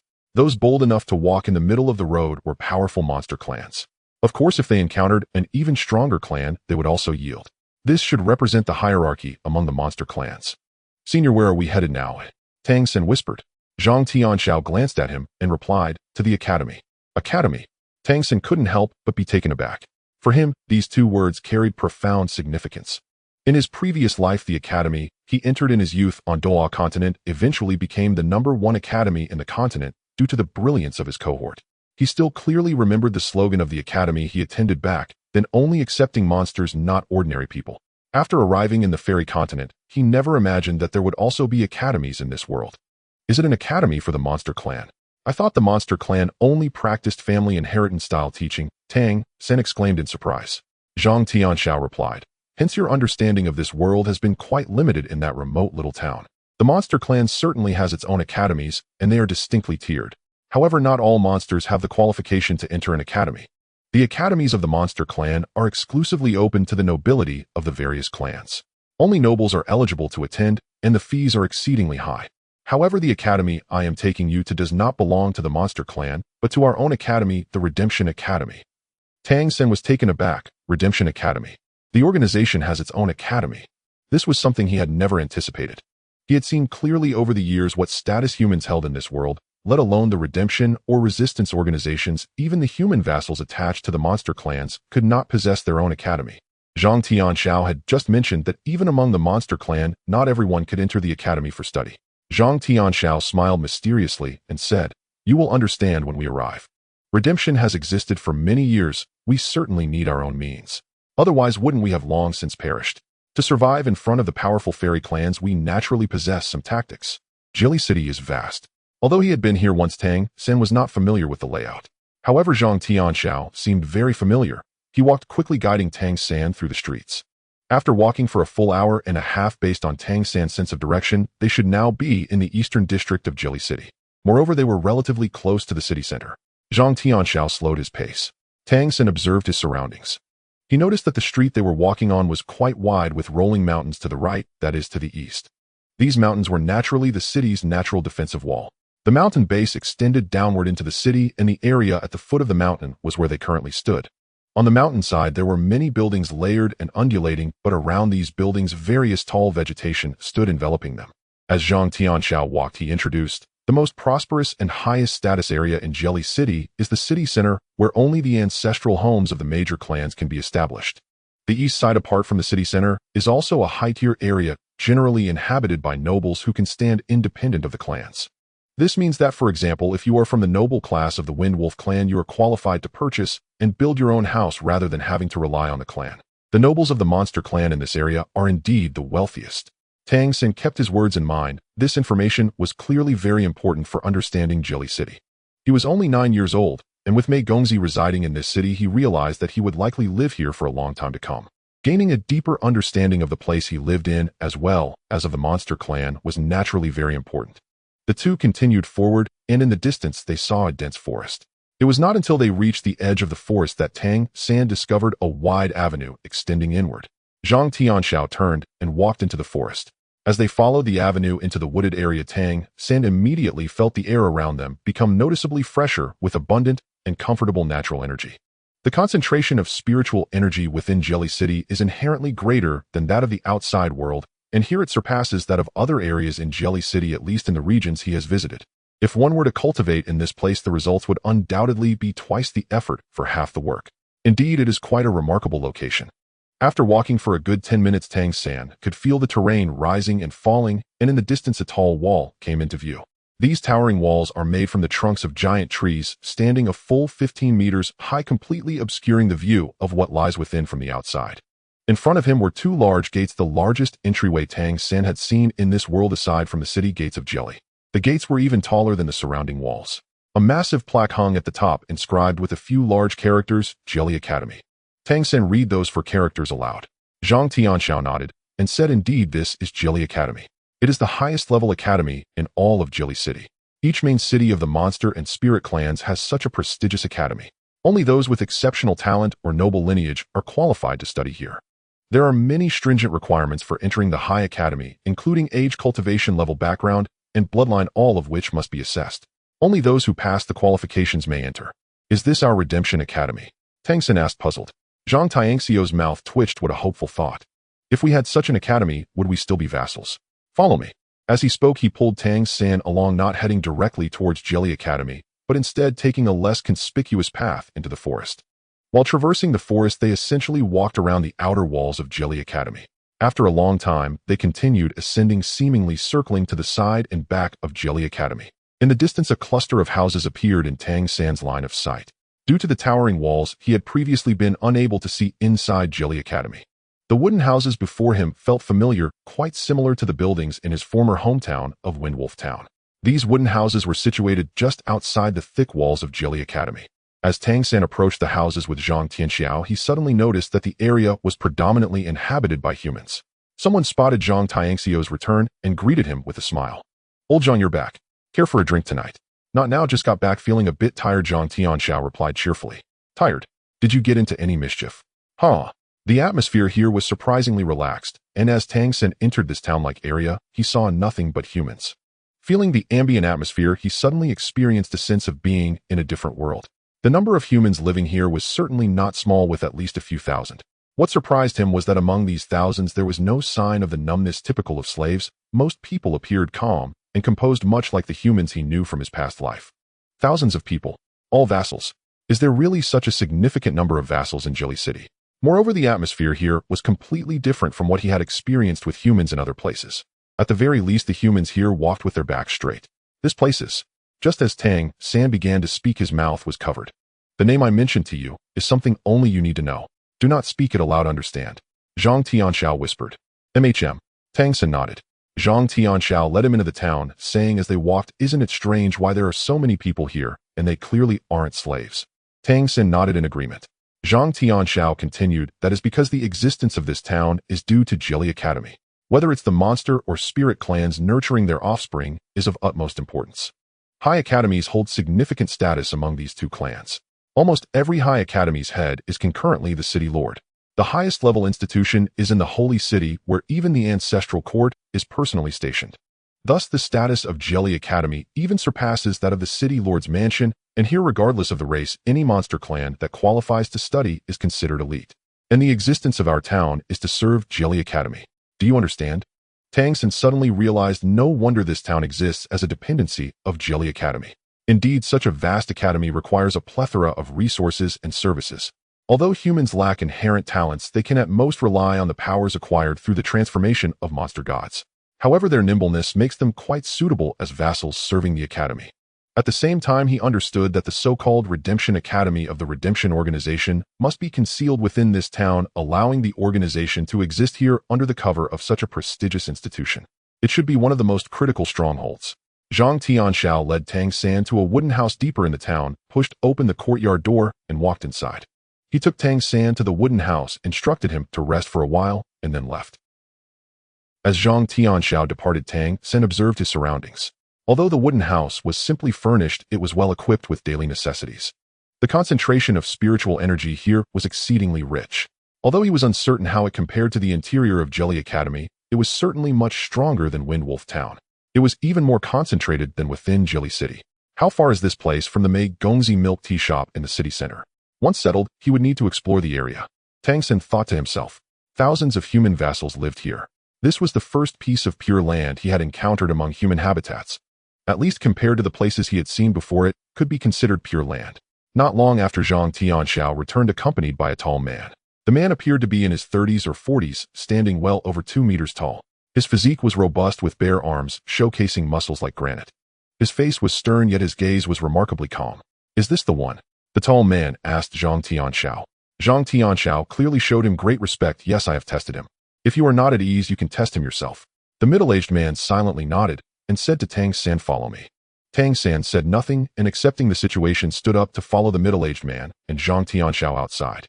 The middle-aged man clearly held a significant position in the town. People greeted him actively as they passed by. Town chief. This was how everyone referred to him. This middle-aged man was the town chief, a human town chief, not one sent by the monster clan, which was rather unusual, Tang San thought to himself. But he did not ask many questions and merely followed behind the middle-aged man. They entered a larger wooden house located towards the back of the town, where the town chief and Zhang Tianxiao took Tang San inside. This wooden house was obviously larger, and it lacked excessive decoration, yet it exuded a strong sense of liveliness. The town chief looked at Tang San with a calm gaze and said, "Introduce yourself, including your specialties." Tang San replied, "My name is Tang San. I come from Windwolf Town, and I am 9 years old. I possess the ability of Windwolf transformation and excel at controlling wind blades." He spoke concisely. Hearing Tang San's straightforward tone, the town chief narrowed his eyes and turned to Zhang Tianxiao. "You said he is at the 4th level." Zhang Tianxiao nodded, saying, "Yes. I fought against him. Oh, I could barely defend against his wind blades. The wind blades he controls are the most exquisite I have ever seen." I also asked Wang Yanfeng, and he mentioned that he seemed to have encountered our people during his childhood and received some guidance. However, for someone so young to cultivate to the 4th level is indeed quite a remarkable talent. The town chief furrowed his brows thoughtfully and said, "All right. Hand him over to me. You should rest now. You've worked hard. This matter is more troublesome than we expected, as there's quite a stir coming from the Wind Wolf ancestral house. You go and assist Zheng Mengqi to get to the bottom of this." "Understood." Zhang Tianxiao respectfully bowed to the town chief before turning and leaving the wooden house. Once he left, only Tang San and the town chief remained in the wooden house. The town chief calmly gazed at him, and Tang San returned the gaze with equal calmness. "Do you wish to live or die?" the town chief suddenly asked. Tang San was taken aback, and in the next moment he felt a chilling sensation run down his spine. A powerful killing intent surged forth from the town chief, who sat in the chair. The terrifying killing intent caused the air around them to turn frigid, and even the light within the wooden house dimmed in that instant, as if they had been transported from the wooden house to another realm. Tang San instinctively took a half-step back, his Xiantian skill rapidly circulating within him. Although he didn't understand why the other party had suddenly directed killing intent towards him, self-preservation was undoubtedly the most important thing at that moment. In the next moment, the town chief moved. His right hand grasped at the air, and simultaneously a deep growl suddenly resonated in Tang San's ears. The growl came so unexpectedly that Tang San felt his mind plunge into a daze at the sound. But at that same moment, Tang San's lynxy heart eye activated, and a faint golden hue appeared in his eyes, allowing him to regain some clarity. The Xiantian skill operated at high speed, and the heavy armor technique was suddenly unleashed. Facing the life-and-death crisis, he dared not hold back in the slightest. Relying solely on his perception, he formed semicircles with his hands in front of him. The gentle Xiantian skill guided the sharp aura aside. At the same time, Tang San's body moved like lightning, executing the ghost shadow misty step to dash towards the window. The reason he chose the window over the door was that the window was closer. The town chief let out a soft exclamation. In the next moment, Tang San felt the air around him suddenly become scorching hot. Under the watch of his lynxy heart eye, he was horrified to discover that the air within the wooden house was completely filled with fire elements. The massive fire elements expelled all other elements. An overwhelmingly powerful aura surged towards him, and the intense heat instantly dried his clothes. The Xiantian skill operated to protect him, overlapping with the heavy armor technique, causing a layer of white light resembling armor to emerge on the surface of his skin, resisting the blazing energy, while Tang San's figure flickered, executing the leopard flash. He nearly reached the window in an instant. "You can't escape." A deep voice echoed in his ears. In the next moment, the surrounding fire elements suddenly vanished and the heat dissipated. What replaced it was an incredibly strong pulling force forcibly dragging his body backward. At this moment, Tang San gave up, resisting, his face filled with helplessness. He couldn't resist, it was a crushing disparity in levels. Even if he had countless techniques, they would be ineffective against such a gap. The town chief had already stood up, and in front of his previous chair a dark red light glowed in his palm. The immense pulling force emanated from this dark red light, dragging Tang San's body, making it impossible for him to break free. "What do you mean by being at the 4th level? Goodness, this is clearly at the initial stage of the 5th level. It's truly unexpected." The town chief gazed at the child before him in astonishment. In contrast to Tang San's surprise at his cultivation level, the town chief himself was even more astonished. A 9-year-old child being at the 4th level was already incredibly remarkable. Moreover, it was not merely the 4th level, but an even higher stage. The town chief withdrew his right hand, and Tang San stood before him, looking somewhat pale with a hint of fear in his eyes. This fear was undoubtedly feigned. Knowing he couldn't resist, Tang San had some suspicions brewing in his heart. He also felt a bit regretful, because if his suspicions were correct, then he shouldn't have reacted in such a way just now. It had indeed exposed too much. At this moment his mind raced, contemplating how to handle the situation at hand. "You're truly not simple." The town chief stared sharply at Tang San, but deep within his eyes there was a hint of shock. Indeed, Tang San's suspicions were correct. The town chief's sudden aggression was more for testing. Because with the town chief's cultivation level, he had sensed Tang San's level the moment he laid eyes on him. Although Tang San had been trying to suppress it, the massive gap in levels and the fluctuations in his qi and blood were hard to completely conceal. At least Tang San couldn't manage that at this moment. Thus the town chief unleashed his killing intent to test. However, this test turned out to be significant, though under the threat of life and death the potential and abilities Tang San displayed truly astonished the town chief. Tang San simply lowered his head and remained silent. In his heart he sighed, realizing that since his rebirth he had inevitably been influenced by the inherent weakness of this body which had dulled his judgment. In the past, how could he not sense that the other party was merely testing him? The heavy armor technique had been exposed, and the leopard flash had also been revealed. He was still unsure if the lynxy heart eye had been exposed as well. Having all these abilities manifest in one person completely contradicted the principles of the demon god transformation. The town chief's originally calm gaze now clearly bore an unusual intensity, and the source of that strangeness was unmistakable. "Speak up, what's going on?" The town chief said indifferently. "Why do you possess the abilities of several clans?" Tang San still lowered his head and did not respond. The town chief sat down again so he could see Tang San's face. "I only sensed that your cultivation had reached the 5th level, which is why I acted to test you. There was no other intention. Your humanity cannot be changed. We have investigated your origins, and they are quite clean. However, your abilities are entirely beyond the scope of our investigation." Tang San slowly raised his head to look at the town chief. At this moment, he already had a plan in mind. The worst-case scenario would be that the other party coveted his Xiantian skill and subjected him to severe torture. His final resort would naturally be to unleash his divine sense, exerting all his strength. While he might not destroy this place, escaping would be no problem. He could even potentially kill the town chief, who was clearly at a much higher level than himself, through the explosion of his divine sense. However, doing so would make it extremely difficult for him to establish himself in Jelly City. That was his worst-case scenario. But now that his abilities had been discovered, it remained a troublesome matter, as some things could only be revealed. "Town chief, I did not intentionally conceal anything. It's just that my abilities seem to differ from ordinary demon god transformations. I'm afraid." Tang San stammered, realizing he needed to play his part in this situation. The town chief spoke in a deep voice. "Does Wang Yanfeng know about this?" Tang San hurriedly shook his head. "You are the first to know." The town chief seemed to relax a little. "All right, go on. How did you come to possess this ability?" Tang San replied, "When I was young, one day I was playing in the woods and encountered a severely injured human. He was being pursued by the Wind Wolf clan's monsters, and when I saw them fighting, I was so scared that I hid behind a tree. Later, I saw him desperately kill a few of the Wind Wolves chasing him. But he was also gravely injured." The town chief nodded, having heard from Zhang Tianxiao that a high-ranking individual had guided Tang San during his childhood, and that information had come from Wang Yanfeng. Tang San continued, "I took a bold step outside, wanting to help him. He looked at me as a human and said he was about to perish, then handed me a book. He told me that I must join the redemption organization and that the book, once memorized, must be destroyed.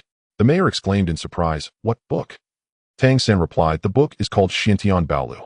It recorded some methods of cultivation. At that time, I hadn't awakened the demon god transformation. Later, I followed his instructions, memorized the contents of the book, and burned it. Afraid of forgetting, I recited it daily and gradually learned some peculiar abilities. This ability is called Xiantian Gong. At that time, I had no idea what it was for.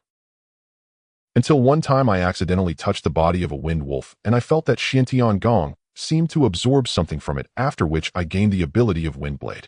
Hearing this, the mayor couldn't help but grip the armrests of his chair tightly. However, he did not interrupt Tang San.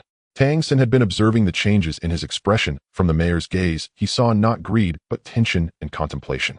Tang San continued, "Later, I kept cultivating, and Xiantian Gong seemed to be divided into 9 levels. Each level corresponds to a tier of the monster clans. By absorbing some abilities of the wind wolves through touch, I was eventually able to manipulate the wind blade. But I couldn't truly complete the wind wolf transformation. Under the protection of teacher Wang, I passed the preliminary tests for vassals and became his student to learn. However, I actually couldn't perform the wind wolf transformation. I only knew Xiantian Gong and Windblade. So the method of controlling the Windblade was also learned from that book?" the mayor asked.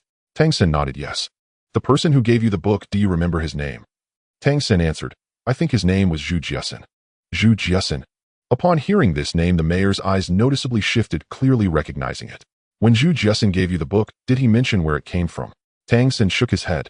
There was no evidence. The mayor pondered, "Did you later absorb the abilities of other monster races during the collision competition?" Tang San was not surprised by this. The other party had clearly investigated everything he had experienced. Corresponding to the leopard flash heavy armor technique and spirit eye he had previously used, these were similar to the abilities of several monsters he faced in the collision competition. The mayor took a deep breath. "Your abilities are quite remarkable." Tang San tentatively asked, "Can I tell you the method of cultivation?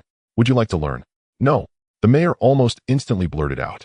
The fire elements in the air around them clearly became denser, but this time it was not aimed at Tang San, or rather it completely sealed the atmosphere within the room. The mayor stood up, frowning. Tang San could clearly sense his body was in a tense state. The mayor paced nervously around the room, his steps uneven, revealing his emotional anxiety. After a long pause, he returned to face Tang San, his expression tinged with bitterness. "The ability you learned from this book is quite special. However, for redemption, it may not necessarily be a good thing. At least it is not a good thing now. Xiantian Gong only has 9 levels, right?" Tang San nodded. He certainly wouldn't reveal that he could cultivate to the level of a divine king. The methods of cultivation beyond the 9 levels were created by himself. After his abilities were discovered, he chose to speak half-truths.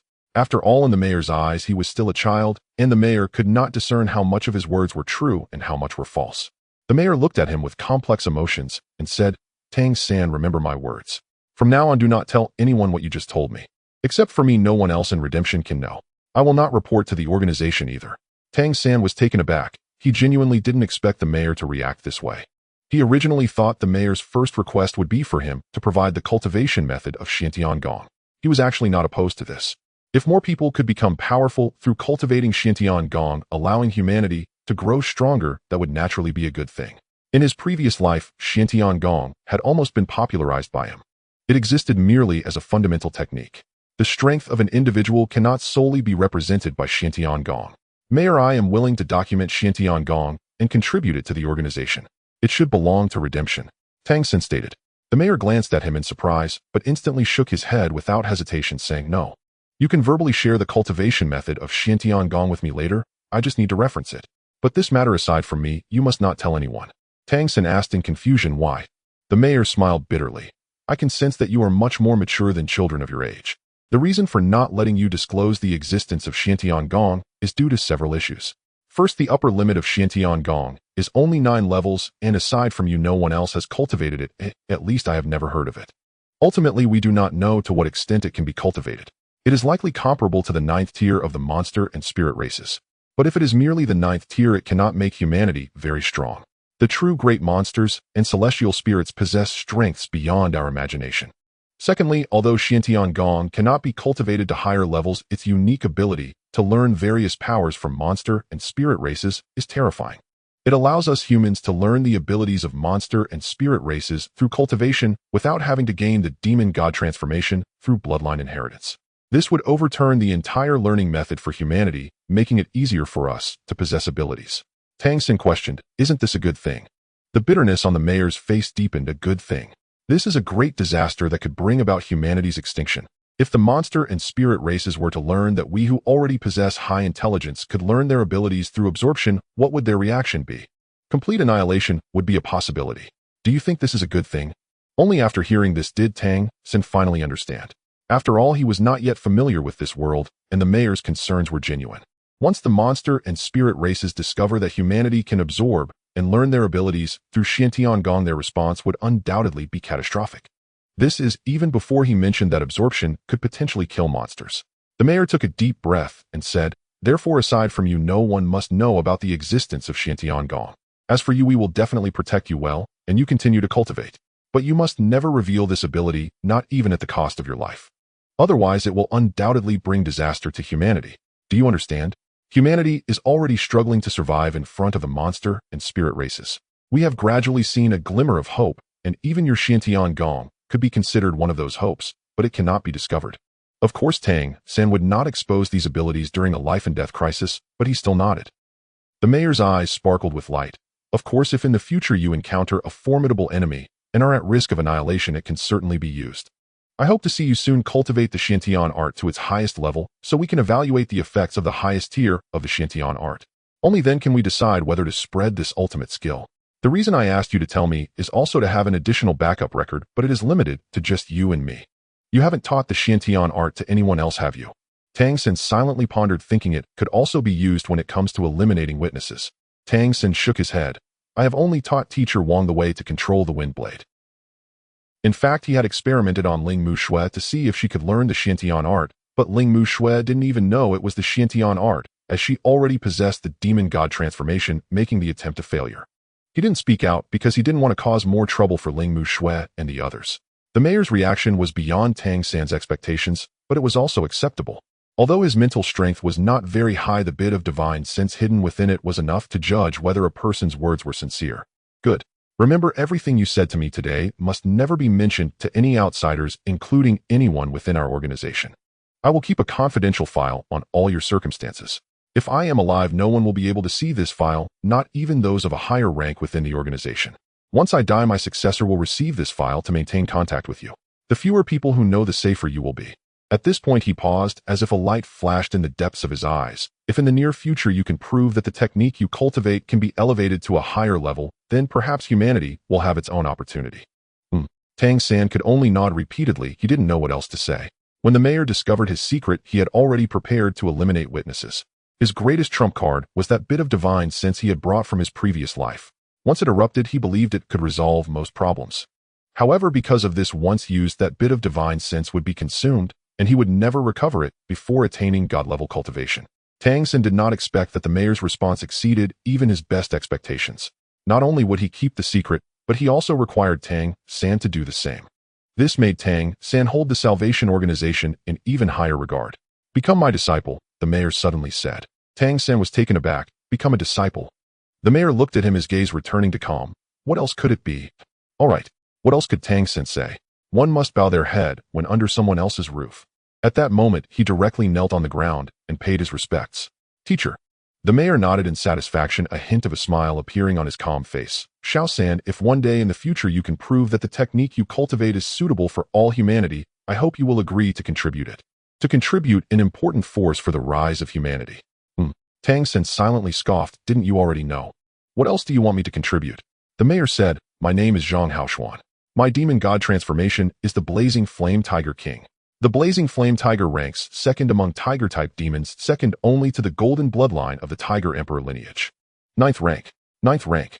Tang San's heart shook. This could be said to be the most powerful existence he had encountered since arriving in this world. Although he had already felt an overwhelming sense of being unable to contend during their earlier encounter, it was only now, hearing Zhang Haoshuan speak personally, that he understood the extent of this one's cultivation. If compared to his previous life, this one was essentially standing at the pinnacle just below the divine master level, comparable to a title de law. Moreover, from his words, it seemed that the bloodline power of his demon god transformation was quite formidable. The tiger is known as the king of beasts, and tiger-type demons should rank among the top in the entire demon clan, with the Blazing Flame Tiger being the second among tiger-type demon beasts. The bloodline of the Blazing Flame Tiger King is indeed not weak. The mayor said, "From now on you are a part of the Salvation. Based on your cultivation, you could have directly become an orange-level salvation member. But to cover up your strength, you will start from the initial red-level salvation. Without waiting for Tang San to ask, the mayor continued. In our salvation, every member has a ranking. Members of different ranks can obtain different levels of authority. There are a total of 7 major levels corresponding to the colors of the rainbow: red, orange, yellow, green, cyan, blue, and purple. Red is the lowest, purple is the highest. As a newcomer, you will naturally be a red-level salvation. By accumulating merits, you can upgrade. To encourage everyone to enhance their cultivation and accelerate their training according to the organization's rules, any member of the 5th rank, regardless of merit accumulation, can be upgraded to orange level. That's why I said you could have orange level status earlier. Once you reach the 7th rank, you can naturally be promoted to yellow level. 9th rank corresponds to green level. This is the limit for directly upgrading levels based solely on cultivation. 4 higher tiers in addition to strong cultivation, significant contributions to the organization are also required. Only then do you qualify to possess such status. 7 levels of the rainbow. Quite interesting, Tang San silently pondered. Teacher, what level are you? Tang San asked curiously. Zhang Haoshuan said, I am at the cyan level. Green level and above are considered the higher echelons of the organization. In Jelly City, I am one of the main responsible persons handling daily affairs. Tang San said, so you are the highest-ranking salvation member here. Zhang Haoshuan shook his head. Not quite. There are 2 others whose salvation rank is higher than mine, but their situations are special, and they do not directly manage the affairs here. In Jelly City, I am still the main responsible person. Understood. Listening to his explanation gave Tang San a slight understanding of the Salvation Organization. Zhang Haoshuan said, to conceal our identities and not be discovered by the demon clan, the organization has special secret methods to verify identities. I will imprint the secret method on the back of your hand. When higher-ranking salvations are in front of you, they can use the secret method to detect your mark, and you can also display your mark to verify authenticity, so you can help each other when necessary. Teacher, are all the people in this town part of our organization? Tang San asked the question he most wanted to know. Zhang Haoshuan shook his head. Of course not. How could we possibly have so many members? Too many people lead to too many voices. Once exposed, it would be catastrophic. About 1% of the people in the town belong to the organization. You will gradually learn who they are. So you must also keep your identity hidden. This is also why I wanted to take you as my disciple, so you can have a normal identity in the open. You don't need to worry about anything else, just focus on your cultivation. I will briefly tell you about the situation in the town. Our small town relies on Jelly Academy, which is why it is called the Academy Town. It exists specifically to serve Jelly Academy. Therefore, many people in the town often go to the Academy for work. Relatively speaking, as a vassal, the treatment we receive at the Academy is quite good. At least the demons here are relatively high quality and won't easily harm vassals. I see now, Tang San nodded. Based on the population of several thousand here, only a few dozen truly belong to the Redemption Organization. That indeed does not seem like many. However, a more tightly knit organization is evidently a good thing. As for the specifics, the teacher I have just taken on will likely not divulge much for now, considering I have only just joined Redemption. Teacher, I heard from the senior Zhang Tianxiao that we refer to it as Redemption Academy here. Zhang Haoshuan nodded and said, yes, the most important task here is to cultivate reserve talents for the organization, as we are adjacent to Jelly Academy and can utilize some resources from there. Therefore, from now on within the organization, you will be a part of Redemption Academy. You can study alongside others. All right, Tang San nodded. He naturally felt a sense of familiarity with the term academy. Zhang Haoshuan continued, I will first brand your mark to establish your identity as a redeemer. Then I will take you to report to our Redemption Academy. You must remember my admonitions. Any information regarding Xiantian's skill must not be leaked. And do not use any other monster clan abilities in public. You only possess one ability, which is Wind Blade. Understood. The branding mark resembled a tattoo. Zhang Haoshuan used a fine needle dipped in a special liquid to etch a mark resembling a snowflake on the back of Tang San's right hand. The mark had a somewhat snowflake-like appearance, but the curves were more pronounced. Once completed, it turned red. The red snowflake exuded a tragic beauty. Once the mark was etched, and the liquid was fully absorbed, it naturally vanished from the surface of the skin. According to Zhang Haoshuan's guidance, to reveal the mark, one must activate the power of their bloodline, circulating it beneath the skin in a special rhythm for it to manifest, which was quite peculiar. Let's go, I will take you to the academy. After completing these tasks, Zhang Haoshuan nodded with satisfaction. Following him out of the wooden house, Tang San instinctively glanced at the place where the mark had been branded. From this moment on, he truly became a member of Redemption. He wondered how this day would be recorded in the history of the fairy continent in the future.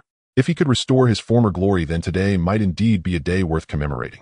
Zhang Haoshuan led Tang San towards the back of the academy town. They almost reached the halfway up the mountain before stopping in front of a cluster of wooden houses. The wood used for the construction of these wooden houses was reminiscent of the color of the mountain rocks, making it not very noticeable from the town unless one looked closely. Upon getting closer, one could see that there was actually quite a substantial cluster of wooden houses. This spot halfway up the mountain was a platform with dozens of wooden houses arranged in a vague circle.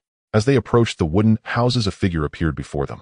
It was a boy who looked about 13 or 14 years old. Upon seeing Zhang Haoshuan, he exclaimed, "Town head, you're here." Zhang Haoshuan nodded to him. "I brought a newcomer." The boy leaned forward to look at Tang San and was instantly taken aback. A newcomer this small? Didn't they say one must be at least 12 years old and pass a test before coming here? Why are you asking so many questions? Just lead the way. Zhang Haoshuan replied impatiently. The boy, clearly a bit intimidated, turned around and walked ahead.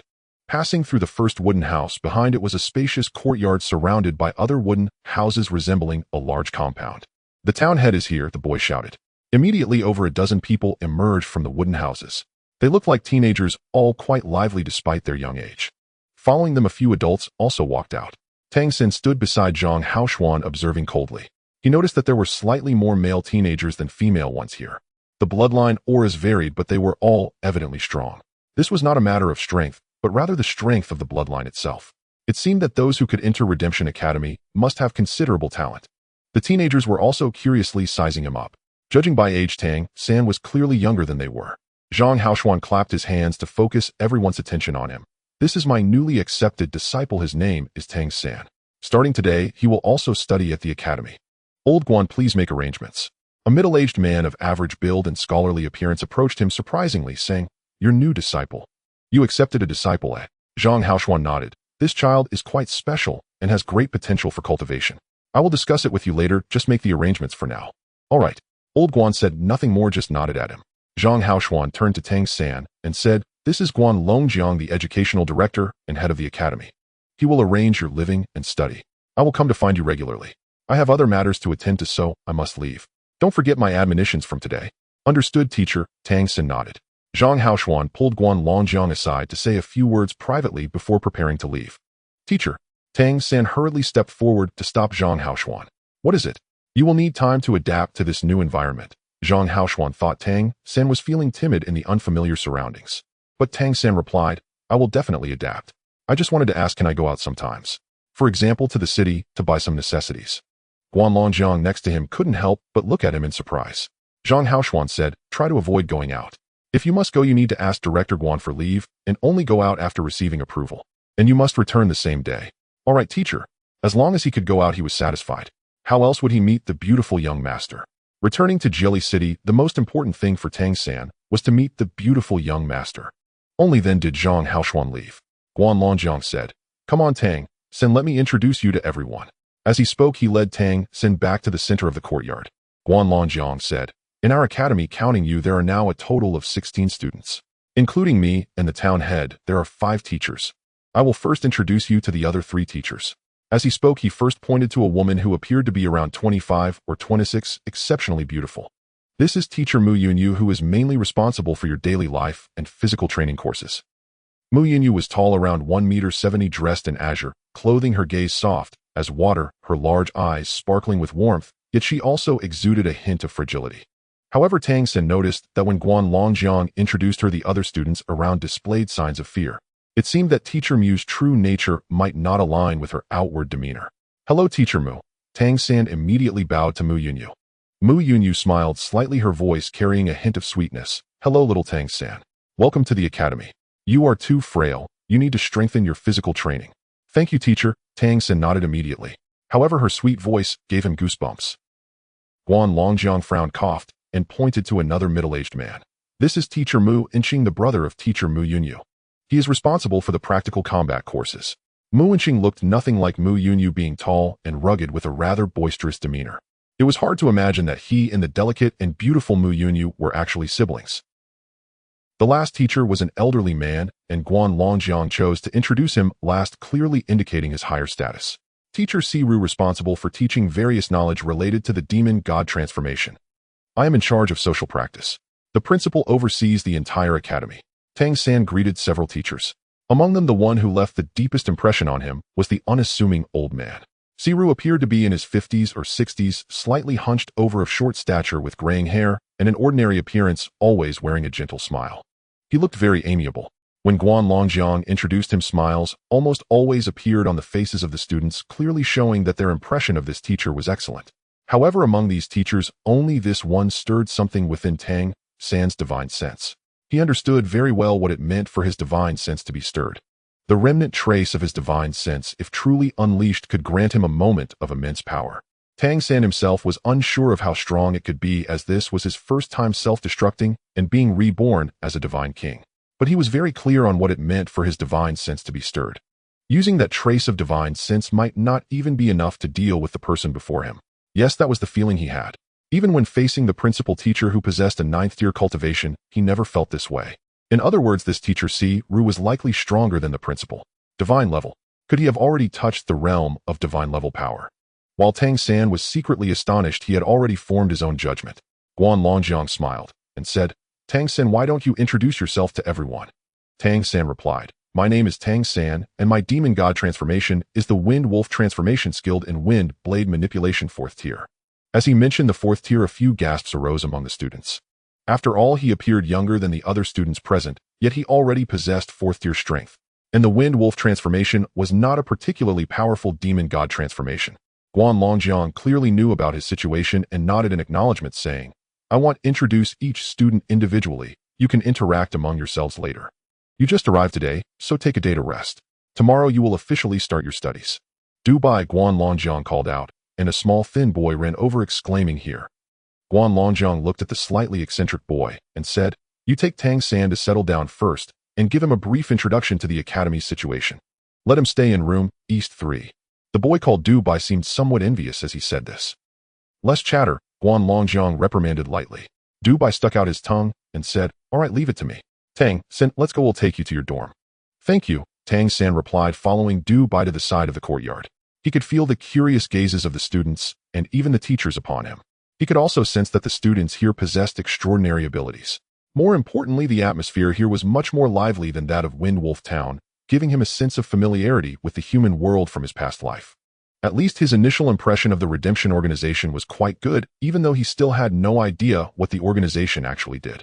Dubai led Tang San to the east side, displaying no sense of unfamiliarity, and casually remarked, "Tang San, Teacher Guan is really nice to you. We all share a room with 2 people, but you have a room to yourself. Isn't it great to have your own space? Just thinking about it makes me happy." Tang San merely smiled and said nothing more. Getting a room to himself must have been arranged by Zhang Haoshuan. After all, it was to conceal the secrets of his cultivation of the Xiantian treasure record. Being alone would make it easier no matter what he was doing. However, now that he was here, it would likely be very difficult to sneak out on his own, and at least it was not a possibility at this moment. After all, the teachers here were not like teacher Wang Yanfeng. It would be nearly impossible to deceive their senses and escape. Unless he could obtain another demon god transformation imprint with concealment abilities and a sufficiently high level. Room East 3 was quite spacious, consisting not only of a bedroom, but also a living room of about 20 square meters. It was a standard 1-bedroom apartment, even the bathroom was separate. In total, it was around 60 to 70 square meters. For Tang San, who had started as a slave in this world, it was undoubtedly a mansion. The room was fully furnished. "Later I'll take you to buy some daily necessities, and you'll be all set," Dubai said with a cheerful smile. Tang San said, "That would be troublesome for you." Dubai laughed and replied, "Why are you always so polite? We're all going to be family from now on. Do you know what my demon god transformation is?" Tang San was taken aback and shook his head. "Look at my eyes," Dubai suddenly said. Tang San turned to look at him. When their eyes met, he suddenly noticed a pearly white aura in Dubai's eyes with faint concentric circles of light spreading outward. At that moment, Tang San distinctly felt a slight dizziness in his mind. However, within his core of spiritual power, a trace of divine sense was present. Almost in that instant of dizziness, a purple light erupted from his eyes. The purple extreme magic eye was triggered. A flash of purple intent vanished from the depths of Tang San's eyes, and Dubai let out a scream, as if struck by lightning, stumbling back 2 steps before falling to the ground. All of this happened extremely quickly. Even Tang San was taken by surprise. Dubai's loud scream startled him. Almost at that moment, the door was pushed open, and a figure rushed in like the wind. "What happened?" a sharp voice called out. Tang San felt a chill run through his body, as if the air around him had solidified. An ice attribute demon god transformation. This was the first thought that flashed through his mind. At that moment, Dubai was rolling on the ground, covering his eyes. The one who rushed in was Mu Yunyu, who saw Du Bai rolling on the ground, and then looked at Tang San, who stood there somewhat dazed. Without further questioning, she squatted down swiftly, pulling Du Bai in front of her, and a cold energy flowed gently, causing Du Bai's body to tremble, but clearly calming him down significantly. At this time, several other teachers and students rushed over. Tang San, looking bewildered, said, "I don't know what happened either. He asked me if I knew what his demon god transformation was, and I said I didn't. Then he told me to look at his eyes. After that I felt a bit faint, and he ended up like this." Guan Longjiang's mouth twitched slightly. Psychic backlash. At this point, Du Bai was gradually stabilizing, but his body still twitched slightly, and he was mumbling incoherently. Guan Longjiang said to Mu Yunyu, "Take him to rest for now. This kid, relying on his little abilities, always wants to pry into others, and he deserves it." He then turned to Tang San and said, "Du Bai's demon god transformation comes from a very unique inheritance of the monster clan. This monster is called the Celestial Fox. The Celestial Fox clan is not particularly skilled in combat, but they are the royal clan of the Fox demon tribe, possessing the Celestial Fox eye and the ability to peer into the heavens. The Celestial Fox Demon King holds a very high status among the ancestors of the demon continent and is regarded as one of the two great prophets. Du Bai has not yet fully mastered the Celestial Fox eye. Using it to peer into others' abilities demonstrates his unstable temperament and lack of restraint. He should be weaker in mental power than you, which is why he experienced psychic backlash while trying to pry into you. It shouldn't be a big problem." The eye of the Celestial Fox. Tang San's heart stirred. This ability sounds rather magnificent. The Celestial Fox Demon King is even one of the two great prophets of the ancestral court. That means it stands as one of the pinnacle existences across the entire fairy continent. I never expected Du Bai to possess such a divine transformation inheritance. If I could also obtain this imprint, might the eye of the Celestial Fox and the eye of the spiritual insight be able to merge, thus allowing the eye of the spiritual insight to further evolve. The benefits brought by the eye of the spiritual insight are evident: enhancement of mental power, improved vision, the ability to glimpse the secrets of elements, and even a certain degree of evasion from fortune and misfortune.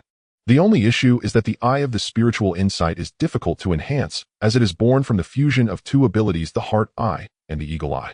Tang San originally thought that in the future he would continue to absorb the bloodline powers of the Whitehead Falcon Demon and the spiritual insight Deer Demon to have the possibility of further enhancing the heart eye. However, upon hearing about the eye of the Celestial Fox, he couldn't help but feel a strange sensation. What if he continues to use the eye of the spiritual insight to merge with other visual abilities of divine transformations? Would that lead to a further qualitative change in the eye of the spiritual insight? The eye of the Celestial Fox is likely one of the most powerful innate bloodlines in this regard. It must be a great choice. "Teacher Guan, what level is Du Bai?" Tang San asked curiously. Guan Longjiang replied, "Level 3. All Celestial Foxes are at level 1 when they are born extremely fragile. Moreover, the inheritance of the Celestial Fox bloodline is very rare and has always been given great importance. Du Bai is currently the only known human who possesses the inheritance of the Celestial Fox transformation. This must be kept confidential. It cannot be mentioned outside." Tang San quickly nodded. "He won't be in any trouble, right?" Guan Longjiang replied, "He'll be fine. The Celestial Fox transformation has a very stable mental power, and it will give birth to." He paused here. "You should rest for now. When he recovers, I'll have him come to apologize to you." "No need, no need. He should be the one apologizing for getting hurt," Tang San said somewhat awkwardly. He could feel that the other students looked at him with a hint of surprise. Obviously, he was not the first one to be observed by Du Bai. However, being able to make Du Bai suffer, he should be one of the few. As the staff and students of the Redemption Academy left, Tang San felt a sense of relief. The matter of Du Bai had greatly elevated his evaluation of the Redemption Academy. The Celestial Fox transformation must be one of the top bloodlines among all demon clans. Even if Du Bai's bloodline is not pure enough to compare with a true Celestial Fox, Guan Longjiang had already mentioned that he is the only human who has inherited the Celestial Fox transformation. Just this point shows how important he is. Being able to come to the Redemption Academy and be specially cultivated by the Redemption organization, there likely isn't an ordinary person among them. The talents of the other students must also be quite strong. From a purely bloodline perspective, his apparent Wind Wolf transformation is undoubtedly the weakest among everyone. The mental injury Du Bai sustained left Tang San facing the immediate issue of having no one to accompany him to buy daily necessities. Just as he was preparing to manage with what he had and meditate on the wooden bed tonight, the door was knocked again. "Please come in." Tang San stood up and walked out of the bedroom. The door opened and a petite figure walked in. This was a girl who seemed a bit older than Tang San, likely around the same age as Mei Gongzi. She had her hair in a high ponytail, her fair skin was rosy, and her large blue eyes looked exceptionally beautiful. When she smiled, her face bore two small, charming dimples. "Hello." Tang San greeted her first. "Hello, I am Chung Zicheng. I am here to take you to buy daily necessities," Chung Zicheng said with a cheerful smile. "Thank you very much then." Tang San smiled. "The teachers are indeed very considerate." Chung Zicheng replied cheerfully, "Not a bother, not a bother. Consider it my gratitude to you." "Gratitude?" Tang San was taken aback. Chung Zicheng nodded and said yes. "That guy Dubai is truly annoying. Relying on his eye of the celestial fox to constantly peek, especially fond of spying on us girls. I really want to blind him home." From her, Tang San could clearly sense a murderous intent and couldn't help but inwardly marvel, women truly should not be offended. No matter the age, it's all the same. Chung Zicheng smiled and said, "Now it's good he suffered a loss from you. The teacher said he won't be able to use the eye of the celestial fox for at least half a month." "Deservedly so." Tang San smiled wryly. "I didn't mean to. Is his injury serious?" "It's nothing. The celestial fox clan is known as the children of fortune with great luck, so it's not easy for them to perish. It's quite strange that he could be injured by you. Usually we want to deal with him, but we always encounter some strange situations, and he manages to slip away. Moreover, whenever someone intends to deal with him, they tend to encounter bad luck. How annoying. You should be careful too. Since you hurt him, you should pay attention to your luck. However, being able to injure him proves that your luck should also be quite good, right? Is there really such a saying? Child of fortune." Tang San could understand that Dubei's luck wouldn't affect him. After all, he is the reincarnation of a divine king, and such matters of luck are unlikely to produce negative effects on him. His arrival here is already against the heavens. Being able to be reborn in this world with memories, the real opponent he faces is the master of this plane. Let alone Dubei's luck, even the luck of the celestial fox demon king probably wouldn't be able to influence him. "Let's go, I'll take you there." Chung Zicheng waved at him and turned to walk outside. Tang San followed Chung Zicheng out of the Redemption Academy, retracing the path that Zhang Haoshuan had previously led them along to head towards the academy town. "Where are we going to buy things?" Tang San asked. Chung Zicheng replied, "The general daily necessities can be found in our town. If it's something more special or valuable, we'll need to go to the city. However, you probably don't need to go to the city, right?" Tang San thought to himself, "I really want to go to the city. I also want to visit the city center. I want to drink milk tea. However, since I just arrived here, it's best to first familiarize myself with the environment and not rush to head into the city." He nodded in agreement. Chung Zicheng said, "Teacher Guan told me to introduce you to our academy town. There are a total of more than 1800 households living in our town, approximately 5,000 to 6,000 people. Among the human vassal groups, it's considered quite large. They are all vassals from the major clans of Jelly City. The reason for gathering here is mainly to serve Jelly Academy. You know this, right?" Tang San replied. "The town head teacher mentioned it to me before." Chung Zicheng continued, "The town mainly provides various daily necessities for Jelly Academy. Sometimes we also assist the Demon Clan students of Jelly Academy in their training. Therefore, we have a special Academy training group." "Academy training group? What is that?" Tang San asked in surprise. Chung Zicheng explained, "As the name suggests, it's for accompanying training with those demons. Accompanying training can bring in some income. It's also one of the main sources of income for the town. Other services for the academy also provide some income. The entire academy town is built on the foundation of Jelly Academy." Tang San asked, "Is there any danger in accompanying training?" Chung Zicheng replied, "Generally, there isn't, though minor accidents are inevitable. The students of Jelly Academy do not harbor hostility towards our human vassals. Moreover, when we accompany their training, we are also helping them enhance their strength." Tang San nodded and said, "It sounds like you have quite a good impression of Jelly Academy." Chung Zicheng glanced at him and said, "You'll know in the future. Let's continue talking about the town. In our small town, it is divided into several main parts. The practice group is mainly composed of young and strong individuals, along with the procurement team responsible for providing daily necessities for Jelly Academy. They are specifically tasked with purchasing various items within the city to supply the academy, earning a percentage of the profits. Additionally, there is the medicinal herb picking team. Behind us lies a mountain range known as the Jelly Mountains, which stretches far and wide. Due to the cold climate, it produces many high-quality materials and treasures. However, within these mountains, there are ferocious beasts roaming about, and various dangers await. Hence, the work of the procurement team is the most perilous, yet the returns are correspondingly high. The spiritual herbs harvested will be purchased at high prices by Jelly Academy, making it the primary source of income for our town. Thus, our academy town is mainly divided into 3 parts: the practice group, the medicinal herb picking team, and the service team. In the future, you can choose for yourself. Everyone must rely on their own labor to live. We are no different. The academy does not provide for us. All the expenses for our food, drink, and living must be earned through tasks. The academy will provide us with some resources for cultivation, but to acquire more, one must rely on oneself. The teachers say this is also a form of training for us. Therefore, in the future, you can choose to join any of these three groups to earn some living expenses and funds for cultivation. Teacher Guan often says that a useful person cannot solely focus on cultivation. Strength is composed of various comprehensive factors, and survival ability is the most important component. Tang San fully agreed with this perspective. The fairy continent was different from the Doloa continent where he had previously resided. On Doloa continent, one needed money to enter the academy. Moreover, the resources within the academy also had to be obtained through completing tasks which had a somewhat similar essence. The Redemption Academy seemed to be on the right track. I can lend you the money for daily necessities today. You can pay me back later when you have it. However, it seems you don't need to work for now. You're not yet 12, are you?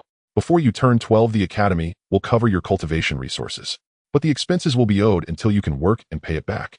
No need to trouble you, I have money. Tang San replied to Cheng Zicheng. He still had some money. He possessed a few monster coins made from wind spirit stones, and he earned 3 spirit coins in the last collision competition. The money he gave to Wang Yanfeng was later returned. Moreover, the most important thing was that after killing the Lord of Windwolf Town, the small pouch he obtained should also contain money. However, he hadn't had the chance to see how much money was inside. But considering he was the town's mayor, it shouldn't be too little. Thus, Tang San was not particularly short of money at the moment. Cheng Zicheng looked at him in surprise, saying, "That's even better." There was a street in the town dedicated to various goods, most of which were daily necessities. Tang San noticed that there were also places specifically selling spiritual herbs. The shop selling spiritual herbs was the largest on the street, located right in the center of the town, not far from the mayor Zhang Haoshuan's residence. This academy town, home to 5,000 to 6,000 people, was quite lively. Returning here again, Tang San discovered that there were not only humans, but also figures of the monster clans. These monster clan members were all wearing a uniform attire, a beautiful peacock green color custom made according to their body shapes. Without Cheng Zicheng explaining, he already knew that they should be the monster clan students of Jelly Academy. Among these students, Tang San saw some monster clans he had never encountered before.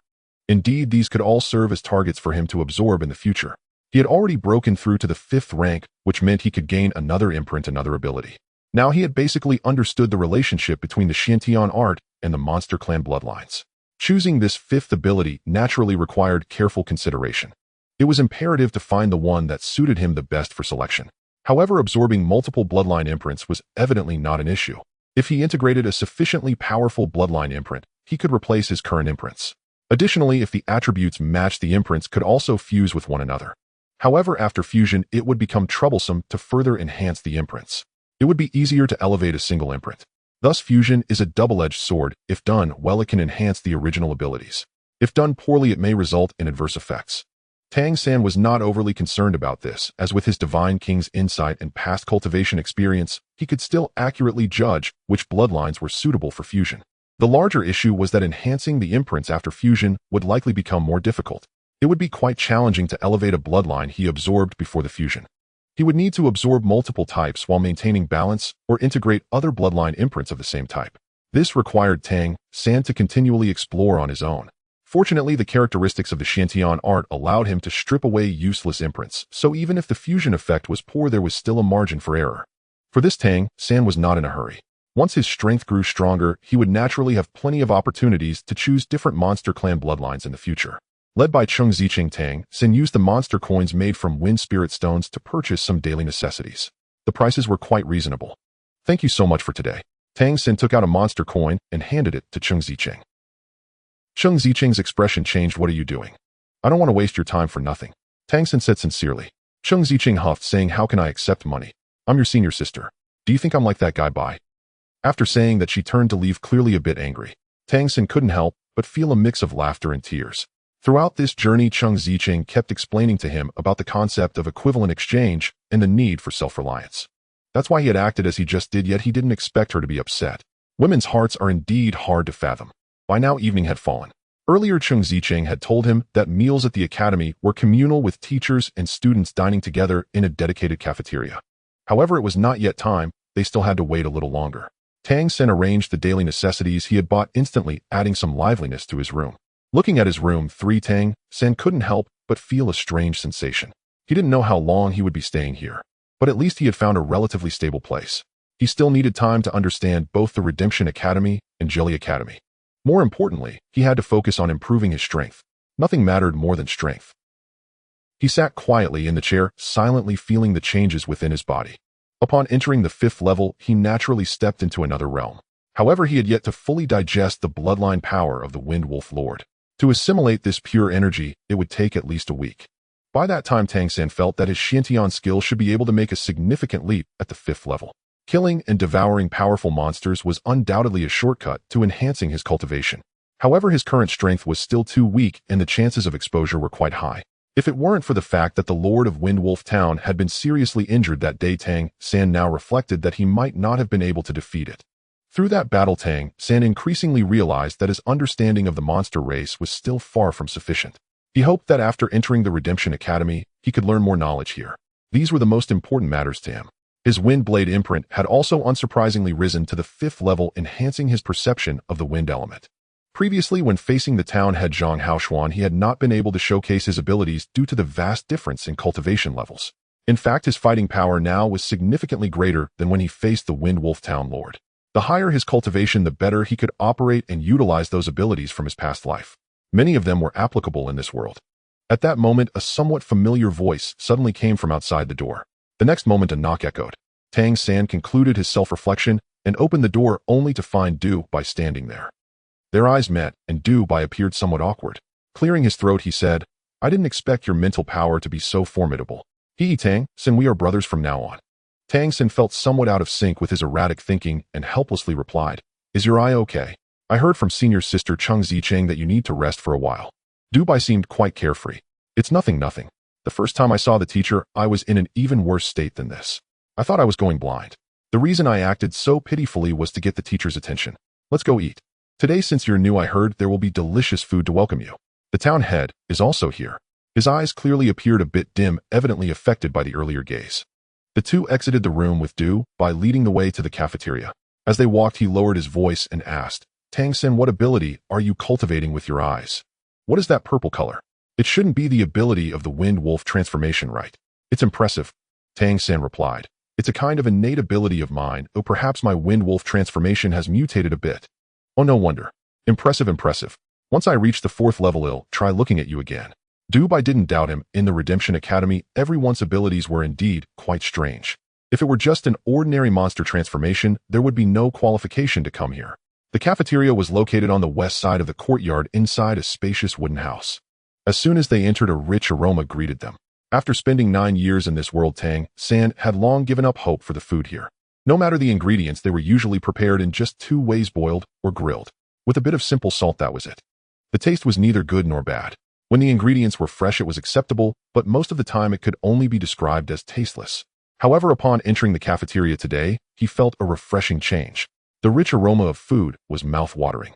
The long table was laden with various dishes. It seemed that the cooking methods hadn't significantly changed, but just from the aroma, it was quite a pleasant experience.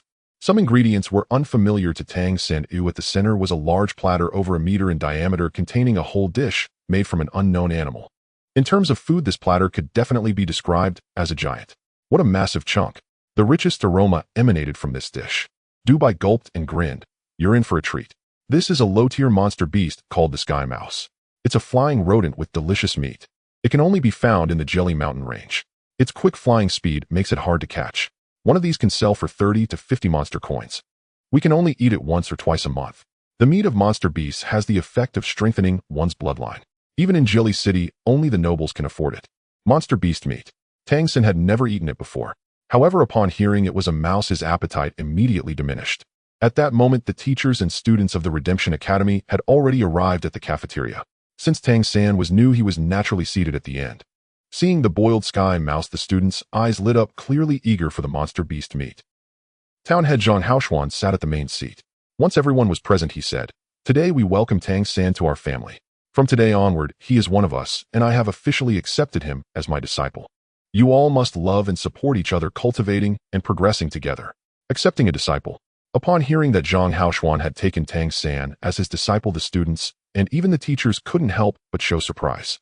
Siru, who had always worn a smile, clearly showed some astonishment in his eyes, evidently shocked by the acceptance of a disciple. He turned to look at Zhang Haoshuan, but Zhang Haoshuan seemed completely unaware of his gaze, standing up and walking to the boiled Sky Mouse, tearing off a leg and bringing it to Tang San's plate. Tang San's mouth twitched slightly, thinking to himself, "Teacher, can I not eat this?"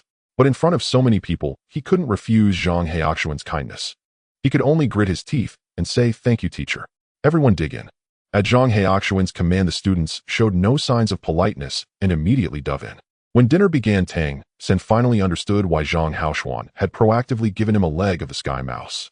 3 seconds. It really only took 3 seconds for that large platter to be emptied. The speed was simply too fast. Tang San felt as if he was in a whirlwind and the boiled sky mouse had vanished into thin air. The teachers didn't even touch it, merely enjoying other dishes. All of that sky mouse was devoured by the students. For the teachers, this was already a common sight. Tang San heard Du Bei's voice beside him. Hurry up and eat. The swift get the food, the slow miss out. At this point, Tang San understood and, not daring to hesitate, began to eat quickly. He was not picky about food. He first bit into the mouse leg and then attacked the other dishes. Since the other students were focused on the sky mouse they had managed to grab, no one was competing with him for other food. The meat of the sky mouse was quite elastic without any peculiar taste and had a unique aroma. Aside from the psychological factor, it was quite acceptable. After eating it, a warm sensation spread through his belly with waves of heat radiating to his limbs. Clearly, Du Bei's earlier words were correct. The meat of monster beasts indeed had the effect of nourishing one's bloodline. During the entire dinner, no one spoke, fully embodying the principle of eating in silence. When the last crumb was cleared away, only empty plates remained on the table. Tang San had eaten quite a lot. He had to admit this was the best meal he had had since arriving in this world. Although the taste remained the same, at least the ingredients were good. Both the vegetables and the meat were exceptionally fresh. After the teachers finished eating, they left one after another, and the students also departed in succession after their meal, returning to their respective residences without much exchange. As Du Bei finished his meal, he immediately left, only saying to Tang San that he was going back to cultivate. When Tang San stepped out of the cafeteria, the sky outside had completely darkened. The courtyard was quiet, yet the houses surrounding it were lit with many lights, creating a sense of tranquility filled with the breath of life. Taking a deep breath, Tang San then walked back to his room No. 3. The moment he entered, he felt a sense of awareness. Zhang Haoxuan was sitting in the living room looking at him. Teacher. Tang San hurriedly stepped forward to greet him. Zhang Haoxuan smiled slightly and said, sit and talk. Tang San sat down on the chair opposite him. Zhang Haoxuan asked, are you adapting well? Tang San nodded and replied, I'm just starting to adapt. This place is quite nice. Zhang Haoxuan continued, do you know how long it took us to achieve this status here? Tang San was taken aback for a moment and shook his head. Zhang Haoxuan said, over 300 years. 300 years. Tang San couldn't help but raise his voice slightly. Zhang Haoxuan sighed lightly and said, the accumulation of subordinate numbers has led to the recognition of our capabilities by the monster tribe, eventually leading to their gradual dependence on us. Then came the establishment of the Academy Town and its growth and expansion. Step by step, it culminated in the founding of the Redemption Academy. It took us a total of over 300 years. To be precise, the birth of the Redemption Organization also took over 300 years.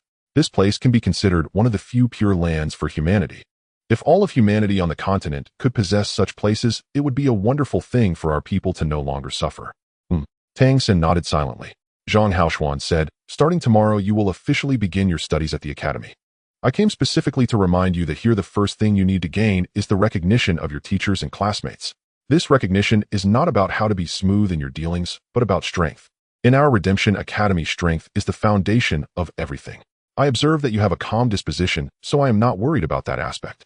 However, strength is what will allow you to stand firm. When necessary, you can reveal your fifth-tier cultivation, but you must keep your Xiantian treasure record confidential. Understood, Tang San replied. Zhang Haoxuan stood up and said, after a long journey, you need to start studying tomorrow, so get some rest early tonight. As he spoke, he walked towards the exit, and Tang San also stood up to see him off. When Zhang Haoxuan reached the door, he suddenly paused, turned to look at Tang San, and patted his head, saying, there is another rule in our Redemption Academy. A true master can only recognize one disciple. Do you understand? After saying this, he patted Tang San's shoulder, and with a flash of light, his tall figure vanished into thin air. Only recognize one master. What was he trying to remind me of? Tang San felt a moment of confusion in his mind. He closed the door and returned to his room. After a simple wash, he got into bed.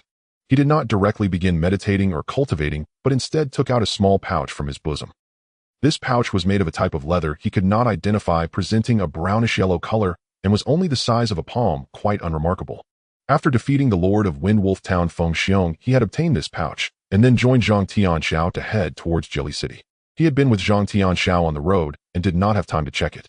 Now settled down, he took out the pouch to examine his gains.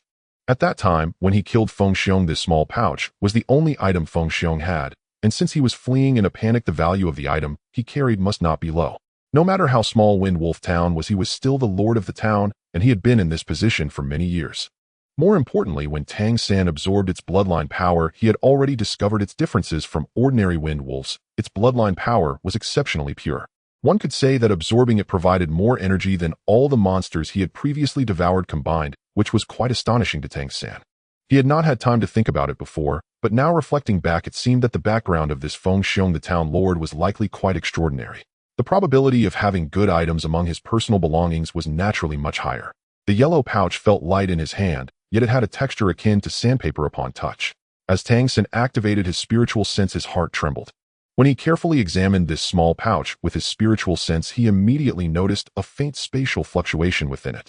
He was very clear about what spatial fluctuations meant. Could this be a space treasure used for storage, like a space that can hold more than it seems? If that were the case, he would have stumbled upon a great treasure. Even in his past life, items with spatial attributes were extremely precious. Of course, after achieving a god-level status later, it became unimportant, as he could open up space on his own. But on this very continent, it was the first time he had seen such an item. Moreover, if this pouch were indeed a space treasure, it would mean that it could hold more items regardless of its size. While thinking about this, Tang San attempted to open the small pouch, while quietly probing with his mental power. The originally brownish-yellow pouch suddenly emitted a faint blue color upon contact with his mental power, and Tang San could vaguely sense a resistance within obstructing his probing into the pouch. This barrier did not feel particularly strong at first, but was very flexible, easily keeping his mental power at bay.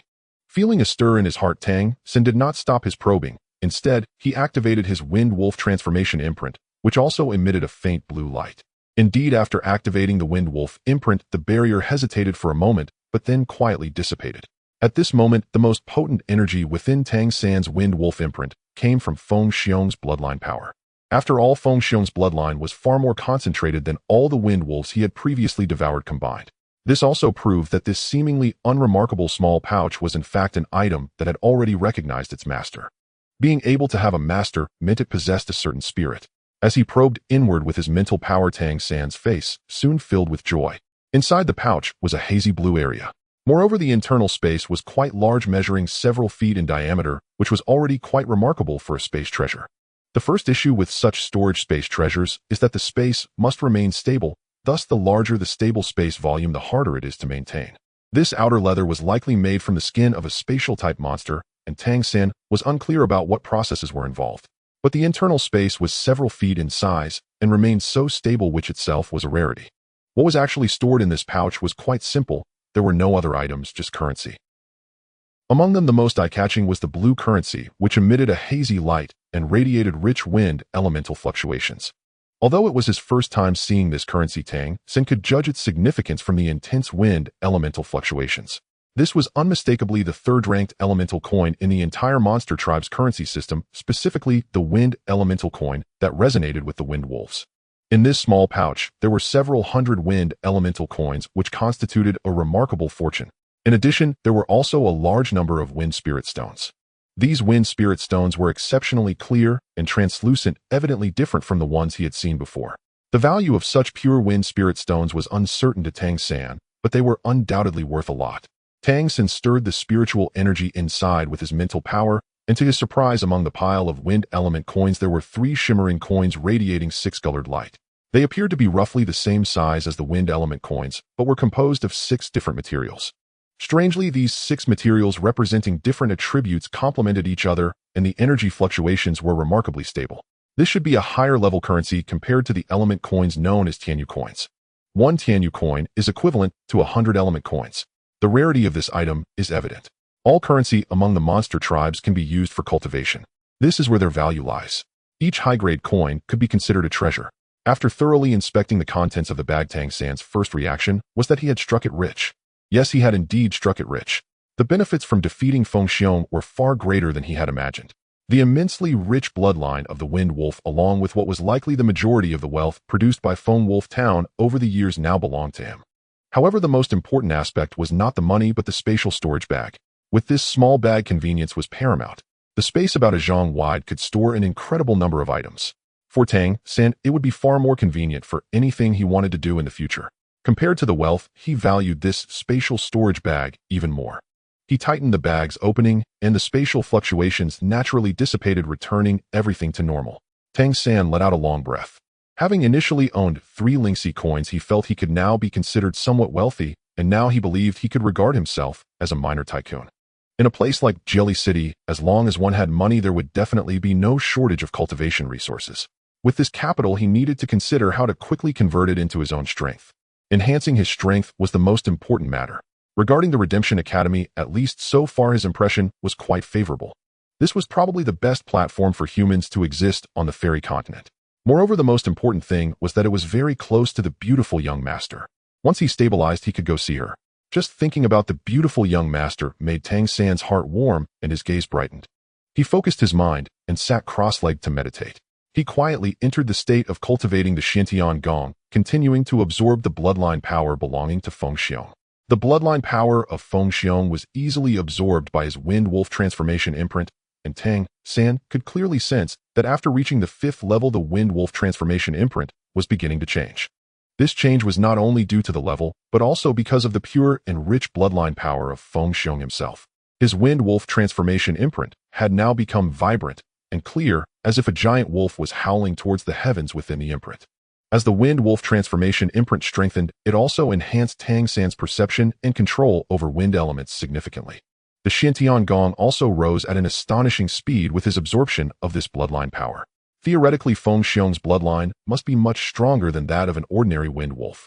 As for the monster tribes, Wang Yanfeng had once told him that the more powerful the monster, the purer its bloodline would be, and the closer it is to its ancestors. Thus, among the various monster tribes, the strongest were always the royal families. Because the royal bloodlines were passed down through generations, they placed great importance on the purity of their bloodlines. The purer the monster, the stronger it is. Although humans have inherited the transformation from the demon gods, due to the presence of a portion of human bloodline, humans can never cultivate the demon god transformation to the same level as monsters with identical bloodlines. However, despite this, the offspring of strong monsters and humans would still have an amplified power of the demon god transformation. Feng Xiong's bloodline among the Wind Wolf tribe must be remarkable. Yet it was unclear why he was placed in Windwave Town. Tang San could sense that the strength of the Wind Wolf's bloodline was actually very close to level 6. The first time he met Feng Xiong, he could feel some of this, and after devouring it, the sensation became even more pronounced. When Feng Xiong ultimately perished, Tang San could even sense a strange energy suddenly vanishing from its body along with its life. At that time, he hadn't had the time to think it through due to the urgency. Now he realized that these changes were likely related to his own pure Wind Wolf bloodline. I hope Feng Xiong's death doesn't bring trouble to Teacher Wang and the others. There shouldn't be too many issues. After all, the Wind Wolf tribe could only blame the Flash Leopard tribe for this. After all, it was the Flash Leopard tribe that was attacking in large numbers at that time. If Feng Xiong's identity was extraordinary, this incident might provoke a conflict between the two tribes. Let them bite each other. As his thoughts gradually became clearer, he also gradually entered into meditation. A faint blue light flickered around him as the bloodline power of Feng Xiong was slowly transforming into his own strength. A night passed without incident. In the morning, as the distant sky began to brighten, Tang San woke from his meditation. Pushing open the window, he waited for the purple aura to arrive while he took out the spatial storage bag. This spatial storage bag was technically an item that Feng Xiong had recognized. Now, although he could use it due to the bloodline aura of Feng Xiong, whether he could continue using it after fully absorbing Feng Xiong's bloodline energy remained uncertain, so he had to erase the mark belonging to Feng Xiong. This required a strong mental power, and the morning was the time when his mental power was at its peak, while cultivating the purple extreme magic eye. In the distance, the eastern sky gradually revealed a hint of dawn, and Tang San's eyes turned purple. Consolidated mental power silently infiltrated the spatial storage bag along with the aura of the Wind Wolf. Soon Tang San found the connections within. His past experiences with spatial elements meant he did not take long. A flash of blue light vanished, and the original imprint had been unraveled. Tang San then left his own Xiantian Gong imprint on its ceiling and controlling it while also preserving a strand of mental power within. Thus, in the future, if he wanted to retrieve something from this spatial storage bag, he would only need a thought to find what he required. As the sun gradually rose, a smile appeared at the corner of Tang San's mouth. This truly marked the beginning of a beautiful day. He securely tucked the spatial storage bag close to him. Tang San stretched his body, washed up, and then walked out of the room. Although Jelly City is located in the north, comparatively speaking, the temperature here is much higher than outside the city. The basin's terrain ensures that it is spring-like all year round, making it very comfortable. Looking down from halfway up the mountain, one could clearly see the Academy town, now filled with curling smoke. In the distance, Jelly Academy appeared somewhat hazy. This was not fog, but rather some kind of concealed array. This sense of mystery made Tang San feel a desire to investigate. Yesterday, Cheng Zicheng had told him that he could participate in a practice group in the future to earn income. The practice group could enter Jelly Academy. If the opportunity arises, he could indeed try some things. A familiar voice rang out, and as Tang San turned his head, he saw Du Bai walking towards him. Compared to yesterday, his eyes appeared a bit red today, possibly due to practicing overnight to heal his injuries. "Good morning, senior brother Du Bai," Tang San greeted him with a smile. Upon hearing Tang San call him senior brother, Du Bai's eyes lit up. Before Tang San arrived, he was the youngest here, only 11 years old. He had always called others senior brothers and senior sisters. He never expected to have a junior brother this time. "We're all on the same side. Just call me senior brother," Du Bai said with a grin. "All right, senior brother," Tang San readily agreed. "Let's go have breakfast," Du Bai said, pulling Tang San into the cafeteria. The breakfast was quite lavish, although it lacked the delicacies of beast meat. It offered ample meat, eggs, and staple foods. The food was much better than that in Windwolf Town. Besides them, some other students had already come in for breakfast. Du Bai and Tang San stepped forward to greet each other, getting acquainted. With Tang San's memory, he had basically remembered the names of the 10 or so senior brothers and sisters by now. Naturally, he was most familiar with Du Bai and Cheng Zicheng. "Later, I'll take you to class. This morning we have Teacher Yu's physical training class. You need to be mentally prepared. Teacher Yu." Just as Du Bai was saying this, a voice suddenly came from the cafeteria door. "Great. Du Bai, if you're talking bad about Teacher Yu behind her back, you're finished." Tang San looked towards the door, and the speaker was none other than Cheng Zicheng, wearing a wide smile. "Huh. I didn't say anything. You must have heard wrong. What I said earlier was that Teacher Yu is the most beautiful woman in our academy." Du Bai quickly changed his tune. Cheng Zicheng rolled her eyes at him, sat down beside them, and said to Tang San, "Don't listen to his nonsense. Although Teacher Yu is strict in her teaching, it's all for our benefit. However, you need to eat more during the physical training class this morning, otherwise you might struggle." "I'll go get some food first," she said, standing up to fetch more food. "What about in the afternoon?" Tang San asked. Du Bai replied, "In the afternoon, we have a practical class. It's Teacher Mu's practical class." Tang San vaguely understood that when Du Bai mentioned Teacher Yu, he was referring to Mu Yunyu, while Teacher Mu should be Muinqing. He noted down that title.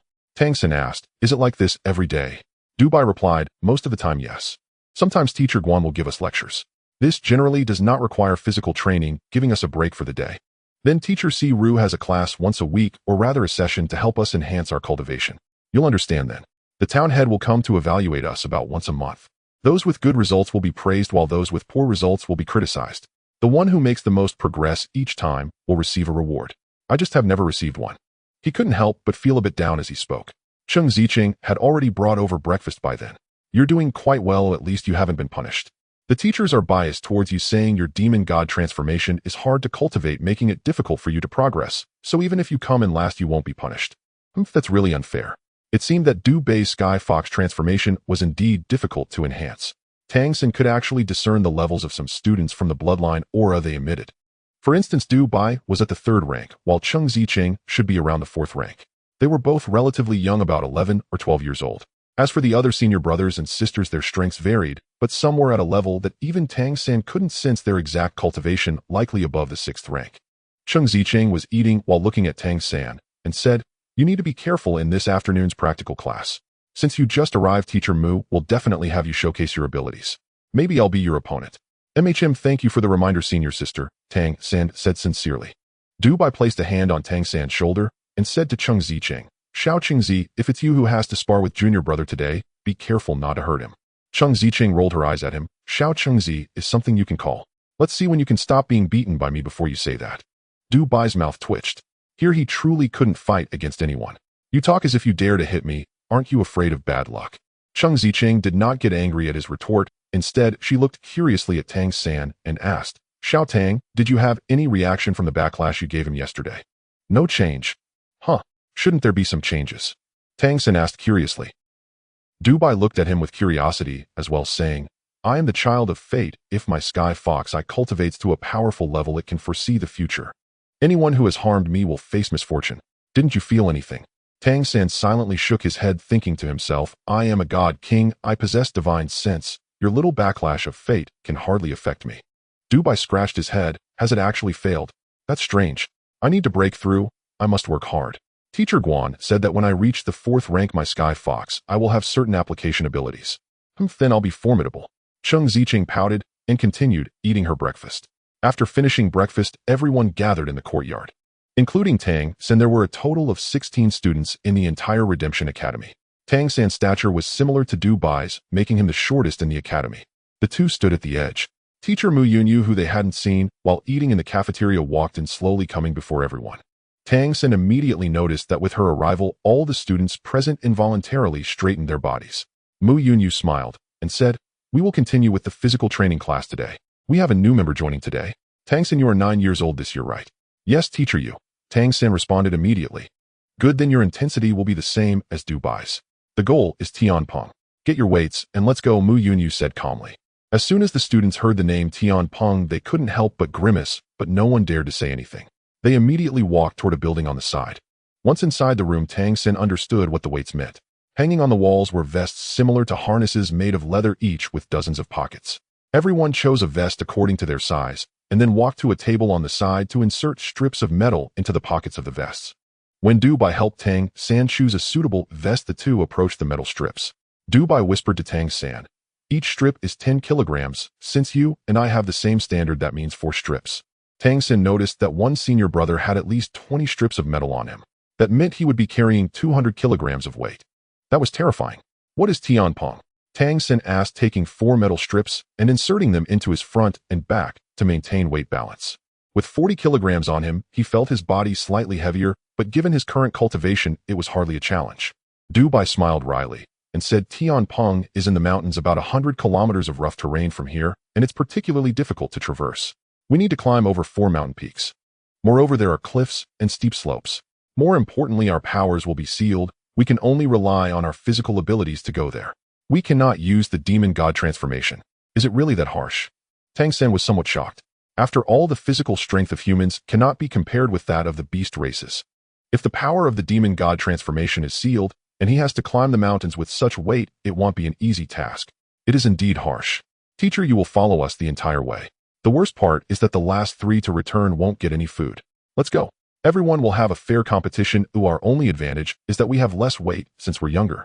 The two exited the room, and Mu Yunyu was already waiting outside, casually slapping her hands down on them. Tang San immediately felt a peculiar force surge into his body, and his internal Xiantian skill seemed to solidify, a cool sensation enveloping his chest and abdomen, rendering him unable to mobilize any energy. He felt a slight stir within his mind and realized that with his current cultivation level, if he were to forcefully mobilize his energy, there was still a possibility of breaking through this layer of seal. However, there was no doubt that if he did so, Mu Yunyu would be able to sense it immediately. This made him reminisce about his training in his past life, when he had practiced physical conditioning in a similar manner alongside his companions. Without the activation of the Xiantian technique, he could only rely on his physical strength. Although Tang San appeared frail, much of it was due to his deliberate control of his physical development using the Xiantian technique during training, particularly in Fenglang Town, where he had avoided drawing attention. However, upon arriving at the Redemption Academy, safety was guaranteed. He was no longer prepared to suppress his physical growth, especially with the presence of beautiful young masters in Jelly City. He understood that his reincarnated wife could not have any memories from her past life, so in this lifetime, if he wanted to win her heart again, he would have to pursue her anew. This was not an easy task, especially since the beautiful young master was so stunning, while he currently seemed so ordinary. He needed to develop well, at least to look more presentable.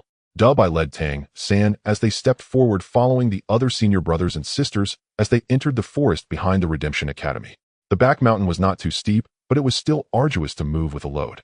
Although Tang San controlled his physical development, in reality his bodily strength was not weak. Having once been a god king, he understood the importance of physical strength.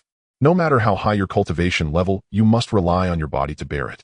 The body is like a container. The larger and sturdier the container, the more it can hold. The Xiantian technique was exceptionally powerful for refining the body, so although he appeared thin, his strength was not to be underestimated. The senior brothers and sisters ahead were carrying heavier loads, yet they still appeared nimble, swiftly moving along the back mountain. This back mountain was nearly 1,000 meters high. Climbing from the Redemption Academy, it reached close to 700 meters. Fortunately, the terrain was relatively gentle. It was not too difficult to climb. The last 3 must return before noon, as required by the physical conditioning class. Apart from this outdoor training, are there other ways for the physical conditioning class? Tang San asked Du Bai beside him. Du Bai nodded, but did not speak. What other ways are there? Tang San was still somewhat curious. Du Bai sighed, "Don't talk, conserve your strength. You'll start to feel uncomfortable soon. Tang San smiled slightly. All right, let's go. By the time they crossed the first mountain, a sheen of sweat was already visible on Da Bei's forehead.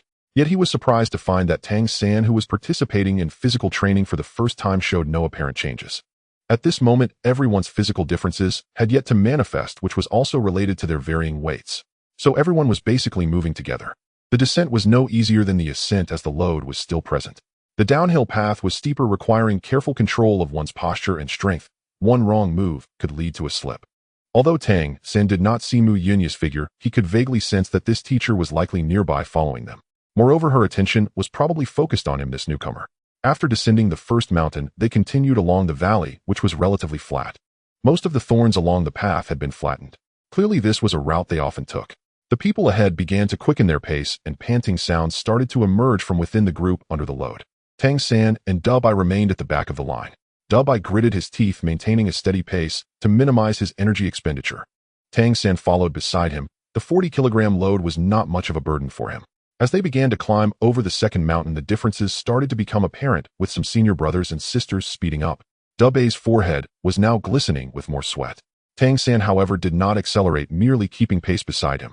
Whenever Da Bai glanced at him, he would notice that although Tang San matched his speed, he appeared to show no signs of fatigue, merely a slight sheen of sweat on his forehead. Upon reaching the peak of the second mountain, Da Bei's breath had noticeably become unstable. If you can handle it, you can go ahead, Da Bai said to Tang San. Tang San shook his head. I can barely keep up with you. What about you? Da Bai smiled wryly. Every physical conditioning class feels like a torturous process for me. Thankfully, I don't have to participate in combat classes. I'll rest when I return in the afternoon. However, if you keep following me like this, you won't be able to eat when we get back. Tang San replied, that won't happen. Let's cheer each other on. Lend me some of your weight. Da Bai immediately shook his head. No need, I can manage myself. Although Teacher Yu has high expectations of us, it's all for our own good. We all know that. No matter what, we can't cut corners. Tang San looked at him in surprise, gaining a newfound respect for this younger brother. When they first met, Da Bai had given him a somewhat carefree impression, but he didn't expect him to show such persistence during training. Then let's work hard together. Continuing on the path, Da Bei's energy expenditure was evidently significant while Tang San was still holding on. Meanwhile, the figures ahead gradually faded from view, falling to the back. 100 kilometers of mountain road is an entirely different concept from 100 kilometers of flat ground, especially under the condition of sealed cultivation. By the time they reached the fourth mountain, Da Bei's stamina had drastically declined. You go ahead. To be honest, it takes me until evening to return every time. If you can manage your stamina, go ahead. I'll tell you how to go, Da Bai said helplessly. Tang San thought for a moment and replied, I'll bring you along. Da Bai shook his head again. No, I want to rely on my own strength.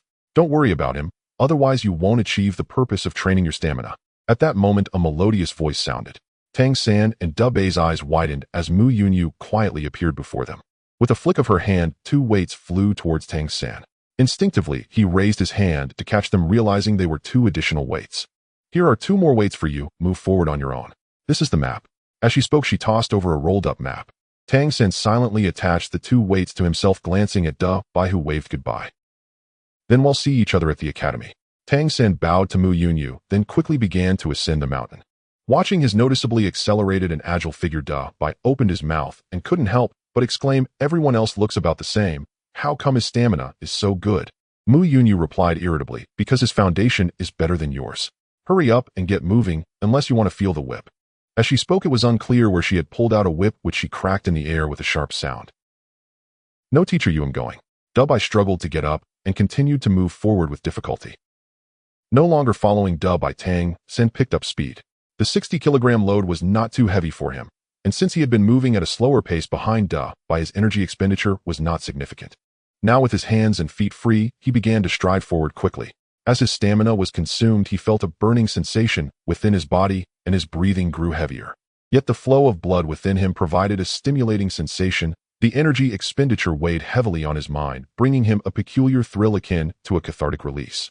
His speed increased further as he occasionally glanced at the map, looked at the sky, and oriented himself, continuing to advance swiftly. Tianpeng is the summit of a great mountain standing nearly 2,000 meters tall, which is considered their so-called final destination. It was only when Tang San arrived here that he understood why it was called Tianpeng. Atop this mountain there stands a large tree with a crown nearly 100 meters in diameter, covering most of the mountaintop. This must be the origin of the name Tianpeng. Cheng Zicheng was somewhat surprised to see Tang San climbing the mountain and smiled, saying, "Your stamina is impressive. I thought I would see you on the way back. Below Tianping, it wasn't just Cheng Ziqing, Mu Wenqing was also here. Seeing Tang San arrive, she nodded at him without saying anything, just raised her hand and patted him on the shoulder. Immediately, the power that Mu Yunyu had sealed within him dissipated, and the Xiantian skill began to circulate once more. Tang San had previously wondered how it was possible to return before noon if it was a weight-sealing ability. Now it seemed that the cultivation would be unsealed upon reaching Tianping. Let's go back quickly and see if we can catch a meal. Cheng Ziqing pulled Tang San and led the way down the mountain. As she leaped from the mountaintop, a wondrous scene unfolded. A layer of orange light enveloped Cheng Ziqing, and in the next moment, beautiful orange feathers sprouted from her arms, while her long hair transformed into orange, adorned with 3 plumes that fluttered in the air. With a flap of her arms now resembling wings, she turned back to Tang San with a charming smile, saying, "I'll go ahead." As she spoke, she glided down the mountain. In the blink of an eye, she had become a small black dot. Fly. She flew away. Isn't that cheating? Tang San opened his mouth, unsure of what to say. What kind of transformation was this for Cheng Ziqing? Orange feathers and the ability to fly. Tang San had never seen such a creature before. However, from the changes in her aura after she activated the transformation, Tang San could sense that this was an exceptionally powerful transformation. Moreover, the ability to fly was incredibly rare. Senior sister, if my 5th imprint doesn't work out, I'll choose you. Flying is one of the abilities Tang San longs for the most right now. Taking a deep breath surrounded by azure light, he suddenly leaped from the mountaintop. His eyes sparkled with spirit, and the abundant wind elements in the mountain gathered around him, making him feel light as he sped down the mountain. With the enhancement of the wind elements, his speed was now akin to a whirlwind. Although he couldn't compare to Cheng Ziqing's direct flight, he was still quite fast. Watching him leave, Mu Wenqing's eyes revealed a hint of surprise. Every student who managed to climb here was usually quite fatigued. At such a moment, unsealing their powers would make them appreciate the precious capabilities granted by the transformation, allowing them to better understand their bloodline power during the return journey. This is also why the physical training class is arranged this way. However, Mu Wenqing distinctly felt that although Tang San was somewhat tired, it wasn't severe. After all, he was only 9 years old. Moreover, when he left, his body did not undergo any changes from releasing the transformation, yet his control over the wind elements was extremely strong, and the intensity of the wind elements seemed to have surpassed the 4th level. Originally, when the teachers learned that Tang San's ability was the wind wolf transformation, they were not particularly impressed with this student. If not for the fact that Tang San was only 9 years old, they might not even have allowed a child with such a weak transformation ability to join the Redemption Academy. Although this academy appeared to have few students with only a little over 10 members, in reality the Redemption Academy holds a very high position within the entire Redemption organization. It exists specifically to cultivate outstanding high-level talents for redemption. There are only 9 of such academies throughout the entire fairy continent. All are managed by the core members of the Redemption organization. At this moment, when Mu Wenqing saw Tang San utilize the wind wolf transformation to control the wind elements and enhance his speed, her perception of him changed. According to the information he had previously obtained, Tang San exhibited an extraordinary ability in controlling wind blades. His spiritual power must far exceed that of a normal person. This was evident from how he was able to make the Tianhis Eye rebound yesterday. The Tianhis Eye grants a much stronger spiritual power than others of the same rank, and for Tang San to make his Tianhis Eye rebound, his spiritual power must be at least double that of an ordinary person's. This is quite interesting. What intrigued the teachers most about Tang San was the fact that the town chief took him as a disciple. They were quite familiar with the town chief. For the sake of lunch, Tang San ran wildly. He had gained more insights into the physical training class. The outward journey was about physical training, while the return journey was related to his own abilities. This may not be particularly fair, but it was still a rather interesting form of training. At least the bloodline within him was intensely heated, and the soreness in his muscles was quite noticeable. Once the Xiantian skill was unsealed, its inherent regenerative properties circulated within him, quickly restoring his previous physical exhaustion. This process was quite beneficial for his body. Especially since he had just broken through to the 5th level, his body needed to adapt to the 5th level of the Xiantian skill, and today's physical training was accelerating that process. It was even speeding up his absorption rate of the bloodline energy from the wind beast. As he ran wildly, the return journey wasn't a single route. For instance, Cheng Ziqing could fly, while he as a ground wolf would obviously take a different path. Thus, during the return journey, Tang San did not encounter anyone else. However, upon returning to the academy, aside from Du Bai, everyone else had already returned. His clothes were drenched in sweat, and as Tang San gasped for breath while pulling out the weighted blocks from his vest, he couldn't help but feel a bit helpless. It seemed he wouldn't be able to have lunch today. Had he not been followed by Du Bai, he might have had a chance. But this also made it clear to him that none of his senior brothers in the academy were simple. On the return journey, relying on his 5th level cultivation and the acceleration from the wind elements, his speed was already quite fast, reaching about 80% of his peak performance. Yet he still couldn't surpass the others and close the gap he had fallen behind. The other students at the Redemption Academy were also surprised to see Tang San return so quickly. After all, Tang San was only 9 years old. Mu Yinyu had not returned yet, and just as Tang San was preparing to quietly go back to his room to wash up and endure some hunger, Guan Longjiang approached him. "It's your first day participating in the training, so I won't punish you today. Go wash up and then eat with everyone." "All right, thank you, teacher." Tang San did not hesitate or stubbornly refuse to show his capabilities, simply agreeing readily, and then hurried back to wash up. At that moment, the composed Xiao Wu walked slowly to Guo Longjiang's side, asking, "What do you think of this child?" Guo Longjiang replied, "Not bad, young, yet very stable, and shows no arrogance. His physical fitness is also good, he just took out 6 weighted plates. At his age, having such fitness proves that his foundation is very solid. His breath is long, he should be at the peak of the 4th stage." Xiao Wu shook his head and said, "No, he is at the 5th stage. 5th stage. At 9 years old, 5th stage." Guo Longjiang exclaimed in surprise, extending his right hand with fingers spread wide.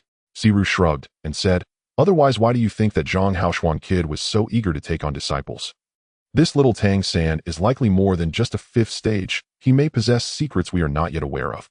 Don't you know Zhang Haoshuan's character? No profit, no early rise." Guo Longjiang blinked. "Are you saying that scoundrel is trying to take the initiative?" Xiao Wu chuckled and said, "That's inevitable. I'm just too lazy to expose him. After all, this child's demon god transformation is merely the wind wolf transformation. Even if his wind wolf transformation has some variations, the foundational bloodline is still a bit weak. I hope he can go further." Guo Longjiang pondered. If the foundational bloodline is somewhat lacking, even if he reaches a higher stage in the future, he should still be relatively weak among his peers. Xiao Wu replied, "This is just a preliminary judgment. It will depend on the level of ability he can demonstrate. This afternoon's practical class will allow Enqing to test him thoroughly." "All right. We'll see then." Guo Longjiang nodded in agreement. Back in his room, he washed up and changed into a fresh outfit. Tang San immediately felt as if his whole body had lightened a bit. The Xian Tian Gong has excellent nurturing effects on the body, offering substantial health benefits. Moreover, Tang San has been cultivating the Xian Tian Gong for 3 lifetimes, so he understands it exceedingly well. In just this short while, most of his fatigue had already dissipated. His vitality became increasingly robust. The side effect was he was hungry. The cafeteria's lunch was already prepared boiled meat. This so-called boiled meat is genuinely just meat boiled in water with a bit of salt. It's that simple and plain. For students with high physical demands, the nutrition from meat is what they need most. A large basin of boiled meat sat steaming on the table. With Guo Longjiang's call to eat, everyone immediately dug in without hesitation. Eating relies on seizing the moment, no doubt about it. Those who are quick take, while those who are slow go without. Tang San was no exception, quickly joining the rush for meat. He devoured the meat and drank some broth. Before long, he felt warm all over. By the time he began to feel full, not only was the meat gone, but even the bones were left with little scraps. Tang San was not completely full, but looking at the empty large basins, he felt helpless. There was nothing left, and the students dispersed. However, Tang San called out to Cheng Zicheng. "What's wrong? Not full. Actually, you could consider going to the town to buy some food to keep on hand." The teachers don't care about this. Especially when punished with no food, one must find a way to replenish their nutrition. Preparing more food is undoubtedly correct. Cheng Zicheng smiled and said, "Oh, he'll go buy some later." Tang San agreed with this suggestion very much. At his current stage of cultivation, how could he not have food to supplement? The better the nutrition, the better the body can be tempered, especially since he is now ready to let his body grow freely. "Senior sister, I want to ask, when does the academy generally allow us to enter the city?" Tang San inquired. Cheng Zicheng answered, "After classes each day. Actually, it is allowed, but the requirement is that at least 2 people must go together. One cannot enter the city alone to avoid danger. Moreover, one must be low-key and not cause trouble, otherwise severe penalties will follow." "Got it." Tang San nodded. Cheng Zicheng said, "Don't overthink it. Generally speaking, after a day of training, everyone is too exhausted to have the energy to enter the city." Tang San chuckled and changed the subject, saying, "Senior sister, you looked amazing flying just now. What kind of demon god transformation is that? Can you tell me?"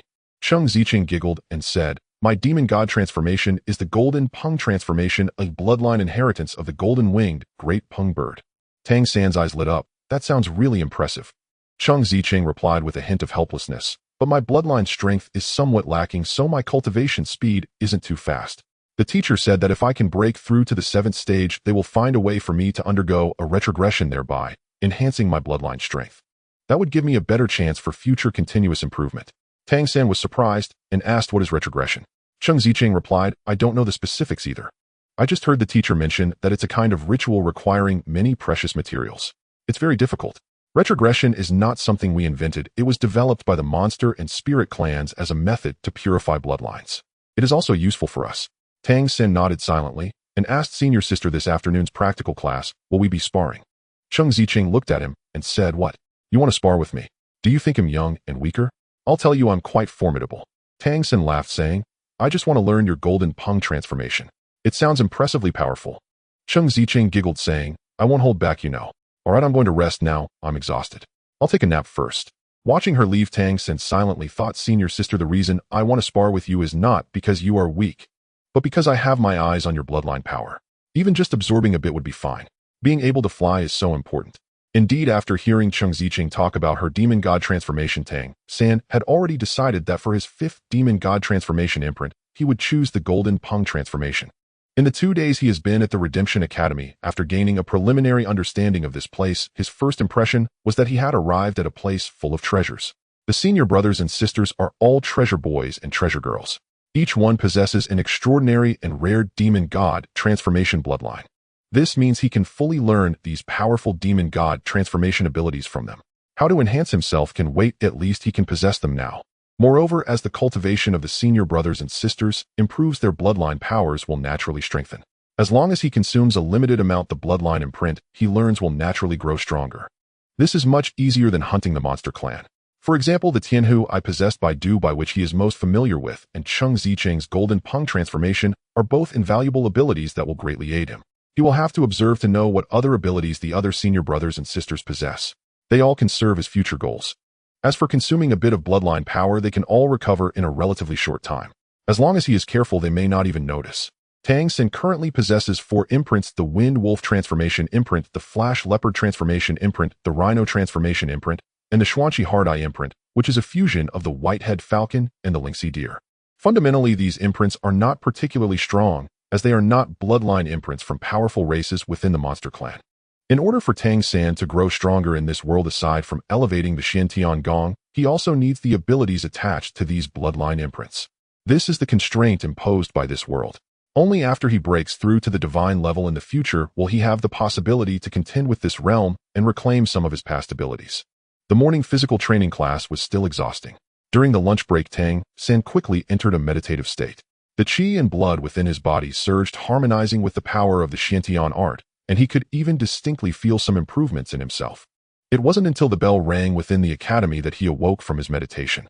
Outside, there was already a cacophony of noise. There was no doubt that the afternoon classes were about to begin. Stretching his body, Tang San leapt up and walked out of the room. In the courtyard, many people were already present, including others who were also emerging from their rooms.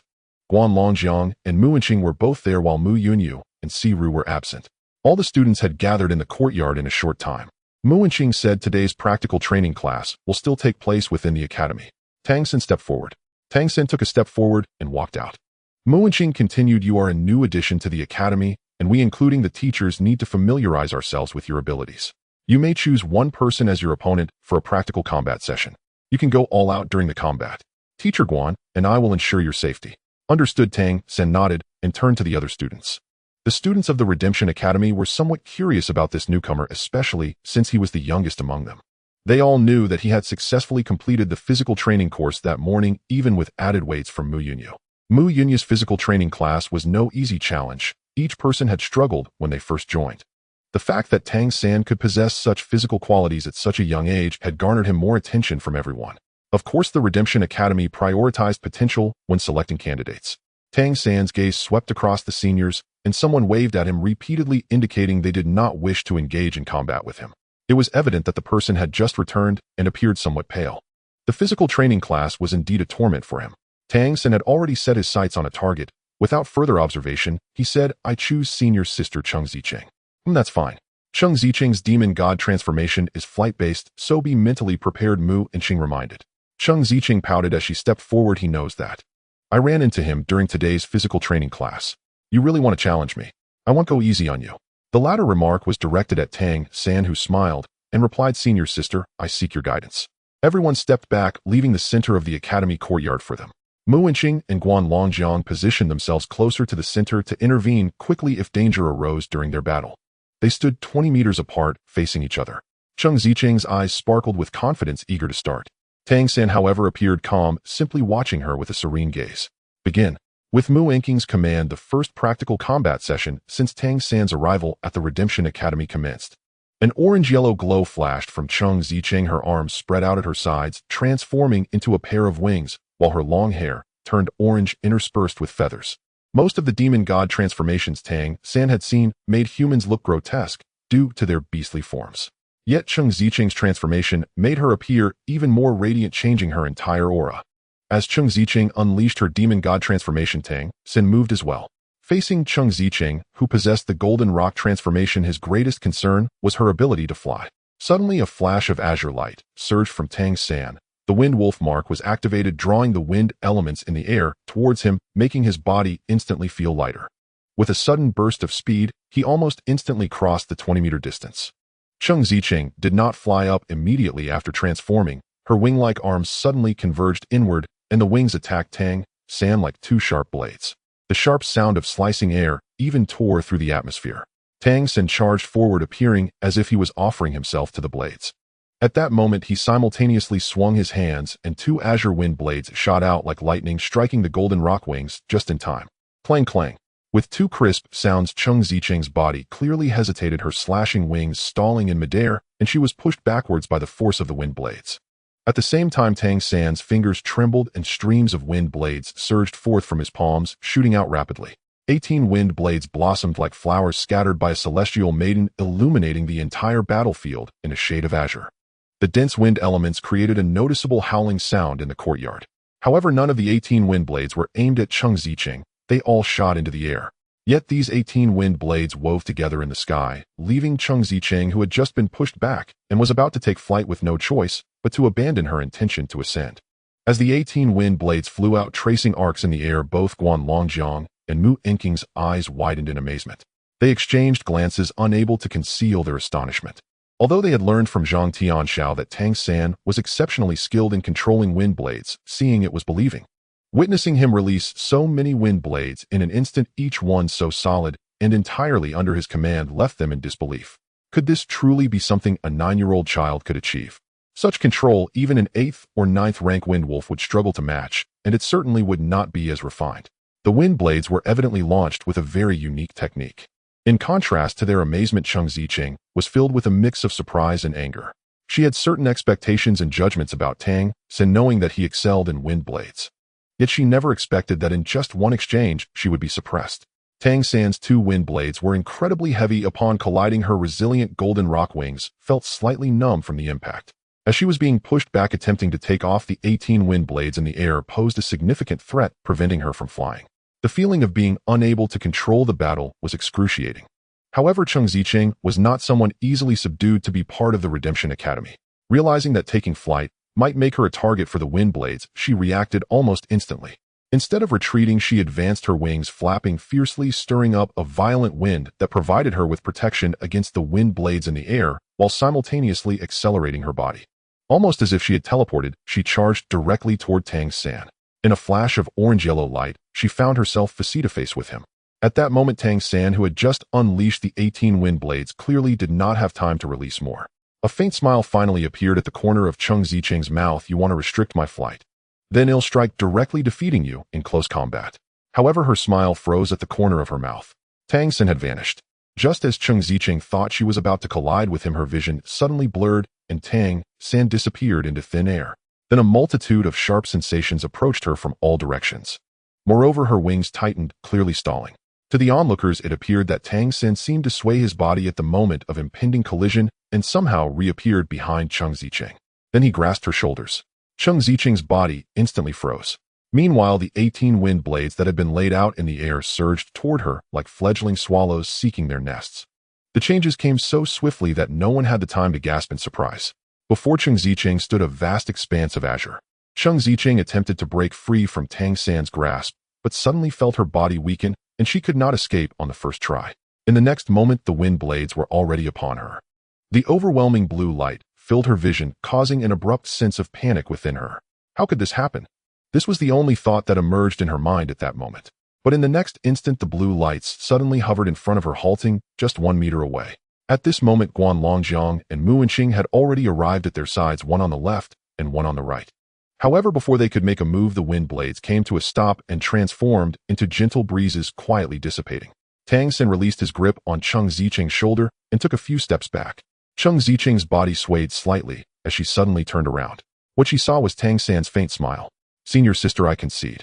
Cheng Zicheng's eyes instantly reddened. Oh, she had lost just like that, without even a proper process, defeated by Tang San, who had just entered the academy and was significantly younger than her. The shame and grievance in her heart erupted almost immediately. You. She wanted to say something, but found herself at a loss for words. "I lost." Mu Wenqing patted Cheng Zicheng's shoulder, saying, "Victory and defeat are commonplace in battles. When you lose, you must find the reasons behind it. That's also the purpose of our practical combat class. Have you reached the 5th stage?" Guan Longjiang looked at Tang San. Tang San had no intention of hiding his cultivation level. Without a doubt, in both the Redemption Academy and the Redemption Organization, the stronger one's abilities, the higher the permissions and resources one could obtain. Moreover, his newly recognized teacher also knew he had reached the 5th stage, so there was no need for concealment. "I just broke through," Tang San nodded. Achieving the 4th stage at the age of 9 was already astonishing, but he had now reached the 5th stage. For a moment, the other students present looked at Tang San with strange expressions. Among all 16 students, excluding Tang San, the highest cultivation level was only the 6th stage, and that was merely someone who had just touched the threshold. Most were at the 4th stage, similar to Cheng Zicheng, with only 3 at the 5th stage. This 9-year-old child had already attained the 5th stage of cultivation. How could they not be shocked? Cheng Zicheng was also taken aback. A 5th stage. Yes. The immense attack power of the wind blades he wielded certainly did not seem achievable by someone at the 4th stage. Could he really have reached the 5th stage? Guan Longjiang smiled. "No wonder the town chief took you as a disciple. You are indeed impressive. Take a break, and then we'll have another practical combat session." At that moment, Tang San was also in a good mood. When he had grasped Cheng Zicheng's shoulder, he had silently absorbed a bit of her bloodline power, and a brand of a new demon god transformation had already appeared within him. The amount of absorbed bloodline power was small, only forming a mark of about the 3rd stage. But that was enough. He could now preserve his 5th mark. Of course, he could not yet attempt to see what effect the golden rock transformation would have on him, but it should allow him to fly. This was different from the eagle eye of the white-head falcon demon. The golden-winged Great Peng's greatest ability was flight. When the Great Peng rises with the wind, it soars up to 90,000 miles. Among flying demons, it was undoubtedly among the top. All right. Tang San did not mention that he actually did not need a break, as there was no need to be so arrogant. He simply replied and nodded apologetically to Cheng Zicheng before retreating back to Du Bei's side. Cheng Zicheng angrily followed him, standing by his side and whispering, "You really reached the 5th stage. How could you cultivate so quickly?" Tang San shrugged. "I just cultivate normally." Du Bei, however, had already grabbed him, saying, "You actually reached the 5th stage. I'm so jealous. When will I reach the 5th stage?" As the last one in the academy in terms of cultivation, Du Bei had thought he might not have to be at the bottom when Tang San first arrived. But now he realized the gap between himself and others was so immense. Taking advantage of Du Bei's grip on his arm, Tang San quietly activated his Xiantian skill, drawing a trace of bloodline power from Du Bei. Since Du Bei's cultivation was relatively weak, and he was injured, he merely drew a minuscule amount of bloodline power that Du Bei would not feel at all. Within Tang San, this formed a bloodline mark of about the 1st stage, belonging to the bloodline of the Celestial Fox Eye. He intended for the Golden Rock transformation to become his true ability, while for the Celestial Fox Eye he hoped to merge it with his Lingxi Eye to promote its evolution. As his cultivation increased, the benefits brought by the Lingxi Eye were evident. Firstly, in terms of observation, the Lingxi Eye could significantly enhance Tang San's vision, producing excellent results when combined with the Purple Extreme Demon Eye. Secondly, it improved his observation and control over elements, acting like an amplifier for his mental strength, leading to very noticeable changes in his elemental control. Thus, he could better utilize the techniques from the Dark Weapons 100 solutions. Moreover, the Lingxi Eye could to some extent observe the opponent's weaknesses. Using it in battle was also highly effective. The Celestial Fox Eye, however, served a completely different purpose. It was one of the most esteemed abilities among the demon races, but not for combat. One can imagine its immense power. Du Bei was likely the only human possessing the Celestial Fox Eye, which was also the greatest secret of the Redemption Academy. Otherwise, if discovered by the Celestial Fox clan, he would surely be taken away. What kind of effect such a revered ability among the demon races could have, Tang San would need to explore to find out. Mu Wenqing said, "Next match, Guli Zhang Zabin, you two come forward." Two boys, both around 13 or 14 years old, stepped forward. They each bowed to the teachers, then positioned themselves. The next match was about to begin, and Du Bai finally released Tang San, though envy still clearly lingered in his eyes. Tang San quietly asked him, "What is the procedure for the practical combat class?" Du Bai replied, "Under normal circumstances, everyone has to engage in a battle. Each practical combat class will feature different opponents. After all the practical battles, the teachers will provide feedback discussing our strengths and weaknesses in combat and guide us on how to improve and enhance. Don't say we and our. You don't count," Cheng Ziqing snapped. Du Bai's mouth twitched slightly. "Don't make it harder for me, you might end up with no friends." "Mph, I won't be friends with a third-stage loser," Cheng Ziqing huffed. Tang San glanced at Du Bai and then at Cheng Ziqing, unable to suppress a chuckle. Cheng Ziqing was clearly venting her frustration from the recent defeat on Du Bai. "What are you looking at?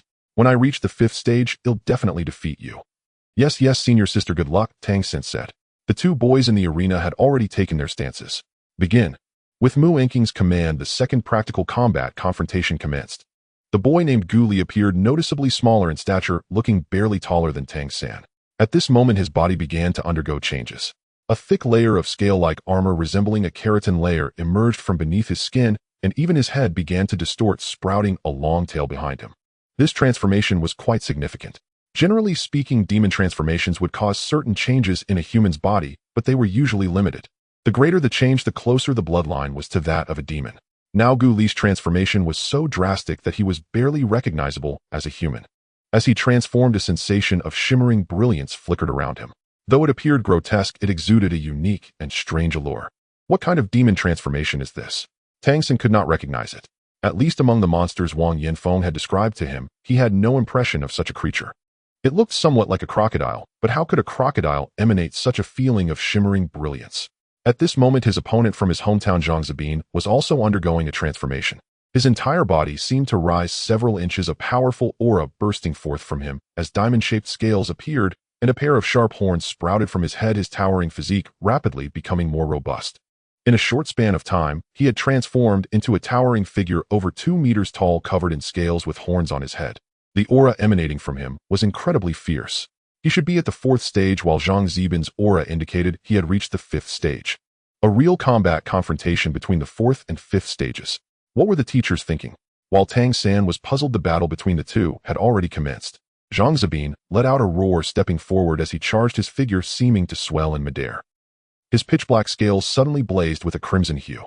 As he opened his mouth, a stream of red flames shot forth towards his opponent. Gu Li, feeling the brilliance swirling around him, quickly charged towards the flames. In the next moment, the light around Gu Li flickered, and surprisingly, the flames spewed by Zhang Zabin seemed to freeze in midair. Zhang Zabin, continuing his advance, ended up colliding with the suspended flames. What kind of ability is this? Tang San's heart shook violently. This seems akin to a time-stopping ability. He had once been a divine king and deeply understood how powerful the ability to control time and space could be. Among all types of abilities, those related to time and space were the most enigmatic. On the battlefield, Zhang Zabin crashed into the flames he had released, clearly feeling a jolt, but the scales on his body seemed to offer considerable defense. At that moment, Gu Li had completed a turn, and a long tail swung fiercely towards him. Zhang Zabin stepped forward, twisting his body to evade, but did not counterattack. Instead, he crossed his arms in front of him, even going into a half-squat, curling up.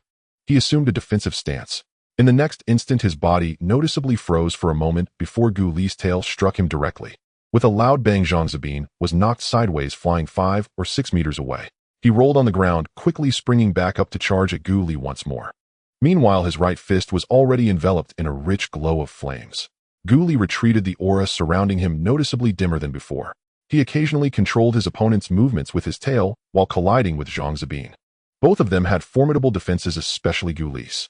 Even when struck by Zhang Zibin's flame-imbued fist, he did not show any significant injuries. However, as the battle wore on, Tang San noticed that Gu Li was gradually falling into a disadvantage as his wondrous controlling ability was becoming increasingly ineffective. It seemed to be due to the overconsumption of his bloodline power. Yet Gu Li's defense remained strong, and he fought fiercely. Even when he could no longer effectively control Zhang Zabin, he managed to occasionally defend and counterattack, using his tail like a hammer to strike Zhang Zabin. Zhang Zibin's defenses were no slouch, either possessing great strength. His demon transformation, imbued with fiery power, was also extremely formidable, excelling in power, speed, and explosiveness.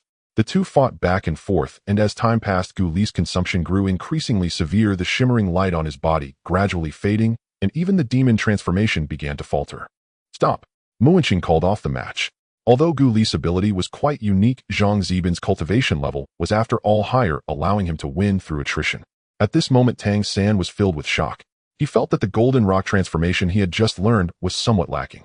Gu Li's ability to control time was incredibly powerful. It was not merely spatial confinement, but a control of time that was even more peculiar. The ability to freeze time in an instant was much more effective than mere spatial confinement. With such a power, Zhang Zibin, despite being a stage higher in cultivation, was utterly at a loss. This ability to control time is something I must learn no matter what. Gu Li's combat experience was lacking, and he had little in the way of combat techniques. However, if such an ability were placed in Tang San's hands, its effects would be monumental.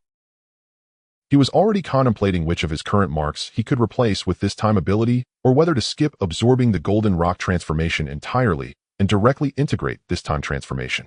Yet the ability to fly was also very important. It was truly a dilemma. He dared not casually merge different types of demon transformation marks. What if it backfired? That would be troublesome, leading to a regression in his strength. Brother Du Bai, what kind of demon transformations did those two brothers just display? They looked so astonishing, Tang San asked softly. Du Bai replied, Zhang Zibin is a Qi Jiao transformation, a subdragon species. The Qi Jiao clan is quite rare, but among subdragons he is quite powerful. He is the all-round type with strength, explosiveness, speed, and flames all in one. The teachers have described him as well-rounded. Gu Li's transformation is even more impressive, the Time Crocodile Demon Transformation, also known as Time Transformation. Generally speaking, our demon transformations retain the original monster type, right? But his does not, because the ability to control time is too formidable. It is said that if one can cultivate it to the divine level, they can reverse time on a large scale, returning from death. However, this ability is also quite difficult to cultivate, much like my own. It is challenging to improve. Time Crocodile Qi Jiao. Treasure boys, wait for me. Tang San secretly swallowed hard. He felt that since coming here, his understanding of demon transformations was changing. At the Redemption Academy, he finally opened his eyes, truly witnessing the capabilities of those powerful monster clans. Compared to this, the abilities he previously possessed seemed trivial. How to adjust and reconfigure them would probably be something he needed to ponder for a long time in the future. A good configuration would undoubtedly elevate his strength further. The practical combat class was still ongoing. The previous battle had lasted quite long, about 5 minutes. Due to the standoff between both sides, Tang San's match with Cheng Ziqing had even ended in just over 10 seconds. He watched the subsequent battles very attentively. He realized that his senior brothers all possessed very unique abilities. None of their demon transformations were ordinary. Although they lacked combat experience and application from Tang San's perspective, he couldn't compliment them much. However, their talents were incomparable to the human subordinates he had seen before. Even among the monsters he had encountered, very few possessed their bloodline types. Tang San, have you rested well? After the 7th practical match concluded, Mu Wenqing called out to Tang San again. I am well rested, Tang San replied respectfully. Mu Wenqing nodded and said, the final match will also be conducted by you. Your opponent in this match is Wu Bingji. Wu Bingji is the only one among all the students who has reached the 6th stage. You can do your best. Let us see where your limits lie. 6th stage. Tang San couldn't help but feel a bit surprised. He naturally knew who Wu Bingji was, although he wasn't yet familiar with everyone. The young man appeared tall and slender, exuding an air of scholarly elegance, and he was quite handsome. He had been standing quietly by the side, observing the battle. He seemed to be the oldest among them, with the highest cultivation level. This was the senior brother from the Redemption Academy. The senior brother is very strong, be careful. Read the words of caution from the side. Tang San nodded slightly, and then walked out. Wu Bingji had also stepped out, wearing a faint smile, and nodded at Tang San. Mu Wenqing remarked, this match of yours can also be seen as a battle of elements. Bingji's demon transformation is the Ice Spirit transformation. He is the only one among you who does not come from the Demon Clan's demon transformation. The Ice Spirit transformation originates from the Spirit Clan's Ice Spirits. The legendary innate spirit can master the ability of ice from birth. Bingji's Ice Spirit transformation is not directly inherited from bloodlines. The Ice Spirit Clan can only pass down their lineage through splitting. By a stroke of fortune, he was tainted when an Ice Spirit split, leading to a mutation in his bloodline and the emergence of his Ice Spirit transformation ability. In our academy, several students possess unique characteristics in their demon transformations, and Bingji's ability is one of them. The Time transformation and the Celestial Fox transformation should also have uniqueness, right? Tang San pondered inwardly. The ice spirit transformation originating from the spirit clan's demon transformation was something he encountered for the first time. If he could fully control the ice element, then his abilities should be quite comprehensive. Senior brother, please guide me. Tang San slightly bowed and paid his respects to Wu Bingji. Wu Bingji smiled and said, "Your control over the wind blade is excellent. And controlling elements is also my area of study. Let's communicate more in the future. Please." His voice was gentle and pleasant, seemingly devoid of any worldly air. Despite cultivating the ice element, there was no chill whatsoever, making it easy for others to feel favorably towards him. Begin. With a command from Mu, inching, both their auras underwent a transformation. Tang San's eyes instantly turned emerald green, a green light radiating from his entire body. Meanwhile, a layer of ice blue light appeared around Wu Bingji with no change to his physical form. He did not attack first, but made a gesture inviting Tang San to proceed. This was the demeanor of a senior brother. Tang San was not polite. Facing a sixth-tier opponent, especially a very rare and undoubtedly powerful demon transformation, he naturally would not be careless. Raising his right hand, 2 wind blades shot out, instantly tracing arcs in the air as they flew towards Wu Bingji. Only after Tang San made his move did Wu Bingji respond, lifting his right hand and pressing it in Tang San's direction. In the next instant, translucent ice spikes had already formed before him. Ignoring the wind blades tracing arcs in the air, dozens of ice spikes screamed through the air towards Tang San. At the same time, beneath his feet, a path of cold ice extended towards Tang San. Stepping onto the icy path, he glided towards Tang San as if flying close to the ground. Facing the ice spikes, Tang San did not release wind blades to block them. As he watched the cold ice path approach, he felt the temperature in the air dropping rapidly. He pointed his toes to the ground and charged towards the ice spikes. The 2 wind blades in the air fell first. However, Wu Bingji showed no intention to dodge. He did not evade, which made Tang San's control somewhat ineffective as it would inevitably hit him. Did he even need any skills? Clang clang. The 2 wind blades struck Wu Bingji's back, producing a crisp sound of collision. The wind blades shattered, but Wu Bingji's body only swayed slightly. Was this his body turning to ice? Or rather, an ice element body, truly worthy of being 6th tier? In the instant Wu Bingji was struck by the wind blades, Tang San had already met the ice spikes. In the face of the ice spikes, he did not release wind blades. His figure instantly became illusory. Visually, it even seemed as if his body twisted in that moment. Just at that critical moment, he slipped through the gaps between the ice spikes, not a single spike managing to hit him. The distance between them closed as Tang San dodged the ice spikes. Cheng Ziqing was wide-eyed watching this scene. She still remembered clearly how Tang San had eerily dodged her frontal attack before getting behind her and controlling his body to cause her to lose the match. At this moment, she was intently observing, yet still unable to discern how Tang San evaded those ice spikes. How did he do it? It was not just a matter of speed. She did not know that this was Tang San's secret skill, the Ghost Shadow Misty Steps. As long as he had sufficient cultivation to support it, and having immersed himself in this secret skill for countless years, Tang San had long since mastered the Ghost Shadow Misty Steps to an extraordinary level. The distance between Tang San and Wu Bingji closed, but he intentionally avoided the cold ice path spreading across the ground. Wu Bingji looked at Tang San's evasion, his expression also showing surprise. Grasping into the void, an ice spear appeared in his hand. The ice spear shot out, instantly transforming into a flurry of spear shadows aimed at Tang San. Moreover, a mass of ice mist suddenly burst forth from beneath him. The cold ice path emitted a muffled sound. The ice mist surged forward, rushing towards Tang San. The temperature around Tang San plummeted instantly, making him feel somewhat stiff. The pressure of the 6th tier was indeed extraordinary, especially as Tang San felt that Wu Bingji seemed to have already become part of the ice element. The chilling aura that erupted continuously was very formidable.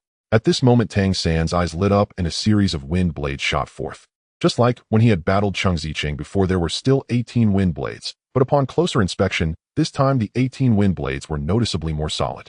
Tang San's toes touched the ground, and his body agilely leapt to the side, while the 18 wind blades spiraled and shot straight towards Wu Bingji. At the same time, Tang San raised his right hand in front of him, condensing a wind blade in his palm.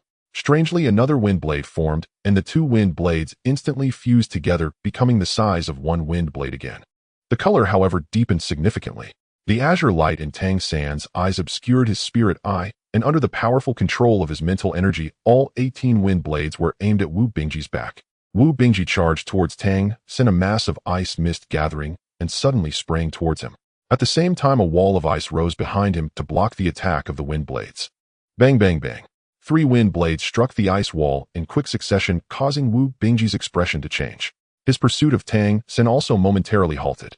The 3 wind blades landed on the ice wall at the same spot, carving deep grooves into it. The subsequent wind blades lined up neatly in a row, advancing one after another. Just as his figure paused, the 5th wind blade pierced through the ice wall. The spectators watching this scene felt somewhat dazzled. As the saying goes, the bystander sees it clearly. The 18 wind blades, which appeared to be scattered in flight, suddenly adjusted their flight path and descended directly towards Wu Bingji. In a neat row, the 18 wind blades. Wu Bingji appeared somewhat flustered for the first time. He could no longer pursue Tang San, but sent the ice mist spraying towards him, while instantly turning around, his ice spear whirling to block the subsequent attacks of the 18 wind blades launched by Tang San's 100 birds return to nest technique. Boom, boom, boom. The sound of explosions echoed. With each explosion, Wu Bingji shattered a wind blade. However, these wind blades were simply too tightly connected. Even as he unleashed his ice element control to the utmost, even releasing another ice wall, he continued to retreat under the onslaught. The relentless waves of impact left him with a feeling of breathlessness. Meanwhile, Tang San had swiftly dodged to the distance as the ice mist erupted. Though he was still cloaked in frost, his movements slightly sluggish. Yet the wind blades in his hand continued to transform. Waves of wind blades manifested, then overlapped and compressed. At this moment, the wind blade, which appeared to be only a foot wide, had completely turned dark green. It contained an evidently terrifying energy within. The mastery displayed astonished both Guan Longjiang and Mu Enqing. Tang San was only at the 5th level, while Wu Bingji was at the 6th. One wielded the wind element, and the other the ice element. Comparatively, the ice element was more stable and easier to control with greater power. It could be used for both offense and defense. However, Tang San clearly excelled in controlling the wind element. Especially in this compression technique, achieving it required profound familiarity with the element's characteristics. He was not merely compressing a single blade, he was continuously compressing the wind element into it. They had no idea that under the watchful eye of the Lingxi, the fluctuations and changes of the wind element were all within Tang San's control. This was not merely a matter of elemental affinity, but rather the issue of having sufficiently powerful mental strength for control. He had once been a generation's divine king, and his understanding of elements was beyond what Wu Bingji could compare. Upon closer inspection, one would notice that Tang San's right hand, holding the dark green wind blade, was in constant rhythmic motion. Each movement stabilized the turbulent wind element. As Wu Bingji countered the 18 wind blades, he appeared somewhat disheveled. His arms felt numb, and he had already switched out his ice spear 3 times. This was still due to his strong control over the ice element in his ice elemental form, coupled with the astonishing defense provided by the ice attribute. Watching from the sidelines, Cheng Ziqing suddenly felt that his defeat was not unjust. Even Wu Bingji with such cultivation struggled against those 18 wind blades. It was only natural that he could not hold his ground. And from this battle, it was clear that Tang San had not used his full strength when fighting against her. His strength could actually rival that of the senior brother. Just then, the dark green wind blade in Tang San's hand finally moved. As it shot forth from Tang San's hand, it seemed to float slowly through the air, with faint azure electric arcs flickering across the dark green wind blade. Even Mu Enqing and Guan Longjiang felt a sense of danger. Wu Bingji's expression grew serious. He had no intention of dodging this wind blade. From the techniques Tang San had displayed with the wind blades, he understood that he could not evade them. Taking a deep breath, Wu Bingji's entire body instantly turned ice blue, while Tang San, after releasing the wind blade, looked noticeably pale, clearly having overexerted himself. A thick ice shield coalesced before Wu Bingji, the ice blue shield rapidly thickening, followed by another ice shield. The ice blue glow around Wu Bingji flickered continuously as 9 ice shields rapidly formed, all positioned in front of him. It looked incredibly spectacular. Siru had unknowingly appeared in the courtyard, his gaze intently fixed on the dark green wind blade heading towards the ice shields. His eyes sparkled with intensity. The wind blade, which was only a foot wide, appeared disproportionate compared to the stacked 9 ice shields. Yet he understood that creating this wind blade was far more challenging than summoning the 9 ice shields.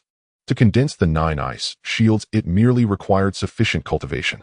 Wu Bingji, with the enhancement of his ice elemental form, had exerted himself fully to create them. Though it was a significant drain, it did not require too much skill. However, compressing such a vast amount of wind element into a small wind blade demanded an extraordinary understanding and mastery of the element. Could this be achieved by a mere 9-year-old child? Oh, the town head, you truly are the first to strike. The dark green wind blade finally collided with the ice shield. Bang!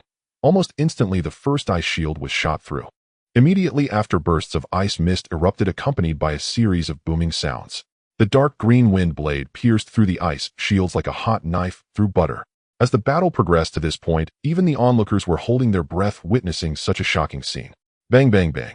The 6th, 7th, and 8th ice shields exploded in succession. The wind blade finally struck against the last ice shield. Bang! Just as everyone held their breath, Wu Bingji's face turned pale. The final ice shield was not pierced, but a deep mark was etched into it. The highly compressed wind blade had finally exhausted the last vestiges of wind element. It failed to penetrate the 9th ice shield. I lost, Tang San said, panting slightly, his breath noticeably faltering and cold sweat instantly beading on his forehead. This was a side effect of excessive mental exertion. Controlling the compression of this wind blade was indeed quite difficult for him, but it was also an important attempt. With his cultivation raised to the 5th level, his mental strength had also been continuously enhanced due to the Lingxi.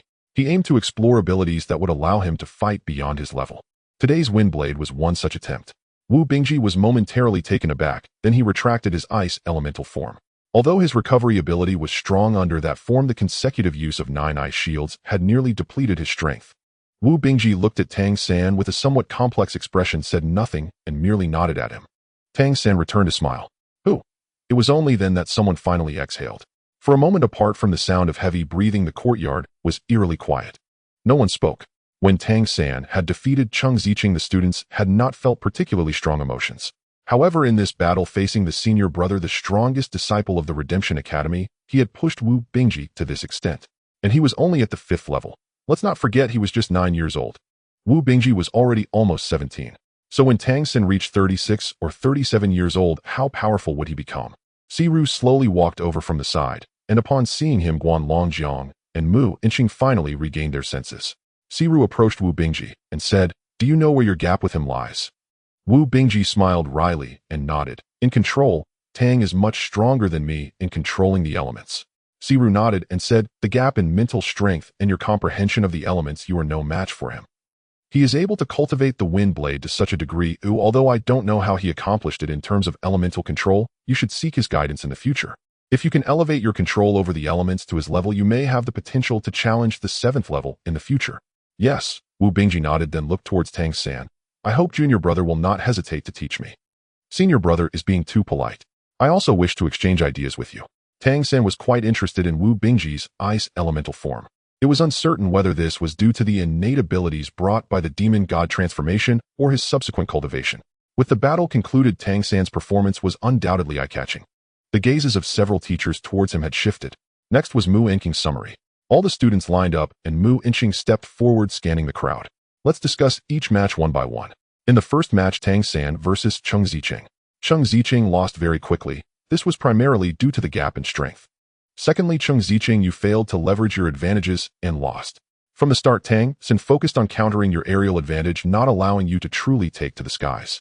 Once you soared into the air, relying on the speed of the golden rock transformation, even if you couldn't defeat him, you should have been able to entangle him. Therefore, when facing such an opponent, the first thing you should consider is how to take flight. Cheng Zicheng stuck out her tongue and said, "Who knows if he's at the 5th level? Are you not familiar with him?" It is precisely because of unfamiliarity that one should prioritize leveraging their own strengths for probing. Where is your probing? You only think about showcasing yourself, and defeating your opponent quickly in actual combat mindset is of utmost importance. Use your strengths to exploit the enemy's weaknesses. If your mindset is incorrect, no matter how strong your abilities are, you may still stumble. In this regard, Tang San does exceptionally well. The first thing he thought of was to restrict your flight, and the wind blades he unleashed first blocked all your flight paths. At that moment, he had already won. Of course, his combat skills are also much stronger than yours. Throughout the battle, he maintained his composure. As for Tang San, I have nothing but praise for his performance. He did remarkably well. Cheng Zicheng turned to glare at Tang San, who smiled gently at her, showing a hint of apology in his eyes. Dubai nudged Tang San from the side, saying, "Xiao Tang, I didn't expect you to be this impressive. Do you want to be my guardian? I've heard that every powerful Tianhu from the Tianhu clan has a guardian, and the guardians protect the safety of the Tianhu, which is very important." Tang San glanced at him and replied, "Thanks, but I'll leave such a good opportunity for others." Dubai rolled his eyes and said, "Do you know what you've missed out on? You missed the chance to guard the great Tian Hesai." Tang San shrugged, but said nothing. Mu Inching continued his evaluation, with the second target being Gu Li and Zhang Zibin's match. His gaze first fell on Gu Li, saying, "You are still too impatient in battle, or rather you haven't fully utilized your greatest advantage. You know very well that your opponent is exhausting your bloodline power due to their superior cultivation, yet you still haven't made any changes similar to your previous loss." Gu Li lowered his head and said, "Teacher, my attacking power is too weak. I can't break through his defenses, and I can only be continuously drained by him. This is too disadvantageous. I still need to team up with partners who have strong attack power to exert greater effect. Mu Wenqing nodded and said, "You are correct, your attack power appears relatively weak compared to your defense and control. However, everyone has their strengths and weaknesses, and it's normal to have some flaws in your abilities. In such situations, even if you can't defeat your opponent, you should try to coordinate your bloodline power to prolong your combat time, while finding ways to drain your opponent's bloodline power. For instance, when controlling the opponent, choose the moment when they are heavily using their bloodline power, which will cause them to expend more. Even if it's a 4th level against a 5th level, there can still be opportunities." "Yes." Guli respectfully nodded, appearing quite earnest. Mu Wenqing turned to Zhang Zabin, saying, "You also have many issues. You knew his control was strong, so why didn't you choose to maneuver more during the initial attack? Although it was also exhausting, how many times were you hit by him? If his attack had been stronger and breached your defenses, you would have already been defeated. When your opponent has strong control but limited control time, keeping your distance is your best option. Protecting your own safety is the most important. You clearly have the ability to breathe fire from a distance, so why not utilize it effectively? Being reckless is of no use. Your earlier exhaustion wasn't small either. If he persists for a few more minutes, you will be the one to lose." Zhang Zabin grimaced and nodded repeatedly. Next, Mu Wenqing pointed out the issues faced by the students during combat and provided methods for improvement. Regarding this, his advice was of no use to Tang San. With Tang San's insight, the issues he saw were much more obvious. The last match, which was the most exciting one so far today, Tang San said he lost, but in my view, he didn't really lose. If his attack power had been even slightly stronger, it would have been Bing Ji who lost. Everyone can recall this battle. Both sides responded quite perfectly, especially Tang San, who took the initiative throughout the match, ultimately losing only due to cultivation disparity. His control over the wind element, however, surpassed Bing Ji's control over the ice element. He was able to compress the elements, turning decay into wonder, causing the ordinary wind blades from the wind wolf transformation to unleash such powerful attack power. Today I have no critiques for him, only praise. In terms of ability utilization and actual combat, despite being the youngest, he appears to be performing better than all of you. Mu Wenqing did not hesitate to shower Tang San with compliments, and his gaze was filled with satisfaction. Wu Bingji appeared thoughtful, showing no impatience despite being criticized. From the perspective of strength, the wind element is inferior to the ice element and is also less stable. Thus, controlling it is more challenging. Yet in such circumstances, Tang San managed to control it so well. This is truly remarkable, and everyone should learn from Tang San in terms of control. Today's combat class saw Tang San rise to fame with 2 battles, especially his match against Wu Bingji, which garnered him everyone's attention and recognition of his strength. The wind wolf transformation is undoubtedly the weakest among all transformations without exception, yet Tang San utilized the wind wolf transformation to its fullest potential. This left the students with no trace of contempt for him. Just as Tang San was preparing to return for a rest, he was stopped by several teachers. "Come with us," Xiao said cheerfully. Tang San followed the 3 teachers into a larger wooden house. Xiao's eyes sparkled, and suddenly Tang San distinctly felt that the air in the room seemed to become sticky, while his body felt transparent in that instant, creating a feeling of being unable to hide. This is almost instinctively he connected with his wind wolf brand, his eyes shining with a blue light, and his Xiantian skill instantly transformed into the ability of wind wolf transformation, but the surrounding wind elements were completely isolated, making it impossible to utilize. How strange. There's a significant difference, but the essence seems to still belong to the wind wolf lineage. What could this mean? Xiao mused. At that moment, Tang San's shock was no less than Xiao's. Although that feeling was not very intense, he could be completely certain that what was probing him was no mere existence at the level of mental power. It was divine sense. Though this divine sense that was probing him was nothing compared to the divine sense he had when he was a god king, even so, it was still divine sense. A true divine level presence. Tang San never expected that the first divine level powerhouse he would see after coming to this world would actually be human. Such a small and weak human. And in this Redemption Academy, the most powerful one is not the mayor, but this teacher Xiao in front of him. He couldn't help but recall what the mayor had said before, that aside from him as the green level redeemer, there are higher level blue level redeemers. Xiao should be one of those blue level redeemers. He is actually divine level. Of course, with Xiao's divine, since it was impossible for him to detect the wisp of divine sense in Tang San's mind, as there is a vast difference between divine senses. Even if Tang San's divine sense is weak, it is still at the God King level, far exceeding Xiao's level. What's going on? Guan Longjiang asked Xiao. Mu Wenqing comforted Tang San, saying, "Do not worry, the teachers are just checking your body to see where your demon god transformation has mutated, so we can teach according to your needs, and help you better harness your abilities in the future. Indeed, after participating in the 2 practical battles today, it was nearly universally acknowledged by the teachers that his demon-god transformation must have mutated. If it hadn't, how could he possibly exhibit such formidable strength? This situation fundamentally defies common sense. However, identifying the nature of the mutation is crucial. For humans, research on the demon-god transformation has always been ongoing. Especially in cases like Tang San's, where a young child can exhibit such power, it is exceptionally rare, and they cannot afford to miss this opportunity. When Tang San executed his wind blade, there was no sign of any mutation in his body, no part of him transformed into that of a wind wolf. This was somewhat akin to the ice spirit transformation of Wu Bingji, a pure elemental change. In reality, however, the bloodline fluctuations within Tang San were similar to that of the Wind Wolf clan rather than being an elemental body. Therefore, in terms of pure elemental control strength, he did not compare to Wu Bingji's ice spirit transformation. Yet, curiously, he was able to control the wind elements so adeptly. While his elemental strength was insufficient, he compensated by compressing the elements, enhancing their intensity, even surpassing Wu Bingji. Both Xiao and Guanlongjiang, as well as Mu Wenqing, had noticed that Tang San was somewhat holding back. Otherwise, it would have been questionable whether Wu Bingji could have won. This demonstrates that Tang San possesses a level of maturity and composure far beyond his years, which is truly remarkable. Moreover, considering how the town head eagerly took him as a disciple on his very first day, the teacher's curiosity about Tang San increased significantly. Tang San nodded at this, revealing no signs of dissatisfaction. Xiao furrowed his brow and asked, "Tang San, tell us how you control the wind elements." Tang San was momentarily taken aback and replied, "I can see them, and they also listen to me, so I can control them. Then I just play with them, and they become more obedient. I tried to make them change, and after they transformed, they produced different effects and functions."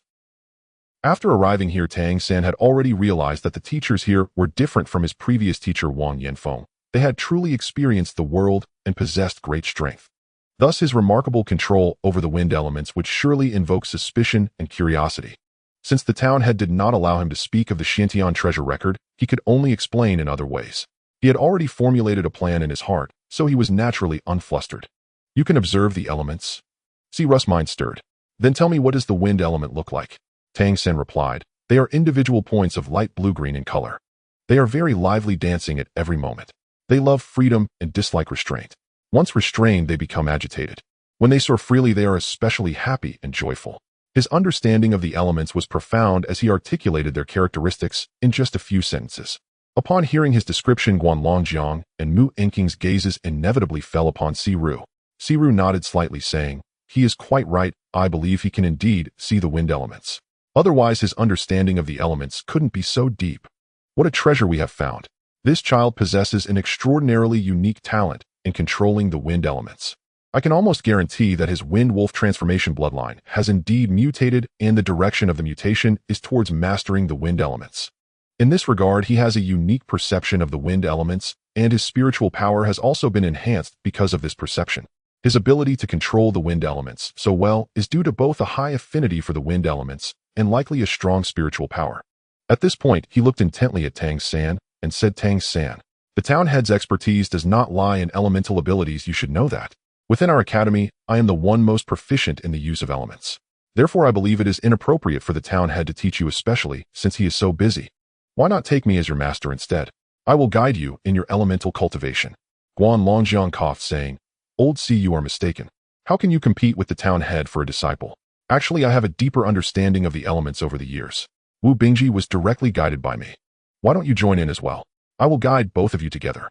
I believe that soon you will reach the 6th rank." Mu Wenqing turned his head away. He was an honest person and felt a bit embarrassed watching these two serious competitors for students. Tang San looked at the two of them and finally understood the town head's earlier warning. Clearly, the town head had anticipated this scene. "The teacher said that in the academy one can only take one master.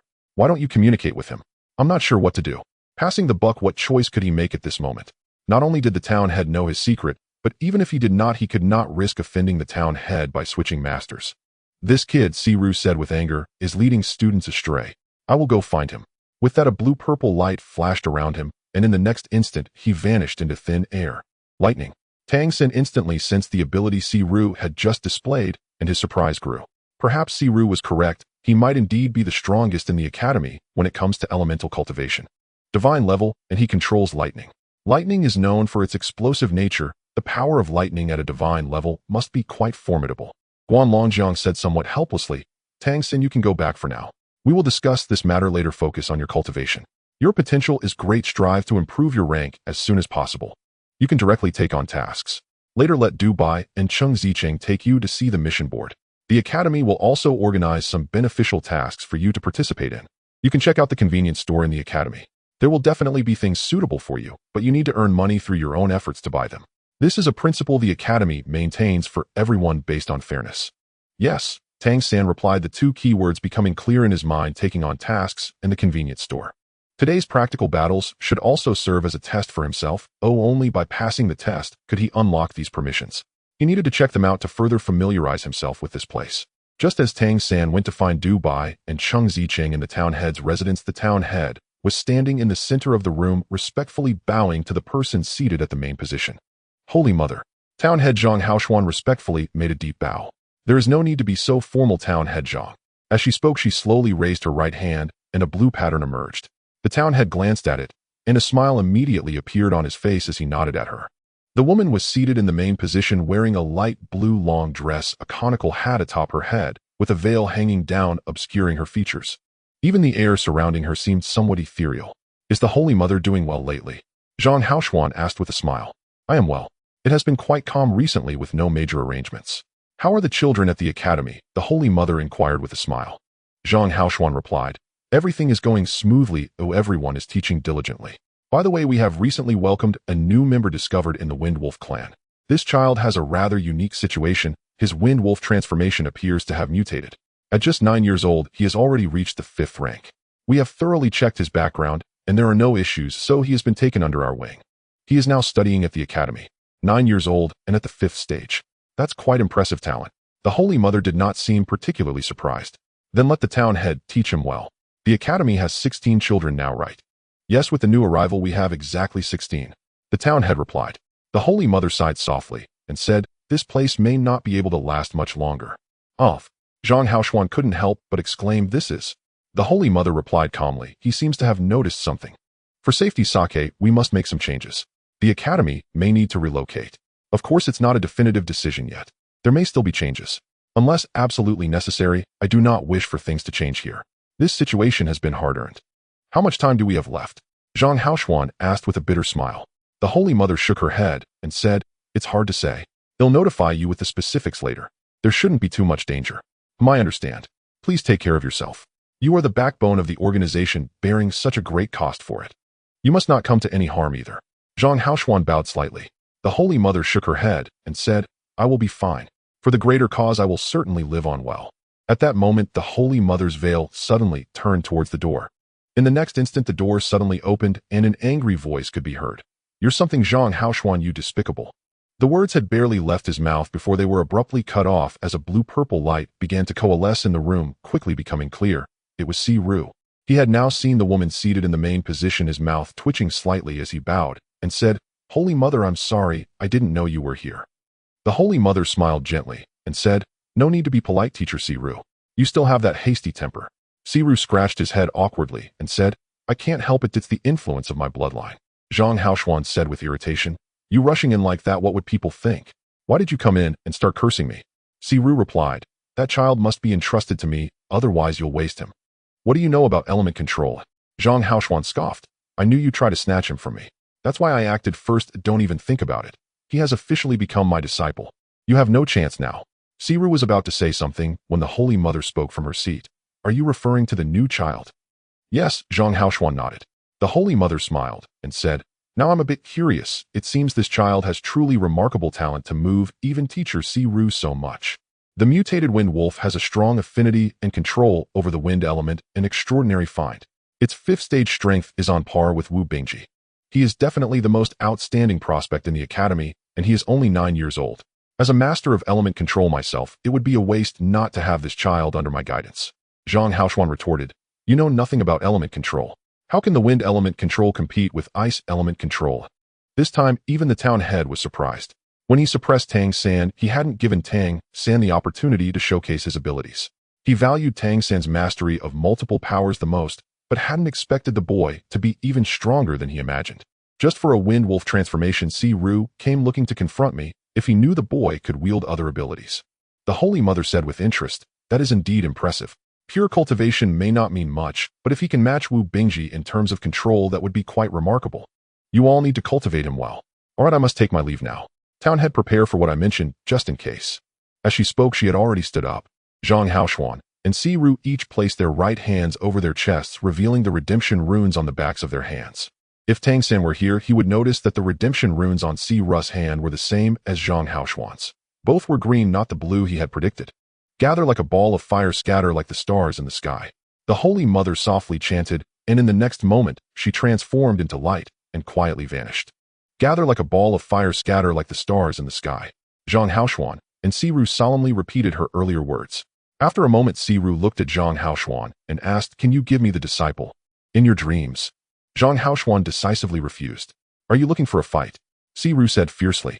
Zhang Haoshuan replied in a deep voice, "Do you know why the Holy Mother just came?" "Why, oi?" Xiao was taken aback. Zhang Haoshuan's expression grew serious as he said, "She said our situation here may not be sustainable. The academy could close at any moment." "Moi." Xiao's pupils dilated in shock. "Have we been discovered? That shouldn't be. We've been very careful." Zhang Haoshuan smiled bitterly and said, "You know the capabilities of that person. If it weren't for the Holy Mother's protection, could we have remained stable here for so many years? It's better to prepare early. Inform everyone in advance to implement the promotion plan. Apart from the children at the academy who should not rush to evacuate, the other departments should first disperse and lie low in other cities. Wait for the storm to pass and see if we can return." Xiao nodded. Since the Holy Mother came personally, it should be quite serious. "What about the children?" Zhang Haoshuan thought for a moment and said, "Follow the third plan." "Third plan? Why not the first plan? Isn't that safer?" Xiao said in surprise. Zhang Haoshuan shook his head and said, "Let's go with the third plan. This batch of children is too excellent. I'm somewhat reluctant to part with them. Moreover, with the Holy Mother watching over, even if there are risks, she can help us avoid many of them. You have too many tricks. Let's do it your way. What about the disciple? Tang San being with me is definitely better than being with you." Xiao hadn't forgotten his original purpose for coming. Zhang Haoshuan replied, "You should teach him if you ought to. As for switching teachers, don't even think about it. I worked hard to take in a disciple. Even if he is a mutated wind wolf, how can his foundation compare to Dubai or Chengzicheng? You weren't tempted by the ice essence transformation of Bingji. Why are you so moved this time? When will you change this hasty temper of yours? If it weren't for this bad habit of yours, you would have been at the blue level by now. The Lord wouldn't let me keep an eye on you forever. At least wait until Tang San breaks through to the 7th stage and enters the high level before you think about it." Xiao looked at him eagerly. "You have too many tricks up your sleeve. According to what everyone says, I shouldn't listen to you too much. The best way is to act directly and beat you until you comply. Considering the Holy Mother, I'll let you off this time. Once Tang San reaches the 7th stage, he must change to be my disciple." Zhang Haoshuan glanced at him, not getting angry, and simply said, "When he reaches the 7th stage, let him choose for himself. If he is willing to betray his teacher and become your disciple, then I won't oppose it." Xiao knew he couldn't argue with this guy and decided not to say more. He turned and left, not actually confronting Zhang Haoshuan. Watching him leave, Zhang Haoshuan sighed. "Old Xiao, you have no idea. This child may hold another hope for humanity.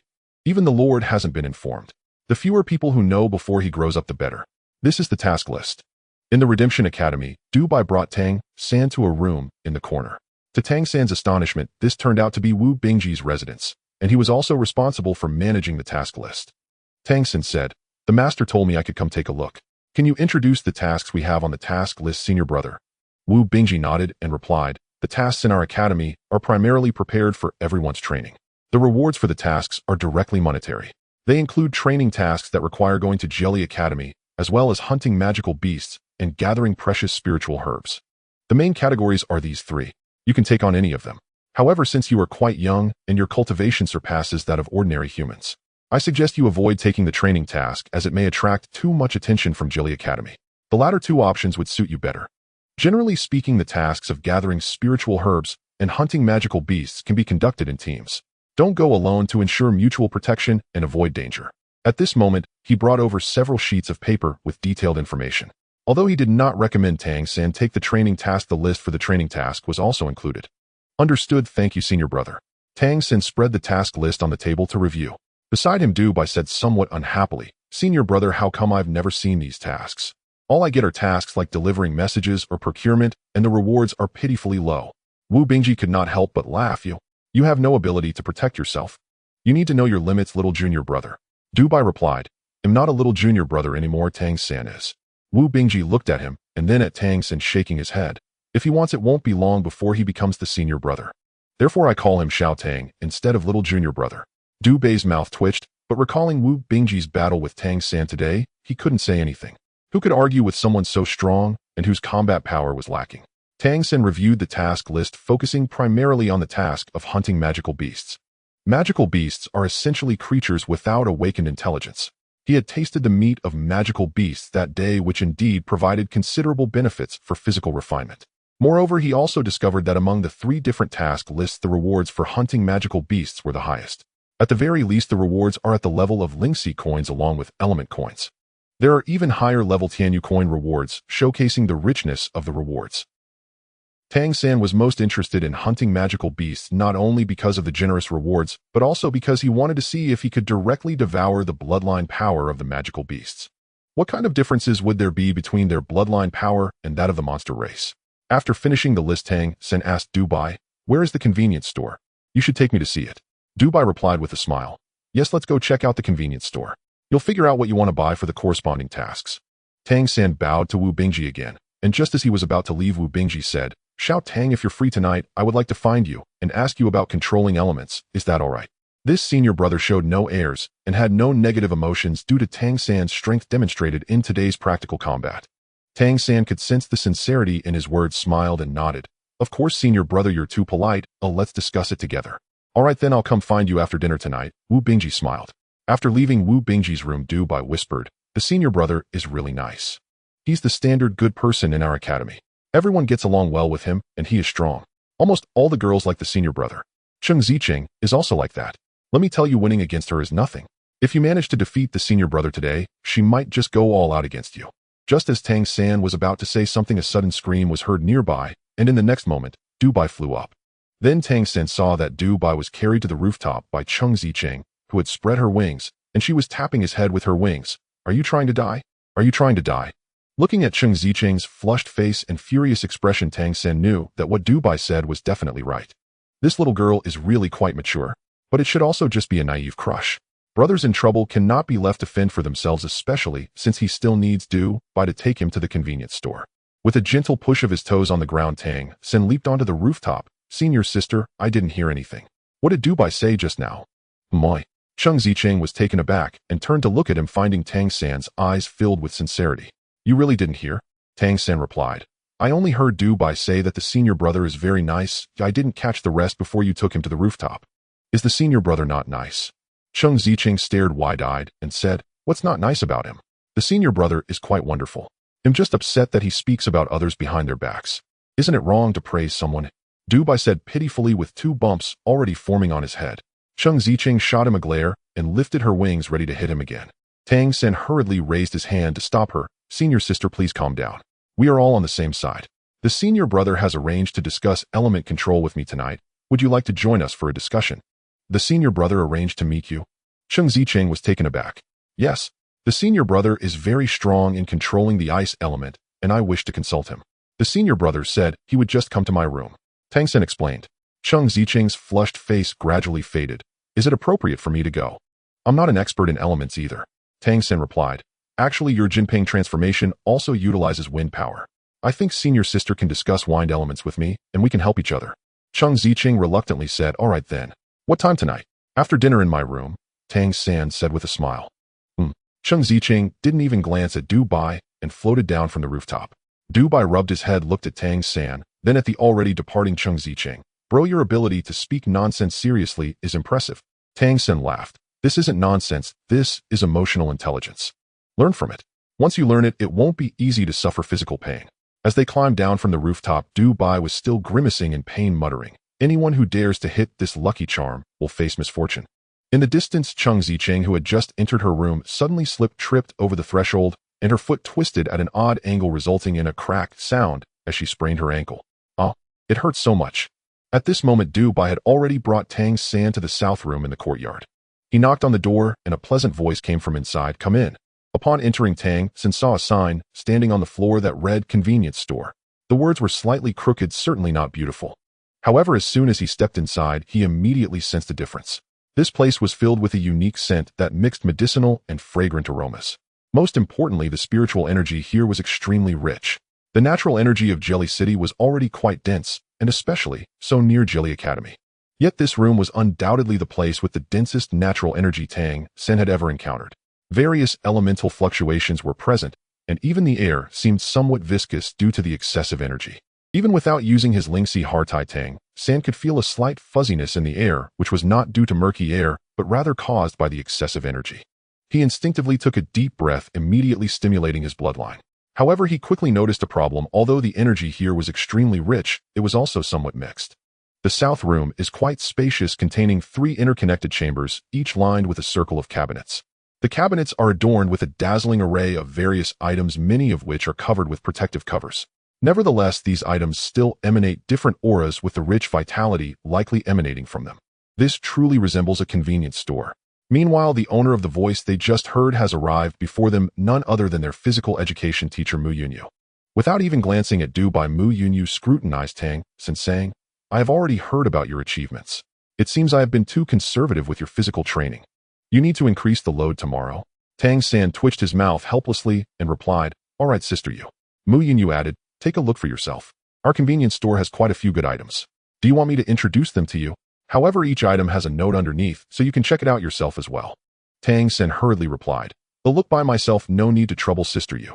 Although the items in this world were somewhat unfamiliar to him, the discerning eye of a god was not to be underestimated. Moreover, with the notes available, no good item could escape his perception. Just as Tang San was about to start inspecting, Dubai beside him suddenly began to limp, saying, "Sister Yu, I think I might have strained my muscles today.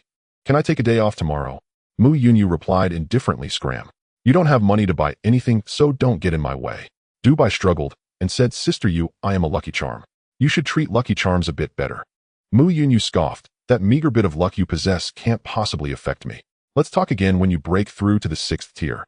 Though I have always thought you might never achieve that in this lifetime." Dubai twitched his mouth, saying, "Sister Yu, that's not fair. Why can't I break through? I definitely can.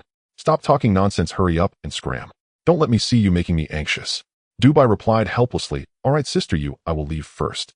Within this academy, he truly couldn't afford to provoke anyone. Watching him leave, Mu Yunyu shook her head with some helplessness. In the academy, if one were to rank the strongest among the gifted demon transformations, it would be hard to say, but when it comes to potential and rarity, the Tianhu transformation undoubtedly ranks first. Even among the entire demon race, the Tianhis I is one of the most exceptional existences. The Grand Priest of the Tianhu is one of the top figures in the ancestral grounds.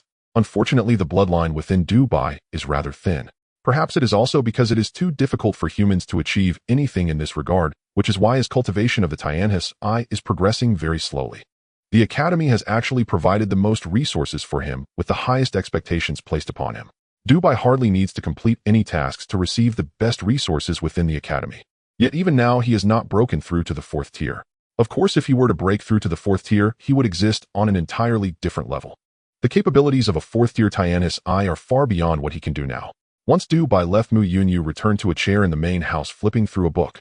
Tang San then began to browse through this convenience store. He started with the room on the far left, which mostly contained plant-related items. Each item had simple annotations underneath. They were primarily various spirit herbs detailing the attributes of their energy and their effects. Each one was clearly marked with a price. As for the prices, they are naturally quite high. The rarer the spirit herbs are, particularly those suitable for the general populace's cultivation, the more expensive they become. Since arriving in this world, Tang San had never consumed any spirit herbs. However, in his previous life, he was renowned for his knowledge of spirit herbs. The Tang sect he founded had strong capabilities in the field of medicine. Even in his previous life, his knowledge of medicine was exceptionally high, which is part of what was recorded in the mystical Heavenly Treasure Book.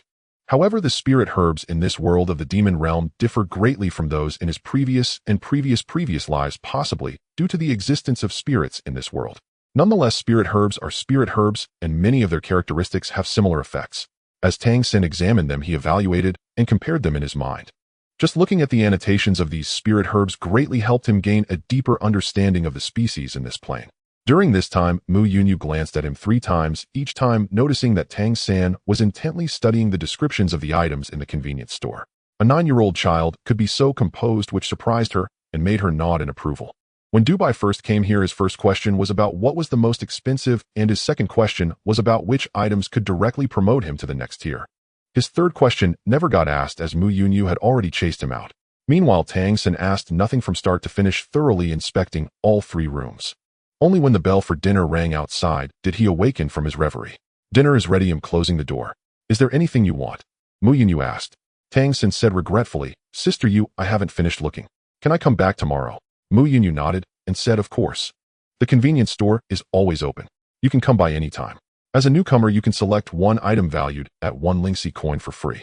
The purchasing power of 1 Lingxi coin is already quite impressive outside, but here there are indeed not many items valued below 1 Lingxi coin." "All right, thank you, Sister Yu. I'll go eat now and come back tomorrow to choose," Tang San said, leaving with a satisfied expression. He had not expected the greatest gain of the day to be in the convenience store.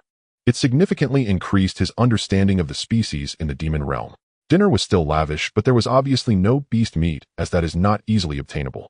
Tang San heard Dubai say that even if a demon beast was hunted down, it was generally sold to Jelly Academy. Jelly Academy would pay for it, which is one of the important sources of income for the Academy town. After dinner, Wu Bingji and Cheng Ziqing arrived as promised. When Wu Bingji saw that Tang San had invited Cheng Ziqing, he was somewhat surprised, but simply smiled at Cheng Ziqing without saying much. Tang San poured them each a cup of water and sat down in the living room. Wu Bingji remarked, "Little Tang, I am very interested in your wind blade compression technique and the way you control the wind blades to fly. Does it rely purely on mental strength, or is there a technique involved?" Tang San replied, "The wind blade compression is definitely a result of combining mental strength with one's bloodline power. As for the method of shooting the wind blades, it relies more on technique and is assisted by some control of mental strength." "Is it mainly based on technique?" Cheng Ziqing asked in surprise, looking at him. Everyone believed that Tang San's mental strength was exceptionally strong, enabling him to control the wind blades so precisely. They had not expected him to emphasize technique, which indeed surprised them. Tang San nodded and said, "It's mainly technique which I developed myself." His statement was somewhat ambiguous, but it was not incorrect to say it was his own research. The Tang sect's hidden weapons, known for their exquisite techniques, indeed could not reach the level Tang San later achieved in his past life. After all, in his last life in the Doloa continent, he had no fantastical abilities nor any mention of controlling with mental strength. During his last life in Doloa continent, he combined the techniques of Tang sect's hidden weapons with mental strength, which allowed those techniques to flourish and their power to increase significantly. This is not something that can be achieved overnight, but rather a precious legacy he brought from his past life. Wu Bingji's eyes brightened slightly. "Can you teach me this technique?" Tang San glanced at him, hesitating slightly. The techniques of the Tang sect's hidden weapons are exceptionally exquisite. While he himself can be said to possess extraordinary talent, imparting all of it to Wu Bingji would be an entirely different matter. This is different from when he was in Wind Wolf Town. This place is an important stronghold for redemption. If Wu Bingji learns it, it will soon raise the organization's suspicions. Even if the town mayor is covering for him, it's still not a good thing. Wu Bingji noticed his hesitation and said, "I can reward you in accordance with the mission's way. Oh, is that all right?" Cheng Ziqing suddenly interjected, "What reward do you need? We are all on the same side, little Tang. Just be straightforward." Tang San shot her a glance, realizing that this girl was indeed hit right on the nose. The charm of the senior brother is truly astonishing. Before Tang San could speak, Wu Bingji solemnly said, "Ziqing, you shouldn't say that. The teacher has always taught us to exchange value equivalently. This is a principle within the academy, which is why the task list exists. If we want to gain something, we must offer something of equal value. Little Tang, you can name a price. If I can bear it, I will learn from you." Tang San replied, "Senior brother, it's not that I am unwilling to teach you, mainly because these things were all developed through my own exploration. They are suitable for controlling the wind element, but may not be suitable for the ice element. I need to think about it and see what techniques might also be suitable for you." Wu Bingji said happily, "Thank you. You are right, different elemental properties are indeed very different. The ice element is actually one of the more stable among the various elements, combining offense and defense while possessing the characteristic of cold. In fact, during my recent training, I felt somewhat lost, unsure whether to focus more on offense or defense. Fighting with you today has actually taught me a lot. I never expected that with your 5th level cultivation, you could make the wind element's attack power so formidable. It seems that there is indeed no absolute strength or weakness between elements. It all depends on who wields them." Tang San nodded, saying, "Yes, there is no absolute distinction between the strengths of elements. However, some elemental attributes possess certain peculiarities. Just like today, Senior Guli's manipulation of time is extraordinarily marvelous, allowing for short-term control of time. To fully unleash the power of the element one controls, the first step is to have a deep understanding of one's own element, knowing how to leverage strengths and avoid weaknesses. Wu Bingji wholeheartedly agreed, saying, exactly so. Little Tang, how much do you understand about the ice element? Tang San replied, I can't claim to understand it, but I have always felt that while the ice element is inherently introverted, it contains a power that is stored within that introversion. Ice is formed from the condensation of water. If water is the softest, then ice is its opposite. The rigid ice element is indeed important for defense, but I believe that if we can fully unleash its offensive power, the effect would be even better. Offense is the best defense. Upon hearing the last sentence, Wu Bingji's eyes lit up. Yes, offense is the best defense. You said it perfectly. I understand now. I seem to have gained some insight. Little Tang, thank you. What you said has made me feel enlightened. Even with Guanlong Jiang as his teacher, he has never received such clear guidance as from Tang San. Seeing that he understood his meaning, Tang San smiled. As a once great deity, guiding these young people is hardly a difficult task. Although he has gradually immersed himself in this identity after living in the monster continent for nearly 10 years, he is ultimately still a being that has lived 3 lifetimes. Cheng Ziqing looked at Tang San and then at Wu Bingji with some confusion, not understanding what Wu Bingji had realized.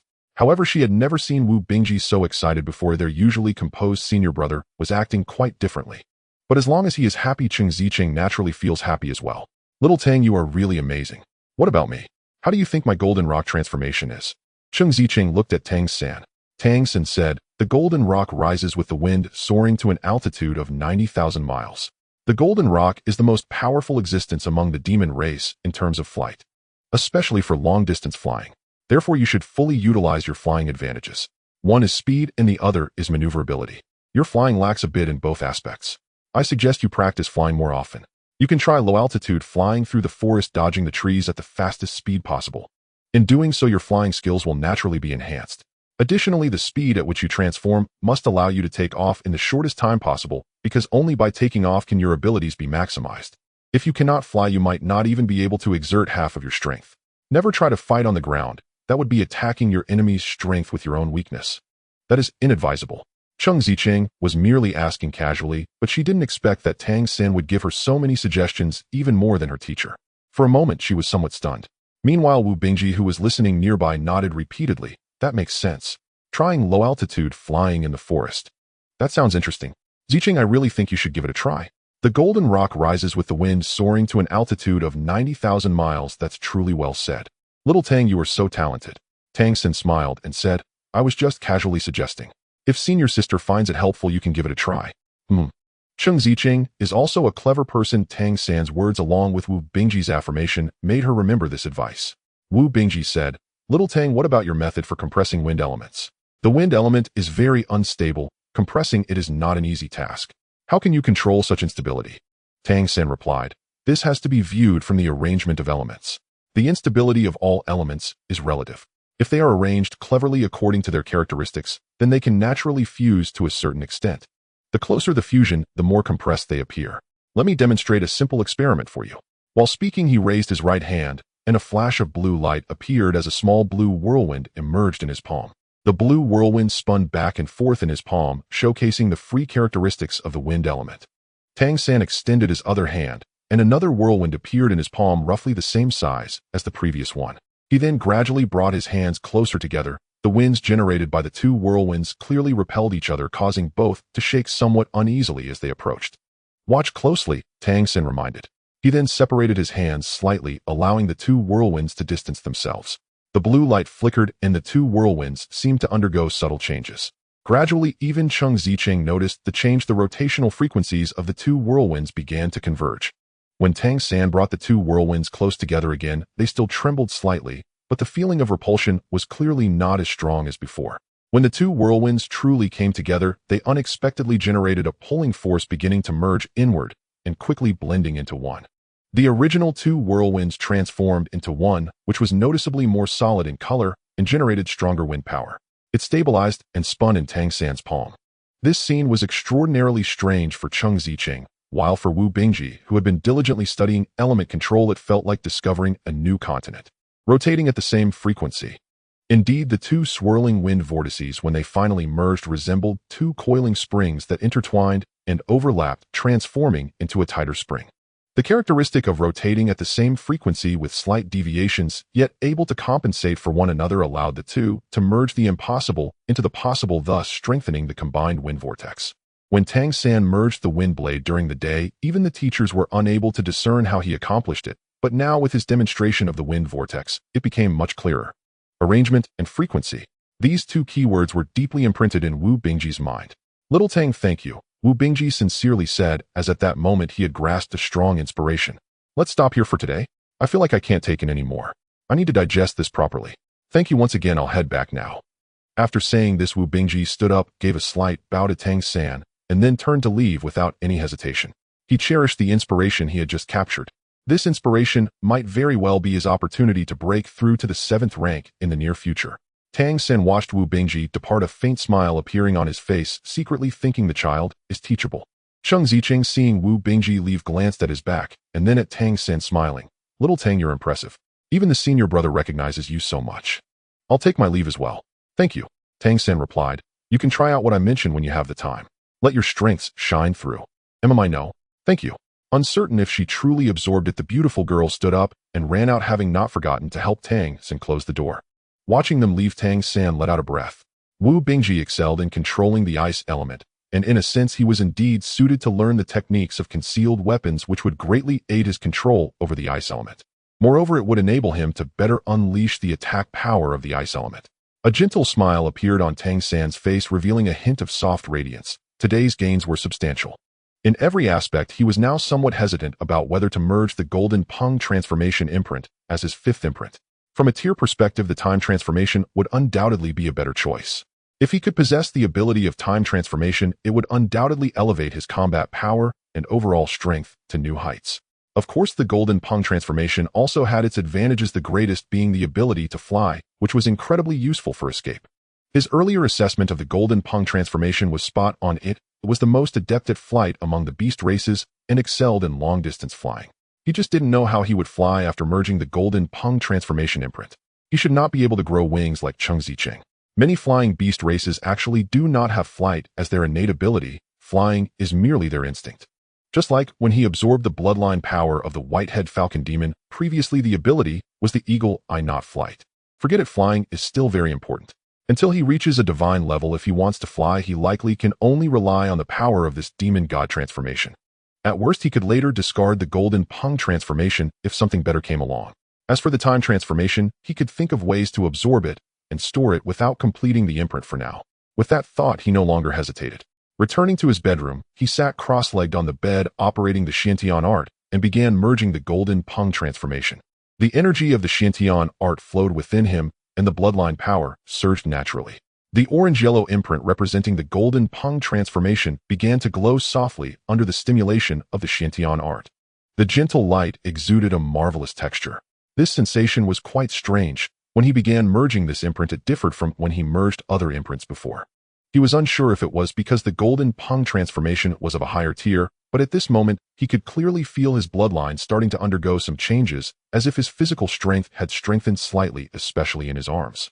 Moreover, the other 4 imprints he already possessed emitted a faint glow under the stimulation of this new Golden Peng transformation imprint, clearly enhancing Tang San's bloodline power. An increase in bloodline power meant that his body was being nourished.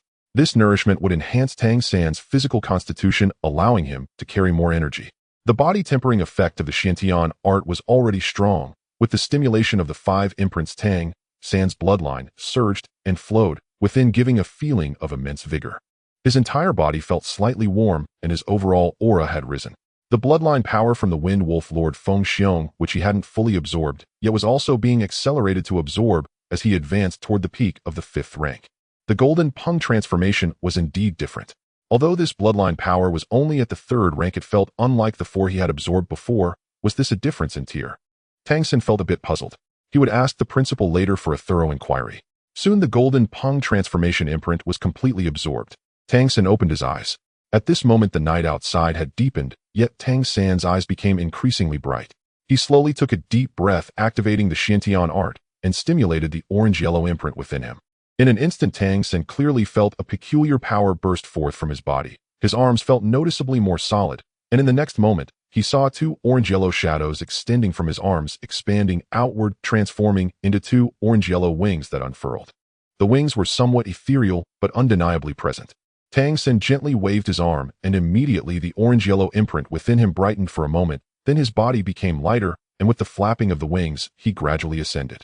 As his body suspended in midair with wings spread open, he stimulated the wind-wolf transformation imprint, causing wind elements to swirl around him, keeping him suspended in the air. Tang San's eyes lit up, or indeed, he could fly. This was quite impressive. Wonderful, wonderful, I'm satisfied. With a thought, he retracted the Xiantian art, and the wings on his arms also withdrew, allowing him to land back on the ground. With the completion of the fifth imprint, he now possessed the ability of the golden Peng transformation, flight. Until now, Tang San had not fully grasped the wonders of this world, but he was gradually beginning to develop some fondness for it. He could be certain that the strangeness of this world was no less than that of the Doa continent he once existed in. The beast and spirit races had something remarkable.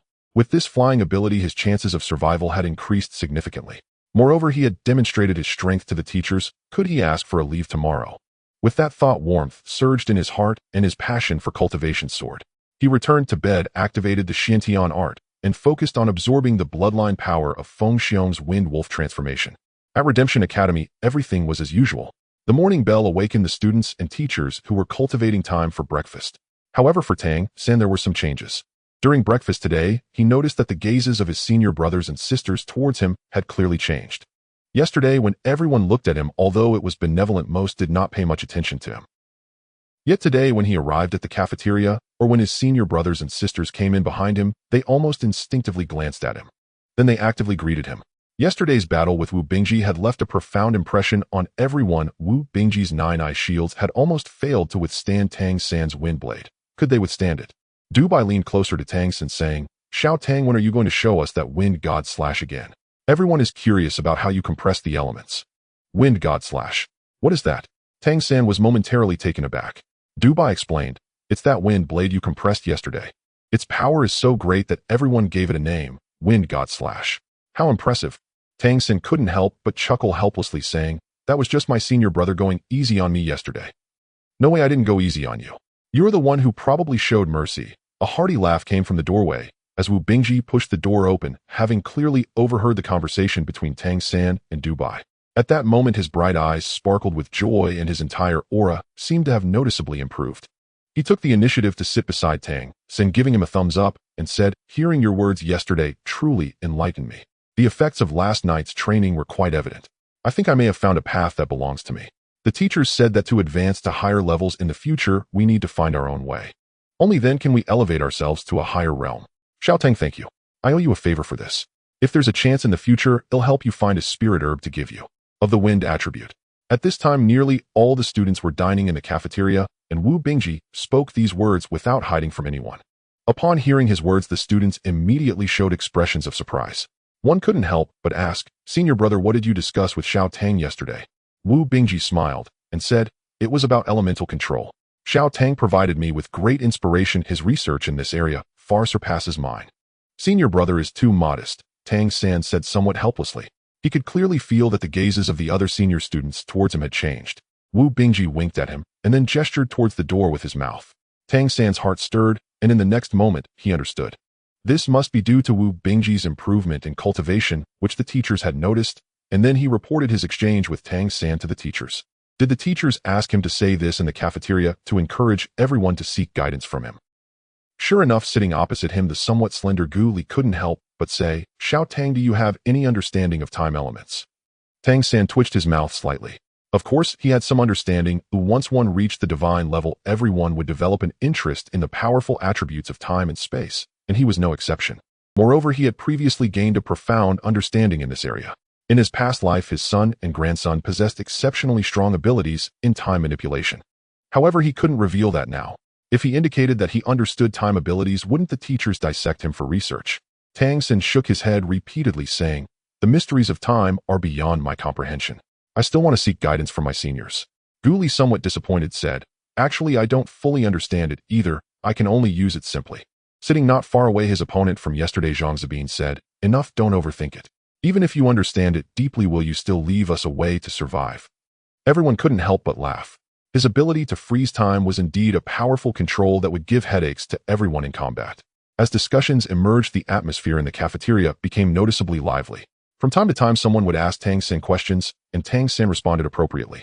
The topics of discussion among everyone became broad, turning breakfast into a lively affair. Tang San could clearly feel that he was starting to be accepted by this group. Among them, the role played by senior brother Wu Bingji was undoubtedly the largest. His friendliness towards Tang San naturally increased others' fondness for him. The class bell rang. This morning was not a physical training class. It seemed they wanted to allow the students to recover from yesterday's exertion. This morning was a theory class. It was held in the largest room in the north building. All students were required to attend. The lecturer was Guanlongjiang. Tang San followed everyone into this large classroom and found a chair to sit in the corner. Du Bai naturally sat beside him. Others also took their seats. At that moment, Guanlongjiang was writing something on a board embedded in the wall. Teacher Guan, everyone is here, Wu Bingji reported. Then let's start the class. Guanlongjiang turned around, his gaze sweeping over the students, and paused noticeably on Tang San. Today we will review the classification of the monster clan's hierarchy. This lesson has been taught before, but Tang San is new here and is not familiar with it. And you all probably have forgotten most of it. Today I will take a bit of time to explain it again. The classification of the monster clan. Tang San was immediately overjoyed. This was one of the pieces of knowledge he most wanted to learn. He knew nothing about the higher-ups of the monster clan. What Wang Yinfeng had taught them were all basic things. Because he himself had no understanding of the higher-level situation of the monster clan. Guanlongjiang said, generally speaking, the monster clan divides the bloodline hierarchy into 5 major levels. The situation on the spirit beast side is not much different. Different bloodline levels determine the various classes of the monster clan. In the entire monster clan and spirit beast clan, bloodline supremacy is paramount. A powerful bloodline represents powerful strength and potential. Our human vassals do not belong to these 5 levels. The 5 levels mentioned here only pertain to the monster clan itself. No matter how high the bloodline level of a vassal, they are still merely vassals. Only with strong bloodlines and strength can they have a slightly higher status. But overall, they are nothing more than vassals. Thus, the levels of the monster clan that I describe here do not apply to you, as they hold no significance.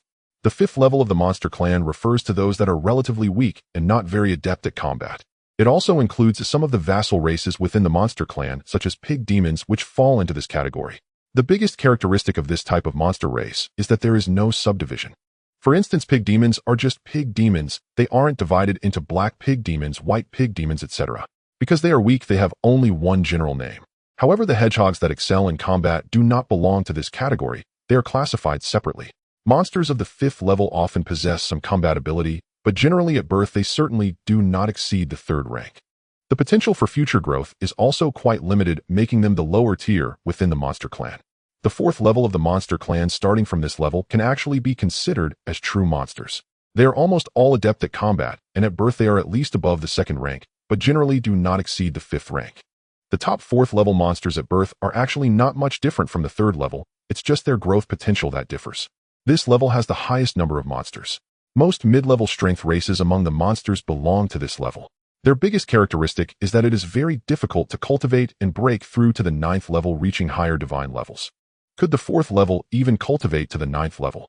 Hearing him say this, Tang San felt his understanding being refreshed again. Upon reaching the 3rd level, a whole new world opens up. Monsters of the 3rd level are at least born with a strength above the 3rd rank, but they generally do not exceed the 8th rank. This level can also be said to be the backbone of the monster clan. Some strong races belong to this level. For instance, lions, tigers, leopards, bears, wolves, and the royal families or strong branches among the dragons all belong to this level. Weaker branches belong to the 4th level. For example, wind wolves belong to the 4th level, while the current dominant wolf demon lineage is the golden wolf king. Upon reaching the 3rd level, there is a possibility of cultivating to the divine level, which is what we refer to as the 10th rank, and even breaking through to the 11th rank is also possible. The 12th level. It should correspond to the level of divine beings just below the God King in my previous world. Tang San silently calculated in his heart. It should be about right. The Wind Wolf lineage is only at the 4th level, not even qualifying as the 3rd level. Guanlongjiang specifically pointed out the Wind Wolf, clearly speaking about himself. Guanlongjiang continued, the monsters of the 3rd and 4th levels constitute the main force of the entire monster world. They are the most numerous and the most active. In our daily encounters, most of the monsters we see are of the 3rd, 4th, and 5th levels. And upon reaching the 2nd level, that belongs to a different world. Monsters of the 2nd level can all be referred to as great monsters. Their heritage is known as the Great Monster Bloodline. The existence of the second and first levels is tied to those who have cultivated to the 12th level of the ancestral great monsters. Of course, potential is potential. Whether one can cultivate to that level still depends on later efforts and luck. But at least the potential is there. The most important manifestation of the second level is the golden bloodlines of the major powerful clans. The golden bloodline is a characteristic of the second level. It flows with the purest ancestral bloodlines passed down from ancient times, inheriting powerful abilities.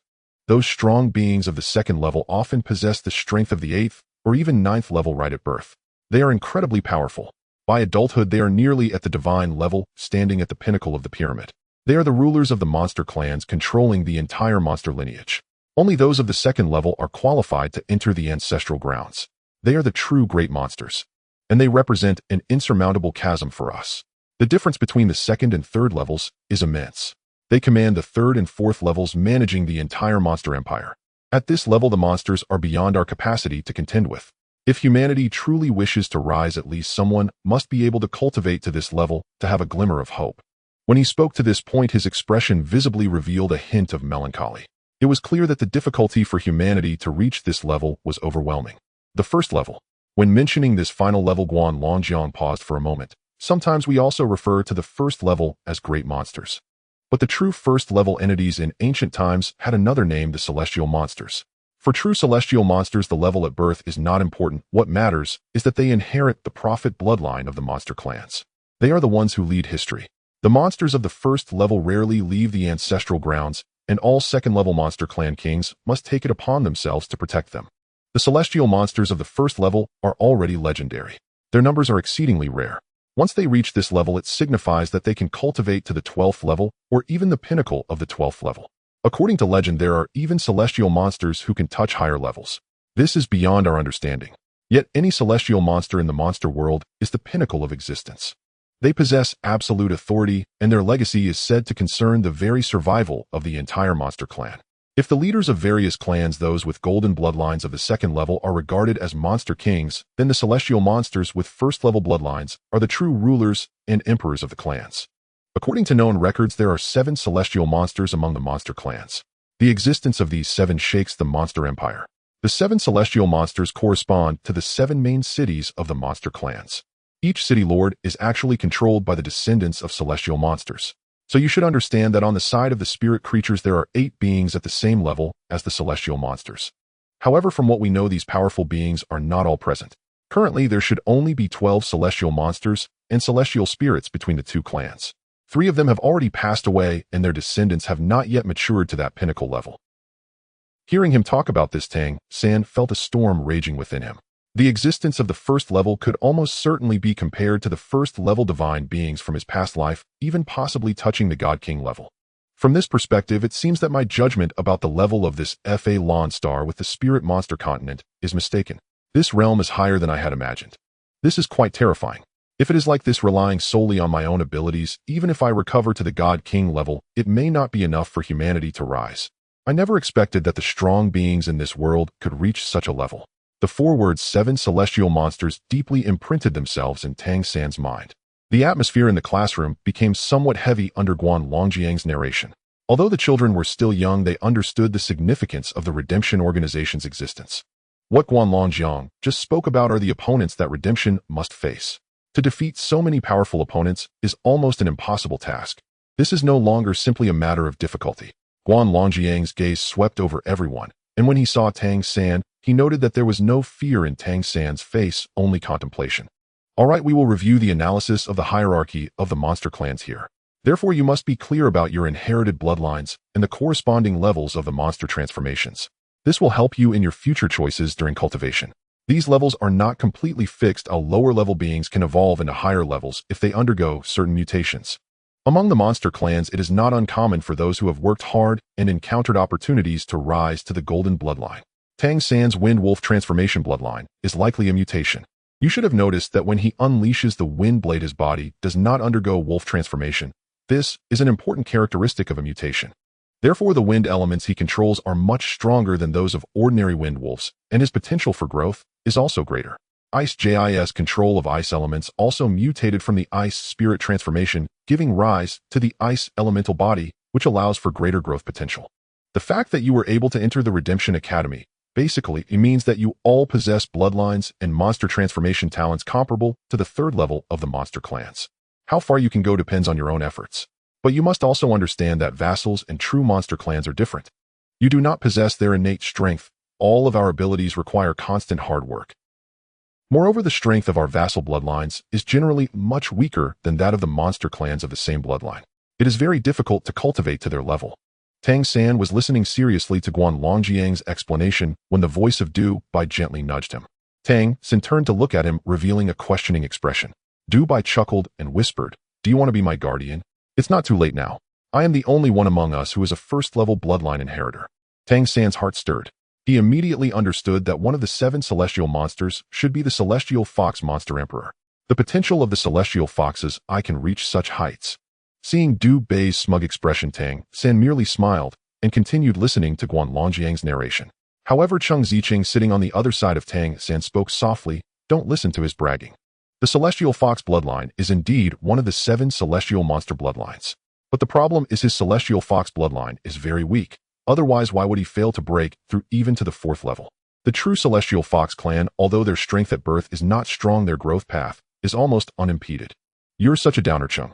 You have no friends like this," Du Bai said irritably. Cheng Ziqing rolled his eyes and ignored him.